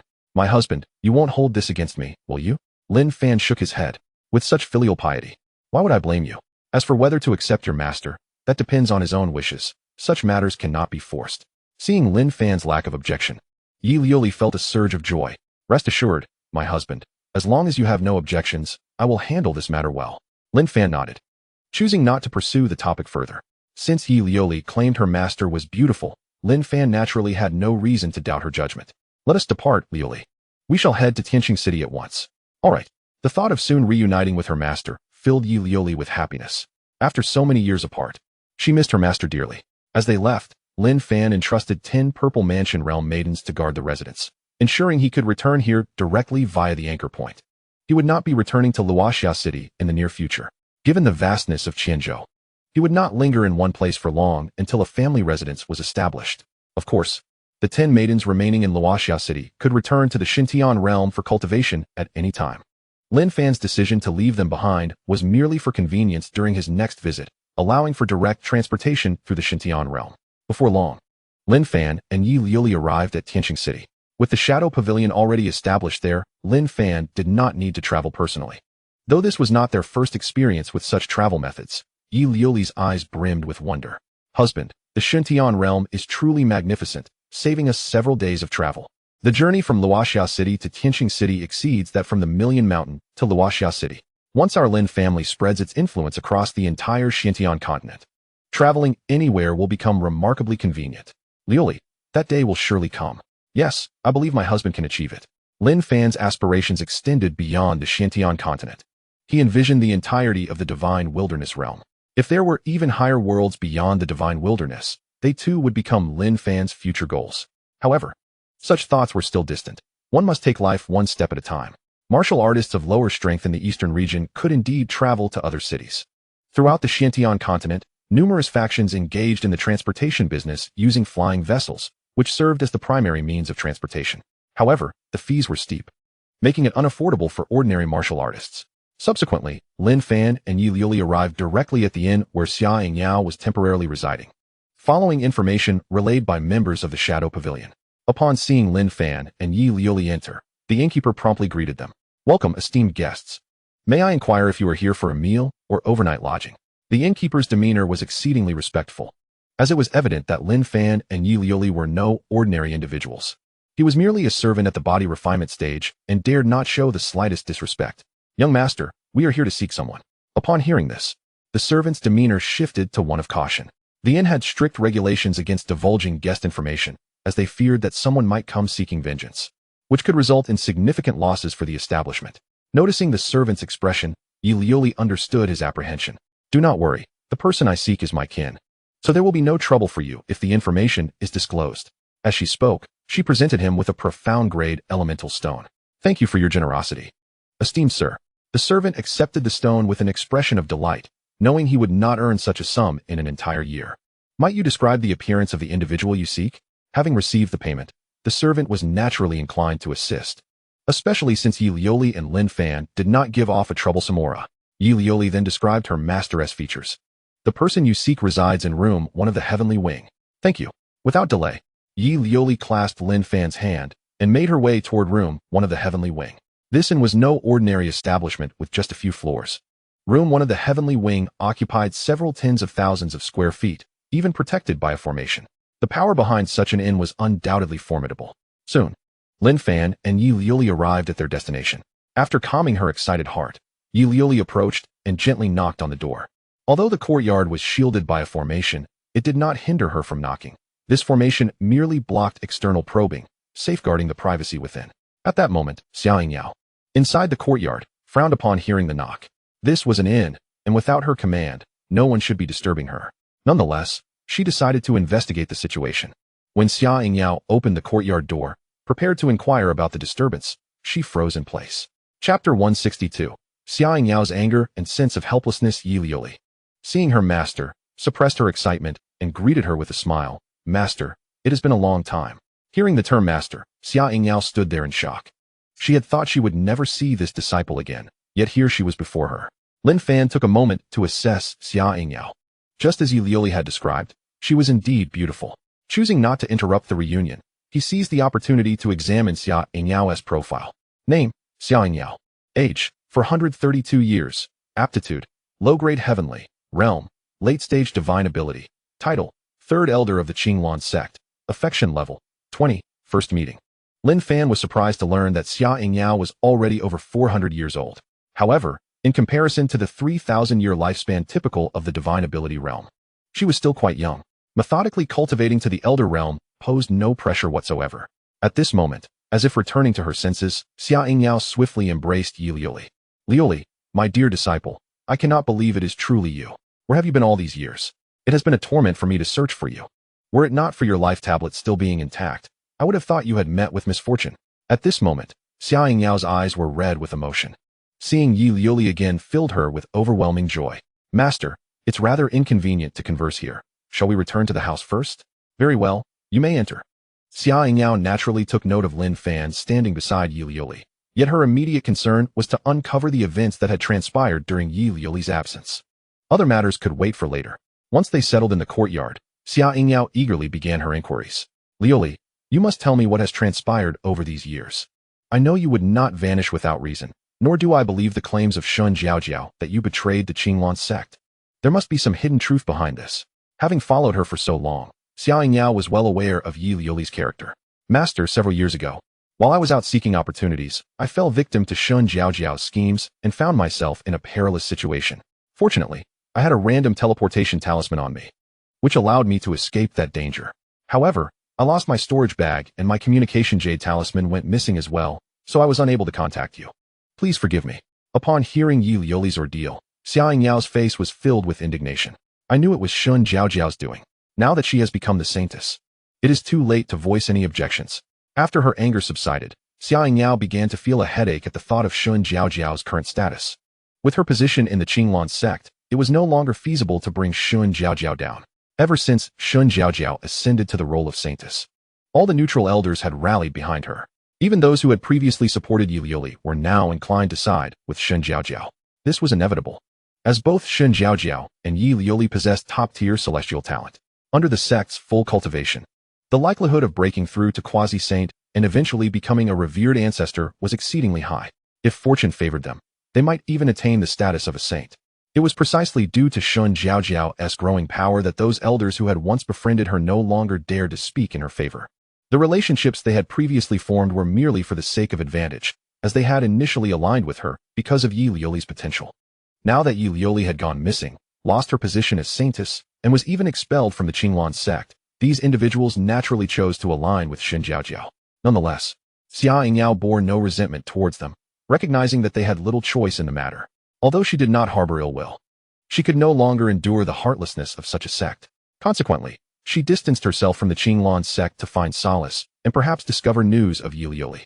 Fortunately, she had only Yi Liuli as her disciple, and after leaving the Qinglan sect, she felt no lingering attachments. As for her master, he had perished in battle for the Qinglan sect years ago. Had he still been alive, he would undoubtedly be a formidable figure of the revered realm now. With the backing of a formidable figure at the level of a venerable elder, her disciples would not have found themselves in such dire straits. However, soon after, Xia Yingyao contemplated the current predicament of Yi Liuli. Even if she were to bring to the attention of the sect leader the misdeeds committed by Shun Jiaojiao, it would likely prove futile. Should the sect leader become aware of the situation, he would undoubtedly favor Shun Jiaojiao, the saintess. Many powers of equal standing had attended the ceremony to congratulate her upon her ascension to the role of saintess. Even if it were revealed that Shun Jiaojiao was at fault, the matter would likely be swept under the rug. For Yi Liuli, this could even pose a threat to her life. If the sordid actions of the saintess were to be publicized, it would tarnish the reputation of Qinglan sect. Furthermore, the sect would be concerned that handling the situation in such a manner might instill resentment in Yi Liuli, pushing her to ally with their rival factions. The crux of the matter lies in Yi Liuli's exceptional talent. Should she continue to grow, she would undoubtedly become a significant threat to Qinglan sect. The most effective resolution to this predicament, therefore, would be to eliminate Yi Liuli to silence her, perhaps even erasing her entirely. Contemplating these thoughts, Xia Yingyao's expression grew grave. Of course, this was merely her worst-case scenario, yet it was a possibility that could not be ignored. Yi Liuli, unaware of her master's anxieties, vowed not to let Shun Jiaojiao escape unscathed. Master, you need not concern yourself with Shun Jiaojiao. She will inevitably meet her end at my hands. Hearing Yi Liuli's intent to kill Shun Jiaojiao, Xia Yingyao quickly interjected, Liuli, do not act impulsively. Shun Jiaojiao is now the saintess of Qinglan sect, representing its honor. If you were to harm her, even the elders, including the Grand Elder, would take action, leading to dire consequences. The most troubling aspect was that you have already been expelled from Qinglan sect. Otherwise, numerous elders would support you, given your remarkable cultivation talent. However, it is too late now. All the elders of Qinglan sect are staunch supporters of Shun Jiaojiao. At this point, Xia Yingyao's tone turned serious. Liuli, you must not be discovered by Shun Jiaojiao in the immediate future. Otherwise, she will undoubtedly resort to every conceivable measure to deal with you. Xia Yingyao was acutely aware of the kind of person Shun Jiaojiao was. The moment Yi Liuli appeared, this vengeful individual would surely strike with lethal intent. Thus, Xia Yingyao hoped that Yi Liuli would refrain from appearing in public. Yi Liuli, respecting her master's counsel, refrained from arguing. Speaking further would only serve to heighten her master's concerns. Chapter 163. The shock and excitement of Xia Yingyao seeing that Yi Liuli remained silent, Xia Yingyao felt reassured. Believing her disciple had absorbed her words, which brought her great comfort. She then shifted the topic. Liuli, you have yet to tell me where you have been all these years. And who is this gentleman by your side? For reasons unknown, Xia Yingyao sensed an enigmatic aura emanating from Lin Fan, as though he possessed the power to subdue her at any moment. Although she found this thought somewhat absurd, the feeling was unmistakably real. Upon contemplating these matters, Xia Yingyao felt a profound shock within her heart, though she did not allow it to manifest on her visage. Knight Lioli, hearing her master pose this inquiry, had no intention of concealing the truth. Master, after I utilized the random teleportation talisman, I found myself on the opposite side of the Million Great Mountains, a place known as the Land of 100 Nations. Unfortunately, I was rather unfortunate at that moment, as I was directly teleported next to a 5th-tier demonic beast. To make matters worse, I was already gravely injured, leaving me utterly powerless to resist that 5th-tier monstrosity. Fortunately, my husband happened to be traversing the Million Great Mountains at that time, and he rescued me just in time. Xia Yingyao could scarcely fathom that her disciple had been living on the other side of the Million Great Mountains all these years. It was no wonder she had been unable to glean any information. She had heard of the Land of 100 Nations, but had never ventured there due to its desolate nature. However, what Knight Lioli revealed next left her momentarily speechless. Lioli, do you mean to say that you are already married? To be candid, this revelation caused her a twinge of discomfort. It was not that she opposed Knight Lioli's marriage, but rather that she was entirely unaware of her disciple's nuptial status. This news came as a rather disheartening blow for her as a master. It was abundantly clear that the young man before her was indeed her disciple's husband. Otherwise, they would not appear so intimately connected. Observing her master's apparent discontent, Knight Lioli smiled and elucidated, Master, my husband saved my life, so it is only fitting that I pledge myself to him. I am not one to forget my benefactor. Xia Yingyao found herself at a loss for a retort to Knight Lioli's statement. Under such circumstances, she too might have felt compelled. Had Xia Yingyao known that Knight Lioli already had 3 children, she could only wonder what her reaction would have been. By the way, Master, I almost forgot to introduce you. This is my husband, Lin Fan.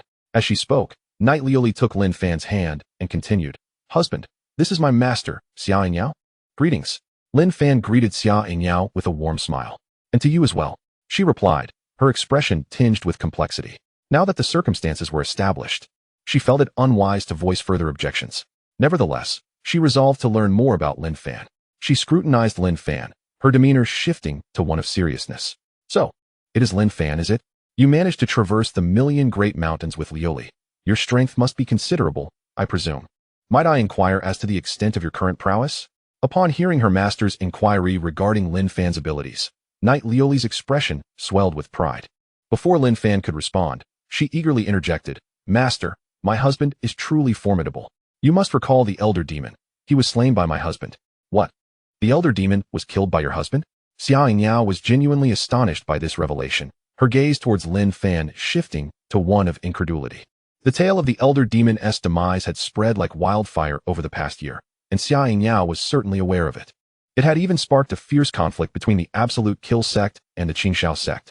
Moreover, Xia Yingyao was well aware of the formidable strength of the Elder of Heavenly Demons. Although she and the Elder existed within the same realm, they had never engaged in direct combat. Nevertheless, during the Elder's peak, she would likely have had to tread carefully around his overwhelming prowess. The techniques of demonic cultivation are notoriously treacherous, making them nearly impossible to defend against. Who could have anticipated that such a formidable figure would meet his demise at the hands of her disciple's husband? Witnessing her master's astonishment, Yi Lioli's smile broadened.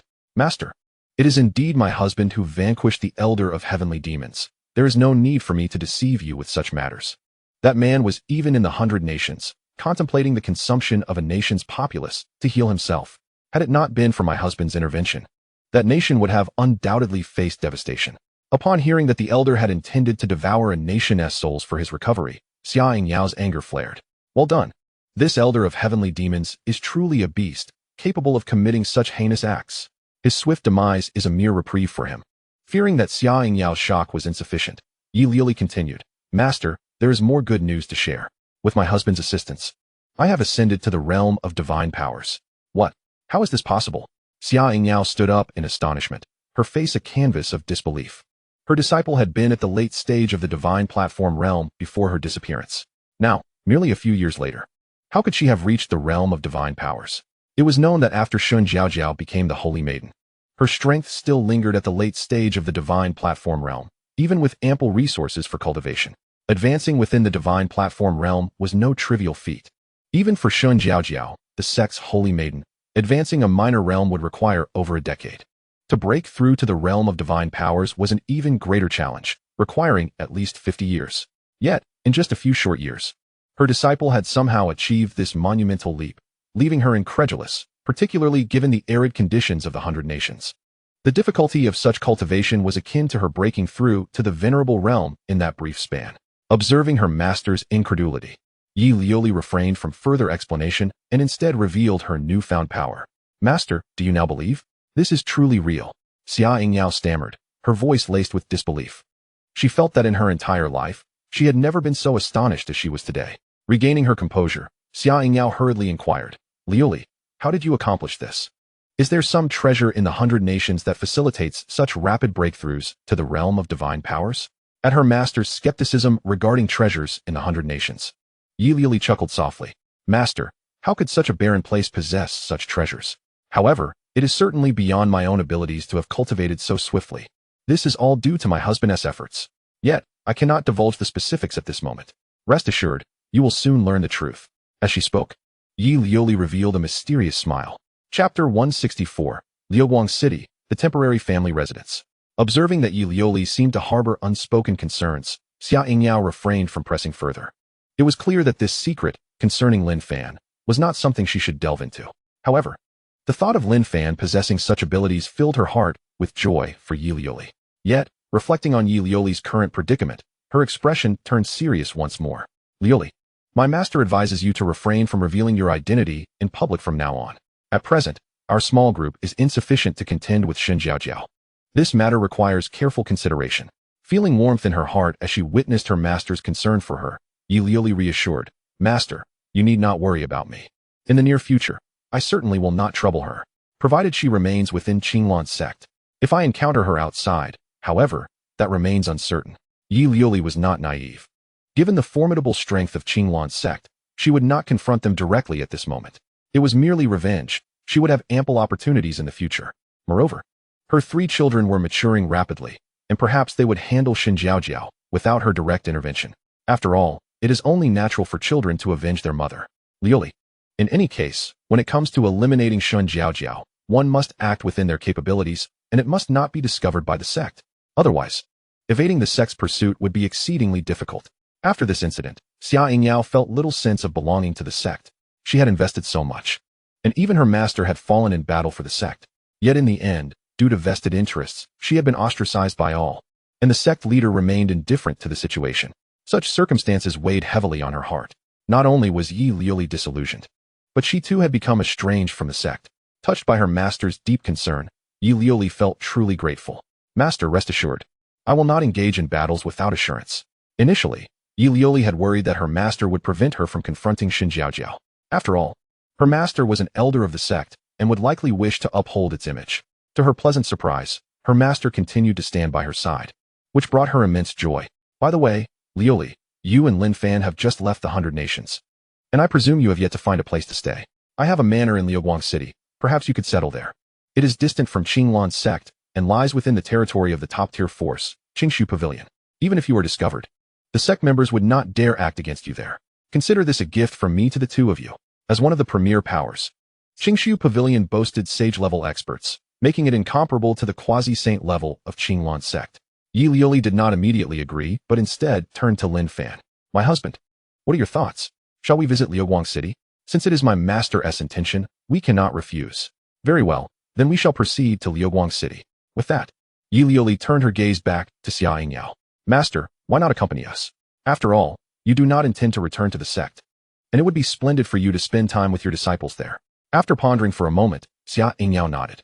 The estate was vast, and her presence would not intrude upon the 2. Once Yi Lioli had a child, she could assist in caring for her grand disciple. Such a lifestyle seemed quite delightful. Subsequently, Xia Yingyao tidied herself up and set off with Lin Fan and Yi Lioli. This journey required Lin Fan to travel by flying vessel, as there were currently no members of the Shadow Pavilion in Lioang City. Xia Yingyao was astonished when she beheld the mid-grade, Earth-level flying vessel Lin Fan produced. She had not anticipated he possessed such a remarkable item. The cost of a flying vessel far surpassed that of weapons of the same grade, often exceeding tenfold. And this was merely the most basic model. Lin Fan's vessel would undoubtedly be even more expensive. The flight speed of a perfected divine passage realm cultivator could reach approximately 200 million miles in an hour. while Lin Fan's vessel could traverse an astonishing 1 billion miles in the same time. This speed was 5 times that of a perfected divine passage cultivator. Naturally, if a perfected cultivator employed advanced body techniques, their speed could be enhanced, yet the distance covered in an hour would not exceed 300 million miles, leaving a significant gap between them and the flying vessel. Furthermore, the vessel experienced no fatigue. As long as it was supplied with sufficient essence stones, it could fly continuously. Thus, they traveled for a full half-month before finally arriving at Liuguang City. The city was expansive, covering an area several dozen times larger than Luoxia City. The ruler of this domain was a quasi-saint powerhouse dispatched by the Qingshu Pavilion. At this moment, Lin Fan gained a new understanding of the vastness of this world. Just the Chenjo alone was immense. He could scarcely fathom the vastness of the entire eastern region. Of course, for powerful beings, such distances were trivial. A saint could traverse from Tianqing City to this location in mere breaths. Under Xia Yingyao's guidance, they soon arrived at the estate. After surveying the premises, Yi Liuli's face was filled with astonishment, for the estate was enormous, spanning over 1,000 square kilometers. Such a property in Liuguang City was far from inexpensive, especially with a quasi-saint powerhouse stationed here, ensuring a high level of security. Consequently, the cost of living here was significantly higher than in other locales. Master, this estate is remarkably large. When did you acquire it? I had no inkling of its existence before. Liuli, this estate was not purchased by me. It was left to me by your ancestral master. However, I have not visited in over 100 years, so it is natural that you were unaware. Upon learning it was a legacy from her ancestral master, Yi Liuli refrained from further inquiries. Liuli, you and Lin Fan should familiarize yourselves with this estate. It will be your home from now on. I shall retire for now. Very well, master. Please rest. Do not concern yourself with us. Xia Yingyao nodded and then vanished from sight. With her departure, Lin Fan and Yi Liuli began to meander through the estate. Although this manor has been neglected for a century, aside from the rampant weeds, it remains largely unaffected. This estate is protected by a profound and exquisite formation. My dear, are you satisfied with this manor? It is quite agreeable. Until we find a perfect location, it shall serve as our family residence. Now that we have a family abode, we can focus on having children. With that, Yi Liuli cast a flirtatious glance at Lin Fan. Very well, I shall fulfill this desire of yours. I shall not emerge from seclusion until we have children. With that, Lin Fan took Yi Liuli back to the Divine Sky Realm. Chapter 165. Changes after 5 years. Time flies, and 5 years have passed. During these years, Lin Fan has lived up to expectations and has finally brought forth children. Under Yi Liuli's urging, Xia Yingyao has also become a member of the Lin family, and is now expecting a child as well. Furthermore, Xia Yingyao's gift has revealed a legacy of a low-grade heavenly-level artifact master, which Lin Fan has taken upon himself to learn. At this moment, Lin Fan has transformed into a low-grade heavenly-level artifact master. In terms of strength, Lin Fan has made substantial progress and has reached the late stage of the Divine Passage realm. Such a rate of advancement would surely astonish many, especially considering Lin Fan's true age is merely 49 years.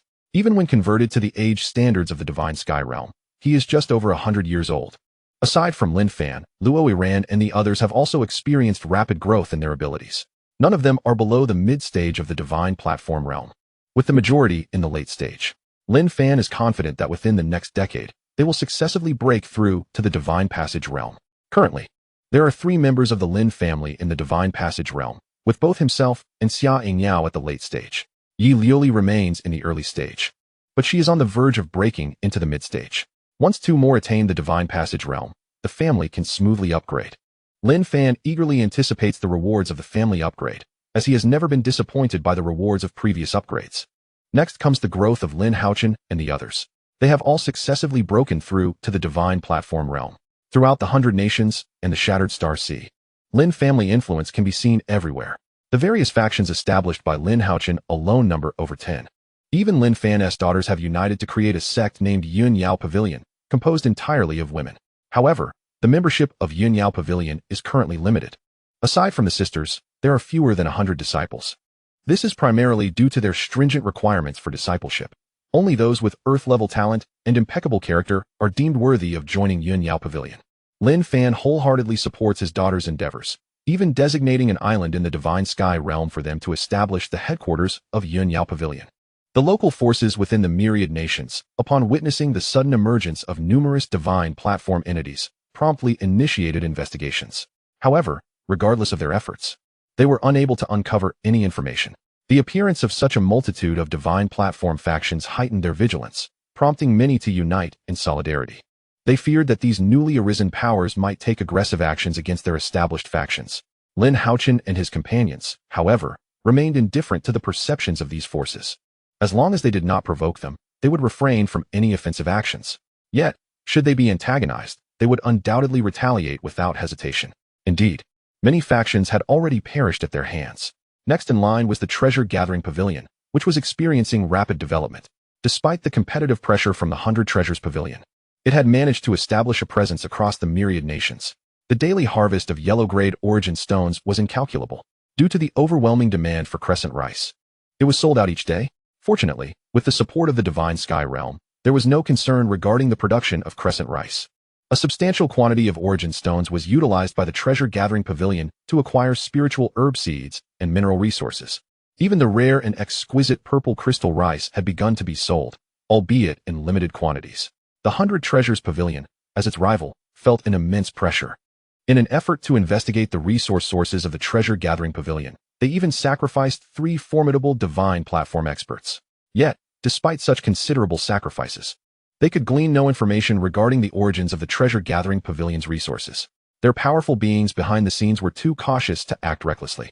They speculated that there must be a transcendent entity supporting the treasure-gathering Pavilion, which deterred them from rashly deploying their own transcendent forces. The consequences of igniting a conflict among transcendent beings would be dire indeed. At this juncture, the 100 Treasures Pavilion began contemplating negotiations for mutual development with the treasure-gathering Pavilion. Nonetheless, no results were anticipated in the short term. They would have to wait until several key figures of the treasure-gathering Pavilion advanced to the transcendent realm before any discussions could commence. After all, Lin Fan would not personally intervene in such matters. It would be unreasonable for the transcendent forces of the 100 Treasures Pavilion to engage while only a few from the treasure-gathering Pavilion participated on the divine platform. Such an imbalance would undoubtedly incite suspicion from the 100 Treasures Pavilion. Next came the development of the Shadow Pavilion within the myriad nations. Like the treasure-gathering Pavilion, the Shadow Pavilion had also established a widespread presence. Following the successful elimination of several divine platform warriors, the Shadow Pavilion's notoriety surged.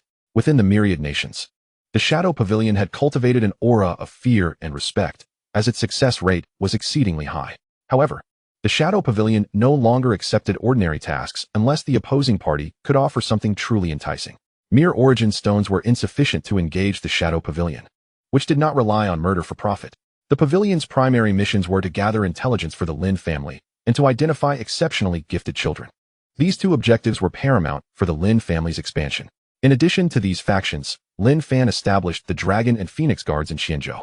This is the visible force of the Lin family, for a family cannot exist without its protectors. The Dragon Guard comprises men, while the Phoenix Guard consists of women, each boasting a strength of 5,000 members. Every 1,000 is organized into a team, each led by a captain and 2 vice-captains, all of whom possess the prowess of God-stage warriors. The remaining members are no less than those of the Purple Mansion realm. However, such a force does not hold much significance in a large city like Liuguang City and has not drawn the attention of other factions. Beyond the development of power, Lin Fan's children have not disappointed him. Over 100 have already formed families.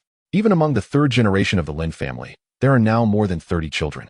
With several more on the way, Lin Fan is confident that it won't be long before the Lin family truly flourishes. Regrettably, the gifts bestowed upon these children have not yielded anything of great value, merely some spiritual herbs, techniques, and weapons. In the Divine Sky Realm, Lin Fan summoned Lin Sha to inquire about the developments of the Shadow Pavilion in Chenjo over the past 5 years. Master, after 5 years of growth, the Shadow Pavilion strongholds have spread across much of Chenjo. However, our numbers are somewhat lacking, with fewer than 50,000 members, making expansion difficult. Chenjo is simply too vast. We can only leave 10 individuals at each stronghold. If we had sufficient manpower, the Shadow Pavilion would have already infiltrated all of Chenjo. Lin Fan was not disheartened by this. Lin Sha, it is commendable that the Shadow Pavilion has established itself across much of Chenjo. Do not worry about the personnel. Soon, another wave of Purple Mansion Realm warriors will emerge in significant numbers. At that time, I will directly assign you 100,000. Upon hearing this, Lin Sha was overjoyed. Thank you, Master. With these individuals, the Shadow Pavilion's network can undoubtedly extend throughout all cities in Chenjo. After nodding, Lin Fan continued. the task of locating children must persist. This is fundamental to our Lin family's early development and must not be taken lightly. Lin Sha's expression turned serious. Rest assured, Master. I will instruct them to search with utmost diligence. Excellent. If there is nothing else, you may take your leave. Master, there is indeed one more matter. Intrigued by the mention of another issue, Lin Fan prompted, go on. Master, our Shadow Pavilion has uncovered some intelligence. In half a year, a saint's cave will emerge in Chenjo, housing the legacy of a saint. Many factions from Chenjo have already begun making their way there. It is said that the Holy Maiden of Qinglan's sect, Shun Jiao Jiao, will also be seeking opportunities within this cave. Lin Fan's eyes brightened at the mention of Shun Jiao Jiao. Knight Lu Li had been troubled by her inability to seek revenge, and this presented the perfect opportunity. Should she be slain within the secret realm, the Qinglan sect would undoubtedly remain oblivious. Lin Sha, are there any restrictions for entering this cave? Lin Fan was aware that some caves were not accessible at will, as most were subject to various restrictions. As long as the family head is under 100 years of age, anyone can enter. Excellent. Lin Sha, please arrange for a few individuals to proceed to this cave. Understood, family head. I shall attend to it immediately. With that, Lin Sha departed without hesitation. The journey from here to Chenjo would take some time, but fortunately, there was still ample opportunity to travel. Lin Fan had previously inquired with the system, which assured him that even in a secluded realm, one could utilize the divine celestial realm for teleportation. Moreover, this was merely a modest sage's cave. As long as his people entered, he could directly send them inside later. Thus, there was no need to dispatch numerous individuals at this juncture. A few were sufficient, primarily to mitigate any potential mishaps. Otherwise, sending a single person would suffice. The age limitation of this cave worked to the advantage of the Lin family. While some could reach the divine ability realm before the age of 100, their numbers would not be substantial. Similarly, there were those who attained the venerable realm within the same time frame. But such individuals would undoubtedly stem from the dominant forces of the eastern region, likely indifferent to a mere sage's cave. The sages might merely serve as guardians to these exceptional talents. Excluding these individuals, the majority entering the cave would undoubtedly be of the Purple Mansion realm and Divine Platform realm. As for those below the Purple Mansion realm, particularly the Qi Si realm, they would likely avoid becoming fodder, though one could not dismiss a few who might wish to defy fate. Soon, Lin Fan conveyed this news to Yi Liuli. Upon hearing it, Yi Liuli was filled with joy. Husband, I shall personally seek to avenge Shun Jiao Jiao. Very well. In 5 months, our child will be born. Perfectly timed. If the child had not yet arrived, Lin Fan would certainly not allow her to venture forth alone. Time swiftly passed, and over 5 months elapsed. As Lin Fan anticipated, Yi Liuli's child was born during this period. It was a boy, and Lin Fan named him Lin Haochong. Although he did not possess any extraordinary constitution, the child's aptitude reached the mid-grade of the saint level. Gazing at this mid-grade saint level reward, Lin Fan felt a surge of anticipation. System, open the gift package. Ding. Congratulations, host, for opening the gift package. You have received 200 saint-grade essence stones. And the family trial tower has been upgraded to mid-grade saint level. Upon seeing this reward, Lin Fan felt a tinge of disappointment. While the reward was not unsatisfactory, it was not urgently needed at the moment. Well, a trial tower is still better than none. The trial tower would significantly benefit the Lin family. With the trial tower in place, they could enhance combat experience and hone martial skills. His rapid improvement in martial arts was largely due to the trial tower's contributions. In Chenjo, within the Wan Duan mountain range, lay the location of the sage's cave. At that moment, the sage's cave was enveloped by a white luminescent circle. When this circle dissipated, the sage's cave would emerge into reality. The Wan Duan mountain range was vast, twice the size of the Million Mountains. Although some time remained before the sage's cave would open, the area surrounding it was already teeming with people. Countless forces from the entire eastern region converged here. In the eastern region, there exists nearly 100 saint-level forces.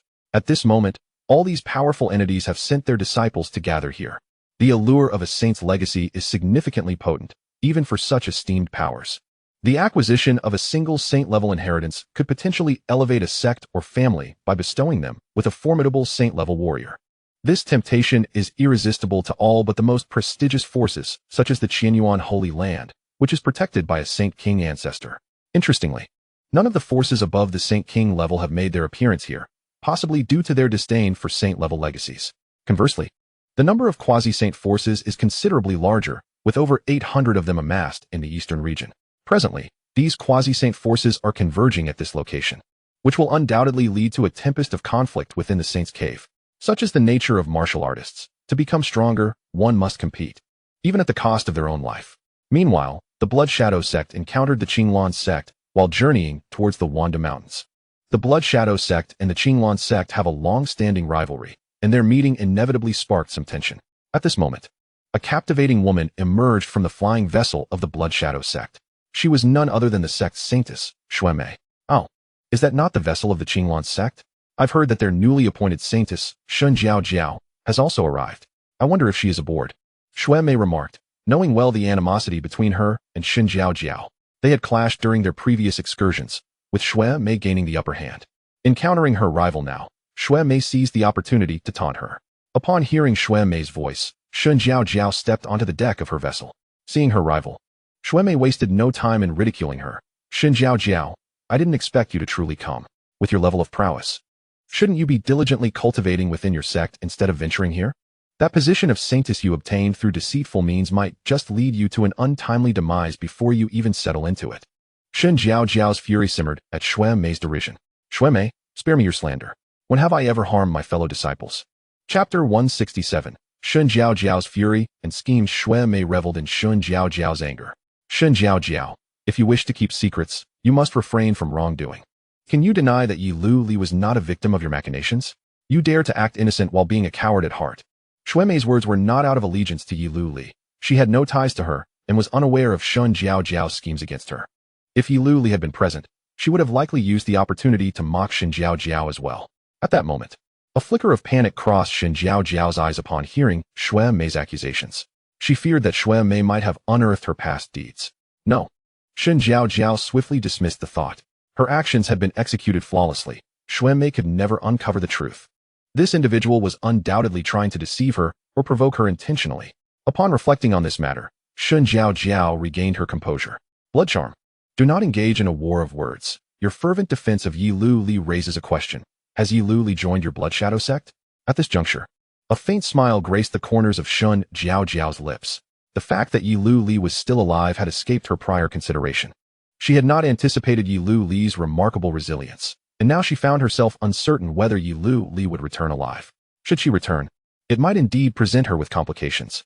However, with Blood Charm's outburst today, Shun Jiao Jiao saw a perfect opportunity to associate Yi Lu Li with the Blood Shadow Sect. If Yi Lu Li were to return, she would find herself entangled in a web of accusations, unable to extricate herself. Upon hearing Shun Jiao Jiao's words, Blood Charm's eyes flickered with surprise. She had presumed Yi Lu Li was dead. Otherwise, her prolonged absence was inexplicable. Yet, Shun Jiao Jiao's statement indicated that Yi Lu Li was not deceased. She might merely be missing or trapped. With this realization, a thought crossed Blood Charm's mind: to recruit Yi Lu Li into their Blood Shadow Sect. Such talent as hers would be welcomed by any faction. After some contemplation, Blood Charm devised a strategy. To draw Yi Lu Li in, it would be advantageous to incite discord between her and the Qinglan Sect, ensuring they became adversaries. With a sly smile directed at Shun Jiao Jiao, Blood Charm remarked, Shun Jiao Jiao, I share a cordial relationship with Yi Lu Li. Is it not permissible for me to speak in her defense? You are but a petty individual, seeking to undermine her at the most critical juncture of her candidacy for the Saintess, a despicable act indeed. Shun Jiao Jiao felt a surge of anger at Blood Charm's accusations. Nevertheless, if Blood Charm claimed a favorable relationship with Yi Lu Li, it could be construed as good news for her. Regardless of the authenticity of their relationship, Blood Charm's assertion would render any defense Yi Lu Li might offer moot. Yet, Shun Jiao Jiao would never concede to having plotted against Yi Lu Li. Blood Charm, cease your baseless slander. I have not conspired against Yi Lu Li. However, since she has allied herself with you, the Saintess of the demonic sect, she is irreparably compromised. Whether or not she has betrayed her sect, she can no longer serve as its Saintess. Who can guarantee that Yi Lu Li is not an infiltrator sent by your Blood Shadow Sect? Her prolonged absence suggests she may be hiding, fearful of exposure. With this opportunity, Shun Jiao Jiao sought to label Yi Lu Li as colluding with the Blood Shadow Sect. Surrounded by numerous disciples of the Qinglan Sect, including 2 venerable elders of the Divine Passage realm, even if Yi Lu Li were to survive and return, she would find it impossible to clarify her position. Blood Charm, witnessing Shun Jiao Jiao's direct classification of the situation, felt a mix of pleasure and disdain. It was evident to her that Yi Lu Li's disappearance was closely tied to Shun Jiao Jiao, and Blood Charm relished the unfolding drama. With a sneer, she addressed Shun Jiao Jiao disdainfully. Shun Jiao Jiao, what do you think you are? Do you believe I would divulge such matters to you? I shall avenge Yi Lu Li. I hope I do not encounter you within the Saint's Cave, or else. Blood Charm said, making a gesture across her throat. With an elegant turn, she returned to her flying vessel. As Shun Jiao Jiao watched Blood Charm's retreating figure, her eyes brimmed with murderous intent. Blood Charm, how audacious of you to humiliate me before our peers. I trust you will maintain that bravado within the Saint's Cave. Though you prevailed by mere chance last time, this time victory will undoubtedly be mine. With this thought, Shun Jiao Jiao also returned to her vessel. Esteemed elders, fellow disciples, you must have heard of the collusion between Yi Lu Li and the Blood Shadow Sect. This matter must be reported to the sect leader upon our return. I am increasingly apprehensive that even the third elder may have ties to the Blood Shadow Sect. It must be said, Shun Jiao Jiao was indeed malicious. She intended to use this opportunity to eliminate Xia Yingyao as well. The presence of Xia Yingyao unsettled her, for she was the sole individual within the sect who dared to oppose her, and she felt compelled to eradicate her. Rest assured, Holy Maiden, upon our return, we shall certainly urge the sect leader to decide on this matter. At this moment, they were unwavering in their belief of Yi Lu Li's betrayal and collusion with the Blood Shadow Sect, a claim confirmed by the sect's own Holy Maiden. Observing this scene, Shun Jiao Jiao's eyes gleamed with triumph. Yi Lu Li, I hope you do not return alive. Otherwise, witnessing this will only deepen your suffering. With this thought, Shun Jiao Jiao felt an immense joy within her heart. In the past, Yi Lu Li had outshone her in various aspects, inciting a deep-seated jealousy within her. Now, it was finally her turn to seize control. As another fortnight passed, the Saint's Cave was on the verge of opening.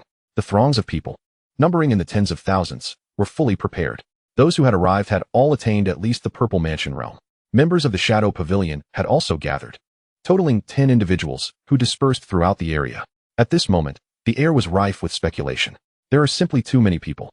Who knows who will inherit the Saint's legacy? I shan't even consider the Saint's legacy. Even if I encountered it, I wouldn't have the life to claim it. With so many Saint-level powers present, I, a mere loose cultivator, cannot contend. I merely seek some cultivation resources. If there are precious spiritual herbs within this cave, that would be even better. You make a valid point. Shall we unite, so we can look out for one another inside the cave? No need for alliances. I prefer to act alone. Upon hearing this rejection, the one proposing the alliance displayed a look of disappointment. Chapter 168. The opening of the Saint's Cave. Suddenly, the Saint's Cave began to tremble. Following this, the protective white aura surrounding the cave started to gradually fade. Witnessing this, all present understood that the Saint's Cave was about to emerge. At this moment, anticipation glimmered in the eyes of everyone gathered. Then, they were ready to rush into the Sage's cave. With a crisp sound echoing, the barrier that had obstructed them vanished into thin air. The Sage's cave had manifested, and everyone surged forward. At the sound's proclamation, hesitation melted away, and all present hastened with utmost speed into the Sage's cave. Upon entering, they realized that everyone around them had inexplicably disappeared. Moreover, their own powers had been suppressed to the initial stage of the Purple Mansion realm. Faced with this abrupt change, the expressions of the Divine Platform Realm warriors darkened. They had not anticipated that this cave would impose such limitations on their strength. Given their current state, they could easily meet their demise at the hands of a Purple Mansion warrior if fortune did not favor them. The stark contrast of their new reality was difficult to accept. Yet, considering the cave was the Sage's domain, replete with countless opportunities, they felt compelled to remain and seek out treasures. The 10 members of the Shadow Pavilion had all entered the Sage's cave. Initially, 2 of them were specifically tasked with monitoring the Qinglan sect. However, upon arriving, they discovered the teleportation was random. Now, locating Shun Jiao Jiao had become a challenge. Consequently, they relayed this information to Lin Fan through the spiritual imprint left by their family's divine tree. In such a cave, communication talismans could not connect with the outside world, let alone reach the divine Xia realm. Yet, the divine tree's imprint was different. It could receive messages anywhere. When Lin Fan received this news, he was taken aback. He had not anticipated that the Sage's cave would suppress their powers. Even Shun Jiao Jiao, who had been closely watched by the Shadow Pavilion, had been lost in the random teleportation. Nonetheless, it mattered not. Lin Fan was abundant in resources. As long as Shun Jiao Jiao was within the cave, he would be able to locate her. Quickly, Lin Fan summoned Yi Lu Li and shared the situation with her. Do not worry, my husband. We will undoubtedly find this individual. Yi Lu Li expressed unwavering confidence in locating Shun Jiao Jiao. Following this, Lin Fan gathered 50,000 members of the Purple Mansion realm. He instructed them to don unified black robes and special masks covering their faces. Once all preparations were complete, Lin Fan, accompanied by Yi Lu Li and the 50,000 members, materialized within the Sage's cave. since Lin Fan and his group did not enter through the main entrance. The cave's rules did not separate them upon arrival. However, everyone's powers were suppressed to the initial stage of the Purple Mansion realm. Of course, Lin Fan was an exception. With his system, he was not bound by regulations set forth by a mere sage. At this moment, upon learning that Lin Fan could unleash his full strength, a look of delight graced Yi Lu Li's face. "Husband, you are remarkable, able to wield your full power," she exclaimed. "In this cave, you are an invincible presence. Liu Li, even if I am suppressed to the initial stage of the Purple Mansion realm, I remain an invincible force." Lin Fan replied, "Indeed, my husband is truly remarkable," Knight Liu Li playfully remarked. Lin Fan chuckled softly, then began to contemplate how to organize the 50,000 individuals at his disposal. After a moment of reflection, he resolved to divide them into smaller teams. "From now on, let us form groups of 100 and commence our separate endeavors." "Yes, master." Upon receiving Lin Fan's command, they sprang into action. In no time, they had formed 500 teams, scattering in all directions. In the blink of an eye, only Lin Fan and Knight Liu Li remained in place. "My husband, let us embark on our treasure hunt. A sage's cave must hold an abundance of treasures." As she spoke, a gleam of avarice sparkled in Knight Liu Li's eyes. She placed little value on the inheritance. What she truly desired were the cultivation resources contained within the cave. The Lin family's legacy far surpassed that of the sage. "Liu Li, please wait a moment. Since we are treasure hunting, my other companion must accompany us." At the mention of a companion, Knight Liu Li immediately thought of the purple lightning ferret. As expected, the ferret soon manifested in Lin Fan's embrace. Seeing Lin Fan with the purple lightning ferret, it exclaimed excitedly, "Master, are we off to hunt for treasures again?" The ferret preferred treasure hunting over lounging in the divine sky realm, a preference likely tied to its innate talents. Lin Fan gently stroked the ferret's fur, smiling as he replied, "You are absolutely right, little purple. We are about to commence our treasure hunt. How splendid. We can hunt for treasures together once more." With that, the trio, 2 humans and 1 beast, set forth on their quest for treasure. The sage's cave is, in essence, a space forged by a sage's formidable power. Naturally, it pales in comparison to the divine sky realm, as space and world are not synonymous. The space created by the sage is immobile, does not accelerate the flow of time, and its dimensions are fixed. Even the elemental energy within is drawn from the outside world through formations. Should the elemental energy dissipate, the sage's space would collapse alongside it. One must admit that the sage's cave is vast. Lin Fan and Knight Liu Li explored it for 2 days, traversing tens of thousands of square kilometers. Yet, despite the enormity of the place, they encountered only a little over 100 individuals. While previously there had been hundreds of thousands who entered, Lin Fan had not intended to take action against these people. However, upon seeing them, ill intentions arose. Naturally, Lin Fan felt no compassion for those who sought to create trouble. Time passed day by day, and Lin Fan reaped considerable rewards within the cave. It is no exaggeration to proclaim that it is indeed a sage's cave. Lin Fan discovered numerous heavenly-grade spirit herbs, with an even greater abundance of earthly-grade ones. And this was merely the bounty collected by the 2 of them. Beyond the 2 of them, there are an additional 500 teams assisting in the collection of resources. During this period, these teams have reaped significant rewards as well. They not only seek out resources, but also engage in seizing them. Should anyone refuse to comply, they are met with lethal force. Nonetheless, most individuals tend to be compliant, for each team comprises 100 members, and how could a mere handful, or even a dozen, stand against them?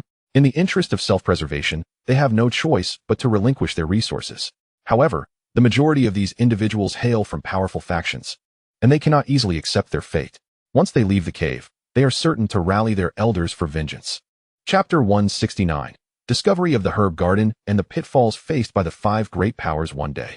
Lin Fan heard the voice of the purple lightning mongoose resonating in his mind. "Master, I sense something extraordinary. It appears to be a herb garden. However, it is protected by a formation, and I cannot ascertain what lies within." Upon hearing about the herb garden, Lin Fan immediately felt a surge of interest. "Liu Li, let us go. Xiao Zi has discovered a herb garden." Knight Liu Li felt a thrill at the mention of the garden. A herb garden left by a sage must surely contain invaluable treasures. Before long, the 2 of them arrived at the location of the herb garden. Just as the purple lightning mongoose had indicated, the garden was shrouded in formation. Fortunately, the formation was of a low grade, merely an earth-level inferior type. This level of formation posed no challenge for Lin Fan. After a brief study, he fully comprehended the formation. Instead of destroying it outright, Lin Fan chose to open the entrance of the formation. Once he and Knight Liu Li entered, the formation resumed its operation. Thus, even if others were to arrive, they would not disturb their harvesting of spiritual herbs. It can be said that Lin Fan had thought this through meticulously. Shortly after they entered, two teams arrived outside the formation. After observing for a while, they noticed something unusual. Song Xianyi, there lies an earth-level formation. There must be treasures within, remarked Huang Qinyu. Even if there are treasures inside, we seem incapable of taking them, unless you possess the ability to break this earth-level formation. Huang Qinyu, however, was brimming with confidence. I cannot, but my family has arranged for 3 formation masters to accompany me for such exceptional circumstances. Although they are merely Xian-level formation masters, this formation has been active for quite some time. It cannot be at its peak. I trust that your Tsang family must have arranged similar personnel for you. Therefore, why not join forces to decipher this formation and share the spoils equally? After a moment of silence, Song Xianyi eventually nodded in agreement. Very well. I consent to this collaboration. Without their cooperation, no single faction could hope to unravel this formation. Song Xianyi, hailing from the Tsang family of Yongzhou, belongs to a clan overseen by a sage ancestor, and he is recognized as the scion of the Tsang family. Huang Qinyu's origins are equally remarkable. He hails from the illustrious Huang family of Chenjo, which boasts a venerable sage as its ancestor. Furthermore, he himself is regarded as the divine offspring of the Huang lineage. In the eastern domain, both he and his ancestor are renowned figures. Lin Fan, however, remained unfazed by the commotion outside the formation, having already sensed it.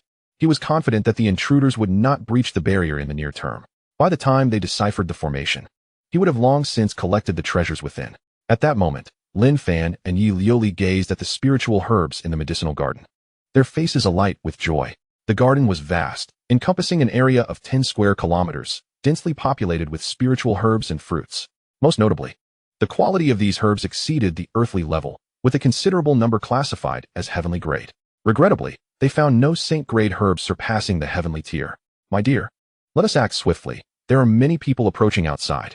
Agreed. Without delay, the pair transplanted all the spiritual herbs to the divine sky realm in under a quarter of an hour. After ensuring nothing was left behind, Lin Fan nodded in satisfaction. Liuli, let us depart. We will return to the divine sky realm first, and then teleport to another location.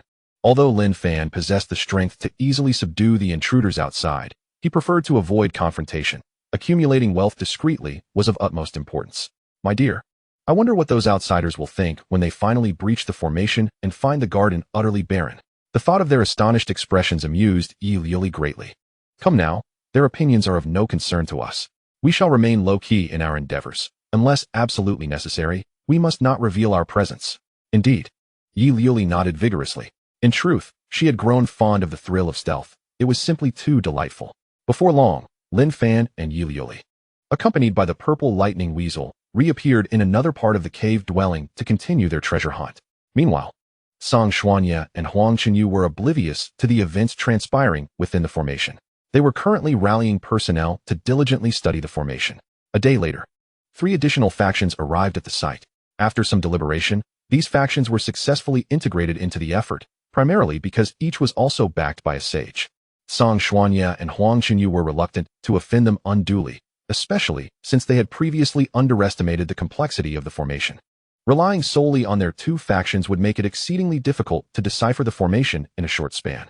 Thus, they reluctantly consented to the inclusion of the 3 additional factions.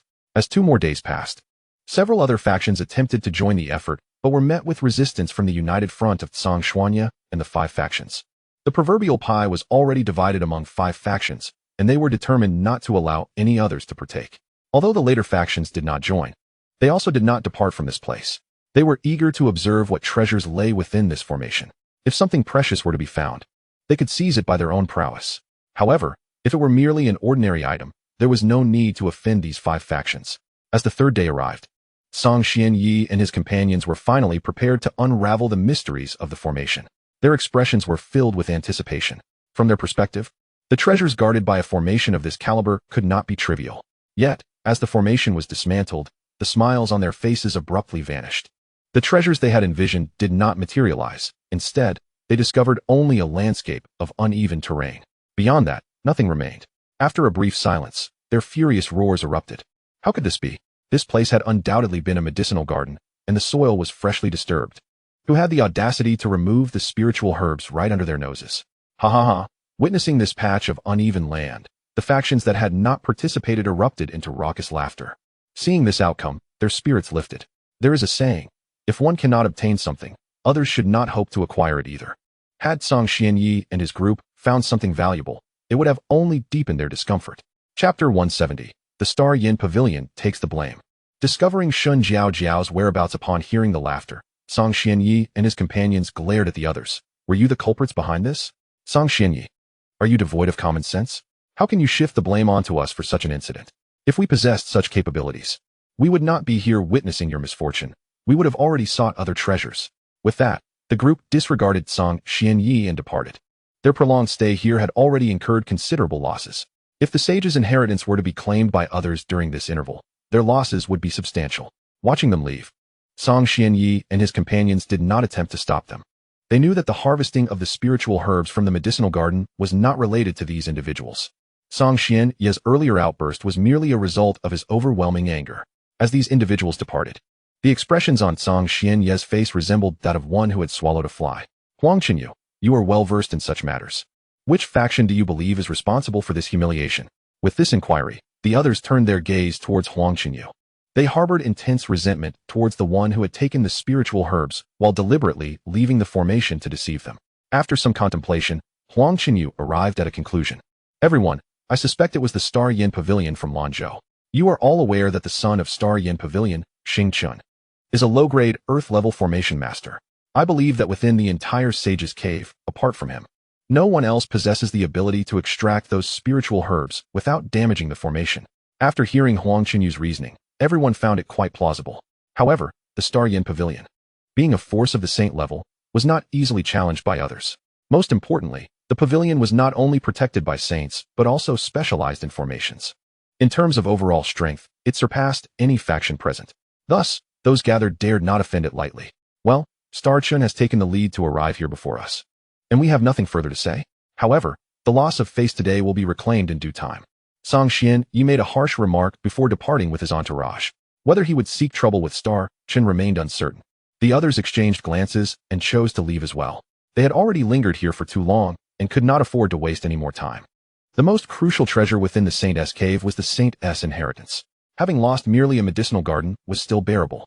If they continued to squander time, they would likely miss out on the Saint's legacy. Observing Song Xianyi's departure, other factions also vacated the premises.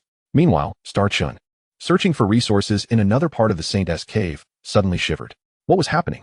How could I tremble with my strength? Am I being plotted against? Star Chun furrowed his brow. I must proceed with utmost caution. Although this Saint's Cave harbored no immediate danger, one could not dismiss the possibility of being schemed against.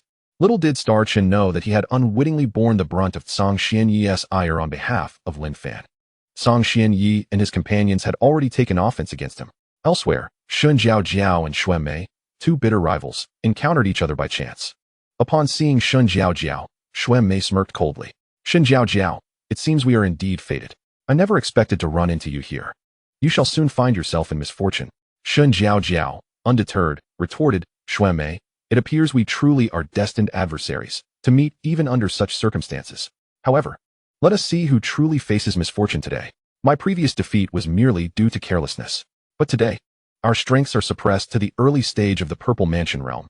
You cannot possibly be my match. Now, I shall settle both new and old grievances with you. With that, Shun Jiao Jiao seized the opportunity to launch an attack on Xuan Mei. Attempting a sneak attack? You remain as despicable and shameless as ever. Xuan Mei scoffed, dodging Shun Jiao Jiao's assault. We are sworn enemies. What need is there for despicability? Against a witch like you, any means are justified. Humph, your words ring hollow. Indeed, you are more deserving of the title of witch than I. Enough with the trivialities, let us see who prevails. Shun Jiao Jiao exclaimed, launching another strike at Xuan Mei. The clash between the two created quite a commotion, which caught the attention of a member of the Shadow Pavilion. He promptly halted to relay the message to Lin Fan. Lu Li, Shun Jiao Jiao has been located. She is currently engaged in a fierce battle with the Saintess of the Blood Shadow cult. Upon hearing this news, Yi Lu Li felt an overwhelming surge of joy. My beloved, let us hasten to her side. Yi Lu Li was eager to confront this adversary. Before long, Lin Fan and Yi Lu Li arrived at the site of their conflict. Upon confirming that the figure was indeed Shun Jiao Jiao, Yi Lu Li refrained from immediate action.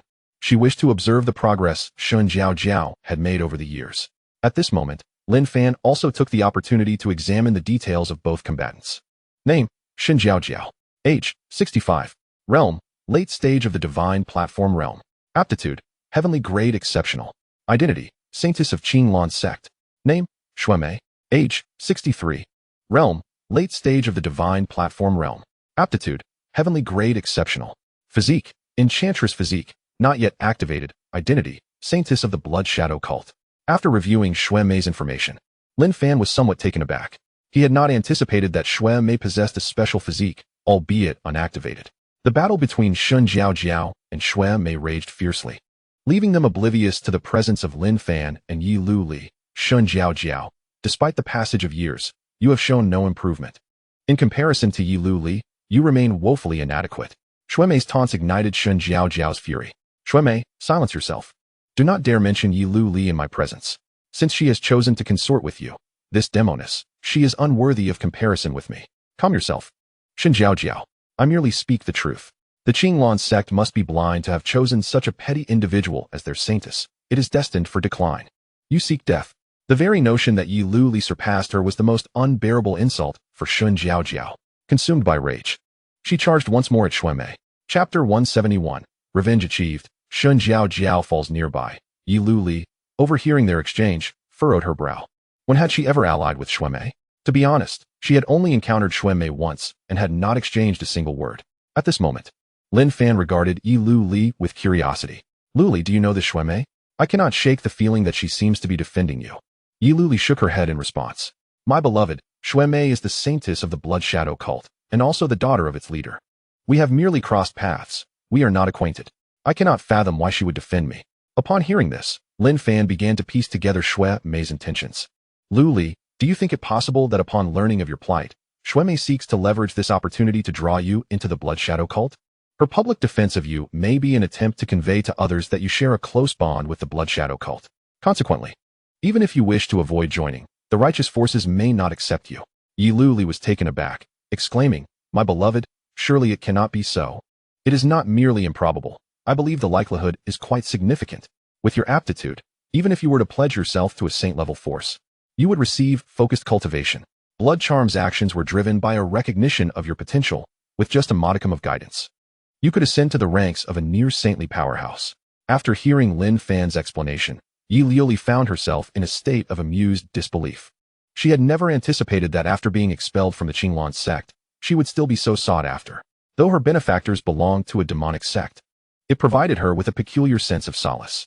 Had she miraculously survived her previous ordeal and not encountered Lin Fan, she might have been compelled to join the demonic faction in pursuit of vengeance.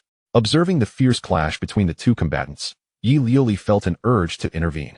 My dear, judging by their confrontation, it seems they are evenly matched. If this battle continues, it may stretch on for days. I shall not linger. I will first deal with Xin Jiao Jiao. Very well, proceed. I shall support you from the sidelines. Upon hearing this, Yi Lu Li nodded with delight and swiftly dashed onto the battlefield. The sudden appearance of a third party caused both fighters to halt abruptly, their gazes towards Yi Lu Li rife with suspicion, uncertain of her allegiance. After a moment, Blood Charm furrowed her brow and inquired, Who are you? This is our private matter. Please do not interfere. Upon hearing Blood Charm's words, Xin Jiao Jiao's eyes brightened. If Blood Charm did not recognize this newcomer, it indicated that she was not an ally. Realizing this, Xin Jiao Jiao quickly exclaimed, Dear friend, the one opposite us is a demoness from the Blood Shadow sect. Let us join forces to vanquish her, thereby ridding the world of a scourge. Blood Charm felt a tightening in her chest at these words. If they truly allied, she would stand no chance against the two. Xin Jiao Jiao, I never imagined that after becoming a saintess, you would be even more shameless than before. Yi Lu Li retorted coldly. Her words were like a bucket of cold water dousing Xin Jiao Jiao's hopes, as it became evident that this person was indeed here to trouble her. The voice of the newcomer was strikingly familiar, yet she could not immediately recall who it was. Blood Charm, realizing that the newcomer had come seeking revenge on Xin Jiao Jiao, felt a wave of relief wash over her, albeit accompanied by curiosity about the identity of this unexpected arrival. Meanwhile, Xin Jiao Jiao was far from at ease. If the newcomer allied with Blood Charm, her only option would be to flee, and whether she could successfully escape was uncertain. Taking a deep breath, Xin Jiao Jiao directed her focus at Yi Lu Li and demanded, Who exactly are you? What? Can you not even recognize my voice? Yi Lu Li replied, slowly removing her mask. Upon seeing Yi Lu Li's face, Xin Jiao Jiao was utterly taken aback, stumbling back in shock. It's you, Yi. How could this be? How could you possibly be here? No. This must be an illusion. You cannot be Yi. Who are you truly? Despite knowing that the person before her was indeed Yi, Shen Jiao was unwilling to accept this reality. Blood Charm, upon realizing the identity of the newcomer, was filled with astonishment. She had never expected to see Yi here. Subsequently, Blood Charm retreated to the sidelines. Since Yi has appeared, it is best for her to resolve this matter. If Yi cannot handle Shen Jiao, she can always come to assist later. Perhaps in doing so, she might even earn Yi's favor, thereby seamlessly leading her back to the Blood Shadow sect. Observing Shen Jiao's demeanor, a smirk of derision crept onto Yi's face. Shen Jiao, do not continue to deceive yourself. I refuse to believe you cannot recognize me. At that moment, Shen Jiao burst into laughter. Yi, what of your return? I am now the holy maiden of the Qinglan sect, and you, merely a traitor allied with the demon sect. She continued. I have already sent word to my fellow disciples. They will arrive shortly. Even if you join forces with this demoness, you cannot vanquish me in such a short time. When my disciples arrive, your demise shall be assured. Just then, Blood Charm spoke from a distance. Yi, do not worry. I have also informed my disciples, and they will soon be here. Yi chose not to respond to Blood Charm, wishing to avoid excessive entanglement with the Blood Shadow sect. Yi, given your relationship with Blood Charm, it seems you truly have allied with the Blood Shadow sect. Thus, I cannot be accused of falsehood. A traitor to the sect is unworthy of the title of Holy Maiden. Shen Jiao declared. I have no desire to engage in further discourse with you. In light of the tremendous opportunity you once provided me, I shall grant you a swift end, Yi proclaimed, drawing forth her low-grade heavenly sword and charging towards Shen Jiao. Upon witnessing this, Shen Jiao swiftly unsheathed her own sword to defend herself. However, as their blades clashed, Shen Jiao's low-grade earthly sword shattered with a resounding crack. In the next moment, with an expression of sheer disbelief, Shen Jiao watched as Yi's sword pierced through her heart. Impossible. My sword is a low-grade earthly weapon. How could it fail to withstand your strike? Shen Jiao's voice faltered, her strength waning rapidly. Just a low-grade sword, and you treated it like a treasure. Before my heavenly sword, it is utterly defenseless. Upon hearing that Yi possessed a heavenly sword, Shen Jiao's pupils contracted in shock. She could not fathom that Yi had acquired such fortune. I never expected to be the one defeated.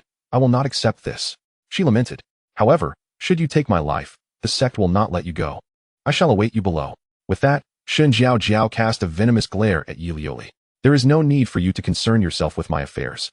Rest assured, I will grant you a swift end, Yi declared before withdrawing her sword. Thus, Shen Jiao's life was irrevocably sealed at that moment. Chapter 172. Capturing Blood Charm. The Blood Shadow sect takes the blame. Witnessing Shen Jiao's effortless demise left Blood Charm startled. At that precise moment, Yi turned to her, a glint of menace flashing in her eyes. Blood Charm, witnessing this, instinctively recoiled a few steps back. She cast a fearful glance at Yi, asking, You wouldn't want to kill me too, would you? The thought of meeting the same fate as Shen Jiao, who had fallen so easily at Yi's hands, sent shivers down her spine.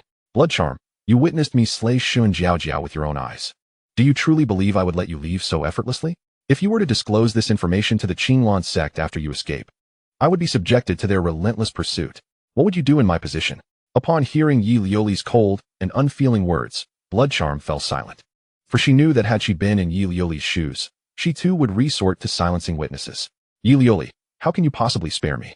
I harbor no enmity towards you. Blood Charm was unwilling to meet her demise so easily in this place. More importantly, if she were to perish alongside Shen Jiao, it would surely ignite a war between the Qinglan sect and the Blood Shadow cult. Blood Charm, it is not impossible for me to let you go, but from this moment forth, your freedom will be forfeit.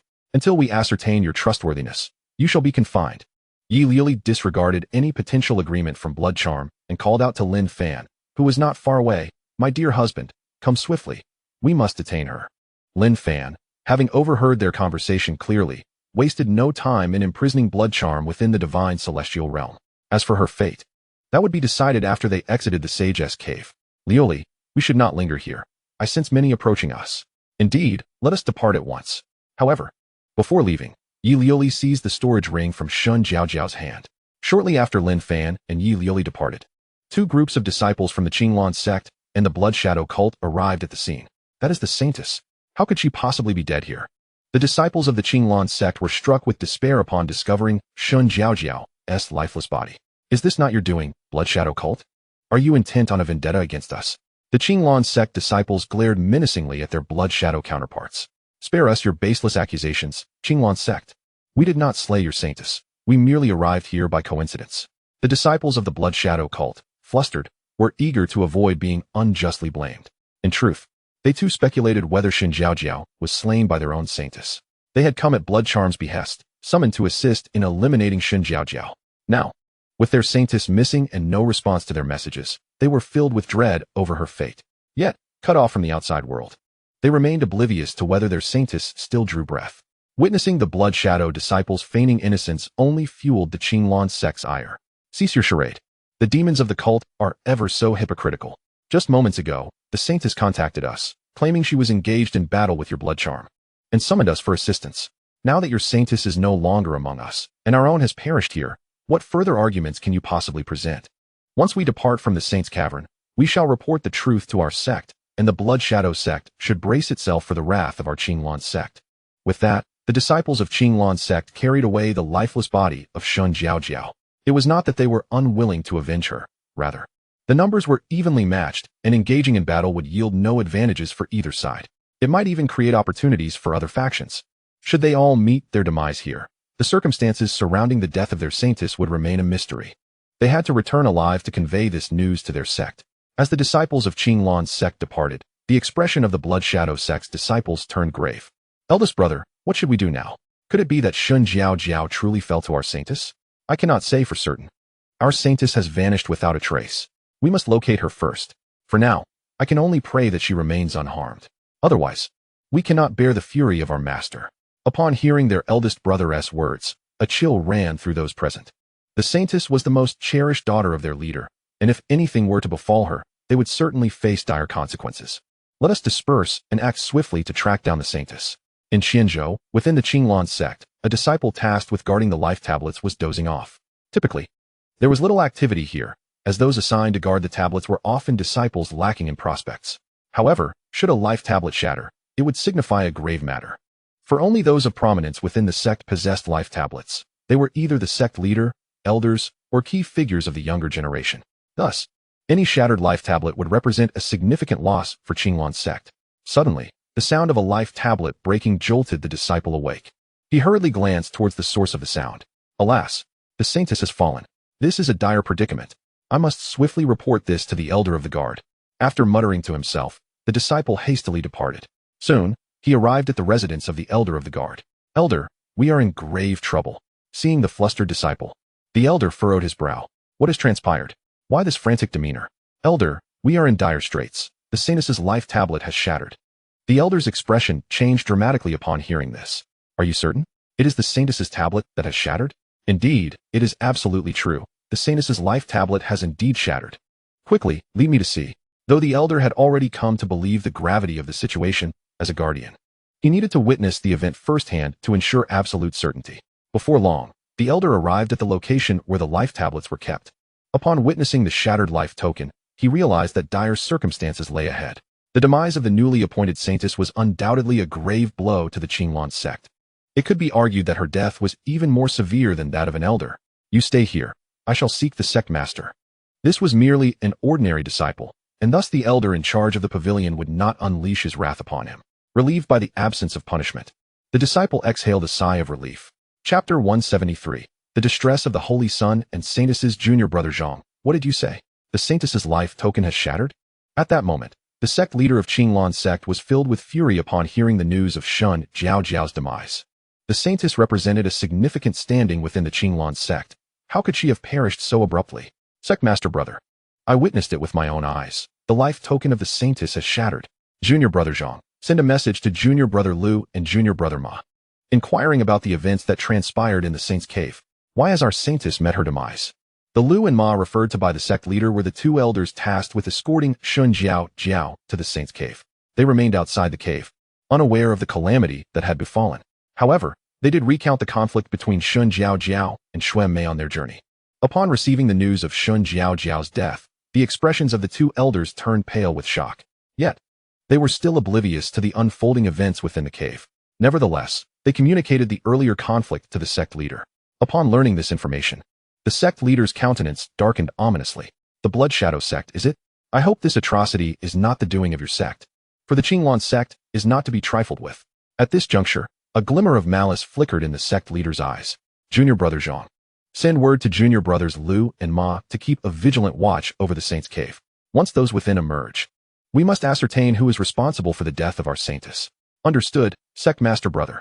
By the way, Sect Master Brother, should we inform Senior Brother Liao about this matter? The elder in charge was referring to Liao Tianrui, Shun Jiao Jiao's master. Inform him. This matter cannot remain concealed for long. Upon learning of the tragedy, Liao Tianrui was momentarily stunned. Once he regained his composure, he unleashed a tempest of fury that leveled several peaks within the sect.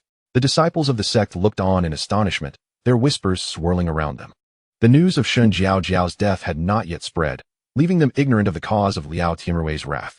However, no one dared to provoke him at that moment. I hope I do not discover who is responsible for my disciple's death. Otherwise, I shall ensure that blood is repaid with blood. At that moment, Liao Tianrui's hair was disheveled, and his eyes were bloodshot. The disciple he had nurtured with such dedication had met an untimely end. Since Shun Jiao Jiao ascended to the position of Saintess, his standing within the sect had been second only to that of the sect leader, excluding the ancestral elders and those of higher rank. However, the sect's venerable ancestors and supreme elders are currently in seclusion, and these individuals seldom concern themselves with the affairs of the sect unless it is a matter of life and death. Thus, Liao Tianrui's authority within the sect indeed lies solely beneath that of the sect leader. Yet, upon the death of his disciple, those who had previously allied with him are likely to distance themselves. Such a significant betrayal is bound to incite Liao Tianrui's fury. The following day, upon noticing Liao Tianrui's subdued demeanor, the sect leader of Qinglan's sect approached him. Brother Liao, I implore you to keep your grief in check. I shall investigate this matter until the truth is revealed. We cannot allow the perpetrator who dared to slay our sect's Saintess to escape unpunished.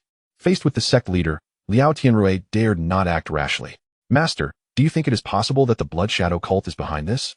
He was already aware of the conflict between Shun Jiao Jiao and Blood Charm, which prompted his inquiry. Brother Liao, as of now we do not have conclusive evidence, so we cannot ascertain whether the Blood Shadow cult is involved. Let us postpone this discussion until the conclusion of the Sage's cave expedition. In any case, until the expedition concludes, I urge you to refrain from any impulsive actions. The sect leader was genuinely concerned that Liao Tianrui might seek trouble with the Blood Shadow cult at this precarious moment. If the culprits were not from the Blood Shadow cult, the misunderstanding would be grave. The strengths of Qinglan sect and Blood Shadow cult are comparable. A conflict between them would yield no benefits for either side. Moreover, they might face opportunistic attacks from other factions. As the leader of Qinglan sect, he must consider all aspects carefully. A single misstep could lead the sect into an irretrievable abyss. Rest assured, Master, until the identity of the murderer is confirmed, I shall not act recklessly. Good. Your prudent mindset reassures me. Make sure to rest well, said the sect leader before departing. Who are these individuals clad in black? I have been robbed by them 3 times already. Is such scrutiny truly necessary? You've only been robbed 3 times? I've endured 5. These vile figures are utterly despicable. They not only seized the spiritual herbs I sought in the Sage's cave, but also took the few hundred profound-grade spirit stones from my storage bag. They even disdainfully returned the empty bag to me. Are they worried I might find other treasures and have nowhere to store them? Fearing they would not know where to steal from next? Forget it. I shall just resign myself to fate. No more treasure hunting for me, as it will ultimately be pilfered. Within the Sage's cave, most individuals were cursing vehemently, as many had fallen victim to theft. After discovering valuable items, they would be besieged by dozens of black-clad, masked figures, who would strip them of all their hard-earned possessions. Some were even unfortunate enough to be robbed multiple times.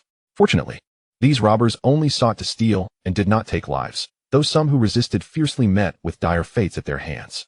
Indeed, numerous martial artists aspired to unite against the sudden emergence of the masked figures clad in black. Yet, when they convened in groups of several hundred, they were met with thousands of these enigmatic adversaries. Some warriors, realizing that a mere coalition of hundreds proved futile, attempted to gather thousands. However, this time, they faced tens of thousands of masked foes. After enduring several such encounters, fear gripped them all. They dreaded the prospect of gathering tens of thousands only to be confronted by an overwhelming force of 100,000. Consequently, this alliance swiftly disbanded. For the moment they banded together, they found themselves specifically targeted by these black-clad figures, making their plunder all the more convenient. They could scarcely fathom the origins of these assailants. Particularly, the holy scions and daughters from the sacred factions felt utterly humiliated. In the outside world, they were revered, with multitudes bowing and scraping before them. Yet, who could have anticipated that they would fall victim to robbery? They had never endured such indignity. However, with their powers suppressed to the nascent stage of the Purple Mansion, they found themselves powerless against overwhelming odds. They were left with no choice but to surrender their resources or face death, followed by the confiscation of their goods. Chapter 174. The Emergence of the Holy Legacy. Lin Fan's strategy faced with such obstinate adversaries, the holy scions and daughters were rendered helpless. They wished to avoid death, thus reluctantly relinquishing their possessions. Nevertheless, they marked this grievance in their hearts. Once they emerged from this predicament, they vowed to exact a heavy toll from the force responsible. These holy scions and daughters could not comprehend which faction had the audacity to offend all the holy powers of the Eastern Domain. If all these holy factions united, the consequences would be formidable. Even a force of sacred kings would hesitate to provoke such wrath. My lord, will our people face repercussions for seizing their belongings? Knight Lioli expressed her trepidation, concerned about offending such a multitude of holy factions. Fear not, they shall never discover the identity of the perpetrators. Even if they seek the celestial master for divination, they will uncover nothing. Seeing Lin Fan unperturbed, Knight Lioli finally exhaled in relief. In truth, Lin Fan himself had not anticipated such bold actions. However, having embarked on this course, he would not intervene. Time swiftly passed, and half a month had elapsed. Within the sacred cave of the Holy Realm, all gathered before a cluster of palatial structures. Everyone present was aware that the legacy of the holy beings resided within these edifices. Yet, currently, this cluster of palaces was protected by a superior-grade Earth-level defensive formation, which baffled all present. Among those skilled in formations, the most adept was Qinglan from the Qingyan Pavilion. However, even his expertise only reached the inferior grade of Earth-level formations, making the task of unraveling this barrier seem insurmountable. What to do now? It appeared that no one present could decipher this formation.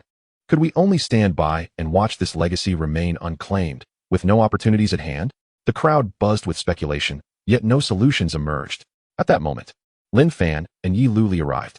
As for the purple lightning ferret, it had already been secured by Lin Fan within the Divine Sky Realm. The 50,000 individuals had also returned to the Divine Sky Realm, leaving behind the original 10 who had entered. The entirety of the Saint's Cave had been thoroughly searched. With only this palace remaining, there was little significance in their continued presence here.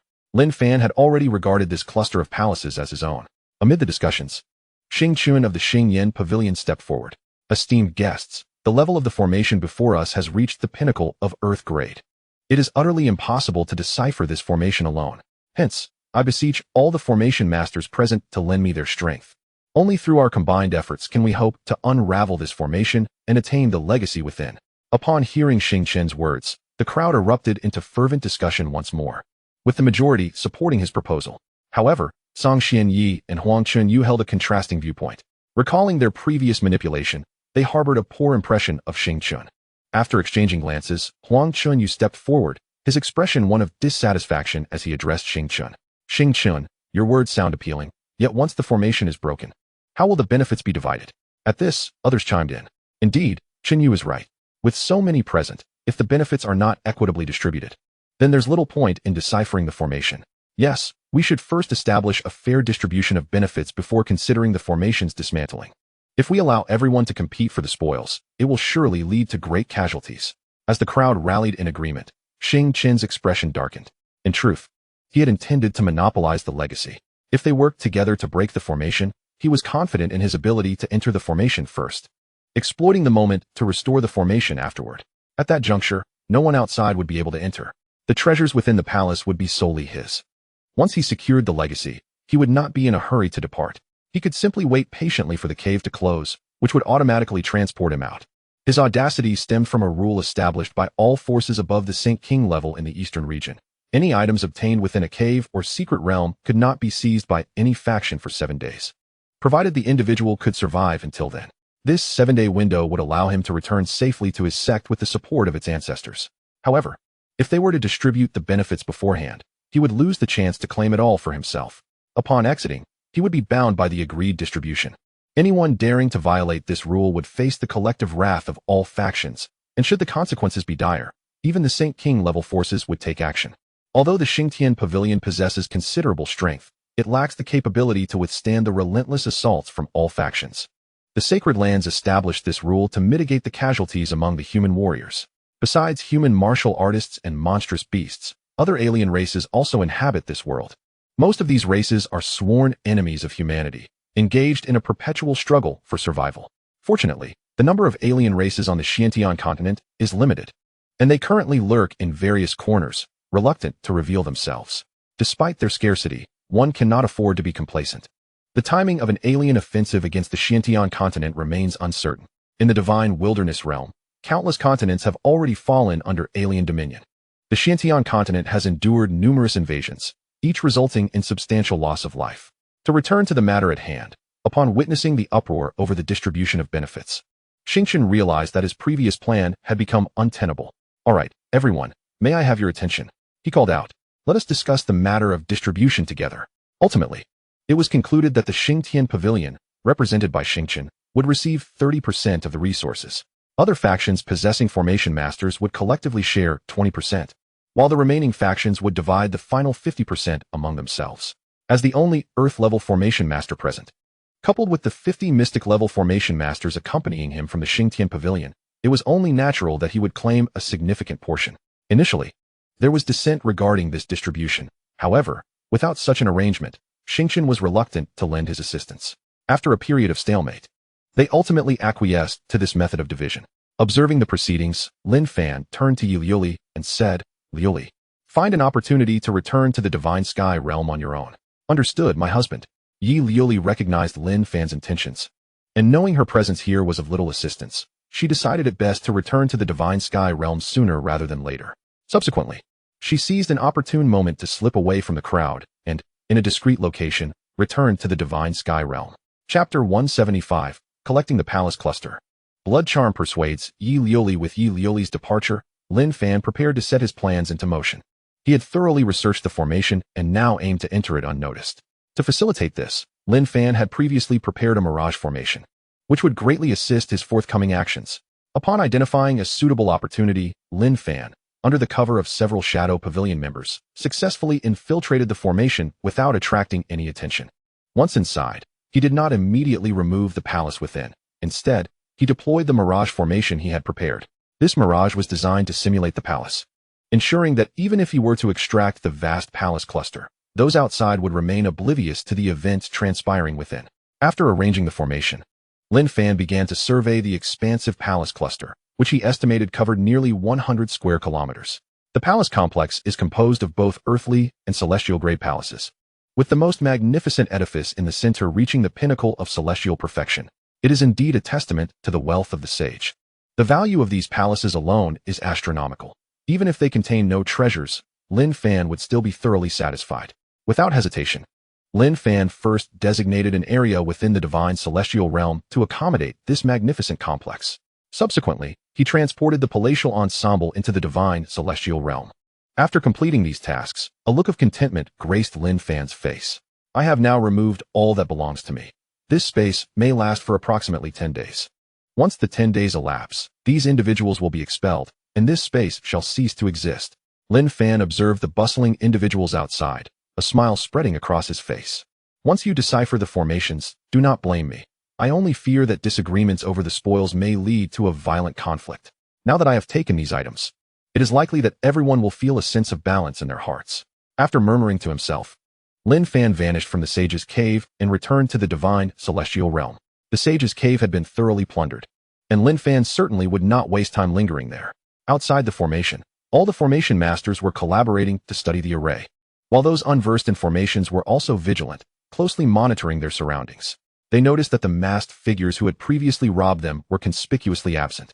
Fearful that these shadowy figures lurked nearby, they remained on high alert, knowing that a sudden attack could catch them unawares. Everyone understood the necessity of maintaining vigilance against the potential emergence of these masked assailants, who greatly outnumbered them. However, they were reassured by their collective strength. With hundreds of thousands united, these masked figures, numbering at most in the tens of thousands, were certainly no match for them. Yet, an underlying fear lingered among many regarding these masked individuals, for nearly all present had fallen victim to their thefts, especially those who had been robbed multiple times or a psychological scar from their encounters. "Oldly, I doubt these masked figures will dare to show up." "I share that sentiment. Just look at how many of us there are now. To be honest, I am rather eager for these masked figures to arrive. If they dare to come, then the treasures they previously took from us will surely return to their rightful owners. I cannot believe that this band would stand a chance against our hundreds of thousands.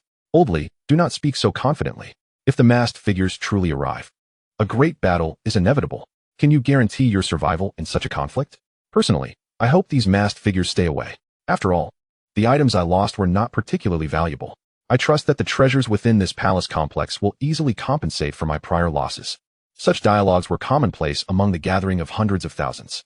Some yearn for the arrival of the enigmatic figures clad in black, hoping they might avenge past grievances. Others dread their arrival, uncertain of their own survival amidst the impending turmoil. At this moment, the most distressed are the disciples of the Qinglan sect and the Bloodshadow cult. One mourns the loss of their sacred maiden, while the other grapples with the disappearance of theirs. Upon returning, they find themselves at a loss as to how to report back to their respective sections. Lin Fan, however, remains indifferent to the thoughts of those within the Saint's Cave. Upon his return to the Xinxiao realm, he promptly sets about cataloging the spoils of the Saint's Cave. The newly acquired palaces have also been assigned a considerable number of individuals for their upkeep. Henceforth, this cluster of palaces shall serve as his abode alongside his beloved. After addressing these matters, Lin Fan instructs Yi Liuli to meet with the enchanting blood charm, while he refrains from accompanying her. By the reckoning of time in the Xinxiao realm, Blood Charm has been imprisoned here for several months. During this duration, her existence has been far from pleasant. Confined to a chamber where her powers are suppressed, the maidservants who bring her meals speak not a word, rendering her daily life unbearably bleak. Blood Charm, have you grown accustomed to your plight here? Upon seeing Yi Liuli, Blood Charm's spirits are lifted. Yi Liuli, it has been several months. You have finally come to see me. Speak, what are your intentions? Surely, you cannot intend to keep me imprisoned for eternity. My father is the leader of the Bloodshadow cult, and once he discovers my absence, he will search for me with relentless fervor. Without the support of the Qinglan sect, evading the pursuit of the Bloodshadow cult will be an impossible task for you. You do not wish to live a life of constant evasion, do you? Therefore, Yi Liuli, it would be prudent to release me now and accompany me back to the Bloodshadow cult. Should you choose to join us, I shall overlook your previous transgressions against me, and we could become the best of sisters. Rest assured, I am not one to harbor jealousy like Xin Jiaojiao. Our Bloodshadow cult is not blind to your talents as the Qinglan sect is. With your gifts, you would receive substantial support upon joining us. When the time comes, backed by the Bloodshadow cult, even if the Qinglan sect learns you have slain Xin Jiaojiao, what could they possibly do? Would they dare to confront us? At Blood Charm's words, Yi Liuli bursts into laughter. Observing Yi Liuli's reaction, Blood Charm furrows her brow. Yi Liuli, what do you mean by this? Do you look down upon the Bloodshadow cult, deeming us a malevolent sect, and thus refuse to join? Blood Charm, I harbor no disdain for the Bloodshadow cult. Had I not encountered my husband, I might have considered joining your ranks. As it stands, I would not even regard your cult, nor the Holy Land, as worthy of my attention. Your husband is the one who captured me in the Saint's Cave, is he not? Blood Charm recalls having heard Yi Liuli refer to a man as her husband. Indeed, that man is my husband. Why are you so infatuated with him? What abilities does he possess that captivates you so? Shuemei was perplexed. She could not fathom why someone like Yi Liuli would become entangled in matters of the heart. With the time spent on such trivialities, one could be cultivating instead. You do not understand. My husband's capabilities are extraordinary. Shuemei, I must confess, your arrival here leaves you with but two choices. Either become a mere corpse, cast aside, or accept the role of my husband's concubine, granting you the freedom to come and go as you please. Upon hearing the prospect of being a concubine, Shuemei was instantly enraged. Yi Liuli, do you even comprehend what you are suggesting? I could never stoop to being a concubine. It's utterly preposterous. Infuriated, she could hardly bear the thought. As the saintess of the Bloodshadow sect, how could she serve as someone's concubine? Do not fret. No one is compelling you to do so. However, should you refuse, you will remain confined here, unable to leave. Hearing Yi Liuli's words, Shuemei's eyes widened in disbelief. Are you not essentially imprisoning me here? Is that not a form of coercion? Were it not for her current lack of strength, Shuemei would have relished the opportunity to confront Yi Liuli. It was easy for her to speak so boldly without the burden of consequence. This is not coercion.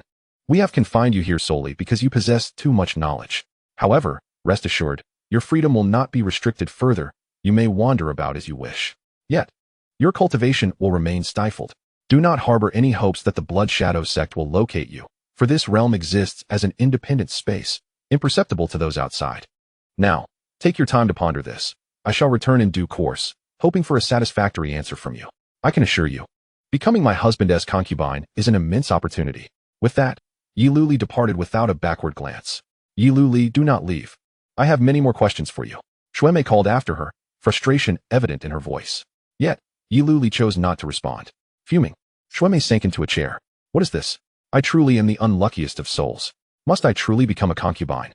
If this news were to spread, where would my dignity reside? No, I cannot allow myself to be reduced to such a status. But is this truly an independent space? Who exactly is Yi Luli's husband to possess such a realm? She recalled Yi Luli mentioning a lack of restrictions on her freedom.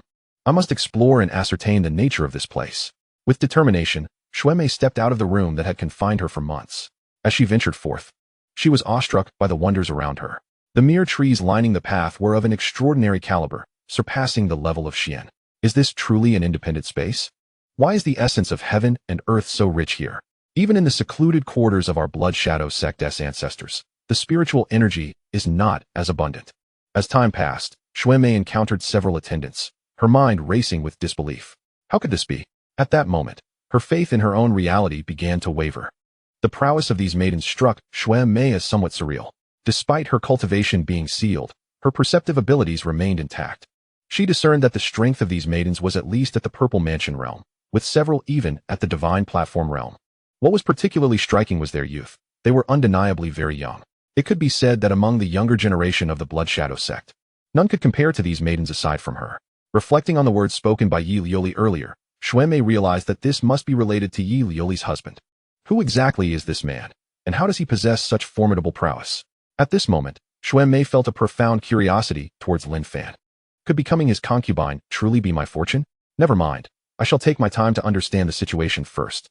After wandering around, Shuemei returned to her residence. In the days that followed, she ventured outside daily. Unfortunately, without her cultivation, she could not wander far in a single day. 9 days later, the formidable Earthgrade formation within the Saint's Cave was finally unraveled through the collective efforts of everyone present. The legacy of the Saint lay before them, prompting joyous laughter from all. However, just as they were poised to rush in and seek treasures, Xing Chun halted them. What is it, Xing Chun? We previously agreed on the allocation of resources. Do you have further objections? Song Xinyi frowned. The opportunity was at hand, and he was disinclined to hear more of Xing Chun's words. Others glanced at Xing Chun with visible impatience. Xing Chun, observing the crowd, felt a twinge of helplessness. Everyone, take a moment to consider. What lies before us is merely an illusionary formation. There are no palatial structures here. It is quite possible that our efforts over the past few days have been in vain. What? An illusionary formation? The crowd gasped, their spirits dampened. If it were merely an illusion, what was the purpose of the Saint leaving behind such a formidable Earthgrade defensive array? Surely, one would not employ an Earthgrade defense to guard an illusion. If such a notion were to spread, it would likely be met with disbelief. Silence, please. This illusionary formation is of low grade, merely a low-tier Xian level. Give me a quarter of an hour, and I shall dismantle it. Let us hope there are valuable items within. Lin Fan indeed had not utilized any advanced formations. This illusion served merely as a diversion, rendering a higher-level formation unnecessary. Had he not been concerned about Xing Chun seeing through it too soon, he might have opted for a mere yellow-grade formation. Before long, the illusion was dismantled, revealing to all a patch of uneven terrain. The scattered dirt, freshly turned, left everyone present in a state of bewilderment. After a prolonged silence, it was Xing Chun who finally spoke. It seems we have arrived too late. Everything within has already been taken by someone else. This illusionary formation was likely left behind deliberately by that individual. Chapter 177. Targeted Starry Morning. At that moment, Huang Qingyu approached Starry Morning. Starry Morning, are you not the one who is shouting accusations while being guilty yourself? Is it possible that you have already taken everything here beforehand? I doubt anyone present possesses a superior understanding of formations than you. Upon hearing Huang Qinyu's words, the crowd cast skeptical glances at Starry Morning. Indeed, as Huang Qinyu had asserted, none could rival Starry Morning's expertise in formations. Consequently, they regarded him with significant suspicion. Starry Morning was taken aback by the enormity of the accusation hurled at him by Huang Qinyu. If this were to be substantiated, he would be unable to withstand the wrath of the assembled individuals. Huang Qinyu, have you lost your mind? Why do I feel as though you and Song Xuanye have been conspiring against me all along? I do not recall having offended any of you. How could such an incident be pinned on me? Do you truly believe I possess the capability for such a deed? Moreover, if I had indeed taken the items, why would I waste my time here pretending to be with you? Am I so bored as to relish in your misfortunes? Truth be told, Starry Morning felt an overwhelming sense of being targeted by Huang Qinyu and his companions. Ever since their first encounter, they had never offered him a friendly demeanor. He remained perplexed as to what he had done to incur their animosity. Starry Morning, it is not my intention to wrongfully accuse you. Rather, you have a precedent. Upon hearing this, Starry Morning's countenance turned ashen. Huang Qinyu, do not slander me. When have I ever set a precedent? You had better clarify this matter, or I shall not let it rest. At this juncture, Starry Morning felt an overwhelming urge to confront Huang Qinyu. How could he concoct such baseless accusations? Starry Morning. Huang Qinyu pressed on. Let me ask you, did you not previously discover a medicinal garden? After you collected the spiritual herbs within, did you not deliberately leave the formation intact to ensnare others? The mere thought of that medicinal garden ignited Huang Qinyu's anger. They had wasted several days there, ultimately yielding nothing. Starry Morning was utterly bewildered. When did I ever find a medicinal garden? Huang Qinyu, I can unequivocally assure you that I have encountered no such garden within this cave. Therefore, the actions you attribute to me are entirely unfounded. If you believe I am responsible, I implore you to present evidence. Huang Qinyu dismissed Starry Morning's words entirely, firmly convinced that he was indeed culpable. At that moment, Song Xuanya interjected, Starry Morning, if it was not you, then who possesses the capability? That medicinal garden is guarded by a low-grade earth-level formation. Only you could extract the spiritual herbs without compromising the formation. Starry Morning felt an acute sense of frustration. This matter was unequivocally not his doing. Yet these two insisted on placing the blame squarely upon him. However, he was the only low-grade earth-level formation master present, leaving him at a loss for how to counter their claims. Fortunately, at that moment, an individual stepped forward to support Starry Morning. Huang Shenxi, Song Shenxi, please remain calm. It is possible that the matter at hand was not orchestrated by the Saint of Starry Dawn. Have you forgotten the group of cloaked individuals who previously assaulted us? These elusive figures might very well be concealed within some formation at this very moment. Otherwise, with their numbers, it would be impossible for us to have failed to detect even one of them. It is crucial to understand that during this period, no one can exit the Saint's cave. Therefore, those cloaked individuals must still be within the cave. Our inability to locate them is undoubtedly due to the intricacies of the formation. Only by hiding within the formations they have set up can they remain undetected. This suggests that among them, there is certainly a remarkable talent in the art of formations. This individual is named Yin Hongyi, hailing from the Yin family of Lizhou, and he is the scion of the Yin clan, a force of saintly caliber. The Yin family maintains a favorable relationship with the Starry Transformation Pavilion, which explains his willingness to assist. Furthermore, he firmly believes that the current situation could not possibly have been executed by the Saint of Starry Dawn. Upon Yin Hongyi's revelation, everyone present suddenly grasped the situation. They had indeed overlooked those cloaked figures. Now, spurred by Yin Hongyi's reminder, all minds turned back to the mysterious assailants. Perhaps we have wronged the Saint of Starry Dawn. It is entirely plausible that those cloaked individuals absconded with the items. How infuriating. They previously robbed us of so much and now leave us with naught. Who are these cloaked figures? Should we uncover their identities? They must be made to pay a heavy price. At this moment, all present ground their teeth in frustration. They had journeyed great distances in search of fortuity, only to end up with nothing, losing their own resources in the process. Seeing himself exonerated, the Saint of Starry Dawn sighed in relief, grateful for Yin Hongyi's righteous defense.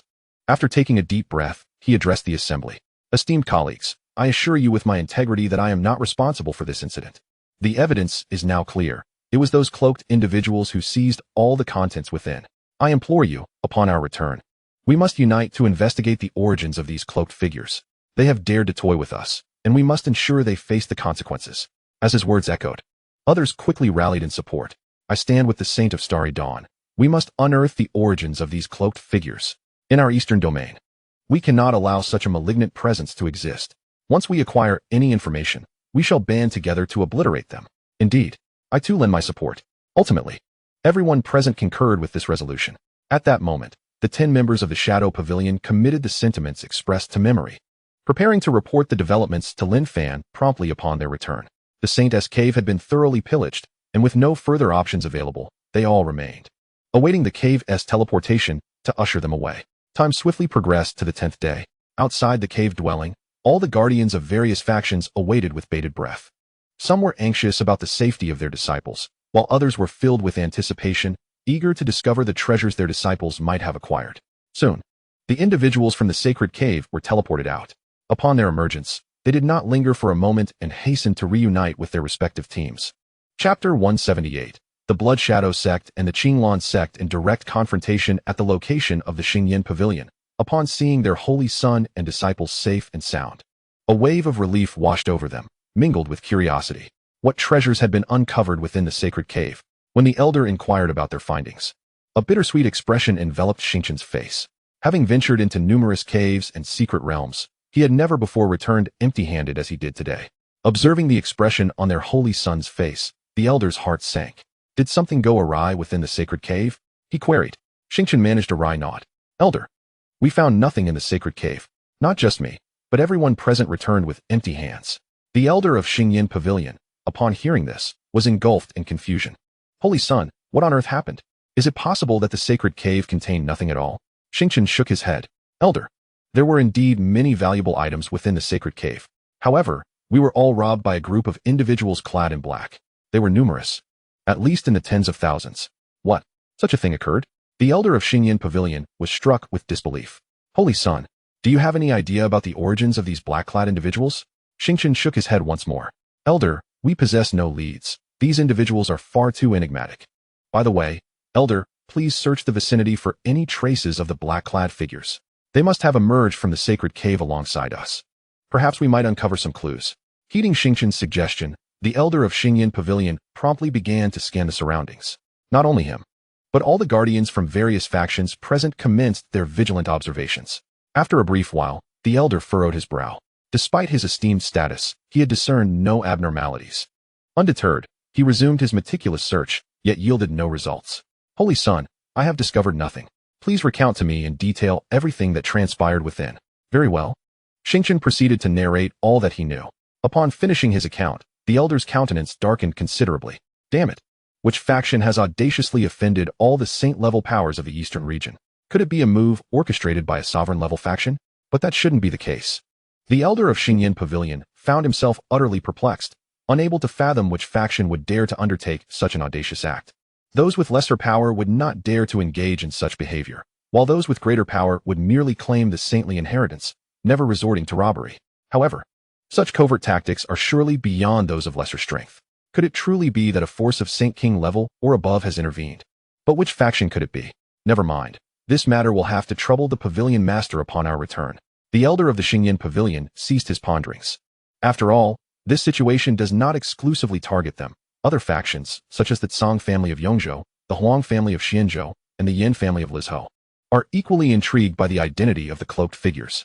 Nevertheless, the fact that the cloaked individuals have not directed their hostility towards any specific faction has somewhat alleviated their concerns. Soon, these factions began to depart one after another, as they needed to deliberate on the matter of the cloaked figures, given that they currently possessed no leads. At the Qinglan sect, elders Lu Ji and Ma Hongba had learned from the disciples about the cause of Shun Jiao's demise. Without hesitation, they led their disciples to the location of the Blood Shadow sect. Li Pa, Luomia, you two old wretches, come out here. As soon as their words fell, Li Pa and Luomia appeared before them. Lu Ji, Ma Hongba, we were just about to seek you out, and here you are, delivering yourselves to us. Speak quickly. Where is our saintess? Hand her over at once, or you shall not leave this place alive. Originally intending to cause trouble, Lu Ji and Ma Hongba were momentarily taken aback by the furious expressions on Li Pa and Luomia's faces. Should they not be the ones causing the disturbance? Why did their adversaries appear even angrier? Nevertheless, they dismissed such thoughts and glared at the members of the Blood Shadow sect with murderous intent. Li Pa, Luomia, what nonsense are you two spouting? We do not possess your saintess. In fact, our saintess was slain by your disciples. The Blood Shadow sect must provide an explanation. Otherwise, the Qinglan sect will not hesitate to declare war. Upon hearing the threat of war, Li Pa and Luo Mia became enraged. If it is war you seek, then so be it. Do you think the Blood Shadow sect fears the Qinglan sect? Be reasonable and return our saintess at once, or I shall not hesitate to unleash a massacre. Li Pa and Luo Mia were not to be trifled with, since the adversary had declared war. It suited their purposes perfectly. Observing their unreasonable demeanor, Lu Ji and Ma Hongba could no longer contain their fury. Li Pa, Luomia, I have stated that we do not hold your saintess. It was your disciples who killed her. Humph. Do not attempt to wriggle out of this. Your saintess was not killed by our disciples. Instead, it was you who captured our saintess. If you do not release her today, none of the Qinglan sect's disciples shall leave this place. Faced with Li Pa and Luo Mia's obstinacy, Lu Ji and Ma Hongba could endure no longer. Disciples, follow me. Let us avenge our saintess. Upon witnessing this scene, Li Pa and Luo Mia could not hold back and immediately rallied their disciples to engage in battle against the Qinglan sect. The commotion soon attracted the attention of other factions. What transpired between the Qinglan sect and the Blood Shadow cult? It is rumored that the Holy Maiden of the Qinglan sect perished in the Saint's Cave, with the culprits being disciples of the Blood Shadow cult. Moreover, the Holy Maiden of the Blood Shadow cult has vanished without a trace. The disciples of the Blood Shadow cult suspect that their Holy Maiden's disappearance is somehow linked to the Qinglan sect. Soon, both sides suffered considerable casualties. Observing this tumultuous scene, the four powerful factions, Luoyan Sect, Qingshu Pavilion, Tianma Valley, and Yuming Palace, furrowed their brows. As esteemed forces within Chenjo, they wished to avoid becoming a laughingstock to outsiders. The elders of these factions exchanged glances and then soared into the midst of the battlefield. Cease this at once. With the intervention of these four esteemed forces, both the Qinglan sect and the Blood Shadow cult dared not act recklessly and halted their conflict. You disgraceful fools. You have brought shame upon Chenjo. What on earth transpired? Explain yourselves.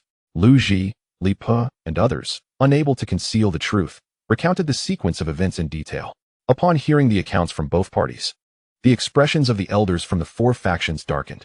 In their view, the Qinglan sect and the Blood Shadow cult had undoubtedly fallen victim to a scheme. Lu Ji, Ma Hongba, is the Holy Maiden of the Blood Shadow cult in your possession? Respectfully, Senior, we do not have the Blood Maiden. The elders of the four factions turned their gaze towards the Blood Shadow cult. Li Pu Luomia, did the Holy Maiden of the Qinglan sect perish at the hands of your disciples? Senior, please discern. Our disciples did not slay Shun Jiao Jiao. However, I cannot guarantee that Shun Jiao Jiao did not meet her fate at the hands of our Holy Maiden, who is currently missing. Enough. This matter ends here. Until the true culprit is discovered, it would be wise for you to keep your heads down. A bunch of foolish individuals, unaware that they have been deceived. Now return to Chenjo. Yes, Senior. With the involvement of the four esteemed forces, this farce soon concluded. Witnessing the lack of entertainment, the other factions also departed the scene. This expedition to the Saint's Cave was a devastating loss for them. Not only did they fail to acquire the Saint's legacy, but they also had all their resources pillaged.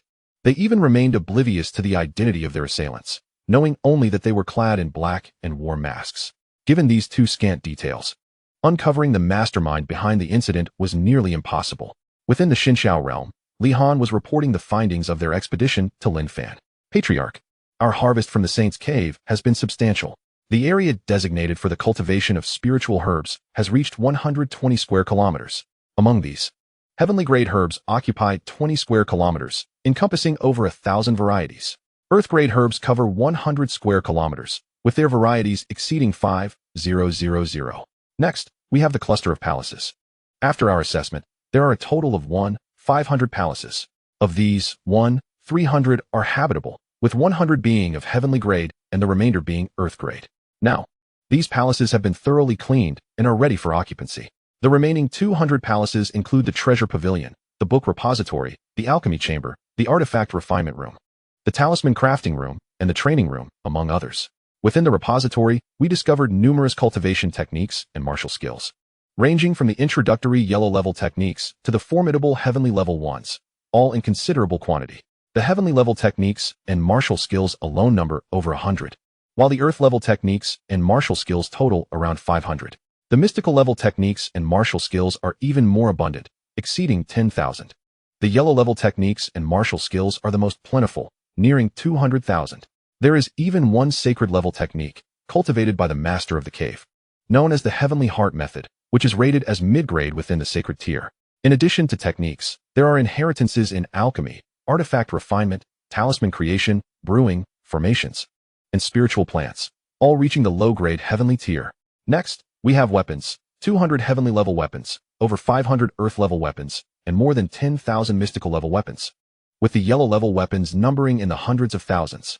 There is also a substantial quantity of refined elixirs, with 100,000 yellow-level elixirs, comprising thousands of varieties, 10 elixirs per vial.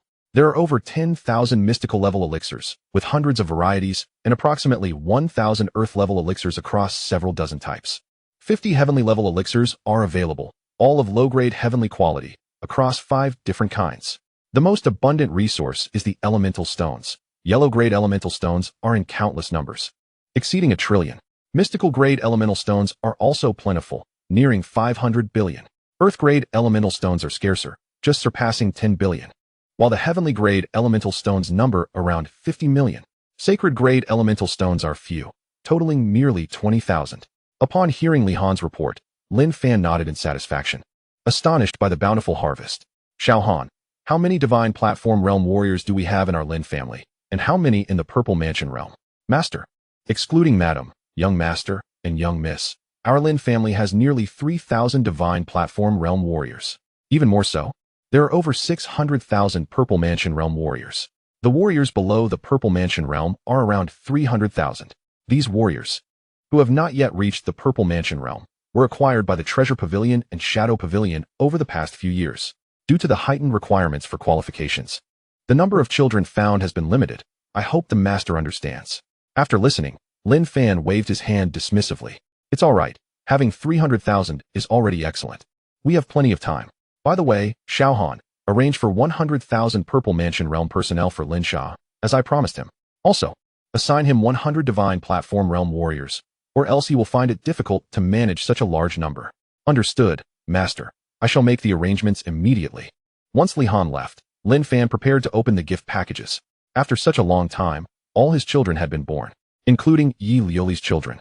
He now had a total of 73 children, 40 boys and 33 girls. The gift package for the children born to Yi Liuli had already been opened. Among the remaining 72 packages, there are 12 mid-grade heavenly level packages and 60 low-grade heavenly level packages. System, open all the packages. Ding. Congratulations to the host for acquiring 400 heavenly quality origin stones. Congratulations to the host for obtaining a stack of 10 heavenly quality relocation talismans. Congratulations to the host for receiving a legacy of a heavenly grade inferior winemaker. Congratulations to the host for acquiring a heavenly grade inferior spirit rice seed, capable of cultivating 1 square kilometer of land. Congratulations to the host for obtaining a heavenly grade inferior spirit herb seed. Lin Fan did not pay close attention to the subsequent items. They were merely an assortment of weapons, techniques, and spirit herbs. Overall, these rewards were quite commendable, and Lin Fan felt a sense of satisfaction. As for the winemaker's legacy, Lin Fan intended to pursue it himself. With the support of the Divine Xia realm, winemaking would be considerably simpler for him. Unfortunately, he currently lacked Earth Grade Spirit Rice, and he had only just acquired the seeds for Heavenly Grade Spirit Rice. Of course, using spirit fruits for winemaking posed no issue. Although the Lin family was not lacking in Earth Grade and Heavenly Grade spirit fruits, the growth period of spirit fruits was excessively long, offering no advantage compared to spirit rice. Alas, high-grade spirit rice seeds were simply unavailable on the market, only appearing at auctions. The next time a large auction takes place, I must attend, hoping to stumble upon some hidden treasures. The dragon blood fruit tree branch acquired from the last auction has now taken root and grown into a small tree over 1 meter tall. With the survival of the dragon blood fruit tree, the Lin family now possesses 2 types of saint-level spirit fruits. It seems that most saint-level factions would struggle to produce saint-level spirit fruits, or herbs. Chapter 180.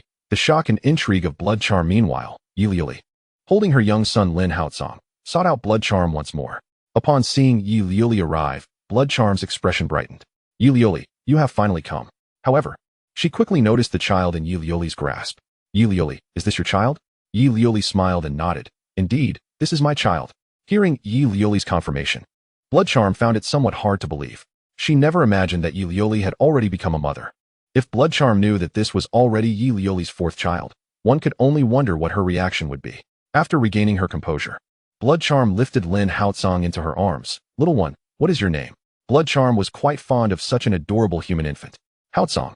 This is Auntie Blood Charm. Greet her. Hello, Auntie Blood Charm. I am Lin Haozong. Haozong is truly well behaved. I envy your mother for having such a lovely son. Auntie Blood Charm, if you marry my father, you could also have a cute brother or sister like me. Yi Liuli couldn't help but burst into laughter at her son's words, while Blood Charm found herself in a mix of amusement and exasperation.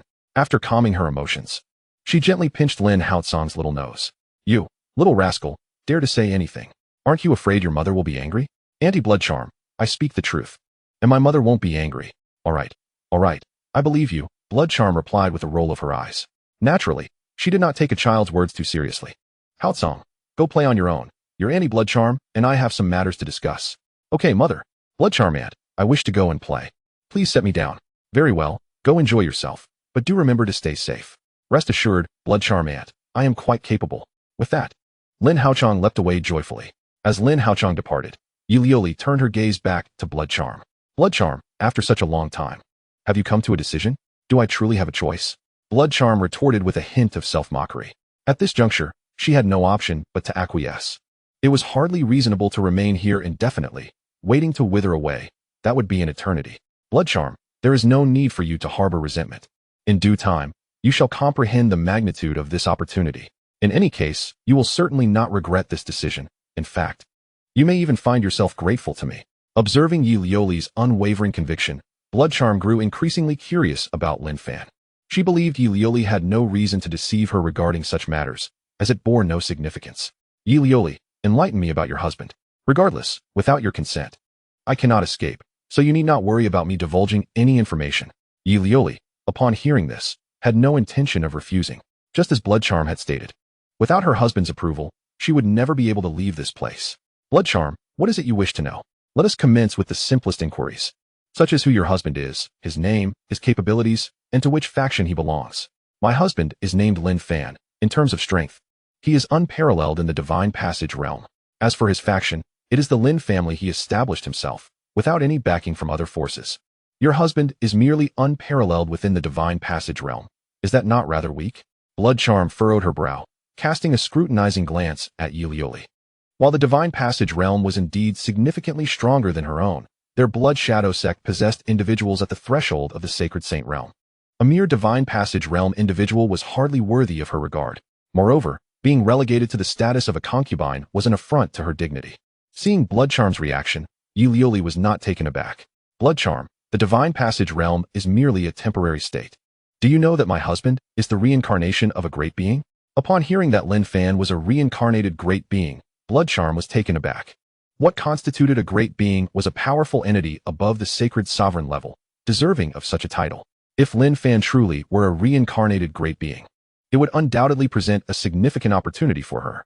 However, mere words were insufficient. She needed tangible proof. Yi Liuli, is your husband truly a reincarnated great being? What evidence do you possess? What further proof is necessary? The very place we inhabit serves as the most compelling evidence. Blood Charm's expression turned to one of confusion. She struggled to grasp the meaning behind Yi Liuli's statement. Yi Liuli, not permitting Blood Charm to dwell on her bewilderment, continued to elucidate. Blood Charm, the space we occupy is not of the unstable variety created by a saint. The realms established by saints cannot be compared to our current abode. What we occupy now is akin to a small world, and more importantly, this small world has the potential for continuous evolution.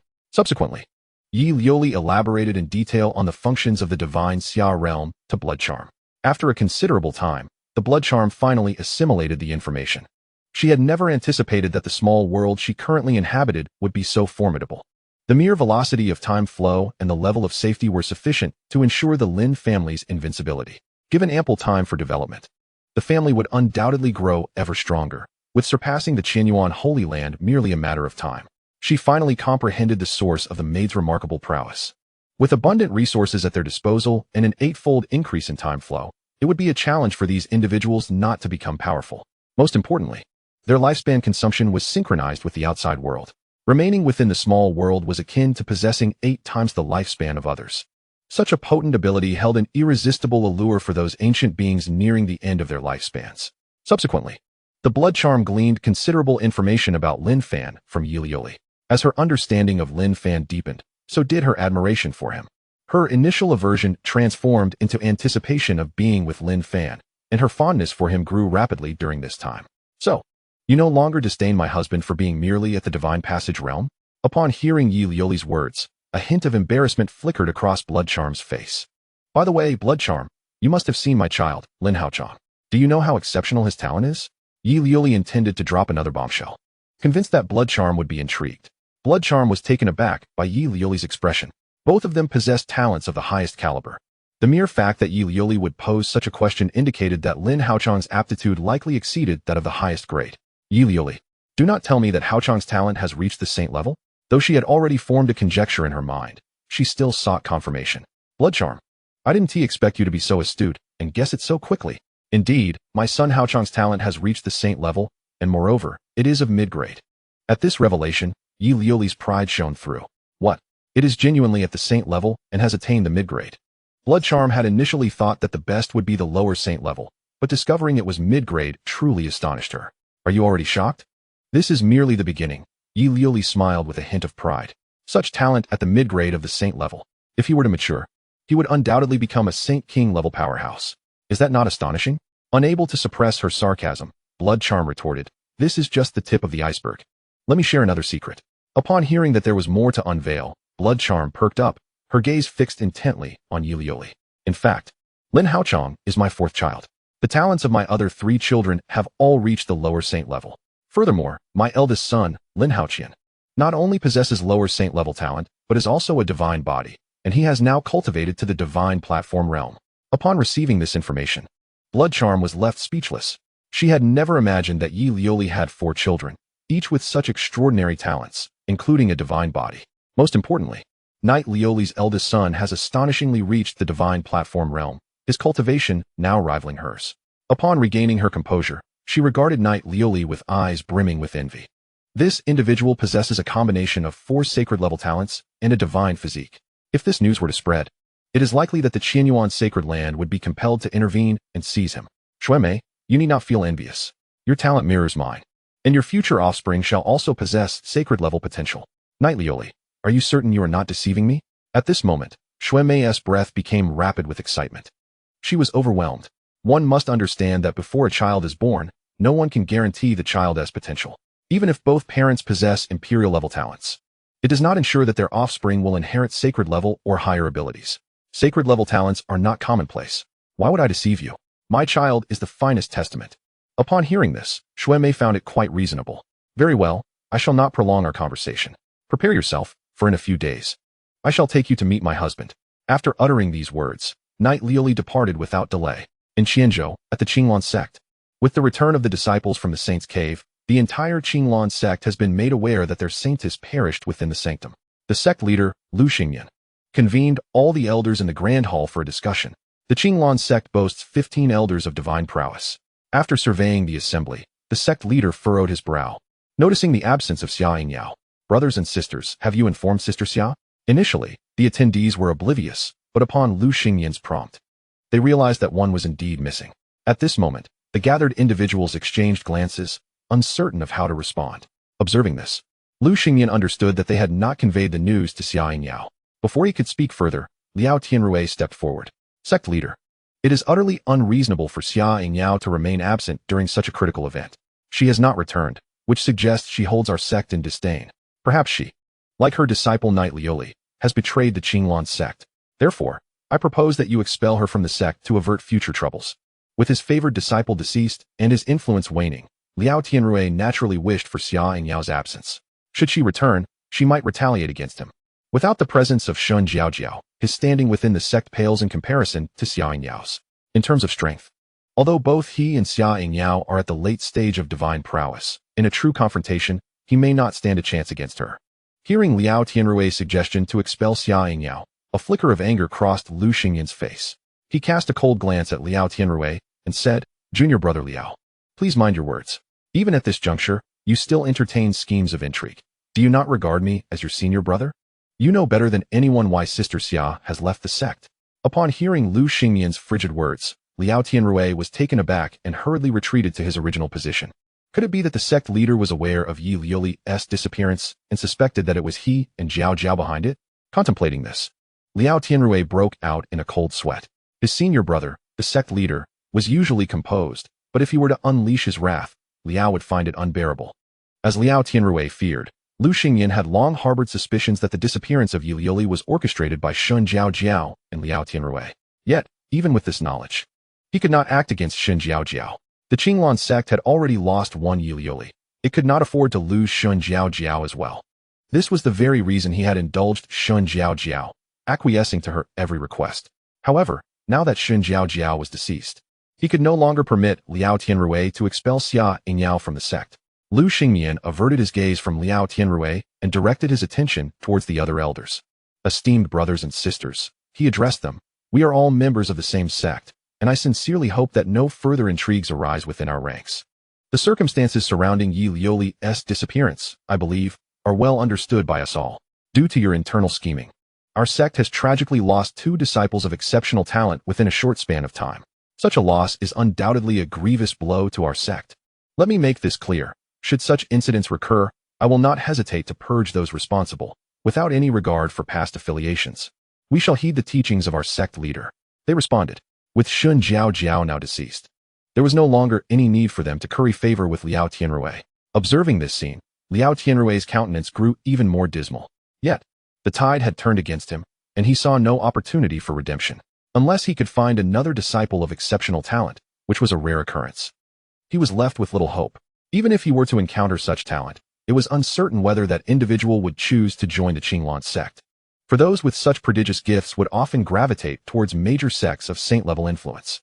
The only reason he had managed to take on Shun Jiao Jiao as a disciple was due to his obligation to save her life. Lu Xingmian surveyed the expressions of those present and chose not to dwell further on the topic. Brothers and sisters, I wish to avoid unnecessary discourse. The purpose of gathering you all here today is to discuss the circumstances surrounding the death of the saintess.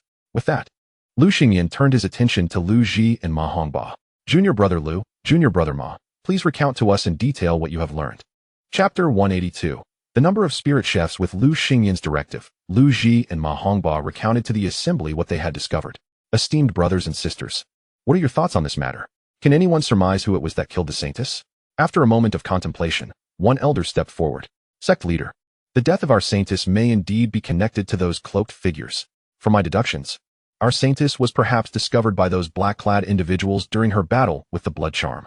Our esteemed saintess may unknowingly have provoked these shadowy figures, leading to her perilous fate. As for the disappearance of the blood charm from the Blood Shadow sect, it is conceivable that she stumbled upon the secrets of these cloaked individuals, resulting in her abduction. The elder's analysis prompted nods of agreement among those present. They perceived that Shun Jiaojiao's proud and arrogant demeanor easily alienates others. Even Lu Xingmian found merit in the elder's reasoning. Since the emergence of the four major powers, they had dismissed the possibility that Shun Jiaojiao met her demise at the hands of the Blood Shadow sect. Thus, her death was likely attributable to these enigmatic figures. Subsequently, Lu Xingmian posed a question. Fellow disciples, now that we have identified the culprits, what are your thoughts? The elder replied, Master, these shadowy figures are of mysterious origin, and we possess no leads. We remain in the dark about the strength backing them. Therefore, I propose we remain cautious for the time being. Other factions are also in pursuit of clues regarding these figures. If even those of saintly caliber cannot uncover their whereabouts, we, too, ought not to undertake the search. Otherwise, we may inadvertently invite disaster upon our sect. After expressing his views, the elder withdrew, leaving the course of action to their leader. Lu Xingmian refrained from a direct response. Turning once more to Liao Tianrui. Junior Brother Liao, the saintess is your disciple. What course of action do you suggest? Liao replied, Master, I believe this matter rests with you to decide. Regardless of the outcome, I shall support your judgment. Not one to act foolishly, Liao, despite his resentment towards the shadowy figures for the loss of his disciple, understood the need for caution given their elusive nature. Since Junior Brother Liao has expressed such sentiments, let us set this matter aside for now. Without clarity on their strength, we cannot act recklessly. We shall adhere to the Master's command. The elders echoed in agreement. By the way, once everyone departs, please remember to contact Junior Sister Xia and urge her to return to the sect promptly. Additionally, we must seek out Yi Liuli's whereabouts, as our sect is still in need of a saintess. That will be all for today. You may disperse. Meanwhile, on the other side, the leader of the Blood Shadow sect was seething with rage. He had not anticipated the disappearance of his daughter. Fortunately, her life token remained, indicating she was not in mortal danger. Elder Luo, are you certain that the saintess's disappearance is unrelated to the Qinglan sect? The sect leader inquired. Master. At that time, the elders from the four major saintly powers were present, and with their esteemed strength, they failed to detect the presence of the saintess.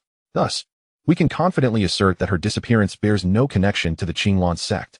They further elaborated that, apart from an initial period where other factions had seen the saintess, she had not reappeared in the sacred caverns. Upon hearing their accounts, the leader of the Blood Shadow sect, Shuetu, furrowed his brow in concern. Could it indeed be that these shadowy figures had abducted the saintess? The master declared, it is highly likely that the saintess has been abducted by this group of black-clad individuals. At that moment, a tempest of fury surged within Bloodslaughter. Yet he found no outlet for his wrath. Elders, relay my orders forthwith. We must unearth any information regarding the saintess. Yes, master. After their departure, Bloodslaughter's visage twisted in a snarl. I fervently hope my daughter remains unscathed. Otherwise, regardless of your identity, you shall pay a grievous price. Upon returning, other factions also exerted themselves in pursuit of the black-clad figures. The emergence of this unfamiliar and enigmatic force instilled a sense of vigilance among these factions. Even some powers at the Saint King level had heard whispers of this news, yet they refrained from intervening excessively. As these factions disseminated accounts of the events occurring within the Saint's Cave, the reputation of the black-clad faction swiftly spread throughout the Eastern Domain. Unaware of the group's true name, they simply referred to them as the Black-Clad. Within a palace of the Divine Sky realm, Lin Fan, who had been in meditation for half a month, gradually opened his eyes. After this prolonged period, he had finally completed the transmission of the winemaker's legacy. Now, I have acquired 2 inferior-grade celestial art inheritances. Let me first attempt brewing. Naturally, Lin Fan was eager to savor the essence of celestial spirit wine. With a mere thought, numerous celestial spirit fruits and herbs materialized before him. Brewing was second nature to Lin Fan. Under the auspices of the Divine Sky realm, he swiftly completed the remaining steps, now awaiting only fermentation. Having ensured that all was in order, Lin Fan resolved to check on the progress of the spirit chefs he had nurtured. Once a profound-grade spirit chef emerged, he could establish the wine house. The synergy between the wine house and the Shadow Pavilion would undoubtedly forge the most formidable intelligence agency. Before long, Lin Fan found by Qinglan, who was diligently imparting her knowledge of spirit chef techniques to her attendants. The spirit chefs within the family were under her meticulous management. Among the family's diverse skills, Bai Qingyan boasted the highest rank, having attained superior-grade celestial spirit chef status. Upon noticing Lin Fan's arrival, she swiftly appeared at his side, affectionately looping her arm through his. "Husband, what brings you here?" Clearly, Bai Qingyan was elated by his presence. "Qingyan, I came to see how many spirit chefs you have cultivated." "Husband, perhaps because being a spirit chef is simpler than alchemy or weapon forging, everyone has progressed rapidly. After years of nurturing, we now have over 20 profound-grade spirit chefs, including one of intermediate rank, with the rest being of inferior rank. The number of yellow-grade spirit chefs is even more plentiful, reaching a total of 10,000, each at various levels." Upon hearing that there were over 20 profound-grade spirit chefs, Lin Fan felt immense satisfaction. "Qingyan, you have worked tirelessly to cultivate so many spirit chefs for the family. Husband, what is this little effort compared to your sacrifices? Everything is for the family." "Indeed, Qingyan, I have witnessed your dedication. Now allow me to reward you appropriately." After Lin Fan finished speaking, he chuckled and directly led Bai Qingyan back to his palace. Chapter 183, Blood Charm. I must not be outdone. I shall rise above days later. Yi Liuli arrived before Lin Fan, accompanied by Blood Charm. "Husband, I bring you delightful news. Blood Charm has agreed to join our Lin family." Blood Charm, witnessing the moment, hastily performed a bow and saluted. Blood Charm pays her respects to the family head. "Enough with the formalities," Lin Fan replied. After Blood Charm rose, her eyes began to brazenly scrutinize Lin Fan. To be frank, this was her first time seeing Lin Fan's true appearance. During their previous encounter, he had worn a mask, and the time spent together was rather brief, leaving her with a faint impression. After observing him closely, Blood Charm couldn't help but murmur within her heart. No wonder Yi Liuli is so infatuated. With such looks and charisma, one could easily succumb. However, this only served to benefit me. Haha. By the way, since Yi Liuli has 4 children, I cannot allow myself to be overshadowed. I must strive to surpass her. Just the thought of that scene made Blood Charm's cheeks faintly flush. Although she hailed from a demonic sect, encountering such matters for the first time still made her feel somewhat bashful. Unaware of Blood Charm's thoughts, Yi Liuli, if she had known, might have taken on the demeanor of an elder sister and given Blood Charm a proper lecture. She glanced at the two, who were appraising each other, and decided not to linger and disrupt them. "Husband, you and Blood Charm take your time to converse. I shall take my leave." With that, Yi Liuli cast Lin Fan a meaningful glance, signaling him to seize the opportunity, and departed swiftly. Watching Yi Liuli leave, Lin Fan couldn't help but smile. Once he steadied his emotions, he turned to Blood Charm, saying, "Please, have a seat." "Thank you, family head," Blood Charm responded, moving to sit closely beside Lin Fan. Having resolved to become part of Lin Fan's life, she felt compelled to be more proactive. Although Yi Liuli had informed her that Lin Fan treated everyone equally and never showed favoritism, being proactive in certain aspects undoubtedly held advantages. Lin Fan observed Blood Charm's actions with some surprise. Upon reviewing her information again, he discovered that her favorability had reached its maximum. This indicated that Blood Charm had been marked by the family's sacred tree. Seeing Lin Fan silent, Blood Charm gently inquired, "Family head, is there something amiss?" Lin Fan shook his head. "I simply did not expect you to be so forward. Since I am already part of the family, being proactive may endear me to the family head even more." She replied confidently, "You seem to have a rather open perspective. Do you not harbor resentment towards me for imprisoning you?" Lin Fan inquired with a smile. "Honestly, I was indeed quite resentful at first. However, upon reflection, Had I been in your position, I would likely have eliminated the threat to prevent any information from leaking. Bloodcharm explained. Thus, after coming to this realization, I no longer harbor hatred, but instead feel grateful for the family head's mercy. Yet, with your identity as the holy maiden of the demonic sect, do you not worry it may bring harm to the Lin family? Alternatively, one might articulate it thus. Does the master of the household not fear my deliberate approach, and the potential schemes I might harbor against the Lin family?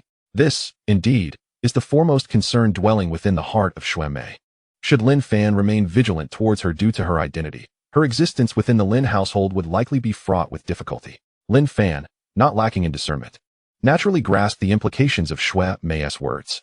Xue Mei, within my family, you need not worry about such matters transpiring, whether your intentions are genuine or feigned. I can discern them with a mere glance. Upon hearing this, Xue Mei was taken aback. She had not anticipated that Lin Fan possessed such an ability. She did not believe he was jesting. Rather, she had come to regard him as the reincarnation of a formidable being, and such capabilities seemed entirely plausible. Fortunately, her feelings were sincere, which she considered fortuitous, for it alleviated her fears of being suspected by Lin Fan. Master, I heard from Lu Li that if we were to have children, even those with the least aptitude for cultivation could attain the lower tier of the saint level. At this juncture, Xue Mei's gaze towards Lin Fan brimmed with anticipation. Lin Fan, however, was taken aback, his thoughts racing. Was the leap in conversation not rather vast? As they had suddenly broached the topic of procreation, are the young women of this world truly so eager regarding childbirth? Nonetheless, since Xue Mei had posed the question, he could not abstain from responding. Xue Mei, considering your unparalleled celestial grade aptitude, it should indeed pose no problem. As it stands, the children born to Lu Li have all surpassed the saint level. Moreover, your advantages over Lu Li suggest that your offspring may possess even greater potential. The prospect of her child having a substantial likelihood of attaining saint-level aptitude left Xue Mei exceedingly exhilarated. However, upon hearing that she held advantages over Yi Lu Li, a look of confusion crossed her face. Master, my aptitude is identical to Lu Li's. Why would I possess greater advantages? Without hesitation, she voiced her inner query. Because, in addition to your celestial grade aptitude, you also possess a spirit body. Upon hearing Lin Fan's assertion, Xue Mei's eyes widened in disbelief. Master, you claim I have a spirit body. That cannot be true. After all these years, why have I not sensed it at all? Xue Mei, you indeed possess a spirit body. It simply remains unactivated. Xue Mei found herself at a loss for words. It was astonishing to her that, despite having reached the divine platform realm, she had yet to activate her spirit body. However, given Lin Fan's words, she recognized the truth of the matter. Master, may I inquire what type of spirit body I possess, and how can I activate it? Xue Mei, you possess a charming spirit body.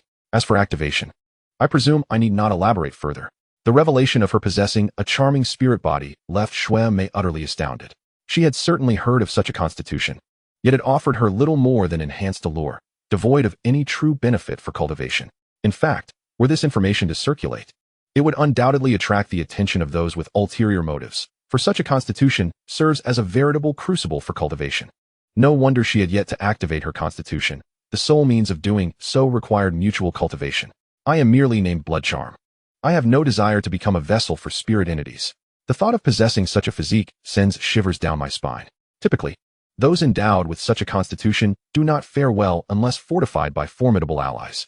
Regaining her composure, Bloodcharm gazed anxiously at Lin Fan. Master, you wouldn't wish for me to become a furnace, would you?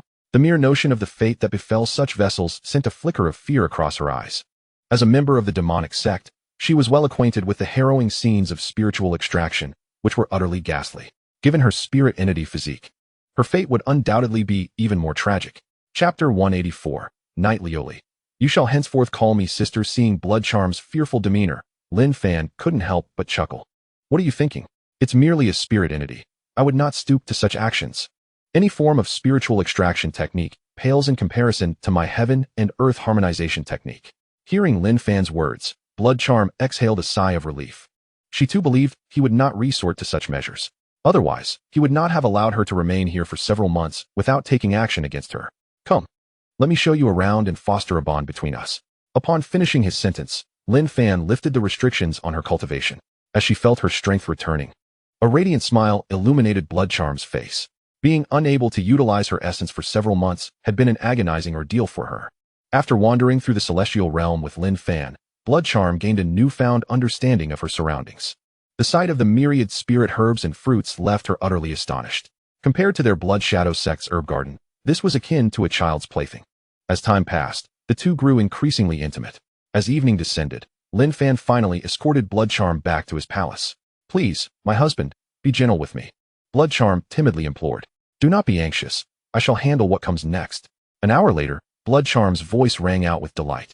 "My husband, I have actually broken through. This is truly remarkable." It is worth noting that her strength had only recently advanced. To reach the perfection of the divine platform realm typically requires no less than 5 years. Should she encounter a bottleneck, it may take even a decade to progress. Yet unexpectedly, she had achieved a breakthrough so swiftly. Without a doubt, she recognized Lin Fan's influence in her achievement. In truth, Lin Fan too had reaped substantial benefits, elevating his power to the pinnacle of the divine ability realm. However, to ascend to the venerable realm, he still required additional time. Observing Blood Charm's beaming smile, Lin Fan reciprocated with a grin. "Blood Charm, do not be astonished. Such progress in strength is entirely natural. Yet, one can expect that only the initial effects will be this pronounced. Future advancements will not be quite as dramatic. Nevertheless, it remains significantly more effective than meditative practice." "My husband, I knew it was your doing," Blood Charm exclaimed with fervor. "By the way, my husband, how far has Lioli progressed during her time with you? I never inquired about her strength before. Now that I have experienced your formidable prowess, I believe she must have grown quite strong. At least breaking into the divine ability realm. Lioli has recently achieved the mid-stage of the divine passage realm. Is she already at that level? It seems I must strive harder." Previously, she and Yi Lu Li were equals, and naturally, she did not wish to fall too far behind. With this in mind, her gaze towards Lin Fan grew fervent once more. "Husband, I do not wish to lag behind Lu Li. I implore your assistance. Do you not require a moment's rest?" Lin Fan teased with a mischievous smile. "Of course not. In pursuit of strength, Blood Charm is unyielding." Lin Fan, of course, would not refuse. As the third day dawned, Yi Lu Li was taken aback by Blood Charm's transformation. "Blood Charm, did your husband give you something extraordinary? Why such a remarkable change?" Witnessing Yi Lu Li's astonished expression, Blood Charm beamed with pride. Although her strength did not compare to Yi Lu Li's, she possessed advantages in other areas. After all, she was endowed with a charming spirit body. Initially, the realization of her unique physique had instilled a sense of panic within her, yet now she found herself immensely grateful, for she could sense Lin Fan's affection for her. More importantly, he truly did not regard her as merely a vessel. Rather, he facilitated her rapid ascent in power. Had it not been for Lin Fan's own strengthening, she might have worried that she had inadvertently turned him into a vessel. Noticing Blood Charm's silence, Yi Lu Li urged, "What are you smiling about?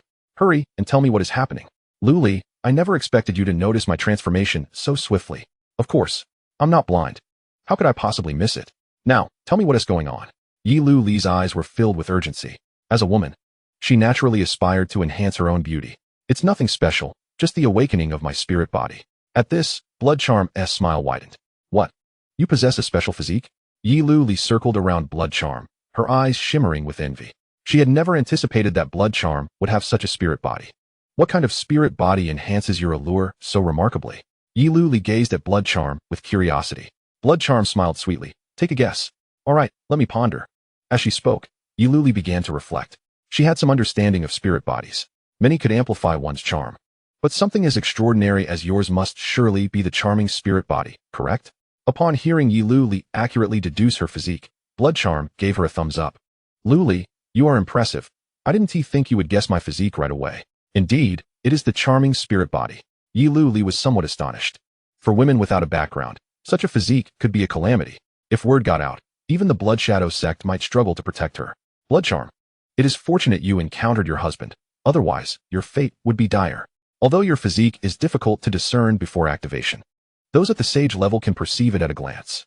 Blood Charm was fully aware of the truth behind Yi Lu Li's words. This is also the reason why she felt such fear upon discovering her constitution as a charm spirit. "Lioli, I am fully aware of what you are saying, and I hold a deep gratitude for you in my heart. Were it not for your suggestion to have my husband bring me to the divine sky realm, I might have faced a tragic fate, even if I had survived." The Blood Charm spoke from the heart, genuinely appreciating Yi Lioli. "You know this to be true. I have long told you that encountering my husband is your greatest fortune. However, there is no need for gratitude, as we are all family. Yet, you must now refer to me as sister. After all, I not only entered this realm before you, but also possess greater strength, and am your elder." Upon hearing such a request from Yi Lioli, Blood Charm found herself both amused and bewildered. "What, are you unwilling?" Yi Liuli inquired with a frown. Blood Charm had indeed met Sister Liuli. Calling her sister was not something difficult for Blood Charm to utter. Moreover, by all accounts, she ought to address Yi Liuli as sister. Indeed, Yi Liuli nodded in satisfaction. Chapter 185. Yi Liuli's warning, however.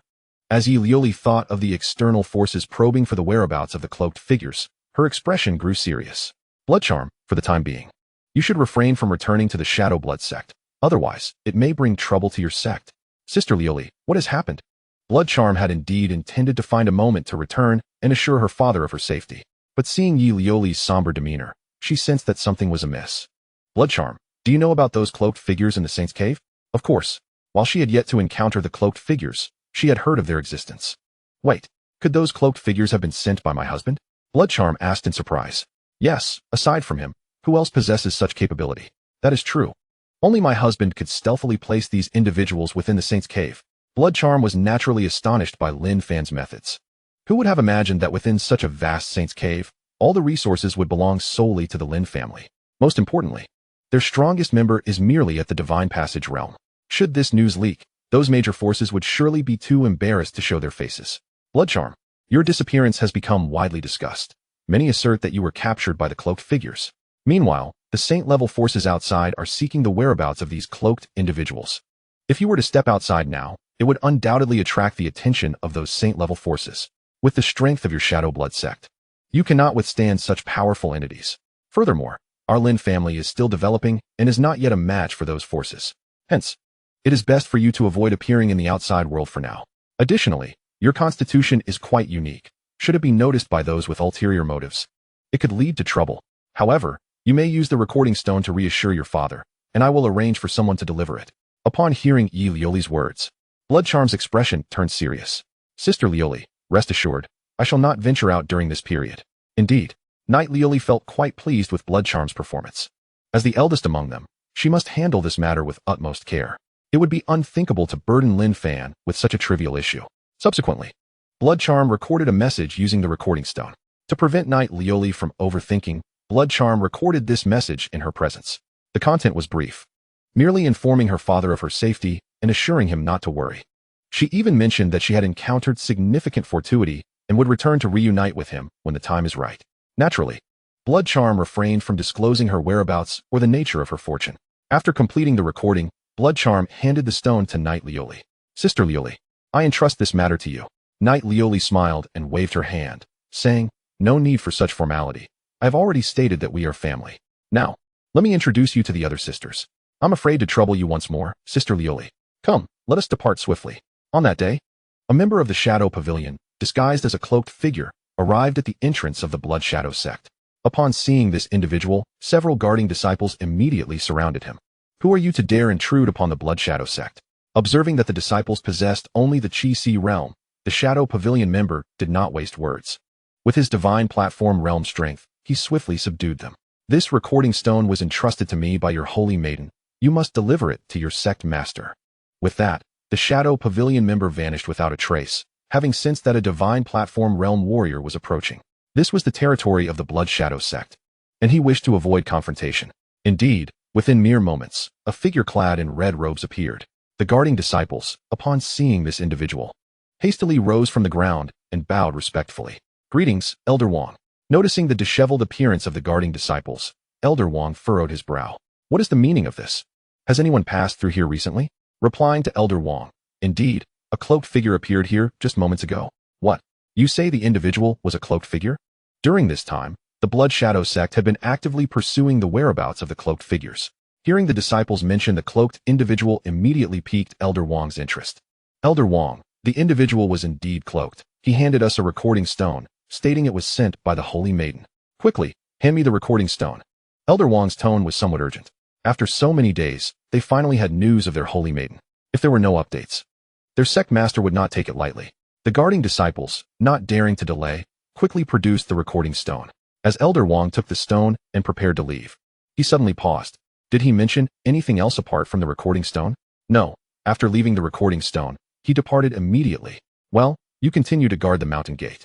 With those words, the steward Wang departed, determined to deliver the shadow stone to their leader as swiftly as possible. Soon, he arrived at the grand hall of the sect. Master, I have come to see you.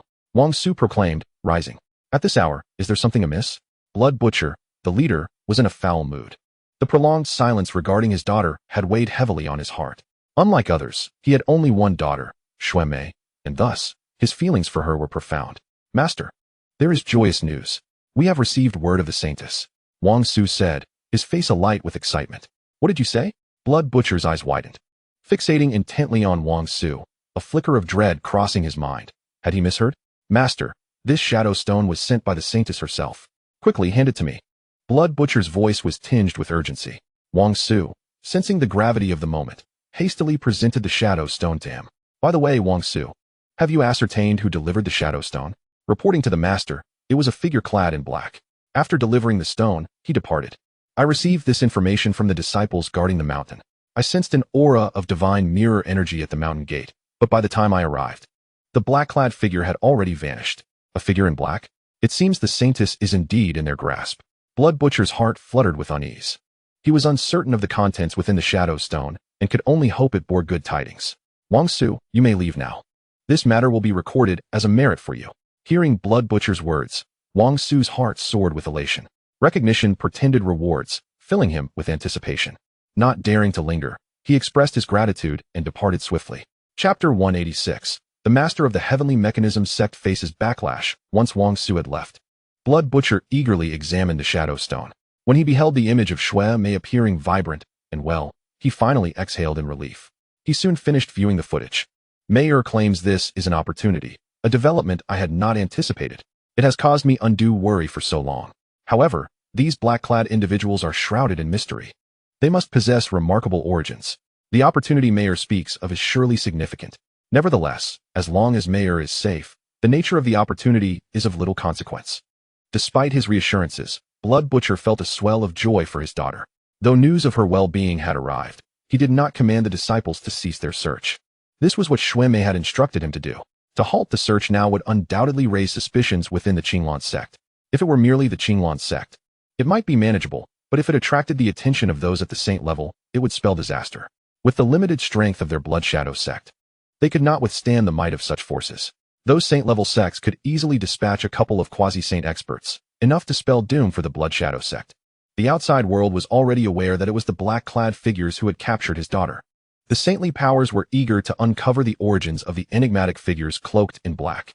In truth, Blood Butcher had already received intelligence indicating that these saintly factions were preparing to unite their resources to solicit the diviners of the Heavenly Machine's sacred land to ascertain the provenance of these shadowy individuals.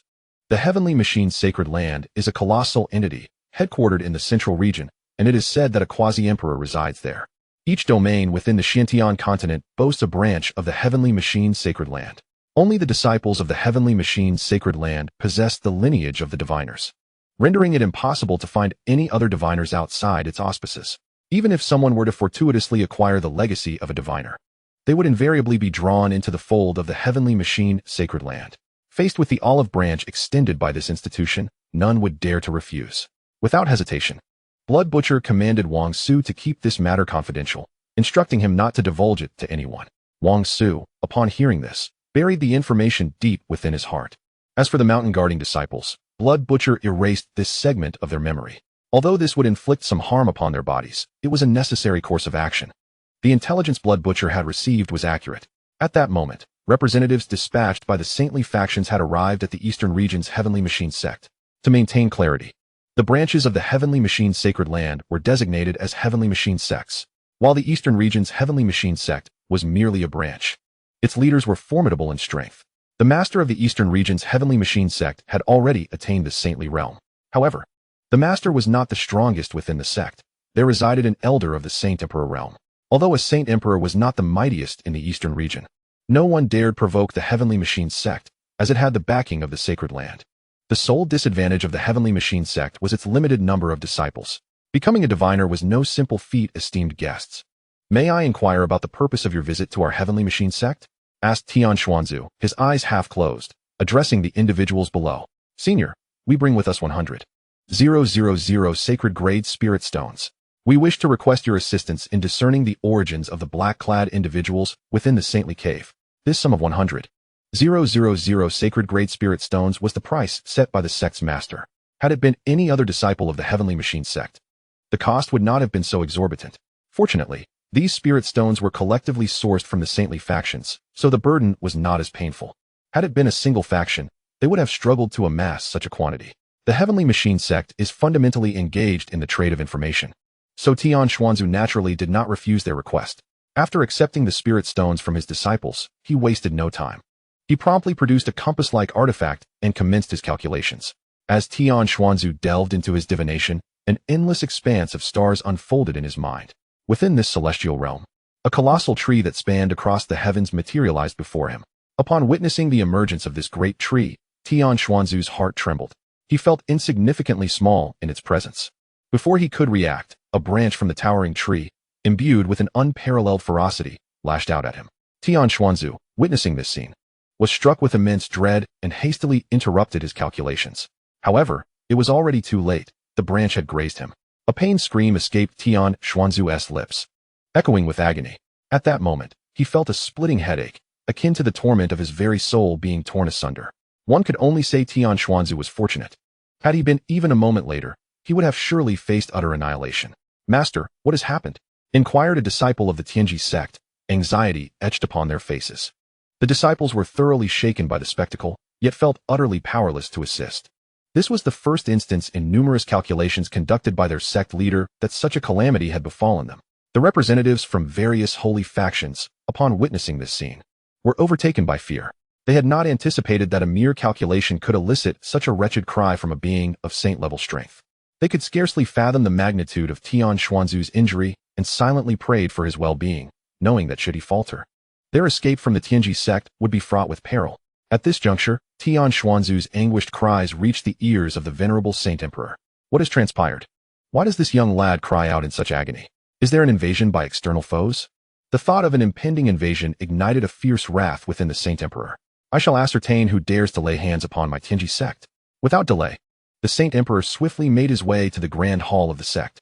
Upon entering the chaotic scene, the Saint Emperor's countenance darkened further.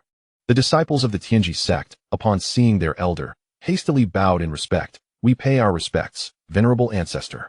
The representatives from the holy factions were taken aback upon realizing they stood before such a formidable figure.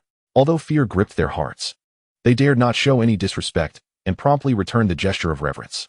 "Greetings, esteemed Saint Emperor. There is no need for such formalities. What has befallen young Tian Xuanzu?"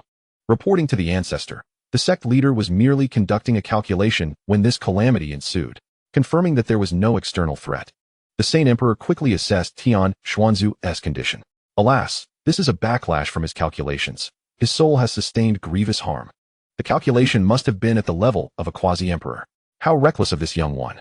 As he spoke, the Saint Emperor produced a jade vial and, with an expression of discomfort, dispensed a precious pill into Tian Xuanzu's mouth. This was a rare low-grade holy elixir, the resurrection pill, designed to mend soul injuries. Such a pill was invaluable, priced at 200,000 holy essence stones, and was often more valuable than gold in the market.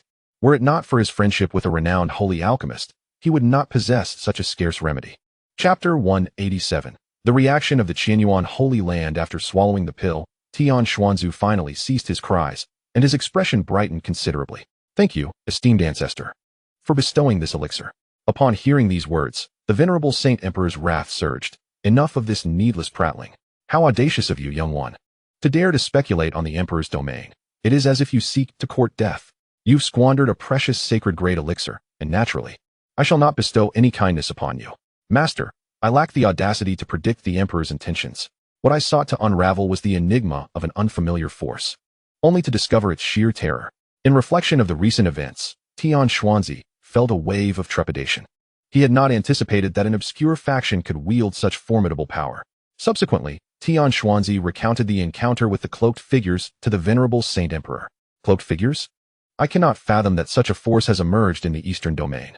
Just a mere attempt at divination has left you gravely wounded. It appears there exists an emperor behind these cloaked entities. By the way, what precisely did you see during your divination that inflicted such severe harm upon you? At this juncture, the venerable Saint Emperor's curiosity regarding the force behind the cloaked figures intensified. Master, Tian Xuanzi hesitated, grappling with the depiction of the event, yet found himself at a loss for words. Observing Tian Xuanzi's faltering demeanor, The venerable Saint Emperor's expression darkened. What is it that you wish to convey, Master? The vision I beheld during my divination was so profound that I find myself unable to articulate it. Upon hearing this, the venerable Saint Emperor's countenance grew grave. It seemed that the individual behind this was even more formidable than he had imagined. Could there be an emperor among them? Unlikely. The venerable Saint Emperor dismissed his own speculation. All the emperors of the Xiantian continent had departed for more powerful realms, as remaining in the Xiantian continent would hinder their ascension to greater heights. Unless the Xiantian continent faced an existential crisis, these emperors would not return. Perhaps the cloaked figures possessed the remnants of an emperor's legacy. Having settled upon this notion, the venerable Saint Emperor resolved not to engage in divination himself. The legacy left by an emperor was beyond his capacity to decipher. Should he attempt it, he might find himself in a predicament akin to Tian Xuanzi's, a risk he was not inclined to take. However, he decided to report this matter to the headquarters in the central domain. What actions the headquarters would take thereafter were beyond his concern. Having come to this conclusion, the venerable Saint Emperor addressed Tian Xuanzi. You need not involve yourself any further. Return the primordial stones. Yes, Master. Even without the venerable Saint Emperor's directive, Tian Xuanzi would not have continued with the divination. He had narrowly escaped death. Such a terror was an experience he wished never to endure again, for he felt he had not yet exhausted his time on this earth. As Tian Xuanzi returned the primordial stones, the representatives of the saintly factions hesitated to accept them. They were still shaken by the recent events. We cannot accept these primordial stones, for this incident has left the esteemed Tian Xuanzi grievously injured. Let these stones serve as a form of compensation. Upon hearing their intent to offer compensation for the primordial stones, Tian Xuanzi waved his hand dismissively. In our Tianji sect, we adhere to our principles. Kindly take these primordial stones back. Since our heavenly mechanism sect has failed to fulfill your task, we shall not accept these stones. Someone, please escort our guests out. Upon hearing the decree from Tian Xuanzi, the guests had no choice but to depart in resignation. Upon their return to report the situation, all the saintly forces were filled with trepidation. They could scarcely fathom that behind these cloaked figures lurked the presence of a quasi-emperor. There was no doubt regarding the veracity of this matter. The severe injuries sustained by the sect master of the heavenly mechanism sect served as irrefutable evidence. Consequently, these forces promptly commanded an immediate cessation of any inquiries pertaining to the cloaked individuals. They were genuinely frightened, for a faction safeguarded by a quasi-emperor was beyond their capacity to provoke. Soon, the news escalated, reaching every power in the eastern domain. In the grand hall of Qian Yuan Sacred Land located in Chenjo, the esteemed leader Feng Juechen was convening with the elders of the sacred land. I trust you have all heard about the events surrounding the heavenly mechanism sect. What are your thoughts on this matter? Is it conceivable that such a force indeed possesses a quasi-emperor? The sudden emergence of such a formidable faction could not be underestimated by a major power like Qian Yuan Sacred Land. The birth of a powerful entity implies a division of resources from other forces. At that moment, the Grand Elder Nia Fenghan rose to speak. My lord, it is wiser to believe in the existence of such a force than to dismiss it. Even if they lack a quasi-emperor, they are unlikely to be weak. Otherwise, we would not be unable to uncover a single clue. Even the venerable ancestor of the heavenly mechanism sect, at the saintly emperor level, refrains from attempting to divine their strength. He continued, what concerns me most is whether this force belongs to our human race or to an alien race. If they are indeed of our kind, the most we may face is a division of interests. However, if they are of an alien lineage, their ambitions would surely extend to the entirety of the Xiantian continent. Upon hearing Nia Fenghan mention the possibility of an alien race, the atmosphere grew exceedingly grave. Should they truly be of an alien lineage, chaos would soon engulf the entire Xiantian continent. The continent had endured numerous invasions from alien races, each resulting in catastrophic losses.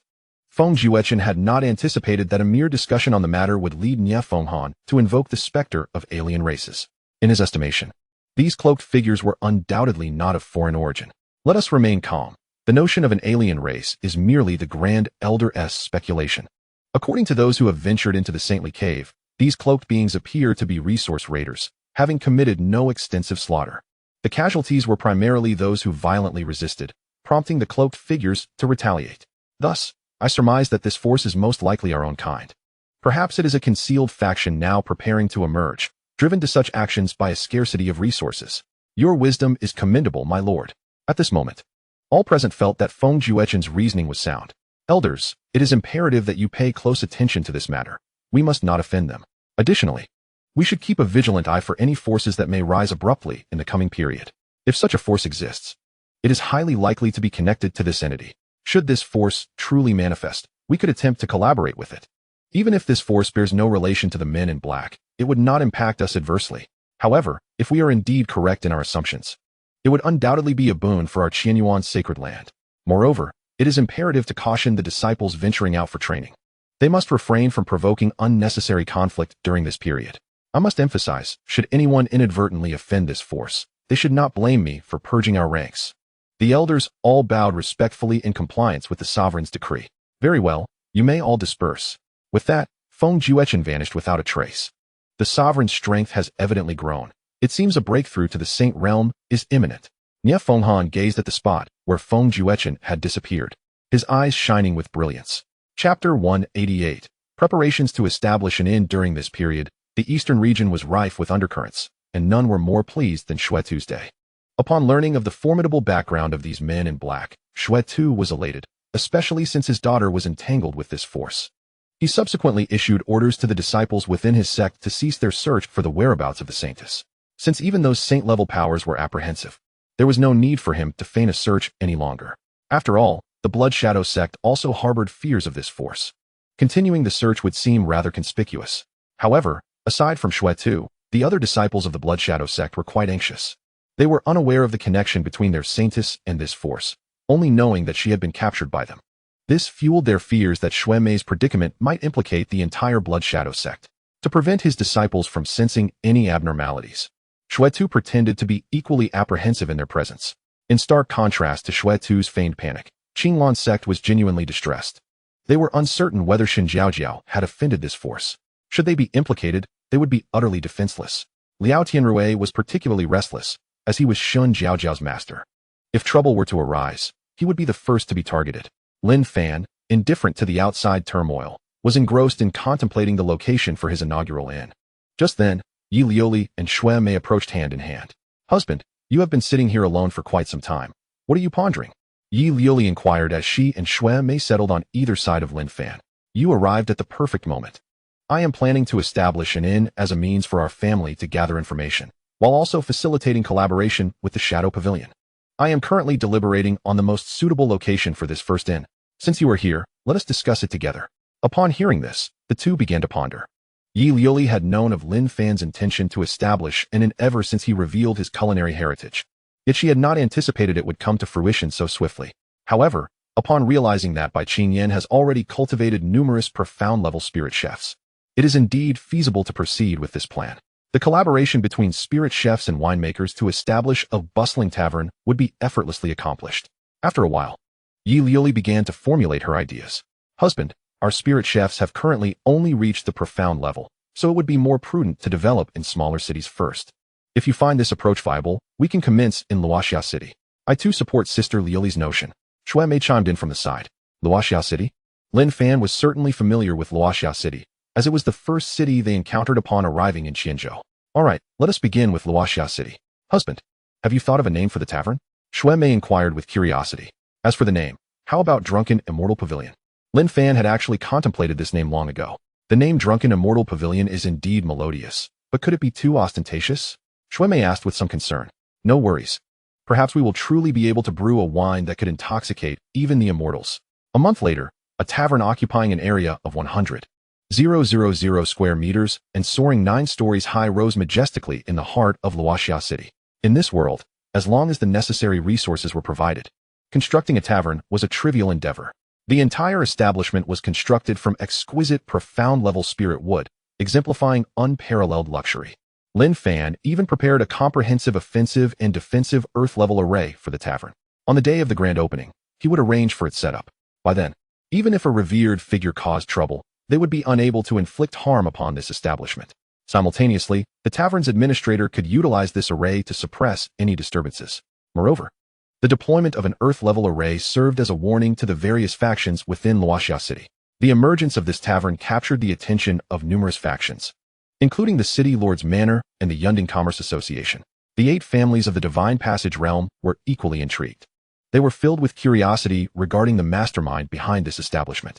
Within the residence of Luoxia City, Lin Fan summoned Li Han. "Xiao, how is the tavern construction progressing?" "Patriarch, the tavern has been completed and is ready to open at any moment. Excellent. Arrange for some publicity. The tavern will officially open in 5 days. And also have Lin Fu come by. Yes, Patriarch. Soon, a plump figure, exuding a charming aura, appeared before Lin Fan. This individual was Lin Fu, a name bestowed upon him by Lin Fan. Having grown up in the Xinxiao realm, he was among the first group of children to enter and possessed remarkable management talents. Lin Fan valued this greatly, which is why he received a spot in the previous marrow washing pool. With the enhancement of his aptitude, Lin Fu's current strength had reached the mid-stage of the divine platform realm, making him quite remarkable among their peers. Greetings, Patriarch. Lin Fu cheerfully bowed to Lin Fan. How have you gained more weight? Hee. Thanks to the Patriarch's blessings, I eat well and sleep well, hence the natural weight gain. Lin Fan could only respond with a mix of laughter and exasperation. The martial artists possess the ability to shape their physique at will. Some individuals prefer a more robust appearance, such as Lin Fu, who stands before me. Now, I summoned you here to inform you that the tavern will commence operations in 5 days. Ensure you prepare adequately, for I hope not to be disappointed. When the conversation turned serious, Lin Fu adopted a grave demeanor. Rest assured, my lord, I shall manage the tavern with utmost diligence, ensuring the family's honor remains intact.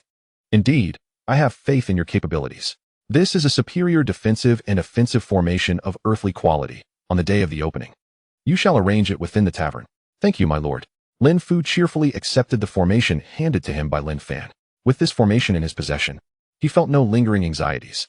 The mightiest in Luoxia City merely reached the pinnacle of the divine realm. With the aid of the formation, he could easily subdue them. Now, go prepare. In 5 days, I shall visit Zui Xian Lu as a guest. Do not let your true identity slip. Fear not, my lord. I shall not commit such a blunder. The 5 days passed swiftly. During this time, the news of Zui Xian Lu's grand opening spread like wildfire. The residents of Luoxia City were well aware of the establishment's impending launch. Numerous factions planned to attend on the opening day to witness the spectacle. The emergence of a new power warranted their scrutiny of its capabilities, particularly the Yun Ding Chamber of Commerce, which also operated taverns. The sudden appearance of a rival compelled them to remain vigilant. Chapter 189. The grand opening of Zui Xian Lu and the astonishment of the crowd at this moment. A throng had gathered outside the doors of Zui Xian Lu. Following a lively display of drums and gongs, Lin Fu dramatically unveiled the red cloth concealing the plaque. As the crowd beheld the 3 characters inscribed upon it, gasps of astonishment filled the air. Zui Xian Lu, what a grand name. Yet, one wonders if the beverages served therein can truly live up to such a title. Amidst the murmurs of the onlookers, Lin Fu approached with a cheerful demeanor. Greetings. Esteemed friends, I am Lin Fu, the steward of this establishment.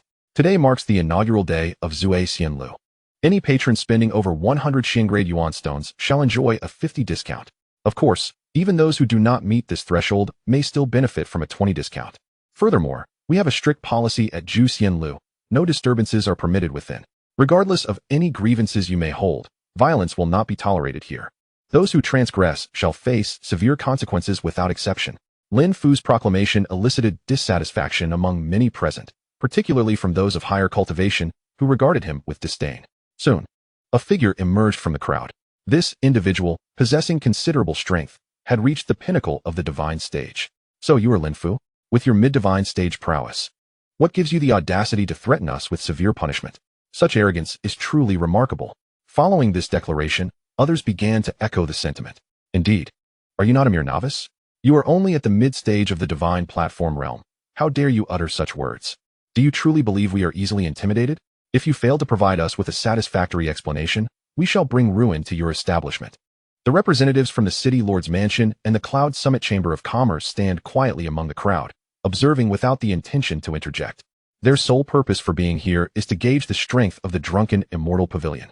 If the Pavilion cannot even withstand this challenge, it is unworthy of comparison with them. In response to their doubts, Lin Fu remained unperturbed. A smile adorned his face throughout the encounter. As he had anticipated such a scene, with the backup provided by Lin Fan, he felt no anxiety. Once the crowd had voiced their sentiments, Lin Fu cheerfully continued. It seems that you all doubt the strength of the drunken Immortal Pavilion.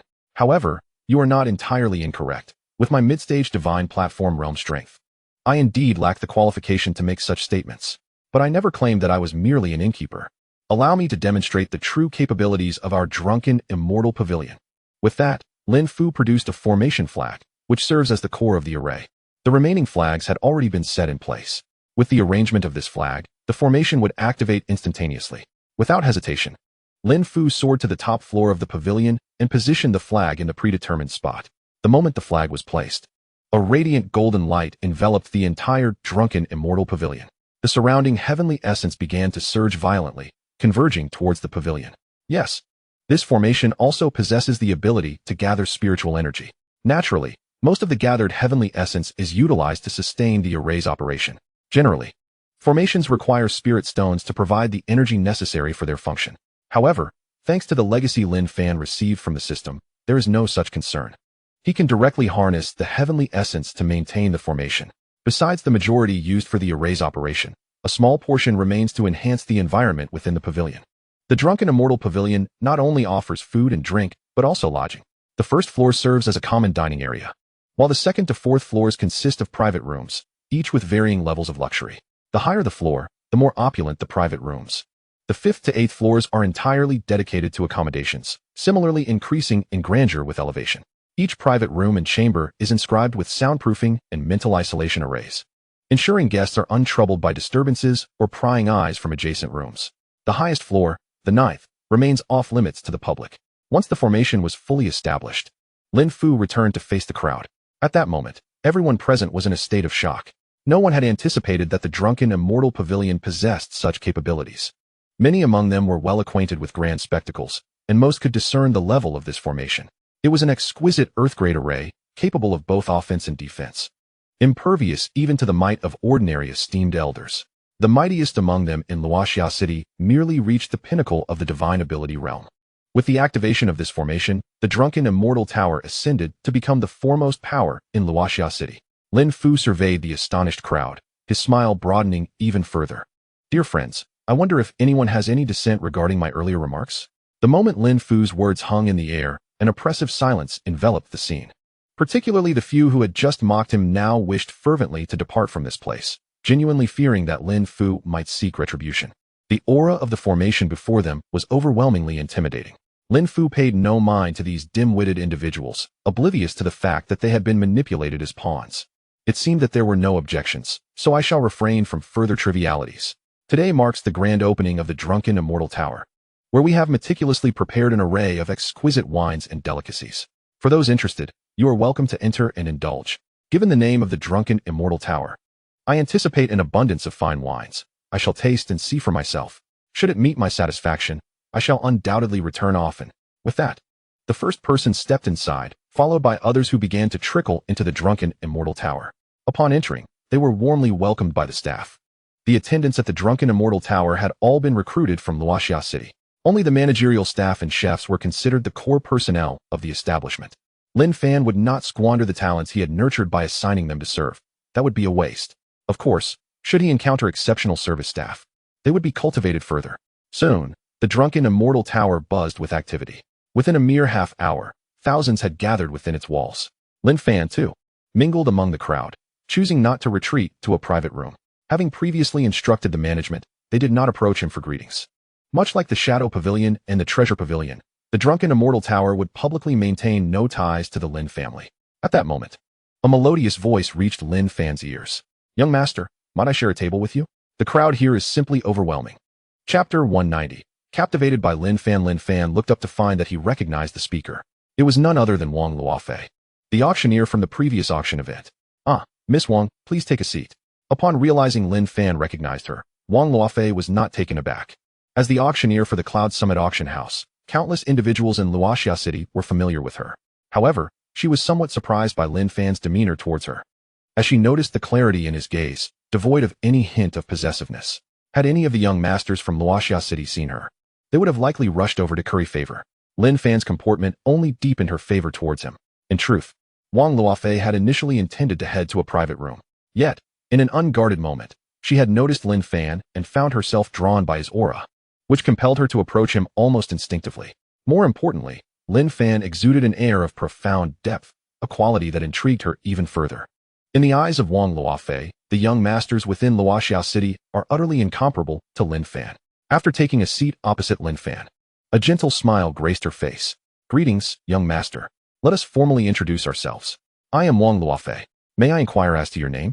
I am surnamed Lin, with a given name of Fan. It is merely a name, nothing to conceal. Ah, so you are Lin Gongzi. What is your opinion on this establishment? The Drunken Immortal Pavilion? The wine here is exquisite, and the dishes are delightful. I recommend you sample them. Lin Fan gestured towards the sumptuous food and drink on the table. Wang Luofei, however, cast him a sidelong glance, as her inquiry was directed elsewhere. Young Master Lin. I was asking about the strength of the Drunken Immortal Pavilion. Given Lin Fan's demeanor, she sensed he was no ordinary man. At the very least, she could not discern his depth of power. Thus, she speculated that Lin Fan possessed a more profound understanding of the pavilion than she did. Yet, her true intention was merely to engage in conversation with him. She was not particularly interested in the pavilion's actual strength. Regarding strength, it is difficult to say. I have never heard of this force before and am not well acquainted with it. However, from my perspective, I believe the origins of the Drunken Immortal Pavilion are remarkable. Lin Fan replied earnestly. As for the nature of its origins, he was undoubtedly the most informed. Oh, what leads you to such a conclusion, young Master Lin? Wang Luofei inquired with curiosity. Miss Wang, I shall refrain from discussing other matters for now. Just consider the formation arranged by that manager Lin. It has already reached the pinnacle of Earth grade. With such a formation in place, it is unlikely that any force in Luoxia City could rival the Drunken Immortal Pavilion. Moreover, think about it. This is merely an inn, yet it has deployed an Earth grade formation that integrates both offense and defense. Do you not find that extravagantly luxurious? Wang Luofei nodded earnestly in agreement. Indeed, it was quite lavish for an inn to possess such a high-level formation. One must understand that the value of an Earth grade formation, particularly one that encompasses both offense and defense, is immeasurable, often surpassing that of comparable techniques. With such a formation, as long as one does not provoke those forces at the quasi-saint level or above, a family could remain steadfast. The key aspect is that this formation can absorb the essence of heaven and earth, eliminating the need for spirit stones to provide energy, which significantly enhances its worth. Many forces refrain from activating their formations regularly, as the operation consumes vast amounts of spirit stones that many cannot sustain. They only activate them in times of dire need. A formation that can continuously operate without consuming spirit stones is something every force would covet. Of course, should the essence of heaven and earth be insufficient, spirit stones would still be required to sustain the formation's operation. For instance, powerful warriors can isolate the essence of heaven and earth, thereby obstructing the formation from absorbing external energies. In such scenarios, spirit stones become necessary to replenish energy. Young Master Lin, do you believe there are even higher-level formations behind the Drunken Immortal Pavilion? That is hard to ascertain, but it is highly probable. After all, no one would display their strongest assets openly. Wang Luofei pondered for a moment and found Lin Fan's words exceedingly reasonable. All right, Miss Wang, let us not dwell on such matters. The strength of the Drunken Immortal Tower is of no concern to us. You should sample the beverages here. I believe they are rather delightful. Is that so? Then I must give it a try. With that, Wang Luofei lifted a cup from the table and took a sip. How does it taste? Lin Fan inquired with a smile. It is indeed exquisite wine, surpassing any other mystic-grade spirit liquor I have previously tasted. Even the essence within my own energy has seen a slight enhancement. I wonder if the Drunken Immortal Tower offers even more refined Earth-grade spirit liquor. A hint of anticipation flickered in Wang Luofei's eyes as she spoke. Surely, Miss Wang has tasted Earth-grade spirit liquor before? With your esteemed standing. It cannot be that you have never encountered such a delicacy? Observing Lin Fan's curious expression, Wang Luofei shook her head with a wry smile. Sir Lin, you jest. Earth-grade spirit liquor is far too precious for me to indulge in. Despite my notable reputation in Luoxia City, my status within my family is not as elevated as you might imagine. I am not part of the direct lineage, though she appeared to be flourishing on the surface. In the eyes of her family's direct descendants, she was no different from a servant. Were it not for her considerable talent, she would have been lost among the masses. Yet, therein lay her plight. She had heard whispers within the family of a potential arranged marriage for her, though she desired to refuse. She lacked the authority to do so and could only acquiesce to her family's plans. It was precisely for this reason that she had ventured out alone today to seek solace. Unbeknownst to her, her steps had led her to the opening day of the Drunken Immortal Tower, prompting her to stop in for a visit. Noticing a hint of discomfort on Wang Luofei's countenance, Lin Fan smiled and changed the subject. Miss Wang, let us not speak of these unhappy matters. Let us enjoy our drinks. As for the Earth-grade spirit liquor, there will certainly be opportunities to taste it in the future, so do not feel disheartened. Agreed. The two continued to drink and engage in light conversation. After roughly an hour had passed, Wang Luofei prepared to take her leave. She stood up and, with a hint of apology, addressed Lin Fan. Thank you, Sir Lin, for your hospitality. I have matters to attend to today. Shall we converse another time? Being with Lin Fan made Wang Luofei feel at ease and genuinely happy. Since you have matters to handle, do attend to them. Thank you for your understanding, Sir Lin. Just as Wang Luofei was about to depart, she suddenly recalled something and hastily stopped. Sir Lin, there is one more thing I forgot to give you. Saying this, she retrieved a jade slip from her storage pouch and handed it to Lin Fan. This is my communication jade slip. Let us stay in touch. Very well. I shall accept this jade slip, Lin Fan replied, taking the slip from Wang Luofei's hand. Seeing Lin Fan accept her gift, a delighted smile graced Wang Luofei's face. Then I shall take my leave, Sir Lin. With that, she turned and departed. Within the auction house, there remained numerous matters requiring her attention, and she could not be absent for too long. Observing the departing figure of Wang Luofei, Lin Fan once again perused her information. Name, Wang Luofei. Age, 42. Qualification, Earth Grade Exceptional. Realm, Late Stage Purple Mansion. Affinity, 71. After nearly 6 years of separation, her prowess had advanced from the mid-stage to the late stage, which was quite commendable. Her affinity had also risen swiftly, reaching an impressive 71. It appeared that Wang Luofei harbored feelings for him. However, he found no objection to this. The young lady seemed quite agreeable, and should it be the case, he would graciously accept her affections. The evening swiftly approached. On the 9th floor of the drunken Immortal Pavilion, Lin Fu was currently reporting to Lin Fan regarding the day's business performance. Master, today's revenue from the pavilion has surpassed 1 million Xiangrade Spirit Stones. Each patron has sung praises of our establishment. The drunken Immortal Pavilion has firmly established itself in Luoxia City. Upon hearing this figure, Lin Fan was somewhat astonished. It was worth noting that the ingredients and spiritual wines of the drunken Immortal Pavilion were all produced in-house, rendering the costs relatively low. With 1 million in revenue, he could expect a profit of at least 900,000. Nonetheless, Lin Fan's ultimate objective was not merely to accumulate spirit stones, but to gather intelligence. As long as the pavilion did not incur losses, it was a gain for the Lin family.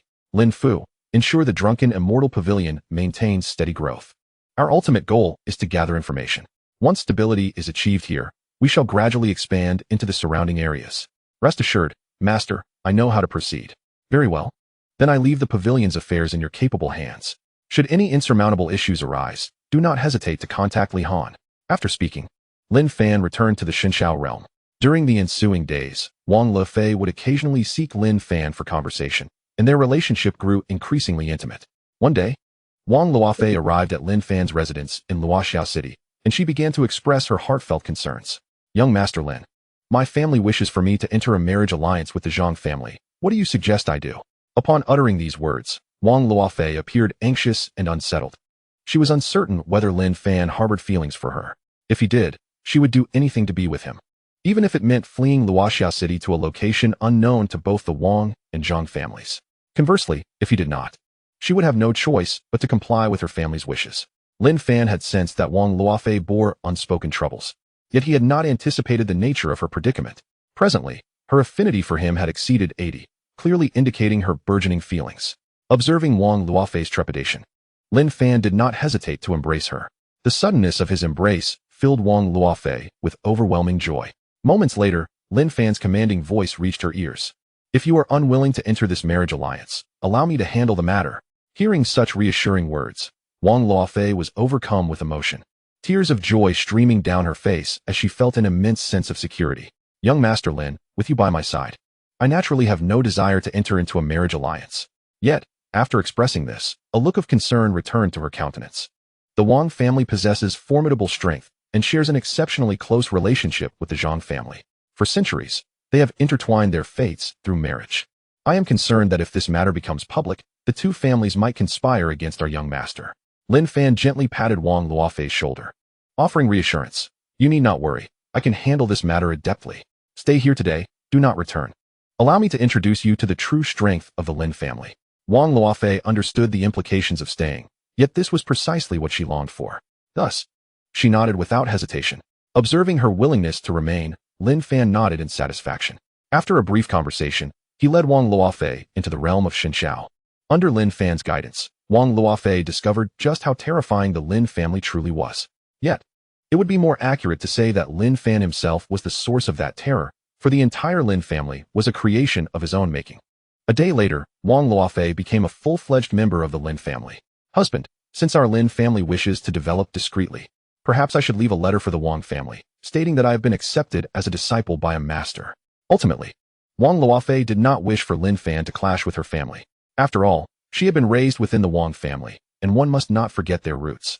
If the Wang family were to provoke Lin Fan, their fate would likely be dire. She wished to avert such a scenario. Lin Fan, perceptive to Wang Luofei's thoughts, was also reluctant to prematurely expose the strength of the Lin family. Luofei, since you have suggested it, let us proceed as you say.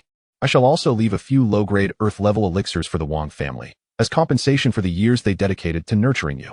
With these elixirs, the Wang family will gain another practitioner of divine abilities. Wang Luofei was deeply touched by Lin Fan's gesture. With such compensation, she felt no guilt towards the Wang family.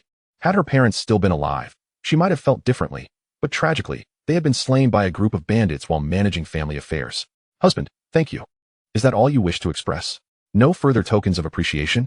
Lin Fan teased with a mischievous smile. Realizing his intentions, Wang Luofei rolled her eyes. Husband, you truly are incorrigible, always teasing me. I will comply with your wishes. Will that suffice? The next day, Lin Fan arranged for Wang Luofei's letter and the elixirs to be delivered to the Wang family. Soon, these items found their way into the hands of Wang Fuguei, the head of the Wang family. As the patriarch, he had attained the initial stage of divine abilities, making him the strongest member of the Wang family aside from their revered ancestor. Upon reading the letter, his brow furrowed in concern. He had intended for Wang Luofei to engage in a marriage alliance, a plan already discussed with the Zhang family. Who could have predicted that Wang Luofei would be accepted as a disciple by a master? With this development, the marriage alliance was undoubtedly off the table. Chapter 192. The decision of the Wang family ancestor Wang Fuguei harbored no doubts regarding the authenticity of this matter, for the elixirs in his possession were beyond deception. Given Wang Luofei's capabilities, it was inconceivable that she could procure such potent pills. Indeed, even if the Wang family sought to acquire these elixirs, it would not be an easy endeavor. Otherwise, they would not be limited to merely 2 individuals in the Divine Passage realm. Wang Fuguei's ascension to the Divine Passage realm was achieved at great expense, as the family had to procure an elixir capable of aiding such a breakthrough. However, upon contemplating the elixirs he held, a look of elation crossed Wang Fuguei's face. A mere marriage alliance could easily be exchanged for another partner. With these 3 elixirs, our Wang family would gain another warrior in the Divine Passage realm. Wang Fuguei was acutely aware of the implications. The emergence of a 3rd member in our family at this level would significantly enhance our influence within the Cloud Summit Chamber of Commerce. The distribution of benefits would also be more favorable. The Wang and Zhang families appeared to share a close relationship, yet it was fundamentally an alliance forged for mutual gain. To establish a stronghold for the Cloud Summit Chamber of Commerce in Luoxia City, their unity was essential to withstand the scrutiny of competing factions. Without such collaboration, the Wang family alone could not safeguard the chamber. Summon the elders for a council. Swiftly, all the elders of the Wang family gathered before Wang Fuguei. Patriarch, may I inquire why you have summoned us? Wang Fuguei, choosing not to prolong their anticipation, revealed the letter. Elders, here is a letter for your perusal. Upon reading the contents, astonishment spread across their faces. Patriarch, is it truly possible that Luofei has been taken as a disciple by an extraordinary master? This seems rather sudden. Could it be that Luofei, wishing to avoid the marriage alliance, resorted to such a ruse to deceive us? If that is the case, we must send our kin to retrieve her at once. Such behavior is intolerable. Our Wang family shall not permit the emergence of such individuals. Observing the fervent discussions among the elders, Wang Fuguei raised his hand to beckon for silence. Elders, the fact that Luofei has been accepted as a disciple by a master is indeed true. While I am unaware of the identity of this master, they have left behind several elixirs as compensation for our family. As he spoke, Wang Fuguei produced 3 elixir vials. Here lie 3 elixirs, the Divine Passage Pill, the Purifying Spirit Pill, and the Spirit Source Pill. These are all low-grade Earth-level elixirs that can assist those at the Divine Platform realm in their breakthrough to the Divine Passage realm. To illustrate, the Divine Passage Pill can enhance the success rate by 50%. With the support of the Purifying Spirit Pill and the Spirit Source Pill, there is no risk in achieving the breakthrough from the Divine Platform realm to the Divine Passage realm. The high-ranking individual capable of bestowing such elixirs upon others is undoubtedly no ordinary figure. As Wang Fuguei concluded his explanation, the elders present all exhibited fervent gazes. At this moment, their focus was solely on the elixirs, having completely relegated the matter of Wang Luofei's marriage alliance to the recesses of their minds. The opportunity to transcend into the Divine Passage realm lay before them. Concerns of marriage alliances were of little consequence. As long as the Wang family adds another member at the Divine Passage realm, it is likely that the Zhang family will take the initiative to propose a marriage alliance. Observing the fervent gazes of the elders, Wang Fuguwei felt an immediate, throbbing headache. How could he be unaware of the allure these elixirs held for the elders? Yet, he found himself at a loss regarding how to distribute these precious pills. Regardless of whom he chose to favor, discontent would surely arise among the others. Esteemed elders, there is but a single portion of elixir available, so I urge you all to deliberate amongst yourselves on who shall receive it. Wang Fuguwei's pronouncement doused the fervor of the elders like a bucket of cold water. However, faced with the temptation of transcending to the divine passage realm, none of them would readily concede their claim. It is imperative to understand that ascending to the divine passage realm not only enhances one's power, but also extends one's lifespan to 3,000 years. In stark contrast to the 1,500 years granted by the divine platform realm, this represents a doubling of longevity. As martial artists, who would not wish to enjoy a longer life? Before long, the elders erupted into a heated dispute, each unwilling to yield an inch, fervently recounting their contributions to the family. Were it not for Wang Fuguwei's presence, it was likely that a physical altercation would have ensued. Witnessing this scene, Wang Fuguwei felt a surge of frustration. He regretted having brought forth these elixirs, but the situation was now set in motion, and he had to resolve it judiciously. Otherwise, before any external threat could penetrate their walls, internal strife would have already begun. Enough. We are all brothers of the same family. What sort of decorum is this bickering? Should word of this get out, it would become a source of great ridicule. Upon hearing Wang Fuguwei's authoritative outburst, the elders finally quieted. Though their eyes still glinted with defiance, they were unwilling to relinquish their claims to the 3 elixirs. As for the distribution of these elixirs, I shall leave it to our esteemed ancestor to determine. This way, should there be any grievances regarding fairness, I will not bear the brunt of criticism. Upon hearing that the matter would be entrusted to the ancestor, the elders had no objections. They were all descendants of the ancestor, who would undoubtedly act justly without favoritism. Soon, they arrived at the residence of the elder. The Wang family's ancestor furrowed his brow as he beheld the gathering of individuals. What brings you all here? Has something occurred within the family? Is there an external force that has breached our defenses? No, ancestor. I possess 3 elixirs that require your guidance for distribution. With that, Wang Fuguwei placed the elixirs into the elder's hands. After the ancestor examined the descriptions of the 3 elixirs, astonishment washed over his face. Fuguwei, how did you come by these elixirs? Given our Wang family's standing, acquiring such treasures must be quite difficult. Indeed, ancestor. The story is as follows. Wang Fuguwei recounted the origins of the elixirs. Indeed, this Luo Fei is a commendable child, having taken a revered master.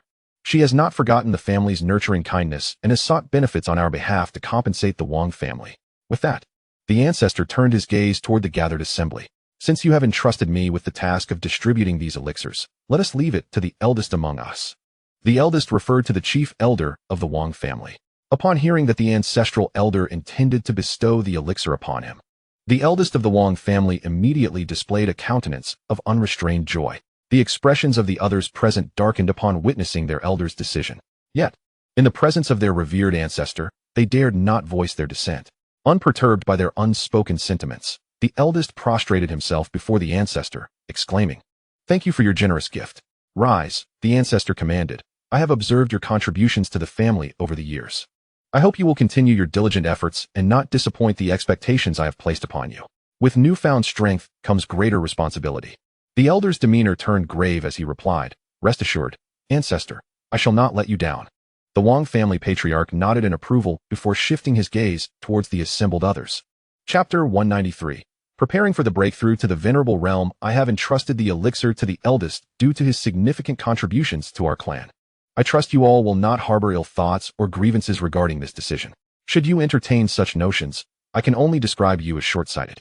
Our family would merely be able to safeguard this small territory. In time, the Wang family may well fade into the annals of history.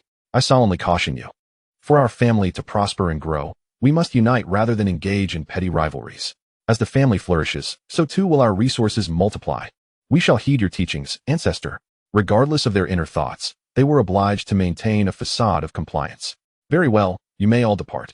The eldest shall remain here to cultivate, allowing me to safeguard him during his breakthrough. The elder expressed his gratitude once more, feeling reassured with the ancestor's protection. The others gradually exited the dwelling. After leaving their ancestor's residence, Wang Fuguwei called for the elders to convene once more. Though somewhat reluctant, having gained no tangible benefits from the earlier meeting, the elders recognized Wang Fuguwei's authority as the family head, and thus maintained a semblance of decorum. Esteemed elders, I understand your sentiments, yet do not dwell on grievances. The eldest has indeed made significant sacrifices for our family. Now that Luo Fei has taken a revered teacher, there may still be opportunities for our Wang family to obtain such elixirs in the future. Your task now is to serve the family diligently, and when the time comes, the one with the greatest merit shall receive the elixir. It must be said, Wang Fuguei painted an enticing picture. Upon hearing that there might still be a chance to acquire the elixir, the elders perked up. Family head, please inform us why we have been summoned. Now that Luo Fei has departed with her master, it seems the proposed union is unlikely to materialize. What are your thoughts on our alliance with the Zhang family? Shall we continue? In response to Wang Fuguei's inquiry, the elders engaged in deliberation once more. After a moment, the second elder spoke up. Family head, we should communicate the matter to the Zhang family candidly. It is likely that they are aware that after Princess Luo took on a distinguished mentor, they would not dare to voice their opinions openly. When the time comes, our two families can continue to discuss and consider alternative marriage prospects without any issues. However, we must absolutely keep the matter of the Earth-grade pills confidential. Having seen that the second elder had nothing more to add, Wang Fuguei turned his gaze to the others. Esteemed elders, do any of you wish to contribute further? The head of the family. We align with the views of the second elder. Since everyone agrees, let us proceed accordingly. Thereafter, each party returned to their respective duties, setting aside any lingering discontent. For there remains a chance to transcend to the realm of divine powers in the future. If there are no other matters at hand, we shall disperse. Lin Fan was unaware that merely 3 Earth-grade inferior pills had incited a fierce competition among the elders of the Wang family. Naturally, such trivialities did not warrant his attention. By providing the 3 Earth-grade inferior pills, he considered it a repayment of the Wang family's nurturance towards Wang Luofei. As for the future of the Wang family, it would depend on their own fortunes. In truth, Lin Fan had also instructed his children to take good care of the Lin family in the state of Chu, for they had sheltered him from the storms of life for decades, and he felt a responsibility to ensure their legacy endured. Of course, if the Chu Lin family faced no imminent danger, Lin Fan's children would refrain from intervening. It was time to prepare for a breakthrough into the realm of the venerable. Currently, the feedback from his children's cultivation, combined with his own diligent practice, had led to a rapid enhancement of Lin Fan's strength. His mastery of the realm of divine powers was now firmly established. However, transcending to the venerable realm was no simple task. Mere cultivation was insufficient. One must also grasp the essence of the realms to make such a breakthrough. The varieties of realms are countless, with the 5 elemental realms of gold, wood, water, fire, and earth being the most common. Weapon-related realms such as sword, spear, and halberd are also prevalent. More rare are the natural realms of wind, rain, thunder, frost, snow, and lightning. Additionally, there are the alchemist's realm of elixirs and the formation master's realm of formations, among others. Beyond these, there exist supreme realms like time and space. Yet, the concept of realms remains distant for Lin Fan. First and foremost, he must comprehend the essence of the realms. Next, he shall explore which realm resonates with him and subsequently concoct corresponding essence pills. Essence pills, being top-tier Earth-grade elixirs, can significantly aid in the swift comprehension of realms. There are numerous types of essence pills, such as those for the fire realm and the water realm. It appears that a period of seclusion lies ahead. After spending some time in the company of others, Lin Fan withdrew into seclusion. Time passed swiftly. In the primary world, 6 months had elapsed, while in the divine sky realm, for years had gone by. After such an extended period of contemplation, Lin Fan finally reaped rewards. Throughout these years, he had been immersed in understanding the realms. It can be said that he had explored realms of time, space, creation, destruction, as well as the elements of gold, wood, water, fire, and earth. Through countless experiments, he found that the realm of yin and yang resonated most harmoniously with him. Perhaps it pertains to my cultivation of the Qinglan harmony technique. The realms of yin and yang are formidable. Even when these two realms are considered separately, they can each rank among the top 10. Moreover, the simultaneous comprehension of both yin and yang realms would not falter against either the spatial or temporal realms. Furthermore, having grasped the essence of yin and yang does not preclude the understanding of other realms. Should he later achieve insight into the realms of time and space, who among his peers could possibly rival him? With this thought, Lin Fan was filled with anticipation. By the way, dear system, when my children begin to comprehend these realms, will I also receive feedback on their insights? Host, you are indeed correct. Satisfied with the answer he sought, Lin Fan felt a surge of contentment. As he eventually has more children, it is conceivable that he might grasp all realms. Next, he turned to the alchemical creation of elixirs embodying the properties of yin and yang. Without delay, Lin Fan prepared the necessary herbs and commenced the alchemical process. These herbs were rewards previously granted by the system. The herbs scavenged from the sage's cave did not align with his current needs. As he surveyed the spiritual herbs in his hands, Lin Fan couldn't help but feel a sense of gratitude. The system is indeed reliable, otherwise, collecting these herbs would have taken an eternity. Although these are merely earth-grade spiritual herbs, the yin and yang attributes are exceedingly rare and challenging to gather.